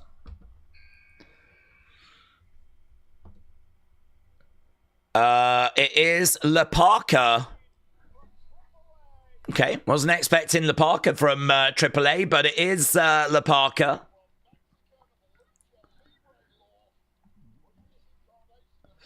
Okay, previous incarnation. It's not the La Parka that everybody remembers from like WCW, but it is. That's a kind of a surprise, but not a surprise that I particularly care about. Okay.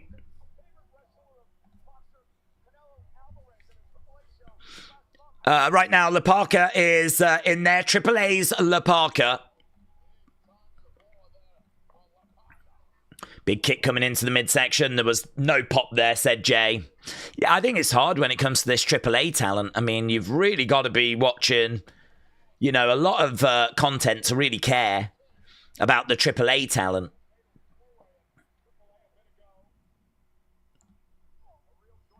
Okay, Parker goes in after Powerhouse Hobbs. I think that the Powerhouse Hobbs thing is a bit strange, to be honest with you. I mean, there was no real reaction there for Powerhouse Hobbs. I don't know if they got that one right. I don't know if that was the right way to kind of bring him in. We had a lot of conversations about how they should do it. Okay, number 19. Okay, it's going to be Dragon Lee by the looks of it, number 19. That's okay. The more we kind of go through these sorts of names, the more it makes me think that we are building towards something special.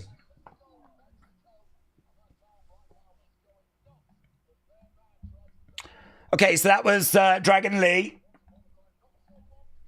Dragon Lee. It's just maybe been a bit of a run there since Powerhouse Hobbs where we haven't had something that special.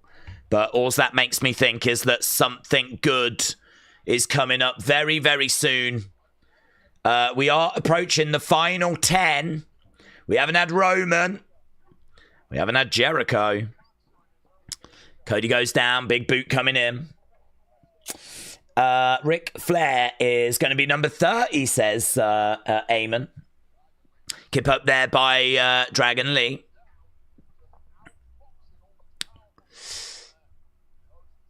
Big boot there by Parker. He's working on Cody. We got Oba. He's over there with Theory. The ring filling up a little bit more right now. Here's number 20. Okay, it's going from bad to worse. Guys, the worst thing that could have happened has happened. Here's Logan Paul. Logan Paul making his way down to the ring. I think Bronson and Theory are still in there. Right, we're already at 20, said James. Yeah, it's honestly, I don't know if it's just so amazing that it's just, I can't believe, like, you know, I'm just enjoying it, or if they've just sped it up. But it feels like I'm watching a Royal Rumble on fast forwards. Right, I think, did Logan just say to Powerhouse Hobbs, who the hell are you? I just heard someone say, who the hell are you? Right now, Powerhouse Hobbs. Bang. World's Strongest Slam to Logan. Definitely on the line for being the worst Rumble with no surprises. Oh, I've just got to think they just got something really big planned. Shot coming in there by Theory. Okay, Royce Keys has been eliminated by the Vision. So Royce Keys has gone. That was it. That was the Powerhouse Hobbs Royce Keys arrival.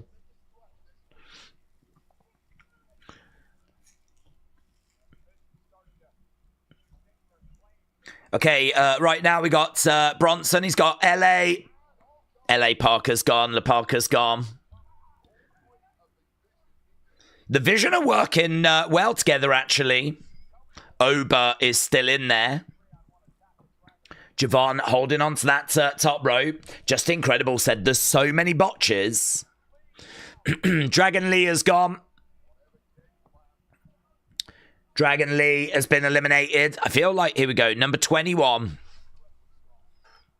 We've kind of thinned the field out a little bit. Number 21 is LA Knight. Okay, well, I mean, he's going to go straight after Bronson. We haven't seen LA Knight in a while. Good reaction for LA Knight. Good reaction for LA Knight. LA Knight is making his way down to the ring.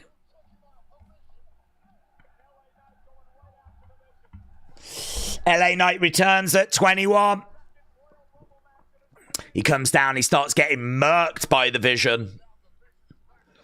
Yeah. It was not a good number, that, for LA Knight, to be honest with you. I mean, LA Knight wants to get his hands on Big Bronson Reed, But unfortunately, he's got like 3 members of the Vision to try and deal with. Oh, he gets rid of Theory, though. That's a good spot, isn't it? Theory eliminated by LA Knight. Right now, he has got his hands on Big Bronson Reed. Clothesline. He's struggling here to get rid of Big Bronson. Kick to the midsection. BFT. Right, can he do it now? There it is. Wow, that's a big spot for LA Knight, you know. LA Knight has got rid of Theory and Big Bronson Reed. Wow. Are they going to pull the trigger on LA Knight? Okay, number 22. It's the Beast. It's the Beast. It is Brock Lesnar. He's coming out with Heyman. He's coming out with Heyman.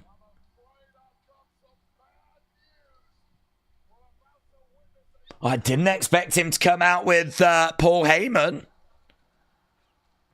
Brock Lesnar, 2-time Rumble winner, is entering at a very good number. Number 22. I think the bigger news, though, is that he's entering with Paul Heyman. Cody in the ring waiting for the Beast. Oh, we're going to get a Brock Lesnar Oba situation, aren't we? Oba is still in there, and we need Brock Oba. We need Brock Oba. I need it. Better give it to me. Bang. Suplex. Come on. Give me that Brock Oba moment. Give me that Brock Oba moment. I wonder if that's going to be Mania. Brock Oba. Clothesline. Down goes Ilya. Ilya just getting murked by Brock. You can see they're setting it up. Oba's in the corner. Bang. Javon is planted. Here we go. Here we flipping go. Look at this. Look at this. Mate, are they going to bring down Roman at this point just to make this sweeter? Is this where you have the OTC? Ah, it's the Miz. It's the Miz. I really thought that that would be like the perfect moment to bring out the OTC, because you've got Brock, Oba, they're about to collide. Nothing is going to stop this amazing moment. And then boom, you hit the music. Oh my God, it's the OTC. But instead we've got Miz coming down. He got in the ring and decided to slide back out again. And Brock Oba didn't quite go to war there. All of these superstars stepping in. But they teased it. They definitely teased that moment between those two. So The Miz is number 23. Brock Lesnar with Ilya. Brock Lesnar with Ilya.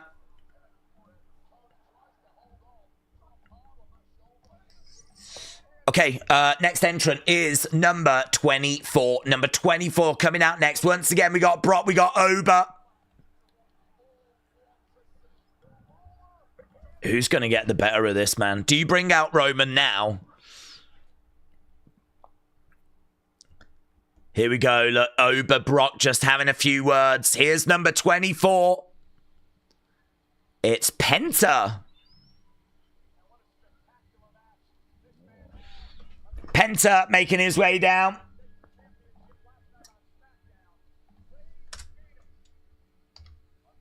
Oh, no, it's Rey Fenix. Sorry, I thought it was Penta. Rey Fenix making his way down. So, who are we going to have left? Are we going to have Penta, Roman? Penta, I think's in it. Roman, Jericho. German suplex to Oba.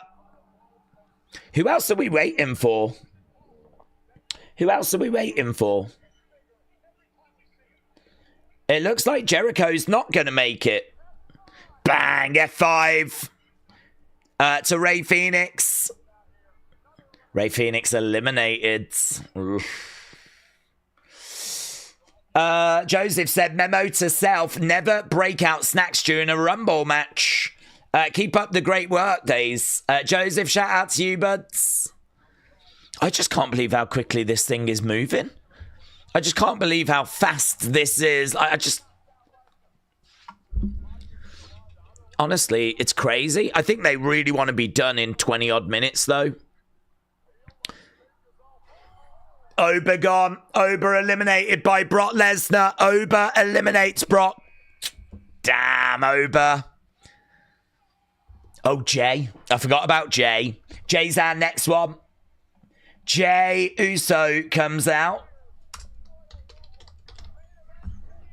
Okay. How many slots we got? 5. We got 5 slots left. Who the hell is left to come out? Jay is in the crowd. It's going to take him flipping ages to get to the ring. Obviously, Roman's had a great number. Roman's had a great number. So Brock Lesnar eliminates Oberfemi. An amazing showing for Ober. Lesnar eliminated. It's Cody and LA Knight. Cody and LA Knight eliminate Brock Lesnar. Jay still hasn't made it to the ring. Jay's still yeeting away in the crowd. Maybe this is a master strategy. Perhaps the master strategy is to just yeet, kill a load of time. You know, by the time you get to the ring, like, there's only one person left. It's actually genius. It's actually a fantastic strategy. Okay, right now we've got Jay on the outsides. Yeah, he was chucking Logan around, so people are saying that Brock clearly had no alliance or allegiance with the Vision. Okay, Jay Uso has made his way down to the ring. He's finally got in the ring.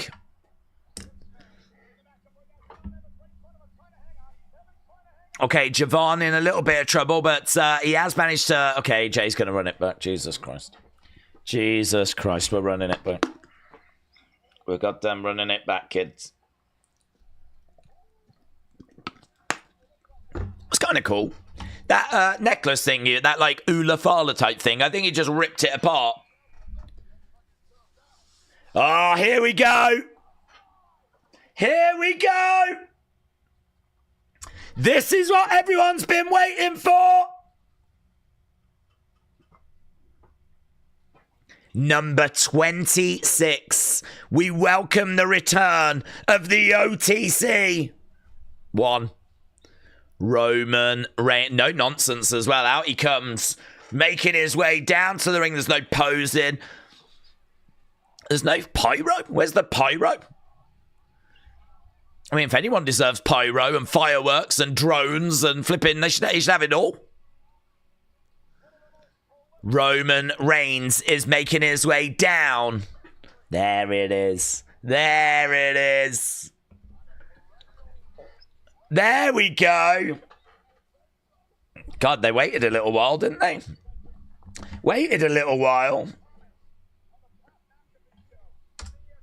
Roman Reigns is in the Royal Rumble.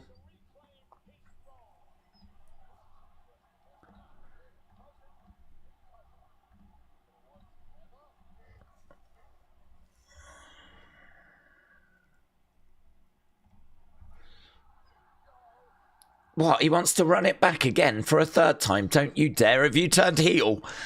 Has Roman Reigns turned heel? Oh, Jesus Christ. We're doing the J entrance again. Boom! Big shot by Roman! Yeah! No time for games. That's what you get. Wow! Roman's like, should we do this? Should we do this? And Jay's like, yeah. Stop being an embarrassment to the family. Roman, this is intensity from Roman Reigns. Let me tell you, this is intensity. Miz gets murked. Miz gets eliminated. Let's go. Oh my God, let's go. So good. Roman, Cody are face to face. Oh yeah, Jacob. Jacob coming out. Jacob coming out.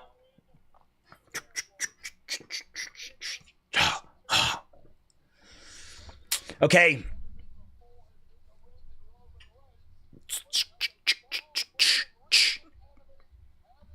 Okay, Jacob making his way down to the ring. That is number 27. Cody. Cody went through the ropes. I mean, it was a really bad plan. He just got absolutely murked there by Jacob as he went through the flipping ropes.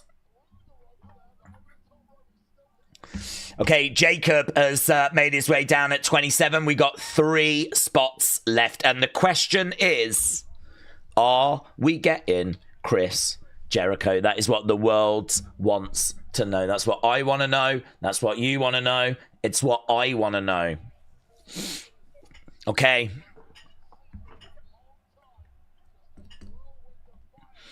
Jacob, oh my God. Oh my God. That was sick by Jacob. That was so sick.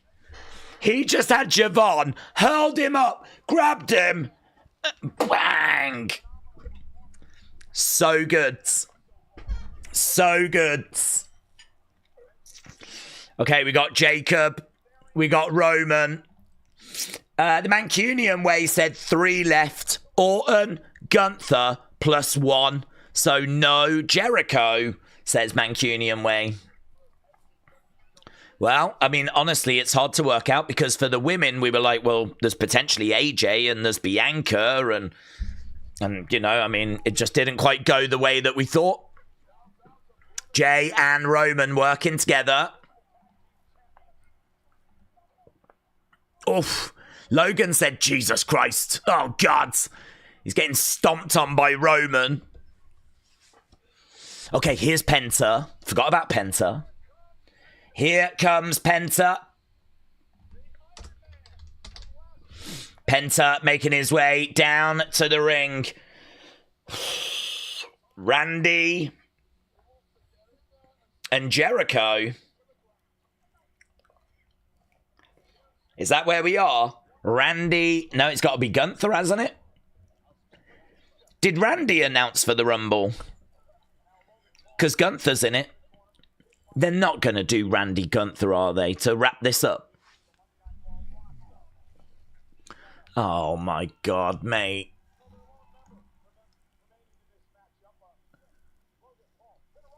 Kick coming in there by Penta. Jacob going against the ropes. Backstabber there by Penta. Bang, gets driven down there by LA Knights. We got 2 more to go. That is it. 2 more to go. I really want Jericho. Mancunian Way said, who were the surprises? Just Triple A and Hobbs. Triple H bigged this up too much. Well, hang on. Because we might be about to get Jericho and Tony Khan as the final 2. LA Knight has been eliminated by Cody. And a few boos from the crowd there. Okay, so Gunther. It's got to be. It's Randy.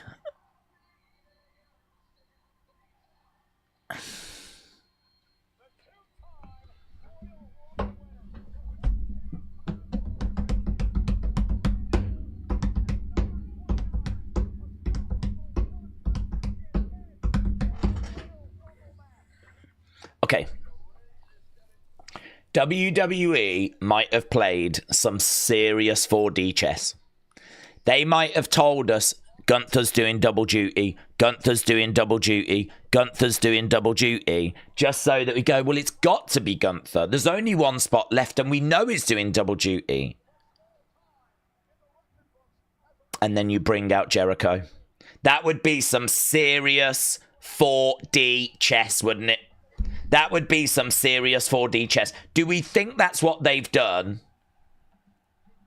Well, we're going to find out, aren't we? I mean, I don't want to be down on Randy coming out because I flipping, you know, it's Randy. I love Randy, but, you know, we're looking for those big surprises. We're hoping for a Jericho, and we have got one spot left. We are at the point where it is now or never. Maybe not never. Maybe that's a bit OTT. Okay, come on, please. I mean, in my mind, I'm like, well, it's got to be Gunther. We haven't had Gunther. But I don't know. Perhaps they've done something. Perhaps they've done something creative.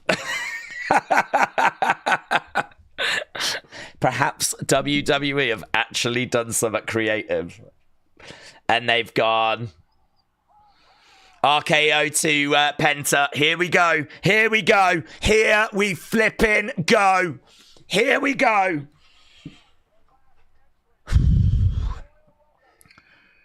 Number 30 is Gunther.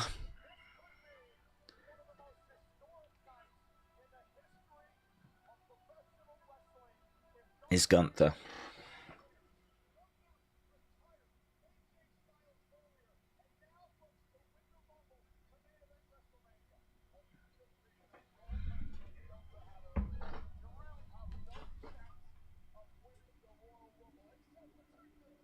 Turns out WWE didn't do anything creative.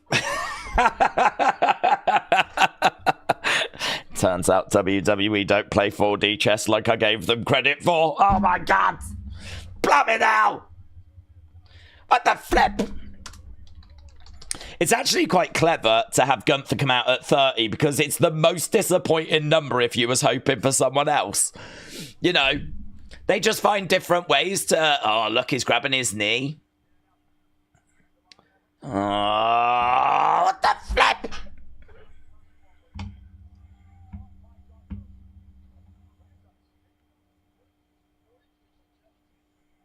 You had one job, Triple H. You had one job. You want me to be excited for La Parka? Huh? That was your ace up your sleeve, was it? Mr. Iguana? Yeah?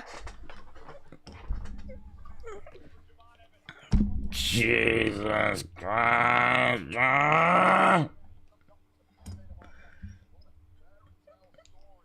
Okay, well, there we go. That is the lineup. That is the lineup. Gunther is in. No Chris Jericho.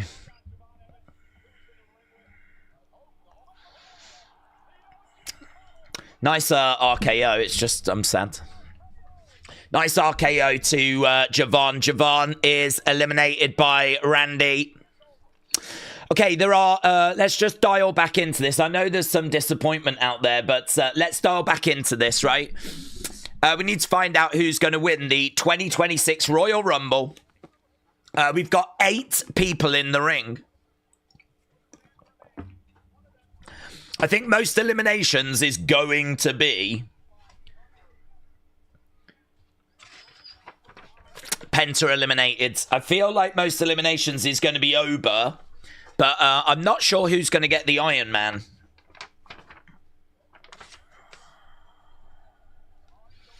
We got Randy, we got Cody.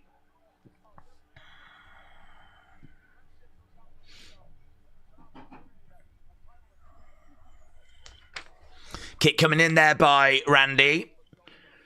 And again, Cody and Randy working together on Gunther. The list right here is why I just don't watch this anymore. No surprise returns. Ooh, Cody Cutter to Randy. I don't know that he quite meant that.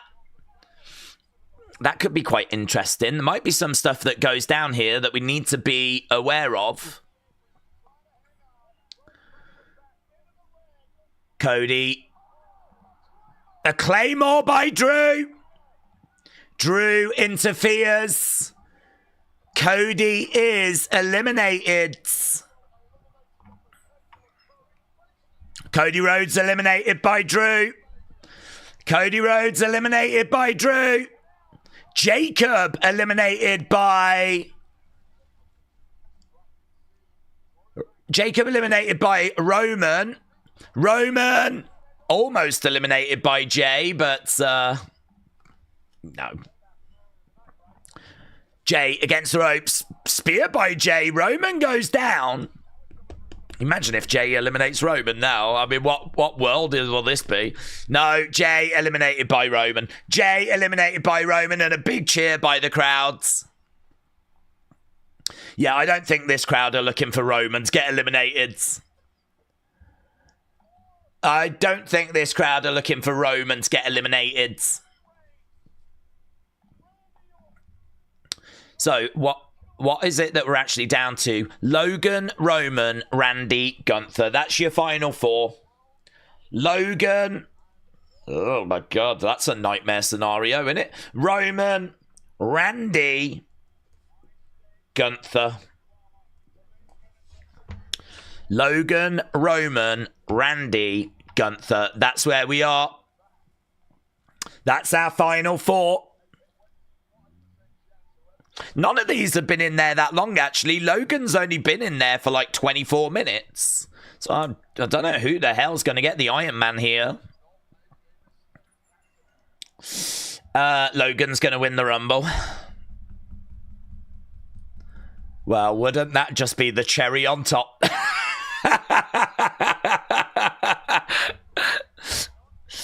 Yeah. I would not put that past this creative. Kick coming in there by Randy. So we're going to have AJ retire. We're going to have local fan favourite Sammy lose the WWE Championship match. And we're just going to wrap it off with Logan winning the Rumble. Bang! Okay, he went for the buckshot lariat there, Logan. And he's eliminated. The nightmare scenario has been avoided. RKO to Roman by Randy. Gunther eliminates Randy. Here we go. Here we go. It's Gunther or Roman. The winner of the 2026 Royal Rumble is going to be Gunther or Roman. Welcome to the pinnacle of WWE, Gunther. Welcome to the absolute top. The tippy top. Yeah, I mean, this is quite special, actually. This is as high as you can get. I mean, it's not just about winning the Rumble. He's going to have to get past Roman Reigns to achieve it. Shots coming in. Big boot there by Gunther. I kind of like this final two a lot, actually. Roman trying to eliminate Gunther. Gunther, edge of the ring. He's on the edge. Get back in, Gunther. Don't run the risk. Oof. Shot coming in there by Gunther. Gunther does get back in. Does get back in. So, yeah, down to the final two. If you are just joining us, it's going to be Roman or it's going to be Gunther. It's going to be one of these two. Sleeper is in. Bradley said, what better way to further that Gunther heel run by having him come out at 30? Wow, having him eliminate Roman would be a bit more. I just don't know if that would be quite the right thing to do. If Triple H says surprises, then you know there are none, said Steve.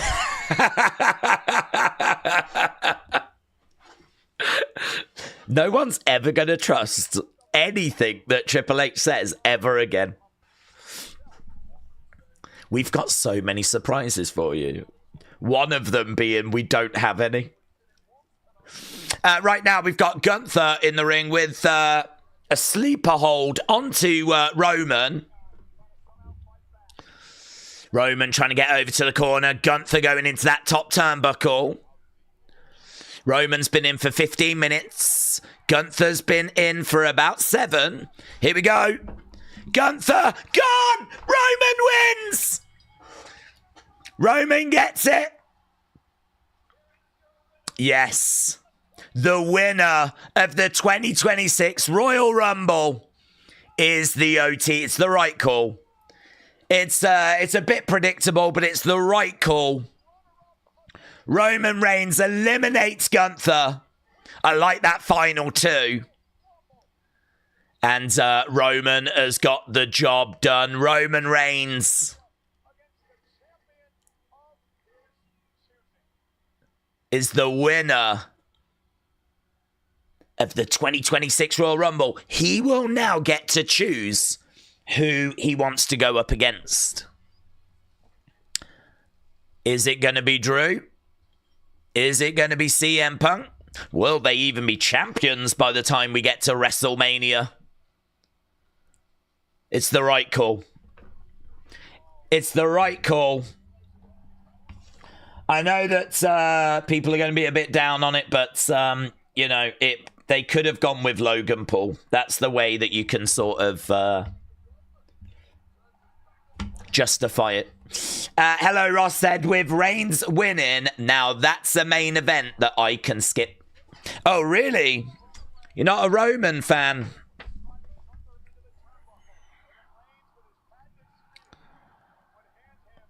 Gunther is chucked out the ring.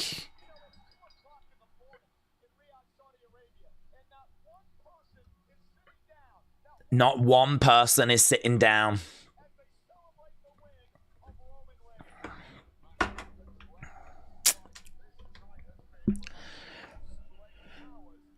Well, there we go. Roman in the ring. I mean, the major talking point is obviously the winners of the Rumble, but I mean, still can't get over the AJ Styles situation. Fireworks going up in the sky. Roman jumping up in the corner. Show is never over until the show is over. Roman looking out at the fans. He throws up the wands.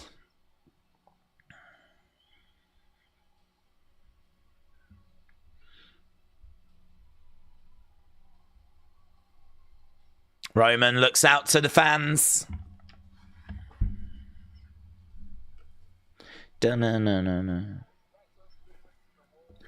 Roman has got his arms outstretched. He's looking up at that WrestleMania sign. Which champion will he choose? He points up at that WrestleMania sign. He points up to the heavens. Throws up the wands.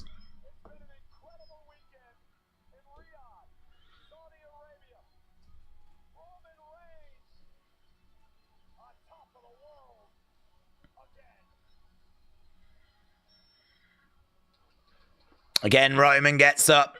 More pyro, more fireworks. Got a drone shot, actually, from above the stadium.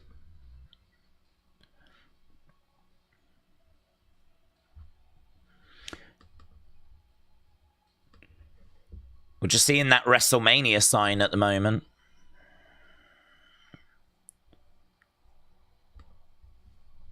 And that looks to be it.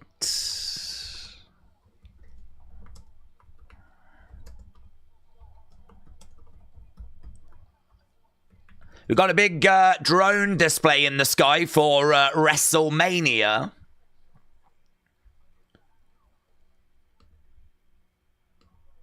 And we got fireworks shooting up.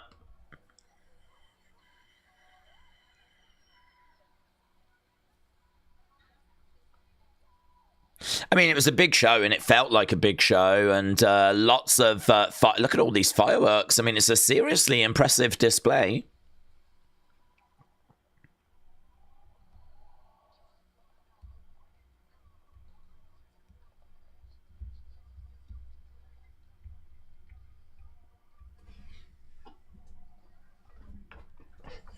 Okay.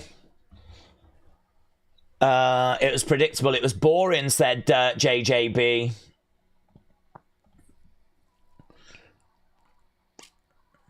At the moment, we've moved away from the stadium and we're just seeing like all these fireworks kind of going up in the sky. Jimmy J throwing up the ones. Maverick said, honestly, the whole Rumble was a bit of a shit show. Jay said, WWE is trash for that decision. For Roman winning. Well, we need to do our poll, don't we? See what people are thinking. You, Kyle, said, we can't keep letting Triple K lie to us. He is getting a bit of a reputation. I like those drones in the sky. It says, then, now, forever. When is Triple H going to lie to us next? He's going to lie to us then, now, forever.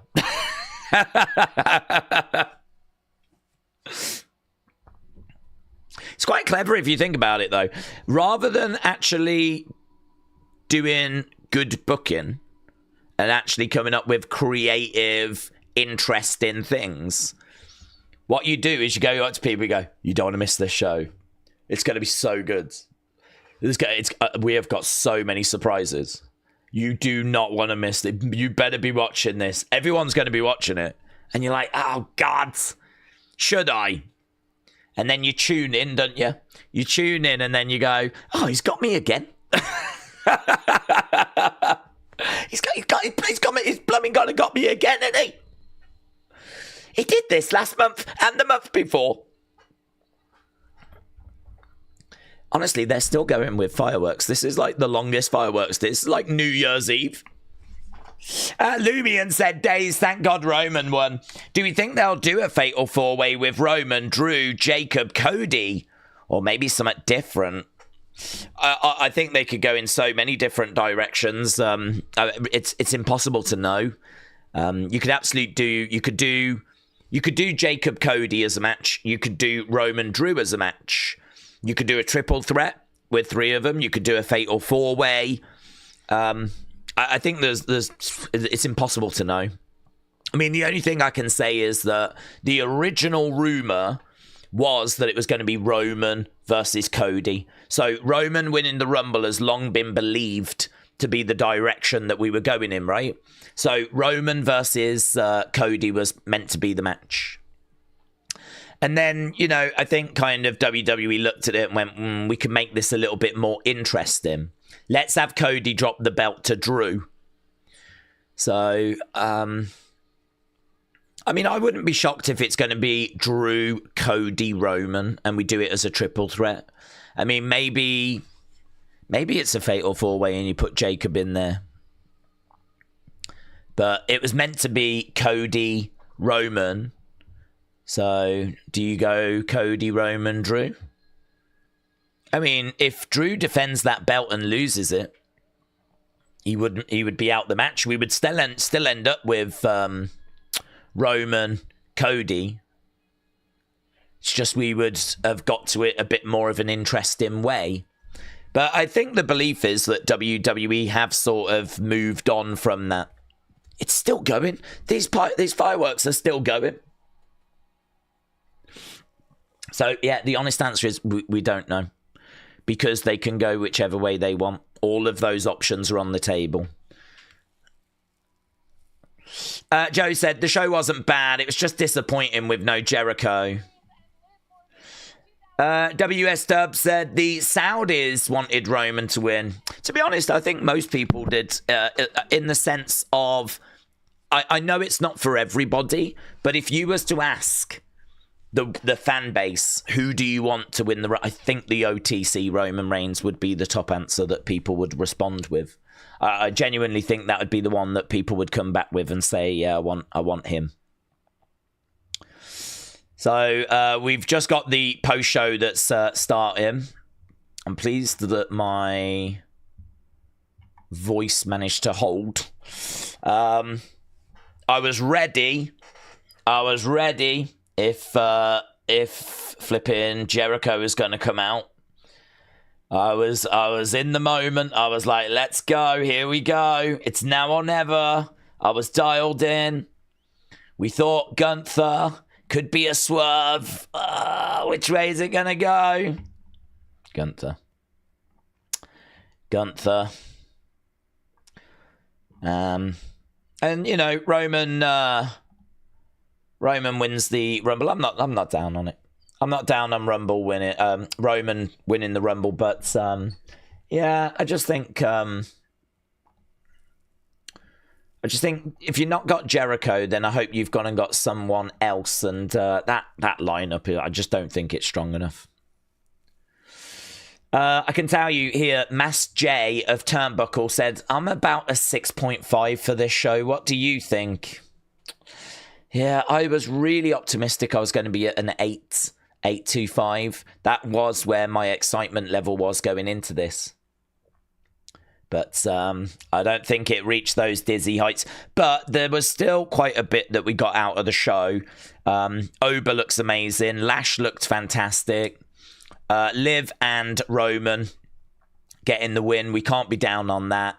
You know, there's definitely things that we can take away. And of course, potentially the final AJ Styles WWE match. You know, I mean, that's massive if that is where it ends. And it feels like it is. So, you know, that's going to, you know, be significant, historic. People will come back to the show just for that alone. Elijah said, I watched this poop shiz on my birthday. Roman sucks. Slim Whopper said, you won this Rumble. Go and get some tea. Yeah, I could feel my voice was obviously strained, and I just wanted to make sure it was going to make it through. And I'm really pleased that it did. And as I said, we got all the way to number 30 in the men's. I mean, we've been live for just over 9 hours, and yesterday we did 11 hours. So in the past 48 hours, we've done 20 hours of streaming. So I think it's understandable that it's maybe not... It's okay, actually. It's not like I'm like, hey, guys, I'm not like that. You know, I've still got something there. But I think I will have some tea. I'll tell you now, my voice tomorrow is going to be battered. I already know that. I already know. Come Monday... when it's time to do Raw, because we're here for every Raw, we're here for every SmackDown, we're here for NXT. I might be whispering. Bembo said, could Jericho be the masked man?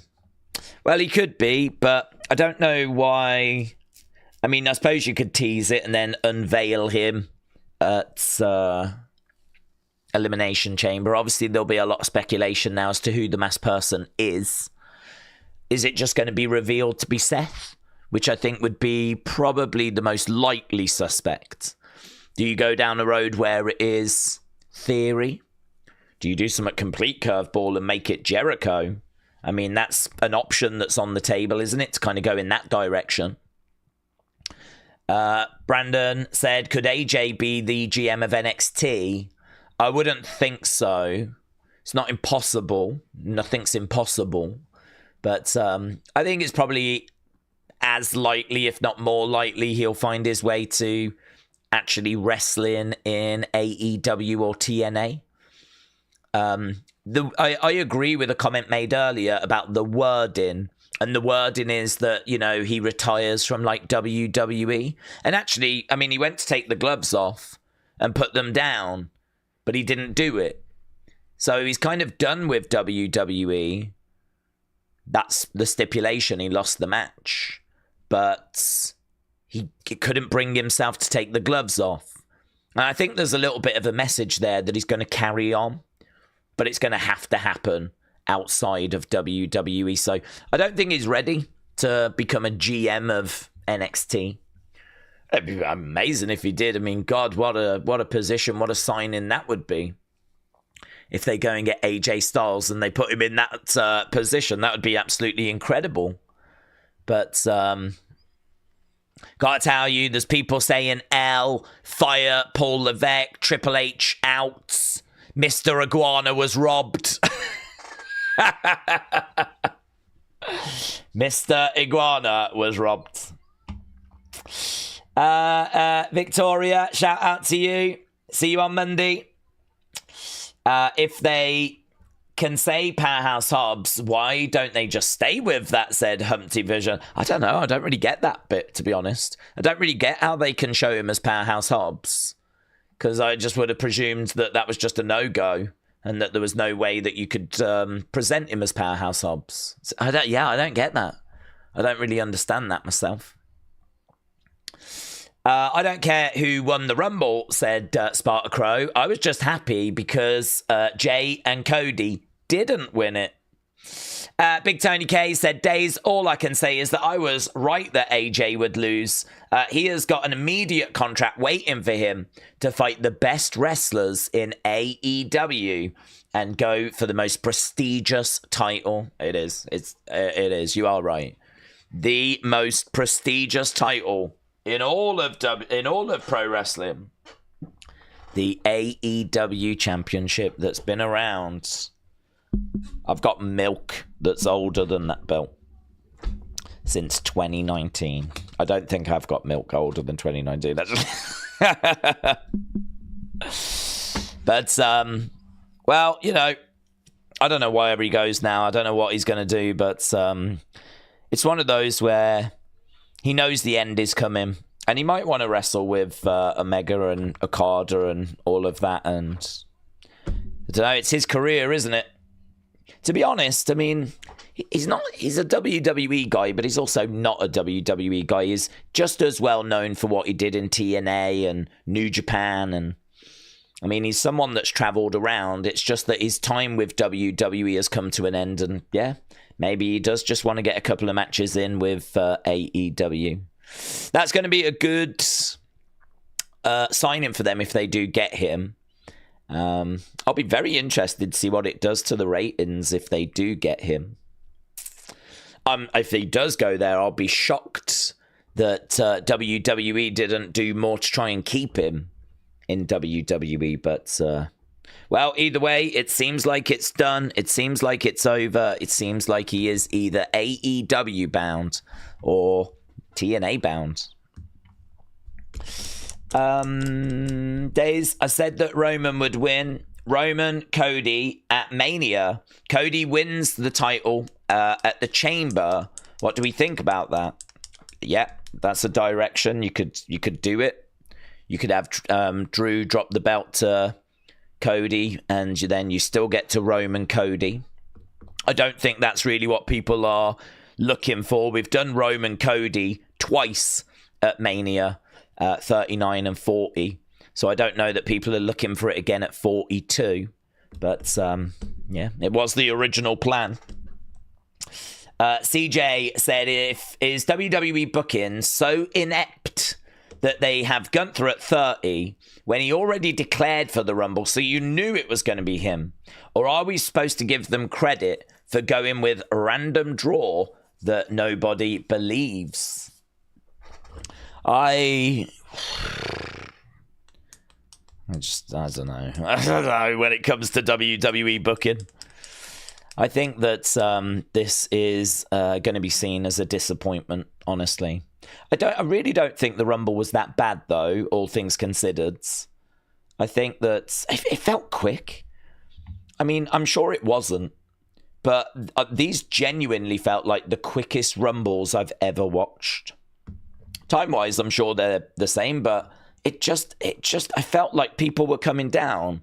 Perhaps the entranceway was longer, so it took them a while to get there. And once they got to the ring, it just felt like we were starting to count down the next person. Just really felt like I was watching the Rumble in fast forward. But yeah, lots of moments in there. Oba looked great. I'm really pleased for him. We've got the arrival of a big star, big reaction for Trick. Powerhouse Hobbs is in WWE. Liv Morgan finally gets the win.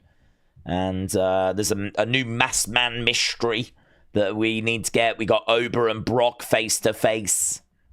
I mean, there's loads of bits like that, isn't there?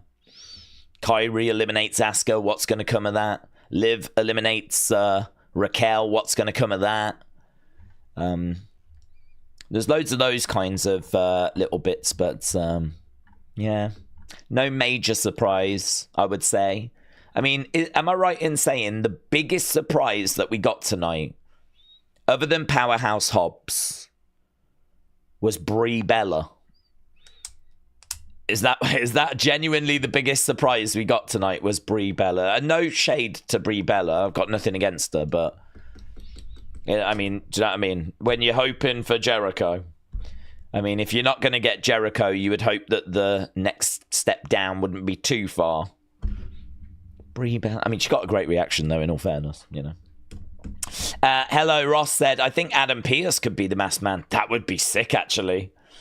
That would be great. I would definitely go for a bit of that. Jitterman said, Days, do you think they're building Brock Ober, Gunther Orton retirement match? Don't know about a retirement match. That's what I read into the men coming out of it. I think we could do Brock Ober. We could do that. I don't know about Gunther Orton retirement. We could do Gunther Orton, but I don't know that it would be a retirement match. But yeah, we could be getting those matches. There's no word as to what we're doing with a lot of these people. And the word that we did get kind of proved to be incorrect. And it seems like we changed direction. Here's Liv celebrating, jumping on the desk, screaming out to the fans. I wonder, I mean, like, Triple H is going to come out at some point, and I wonder if the fans are going to be, like, chanting Jericho or something along those lines. So, Liv is running around with a microphone, celebrating. It's a big night for her. Alexander said it was really good. Rab said the post-show is just pandering. I bet 20 minutes before the show started, Tony's lawyers called and informed WWE that they've added injury time to Jericho's contract, said Duran. Mr. Unfamiliar said the 2026 Royal Rumble was 1 hour 24. 2025 was 1 hour 20. Wow. So it was longer this year. Wow. I don't know why then.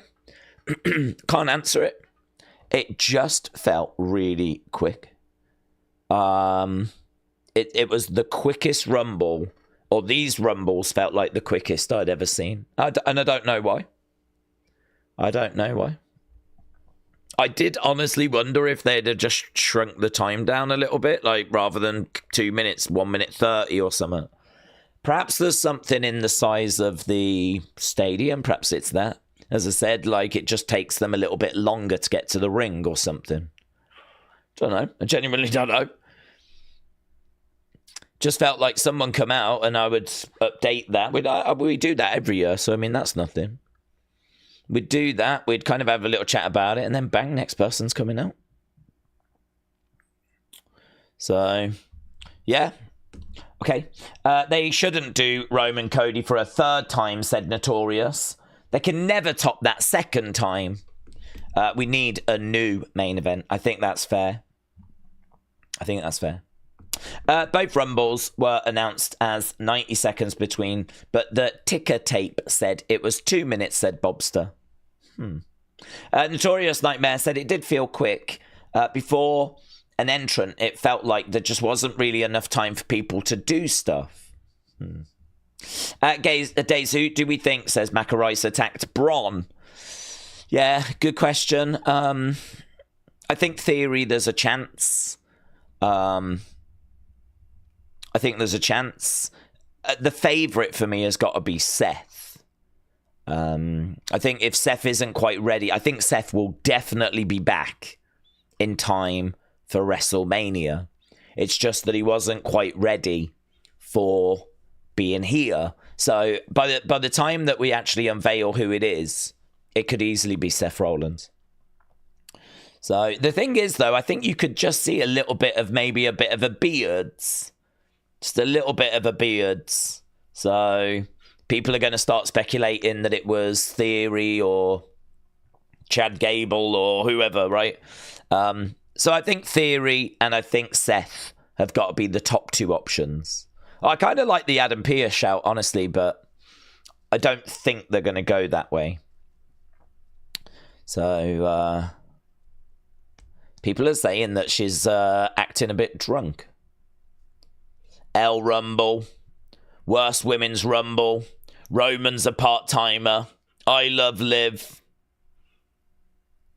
I need to watch this. People are saying that she's acting a bit out there. She's drunk. People are saying she's drunk. Oh, God, I hope she's drunk. I hope Liv Morgan's drunk on the post show. That would be amazing. So she was running around and celebrating the victory. Is she drunk? I need to listen to this. I need to know. I can't do a post show without flipping. Let's have a little listen, shall we?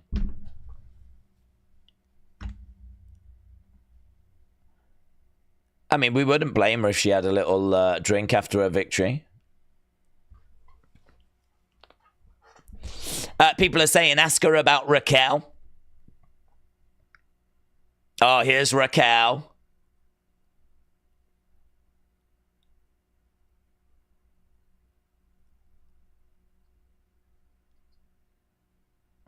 The audio is awful on this, actually. Anything you want to say?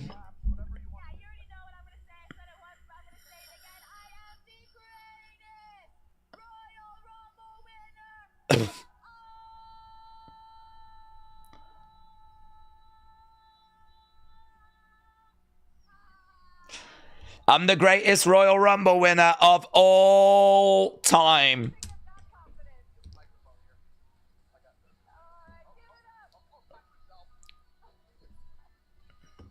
Oh, there we go. Liv Morgan in very celebratory mood. They'll bring out Triple H at some point, but I mean, I'm not really planning on sticking around much longer. I think we've served our time. What would you rate this year? Out of 10, said Mr. Dow Jr. I would give it like a 6.5, but the fireworks were 10. It was the best part of the show, said Mr. Dow Jr. Yeah. I feel like 6.5 is probably really fair. I think it's probably really fair. It's a real difficult one, to be honest with you, because I think the Rumbles were pretty solid in the sense of, I mean, they were fine, and the people that were in it were fine, but it just felt, this is a Rumble that feels like it's missing those big surprises. You could maybe make an argument that you got one with Brie in the women's, but we needed something big for the men's. And, of course, everyone wanted Jericho. Everyone wanted Jericho. Well, if you can't get Jericho, then, well, I hope you've got, a replacement. I hope you've gone and got someone that you can use that's going to be, like, really special. That's going to be really good. I mean, this only happens once a year. It's really not, like, a massive ask. Like, can you just make sure that you've got, like, something that we're really going to enjoy? And, like, if you look at that lineup, I mean, I've still got it, actually. We can just quickly put it up on screen, can't we? And we can just have a quick look at it again. But if you look at this lineup, I mean, where are the surprises? I mean, what are we looking at here? Mr. Iguana, we kind of knew was going to be in anyway. The El Grande stuff was fun, but Chad Gable, it's basically Chad Gable, right? So, yeah, that was kind of fun in there. Powerhouse Hobbs is, a surprise. But again, we sort of knew he was going to be in it. We just didn't know how they were going to present it. Bronson, Elia, La Parker, Dragon Lee, Logan, LA Knight, Brock Miz, Ray Phoenix, Jey Uso, Roman, Jacob, Penta, Randy, Gunther. That does not take La Parker out of that second side. There's nothing there. I mean, he said we've got so many surprises. Where are they? I mean, is it like we're just counting La Parker, Mr. Iguana, Powerhouse Hobbs, OG? I mean, it's that, innit? It's that. If you add up the fact that we've got Mr. Iguana, OG El Grande, Powerhouse Hobbs, and La Parka. But in Triple H's world, does he think that the fans are going to be excited by that's what we're looking for? Do you think that's what we're looking for? Do you think we're looking for La Parka, Powerhouse Hobbs, Chad Gable, and Mr. Iguana? I mean, I feel like where WWE is with booking and the creative is like here, and what the fans are looking for is like here, you know? It's fine if you can't get Jericho. It's absolutely fine. Like, sometimes you just can't get these people. But what was the replacement? La Parka. Mr. Iguana. Like, what was the replacement?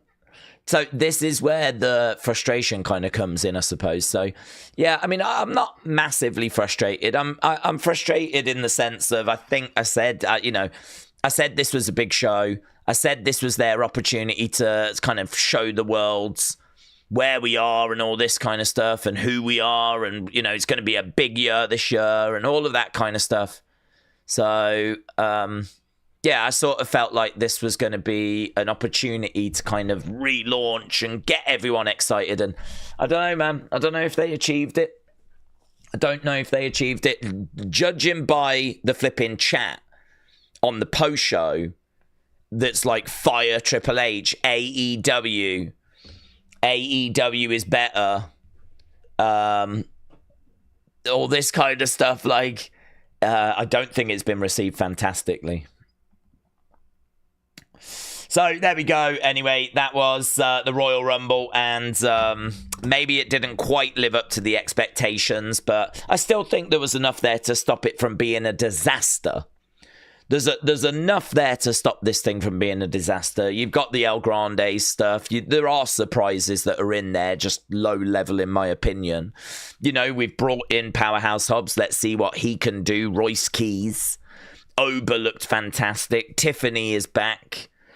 You know, we've still got Bianca, who we can bring back a bit further down the road. Seth obviously couldn't make it back in time. He'll come back a bit further down the road. You know, we're still on the road to WrestleMania, but I don't think anyone can say this show knocked it out the park. I don't think you'll see that. I don't think that's the reaction. I think it was fine. It was solid. It had some good stuff. But, yeah, I don't think that this knocked it out the park. You didn't do a thing for the men's. Oh, God, you're right. Let's do that, shall we? Here's me waffling away saying how it was lacking that big surprise. You lot might have loved it. I mean, I don't think so, judging by what these people are saying. But perhaps you lot loved it. A graphic showed up for Gunther, just calling him a career killer. It's got AJ Styles, John Cena, and Goldberg on the graphic. People saying Sol Ruka was one of the stars of the night. Liv says she's going to make her decision who she faces a bit further down the road. So we just got a few comments coming out of Liv. Right, Triple H said surprises, and Jericho not coming out was a surprise, says Benny. That is true. That is true. My friend was next to me saying Rock is going to be 30, and then you at the same time said that they could be playing 4D chess and it could be Jericho, and I was so hyped, said Count. I know, but I know. I mean, honestly, I was just telling you exactly what was going through my head. I mean, yeah. I mean, they really did do a good job of kind of letting you know, but not in a OTT way, that Gunther's going to do double duty. So we got down to that final number 30, and it's like, well, we know that Gunther's meant to do double duty, but what if it was a swerve? What if it just turned out that he was, you know, battered after the AJ match? You know, you could have seen Gunther on Monday, and he could have been like, I just couldn't. I was absolutely battered after that AJ match. You know, I wasn't able to. It took everything out of me, but it was worth it. You know, AJ Styles is not in WWE anymore. So you could have explained it on Monday that way quite easily. But, and I really was thinking, like, is that what they've done? Have they gone, oh, he's going to do double duty, and then, like, of course, we get down to the final one. We all think it's Gunther, and then they shock us. And I was like, man, if that's what they've done, that's good. That's good. That's good. Good creative. No, it's not what they did. They just brought Gunther out. So, and actually, talking to Gunther, he is having a little chat right now. He says he made AJ pass out like a little. So there we go. Byron said AJ wants to spend some time alone to process the events of the evening. So I think they tried to have a word with AJ, but no joy. No joy. Okay, get your thoughts in about the men's match. We'll get that, and then we're going to go. And I'll try and do the breakdown. I just hope my voice is going to hold, to be honest with you. I just hope my voice is going to hold. Bron was my pick, said KBRB. I'm fuming. Sean said we needed Uncle Howdy to come out. He needs to come out now and say, Triple H, you're a liar. Yeah, I saw someone earlier. It was Tracy, wasn't it, that said we didn't get Nikki. There was no Wyatt 6. Which is kind of crazy. I mean, I know they did compete, actually, in a dark match before, so maybe we should have known. Maybe we should have known. There was a couple of matches that went down that we never got a chance to watch. They didn't show us those. Fans are chanting Y2J on the post show as well. So, yeah, fans chanting Y2J. But not to be. I think it's Balor that attacked Brom. He told Pierce he was going to get involved in the Rumble. That's a good shout, Tyler. I really like that. I like that. Everything is ruined, says Charles. It's going to be okay. I mean, honestly, I know that we were hoping for certain things, but listen, I've said before and I said earlier today, we move on. And we move on to Monday. We move on to Monday Night Raw. And we are now in WrestleMania season. This is WrestleMania season. So we move on to the start of the build towards the WrestleMania. Of course, we got to get to Elimination Chamber first.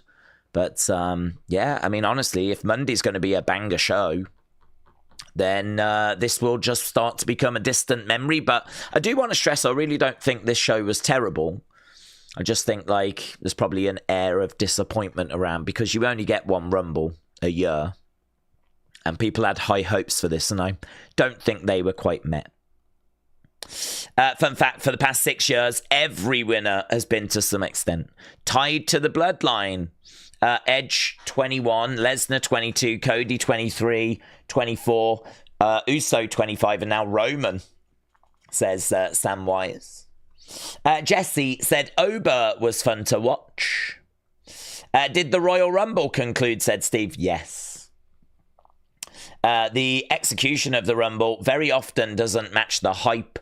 I actually thought the Rumble was fine, not exceptional. And that's because my expectations just weren't too high, says Dysfunctional.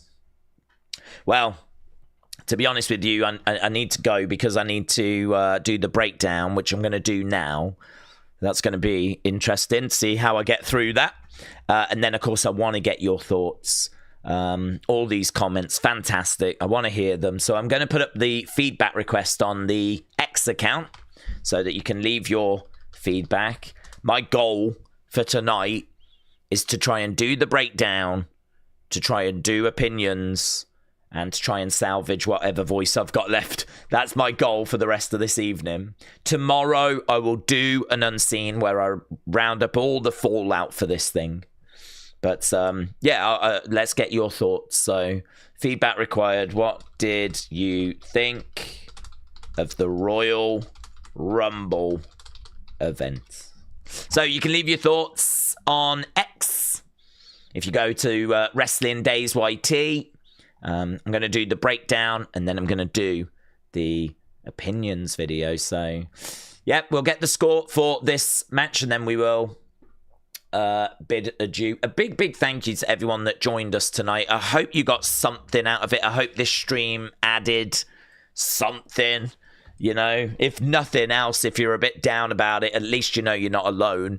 I think what's really good about these streams is the fact you get that instant reaction, and you can just sort of get an idea as to what people are thinking and how people are feeling about things. And I got to tell you, man, I mean, God, look at that. 22% of people said it was bad. That means that this Rumble gets good 78.